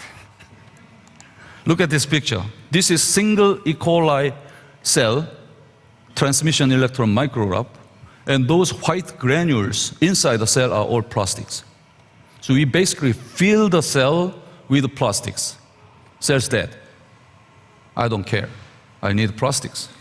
And again, ethically sound for microorganisms. By using such biodegradable plastics, we can complete the eco-friendly cycle of carbon. So from sunlight, CO2, water, you get biomass, and those non-edible biomass can be used to synthesize by fermentation the plastics we need, and then we make articles we want to use, and then if you want, you can recycle them. It's summer plastic. If it's degraded, it completely biodegrades and meets the perfect carbon cycle. Microorganisms are versatile, but not omnipotent. So we cannot make a lot of different polymers we need every day. We need rubber for tires, we need the engineering plastics, But in that case, you can make monomers that can be used for polymer synthesis. So can you produce those monomers? Yes, those are the chemicals I mentioned earlier. And let me show you one example. Now you're looking at Korean cows, or Korean cows are looking at you. We isolated bacterium called Mannheimia succinici producens. We named it succinici producens because it produces so much succinic acid. And by fermentation, we can produce this important 4-carbon dicarboxylic acid that can be used for not only polyesters, but also for nylons or engineering plastics. We can also produce 1,4-butanediol, which is important chemical to make spandex, and we need spandex. Otherwise, when I jog, my pants will be all torn apart, and it's not very pretty sight. So we need spandex. Now we can make a sustainable spandex as well. We can make PET, which you use every day. We produce 19 million tons of PET every year, and it's increasing. This is PET. The cap is not. This is polypropylene. This is PET, polyethylene terephthalate. PET comprises 2 monomers, monoethylene glycol and terephthalic acid. We make both monomers by fermentation. So 100% bio-based PET can be made, and you can recycle them. All the products I talked about are organic chemicals. Well, that's obvious because we use organisms, microorganisms or organisms, to produce these chemicals. However, we found that we can actually make inorganic materials as well. When we are exposed to heavy metal ions, obviously you know that it's very toxic. And same applies to microorganisms. So through the evolution, they have established this heavy metal detoxification mechanism using proteins to reduce these heavy metal ions and then form nanoparticles. Based on that finding, we scanned through entire periodic table what kind of nanoparticles we can make, and we made various nanoparticles, some of which are useful for quantum dots, some of them for nanomagnets for medical therapy, and also energy storage material, room temperature gas sensor applications, etc. So truly, microorganisms are versatile. Having worked on this topic for many years, we recently compiled all the chemicals we can make through biotechnology. Now, the center pathway is the pathway we know through biology class. Starting with glucose, xylose, glycerol, whatever carbon source you start with. Now here's the glycolytic pathway, and then TCA cycle, which you probably remember. And then from those intermediate metabolite, you can add the reaction pathway to make all these chemicals. And this is not just all of them. The entire pathway looks like this. So we are able to produce so many different chemicals through biotechnology, some of which are very efficient, some of which requires much more improvement, but at least we have platform technology for the production of chemicals and materials. So which wall am I trying to break down?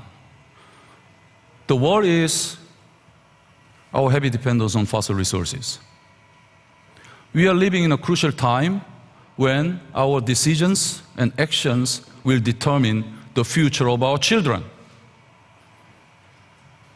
By breaking down the wall of dependence on fossil oil, we can change the world by not changing it at all. Thank you.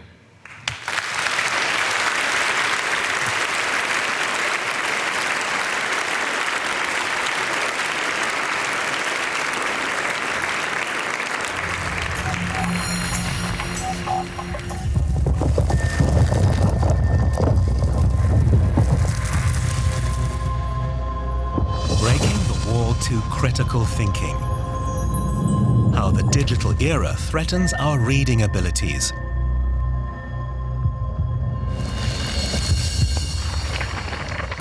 Marianne Wolf, University of California, Los Angeles. On the 9th of November 1989, I was listening to stories that my former husband told about sneaking books across Checkpoint Charlie from former East Berlin and awaiting our next trip to travel freely across it.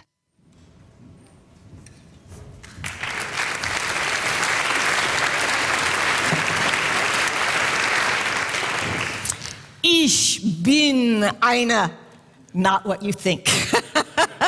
Ich bin eine deutsche Deutschleserin von Alexander und Wilhelm von Humboldt, von Hesse, von Thomas Mann, von Rainer Maria Rilke. I am thankful. Ich bin dankbar to German literature and culture. And as a cognitive neuroscientist, I can tell you, es ist die Verbindung zwischen Wissenschaft und Literatur that is so important to me.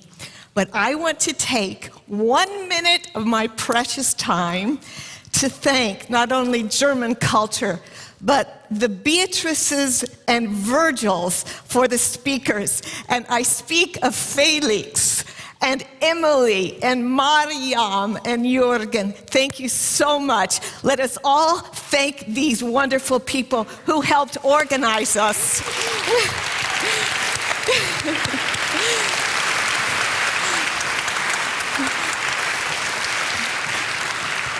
I have the unenviable position of being your last speaker. Who can follow such a day? And yet I have the very wonderful position of wishing the day would not end. It has been an extraordinary experience.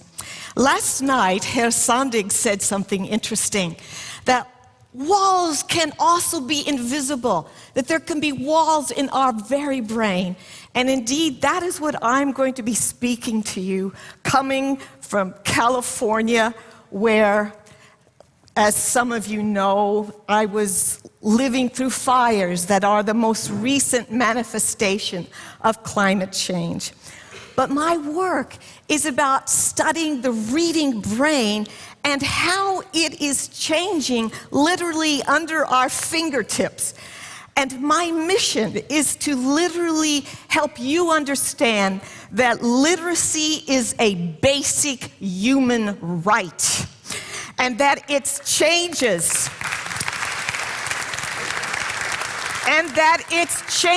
have implications all the way to our democracy.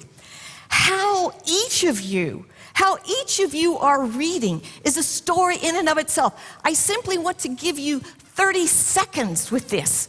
Look at your own reading, just for that moment in time, and we will come back to it. The reality is that the quality of your thinking is influenced by the quality of your reading. And it is not simply what you read, but how you read as well. That is one of the essential aspects that people like my group and I are always thinking about, because literacy literally changes your brain.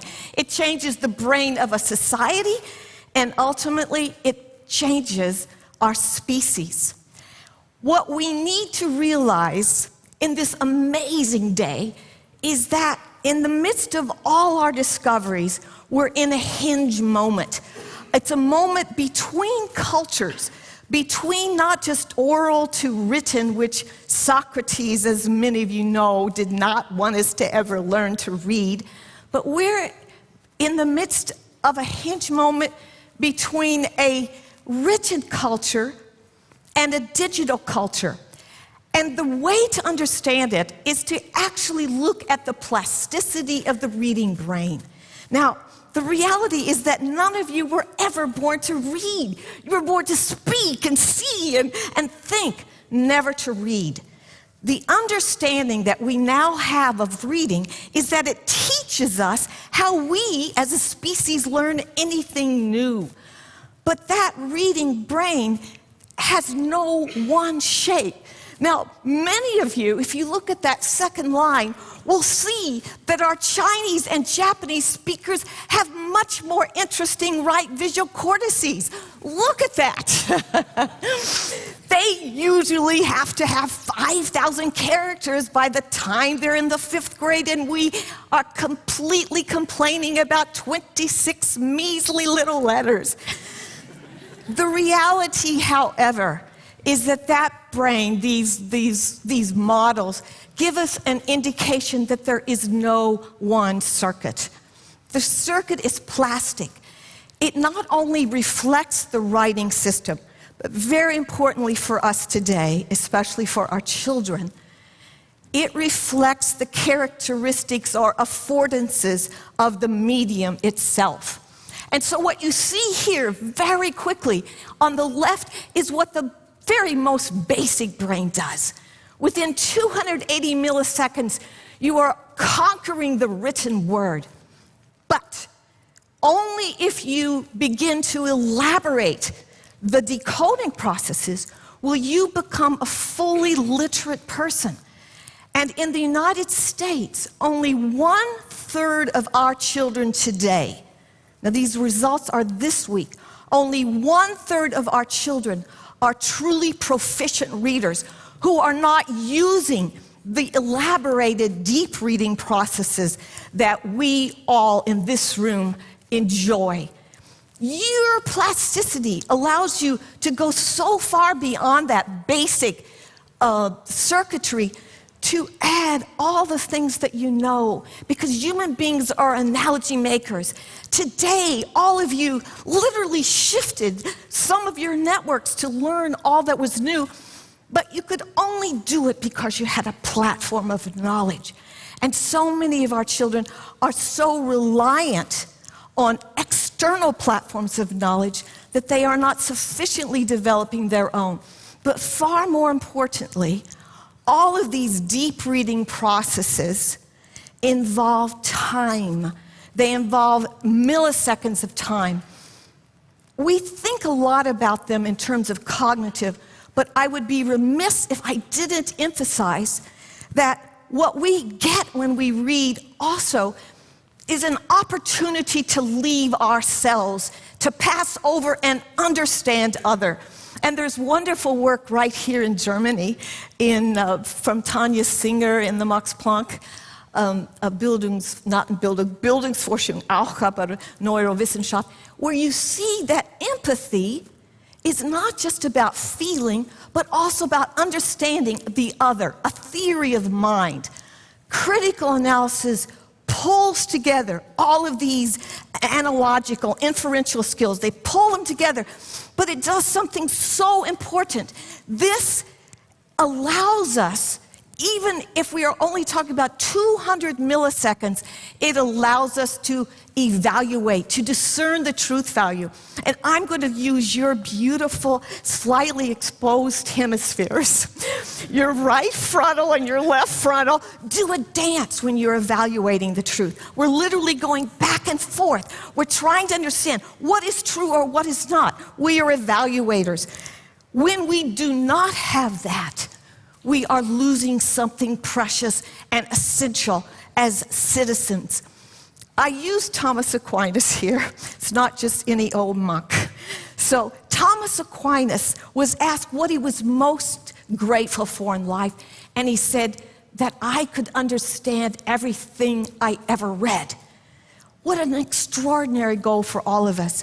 But I use him to portray the absolute elaborated nature of that brain, which requires both hemispheres, 4 lobes in each hemisphere, and 5 layers of the brain to reach not just critical analysis and empathy, but also our capacity for the contemplative function, that which allows us to perceive beauty, to, like Calvino, understand that it took so much to portray in these words our best thoughts.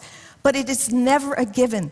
It takes not only milliseconds of use and intention by us, but it takes years of formation, and it is never a given. I'm not going to even try to have you read that slide. I simply use it as an aid memoir to tell you that every medium has its costs and advantages, but that the digital medium has threats that we never realized till now. And this is not a binary situation at all. There, in fact, are no binaries. It's not about print or tradition versus etwas Neues, the digital world. It's what a colleague of mine at MIT said. We transgress not because we try to build the new, but because we do not allow ourselves to consider what it disrupts or diminishes. Today is about the use of knowledge for choice. And I need you to realize that what we are doing when we are building tablets and taking them to remote villages to teach some children to read, at the same time, we are trying to understand what is being disrupted. In all of you, if you would examine your own reading, the eye movement research, some of which is done in Berlin, is showing that you're actually doing like a Z or an F, sampling, word spotting, browsing. The reality for our children is that they are often distracted 27 times per hour. Now, if you think about the circuit and the attention that you need to concentrate, it makes memory and consolidation of what we're learning almost impossible. What I'm most interested in is not your brains, beautiful things that they already are, but what is happening to our children who do not have that formed expert reading brain. What we're finding from our pediatric neurologists who are taking brain imaging is that our children who are being read to and who are not getting all the bells and whistles actually have better language development by age 2. With our older children, we're seeing all kinds of differences in attention and how they are responding to what is basically continuous partial attention and the repercussions for something that everyone here knows. When they go offline, they say what? What do our children say? I'm bored. This is not something that most of you ever felt, and yet that is a piece of our story. Perhaps the most important, newest piece is from the e-read network, in which over 171,000 young people were studied and only one task. And the task was simply, what happened in this story, either on a screen or in a book? And the reality is that overwhelmingly, those young people were better with print than digital. Now, those of you who are thinking, but what about the digital natives in the last 3 years? In that case, the superiority effect for print was greater. This is something we need to understand, that the critical analytic powers of our young are not what we would assume them to be, in part because our young often think that speed is illumination. What are the implications? And the implications follow a lot of what we were hearing about today. On the one hand, if we lose deep reading, we will have less time to grasp complexity. Think only of the Twitter brains that all of us understand who is doing what with what tweets. We do not have the opportunity to grasp complexity or even, as importantly, take on the perspective of others, much less to perceive the beauty of what is there. But the implications for society are the last things I ever thought as a cognitive neuroscientist that I would be drawing.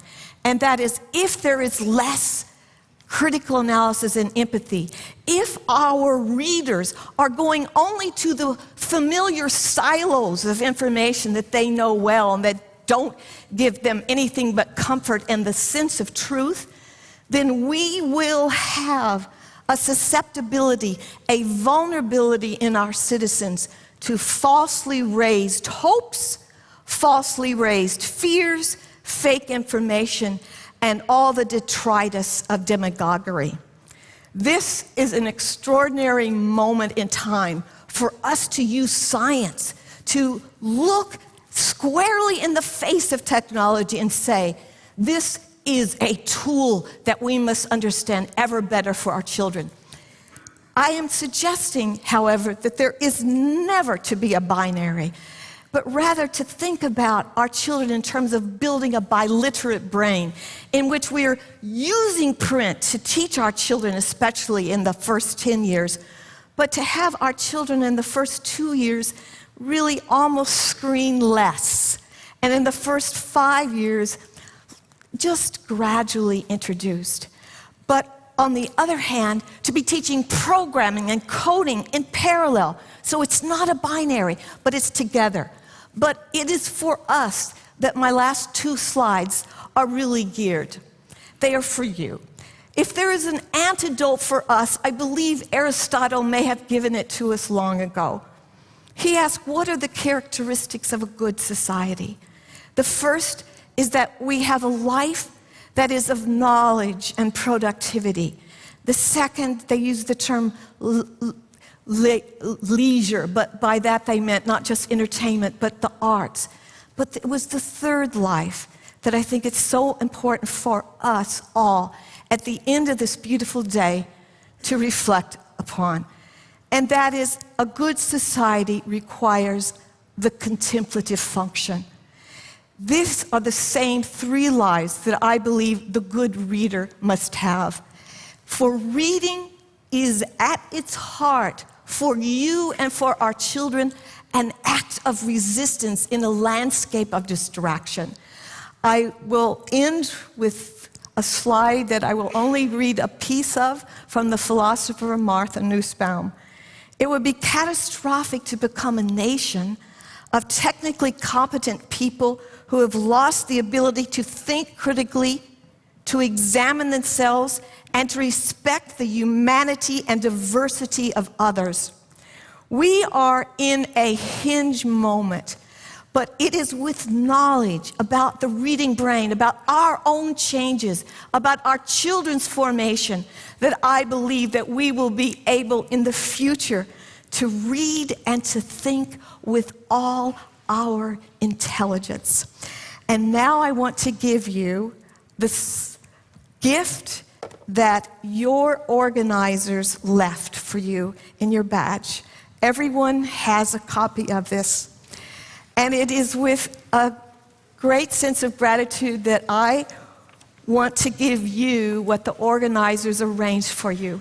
And that is the great poem by Robert Frost that most of you skimmed very quickly and word browsed about 10 minutes ago. It begins with the thoughts and ends with the thoughts that reflect the theme of this entire conference. Something there is that doesn't love a wall. And Frost ends ironically, but you must read that for yourself.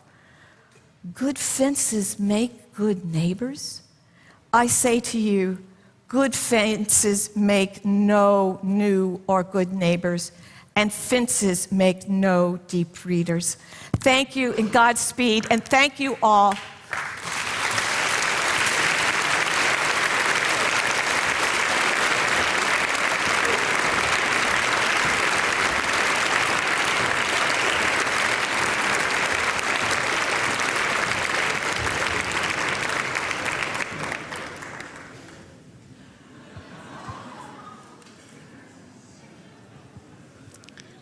This is a preview of our Christmas card. Thank you. The Falling Walls conference is not over yet.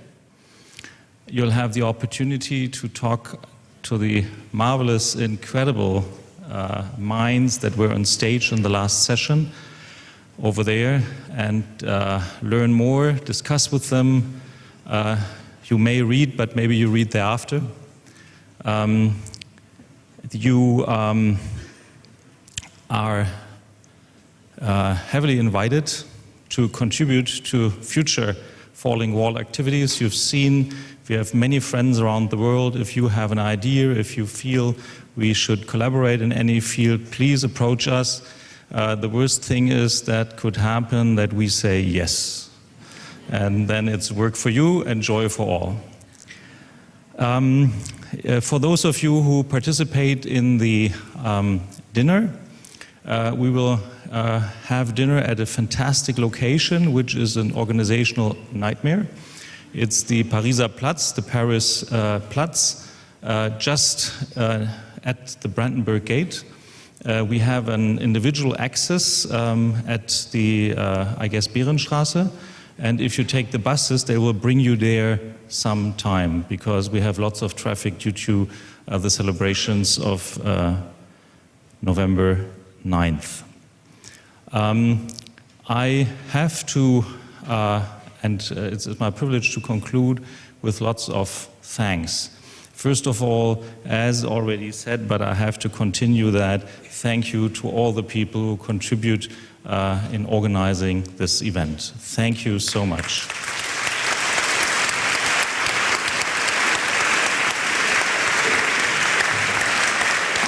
Every year I highlight a different group. This year it's the Tontechniker. You have no idea how complex it is to run such a conference from back there and have everything worked out so nicely. So a special applause to the people who do the audio.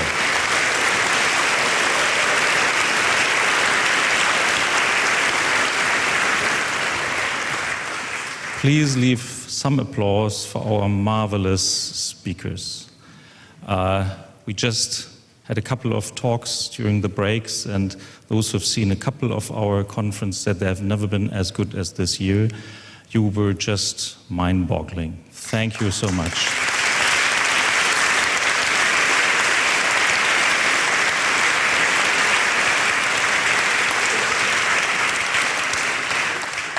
No matter whether you use a giant ship or a small bench, whether you are acting in the Arctic or in Africa, it always takes two things. It takes open-minded people and the freedom of thought.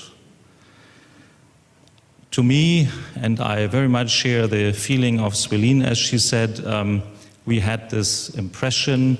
It's not just a big step for one of our guests, of our participants, but a big step for all of us to have an eye what science can do.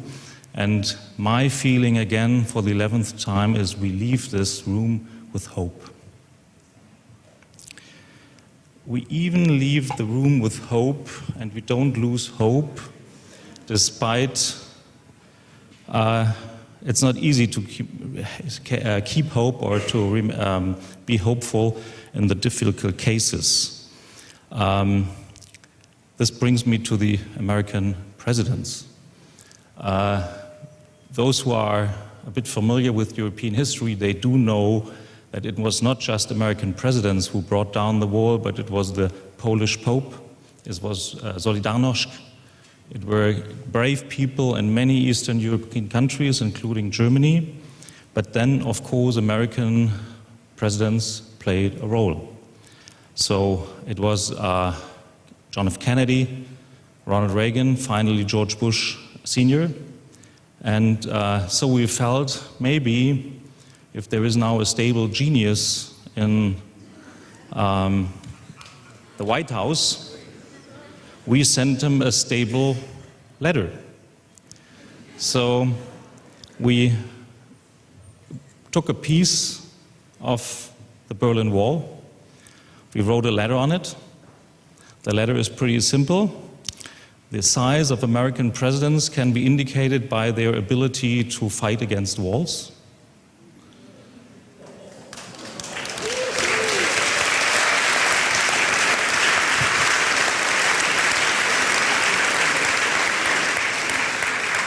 We put this piece of Berlin Wall, its original piece, we put it in a container. We brought it to shipping. There the letter is. To the President of the United States, White House, Pennsylvania Avenue, and we shipped it. There it is. And today it arrived.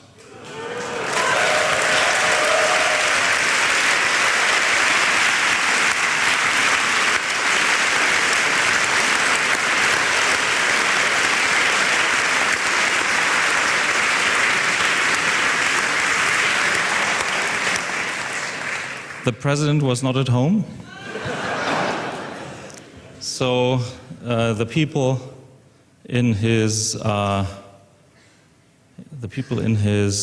are representing him, taking on the mail, said we can't take it.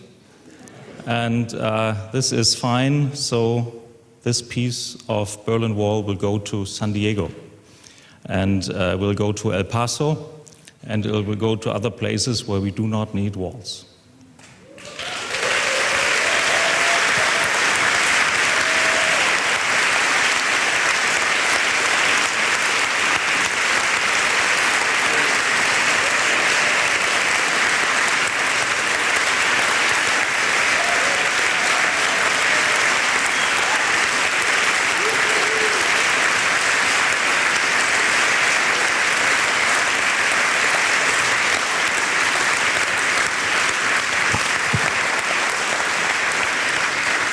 if you want to contribute and sign, please go to this website and then you can enter a name. A couple of thousand people have already done so.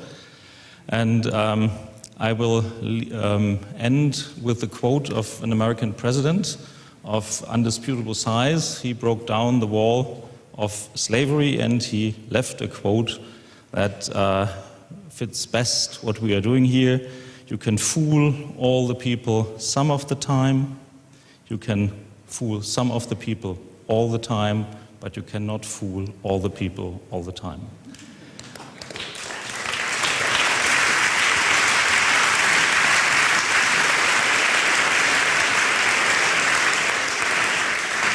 We hope to see you next year. We hope to learn from your ideas, but first of all, enjoy the discussions, enjoy your neighbors, enjoy dinner, and don't forget to read. Thank you. Bye-bye.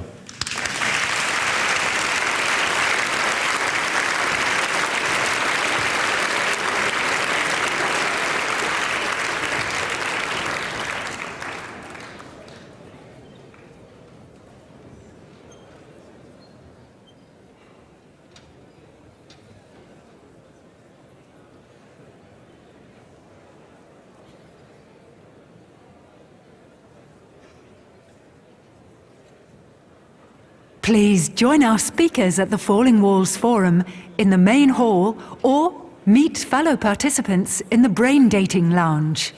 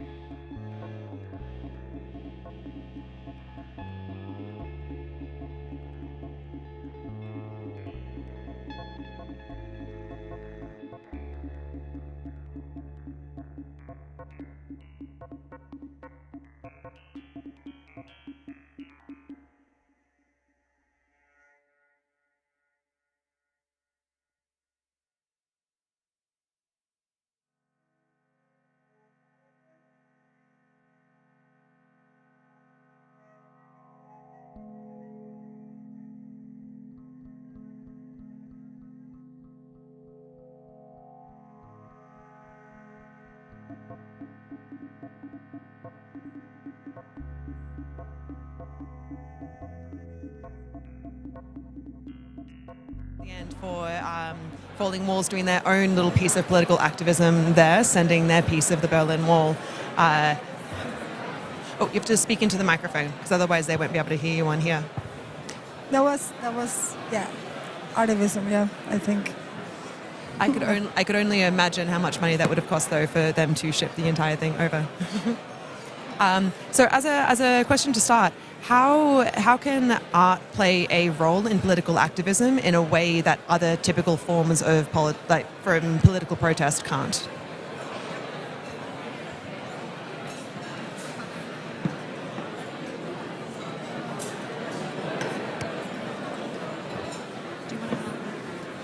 Maybe while Hito's getting her headset up, do you want to answer that, Tanya?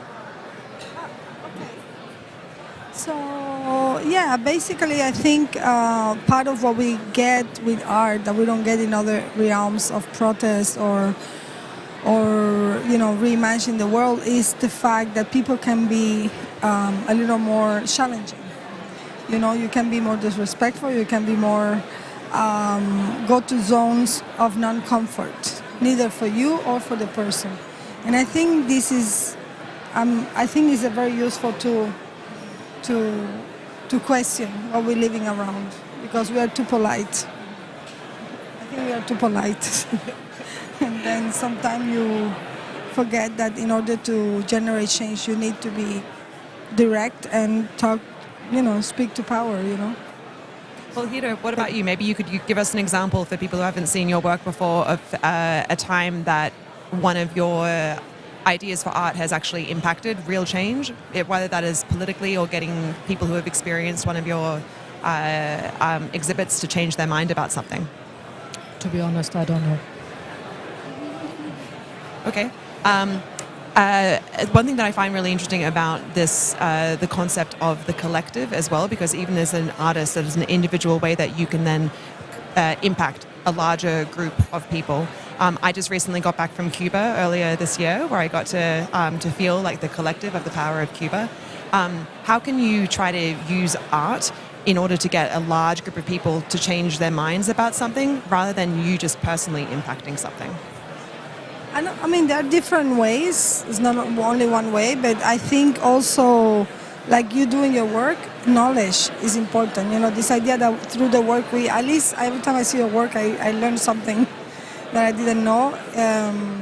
And I think in my case is that, like, how can you provide information in a way that is, I don't know, for people to understand what's going on. That's what I think when I see your work sometimes. Like, I learn through a different wire. It's not like direct knowledge. Like, it's not the definition. It's more about, I don't know, learning I mean, honestly, I'm trying to think through this as a form of installation and what kind of effect it produces, because, I mean, literally, I'm an installation artist, and I tell you, if anyone wanted to materialize the idea of a filter bubble, then this is what this would look like, no? I mean, this installation in itself, by its form, already has the effect of completely dividing people from one another. I have no idea who I'm talking to. Perhaps there's just no one listening at all, or maybe people are listening to Spotify. Actually, I would do that, you know, honestly. So, I mean, this is not a public sphere. This is not a public discussion. This is something I've called in my writing a pubic discussion, right? Yeah, it's when basically the concept of public does no longer exist because people are isolated, they are atomized within their headphones, within their sphere of intimacy, and yet there's the pretense of that being some kind of public. This is not public. This is a filter bubble. This is the Airbnb of, you know, a public staging. This is ridiculous, sorry. What would you do to change it, or what in this moment that you have right now do we want to do to change it? I will just address it. I mean, what else can I do? No? I mean, I'm here to honor Tanya's work, which I think is amazing. Over decades, I followed it, and this is what I'm doing. But this is not a public discussion. This is the contrary of public. Should I just, in a vague attempt to engage the public that is watching in front of us, even though we are being live streamed to everyone else right now, does someone have a question and want to engage? To, you know, install platform capitalism as a sort of spatial form, then this would be it. No? Yeah. Does anyone want to help us try to break that? A question? A piece of political activism? No? Okay. Spotify. We've got a question at the back, up here. Do you want to come to the front of the stage?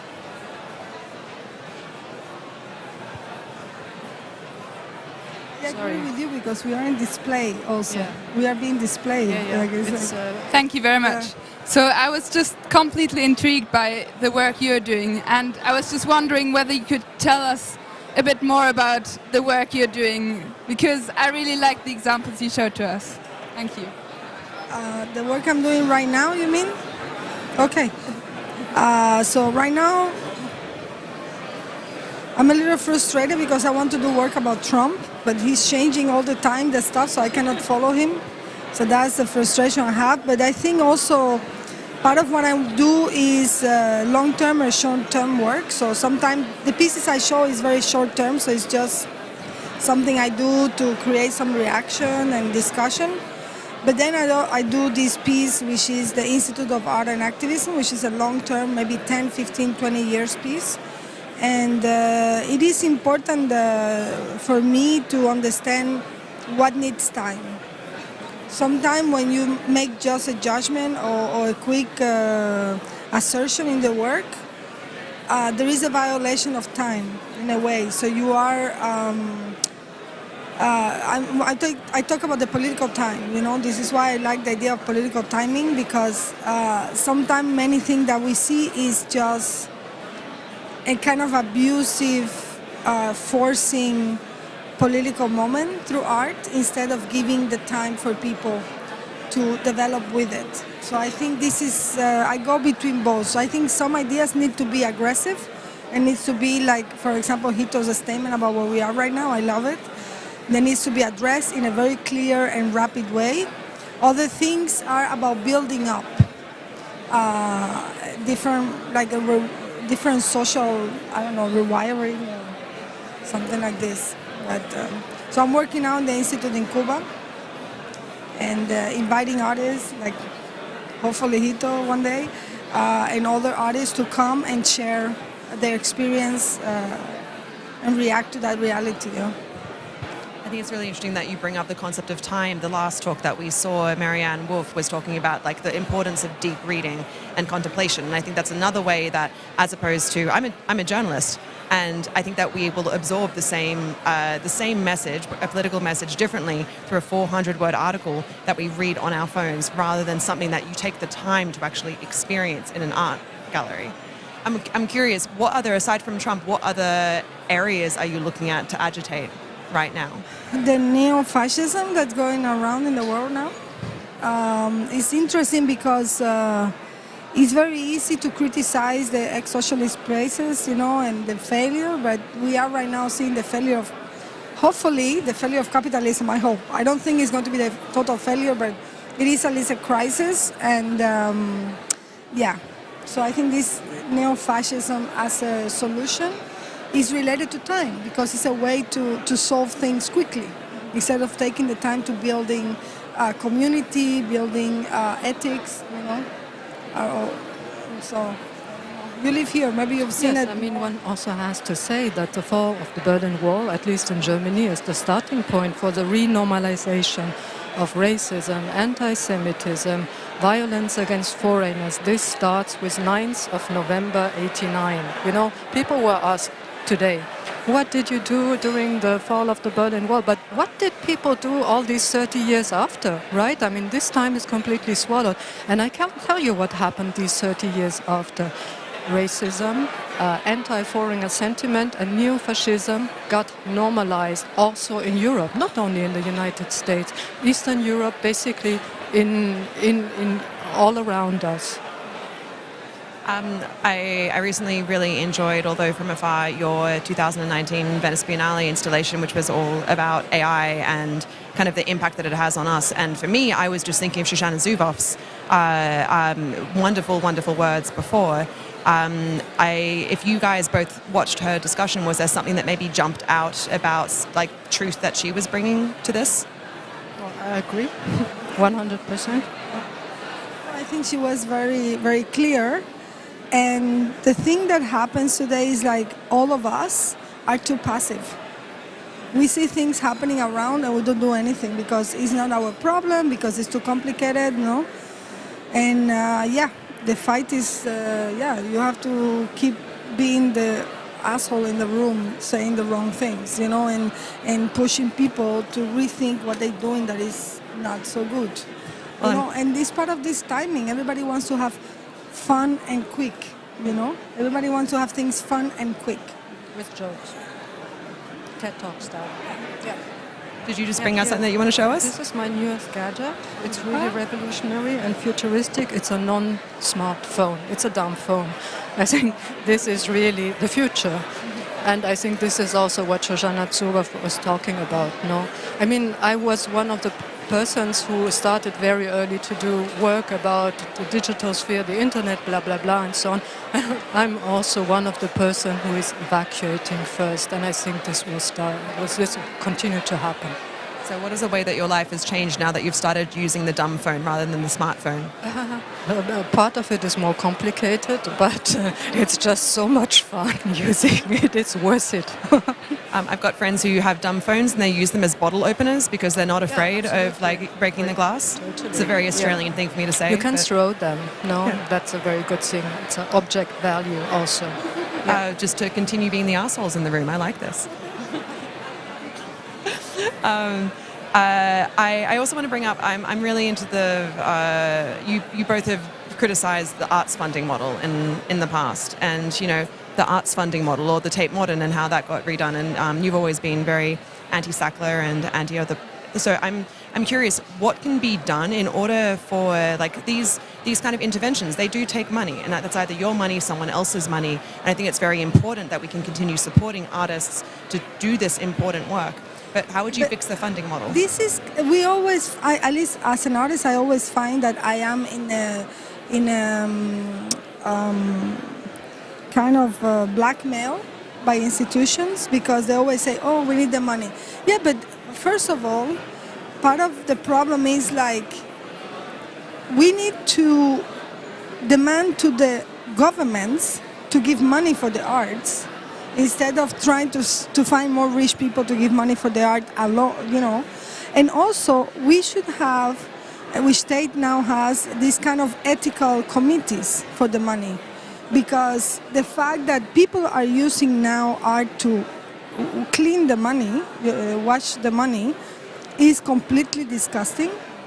It is disrespectful for what we do as practitioners, but also why today money has more value than other things. That's precisely what we wanted to do with changing the name of the building. And we use very consciously the word value and contribution in that little plaque that we put, because we wanted people to understand that contribution is not only money. This is part of what we live in right now. We're living in a society where people only value money. There are other things, you know, like, I don't know. I mean, very often we get stuck in the debate around sponsorship, in a debate around guilt, and I'm really not interested in that, you know, which sponsor is worse than another, and I don't care. What I think is a set of principles, of transparent principles, which one could call a new deal for the art world, no? And this deal has to include principles around sponsorship, governance, environmental standards, and also pay. And also there needs to be a discussion which cannot be a sort of yes-no referendum, but a sustained debate around what do we want from the art world? What kind of social function does it have? And I'm convinced that it has a really important social function, that it serves, you know, to facilitate a debate which in the media, because of, you know, clickbait and so surveillance capitalism and so on, is no longer happening to the extent it did. And we need to make that happen by, you know, establishing criteria for this new deal for museums, and not, you know, talk about this or that sponsor. I'm really bored by that. And also I think we need to reevaluate what are the conditions in which artists work. You know, because many times you see this institution who spend hundreds of thousands of dollars maybe in a dinner, but then they don't pay the artists to do the work. Or they don't pay properly the people in the museum who work for them every day. So I think this is also not to forget. It's not only about who give. Yeah. I mean, the biggest donors for a museum are actually artists and the people working there, because they donate their lifetime and their energy.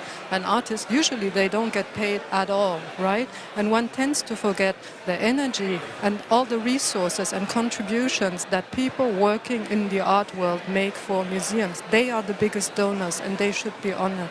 Exactly.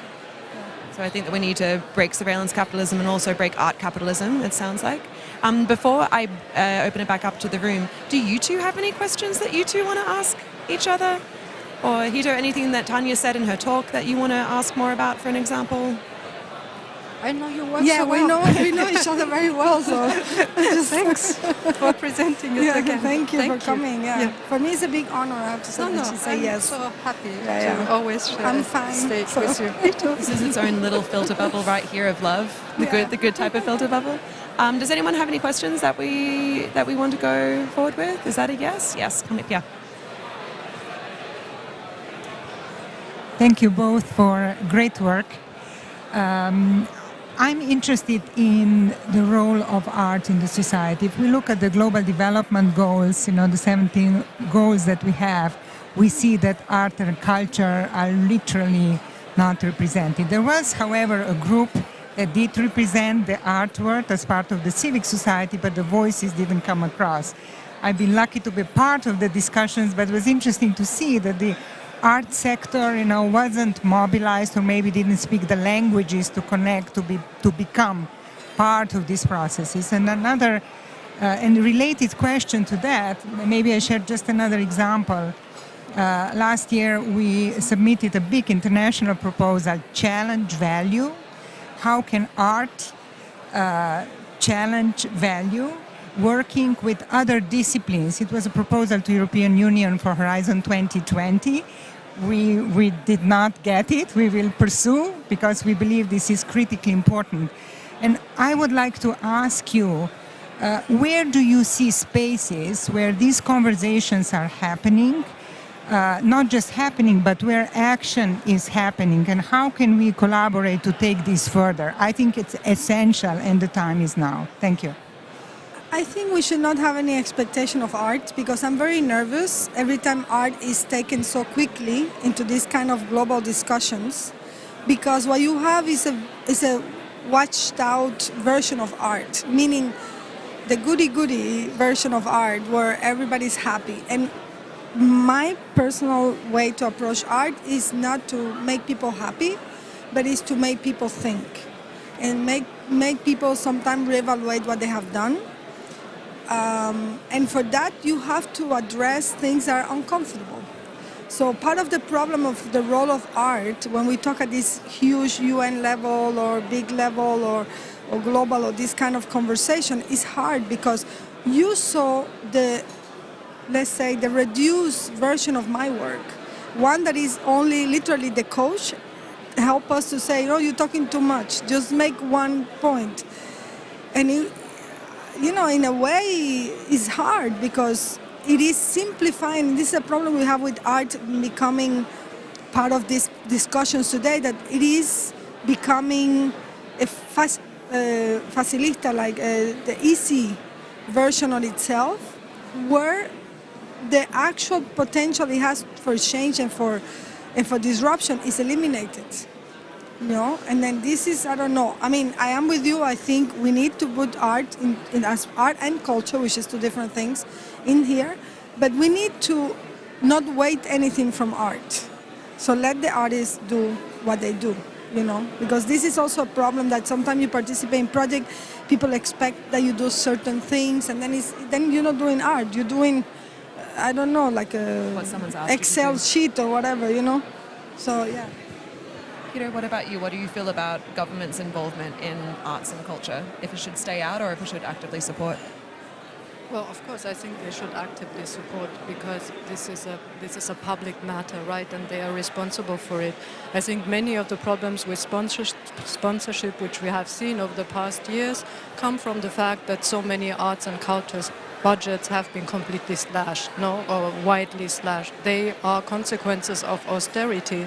So I think the question is really, do societies think that art is a public good or not? And if yet, then of course it should be funded by public money, yes.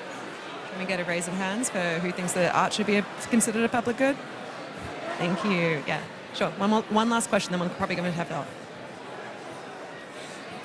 I had to giggle when you showed how you were reading Hannah Arendt through a speaker on the street and the reaction in building roads next to your house. What is the situation for you right now? What are the working conditions for you in Cuba? I mean, you are still working in there. You're not being kicked out so far. So how do you manage? No.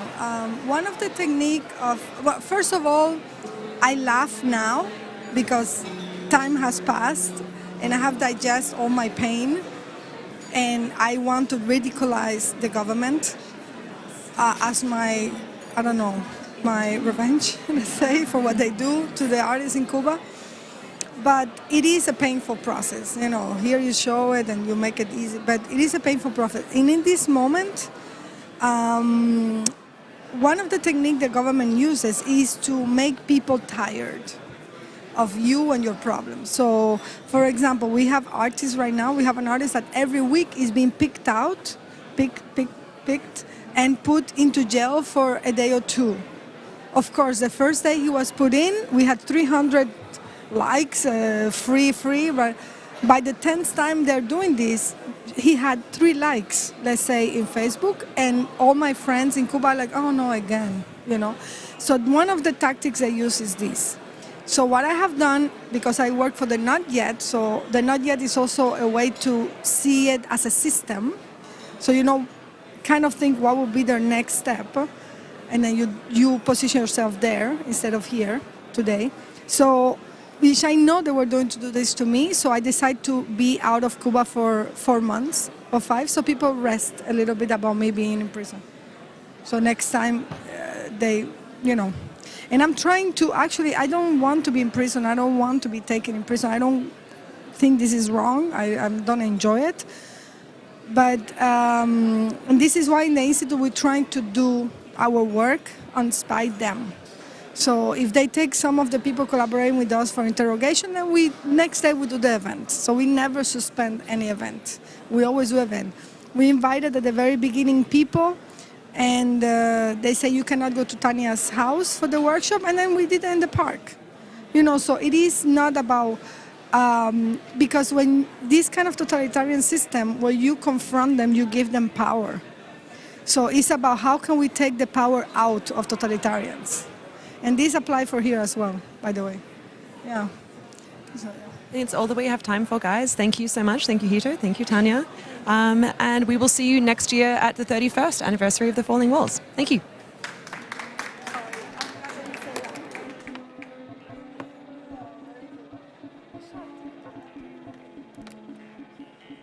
Thank you for putting up with that.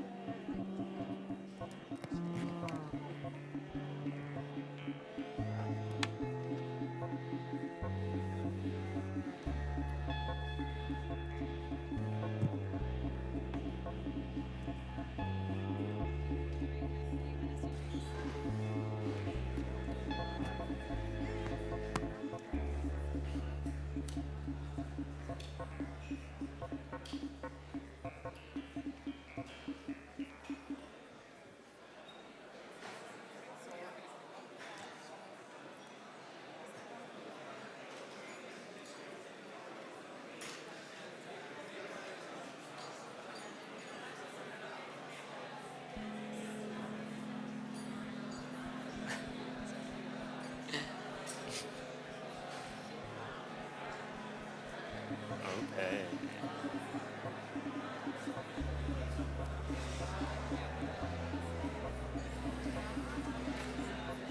Oh.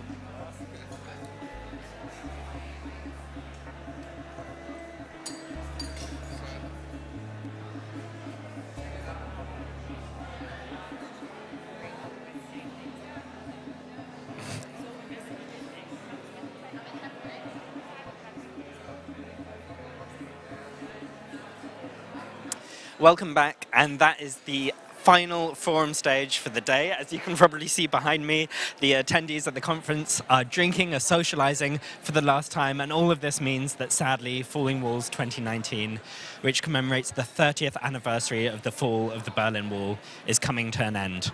Now, I'm sure all of you have been watching since the very beginning and remember every single last talk, but just on the off chance that you don't, the talks today have covered topics from brains to black holes, from social change to climate change.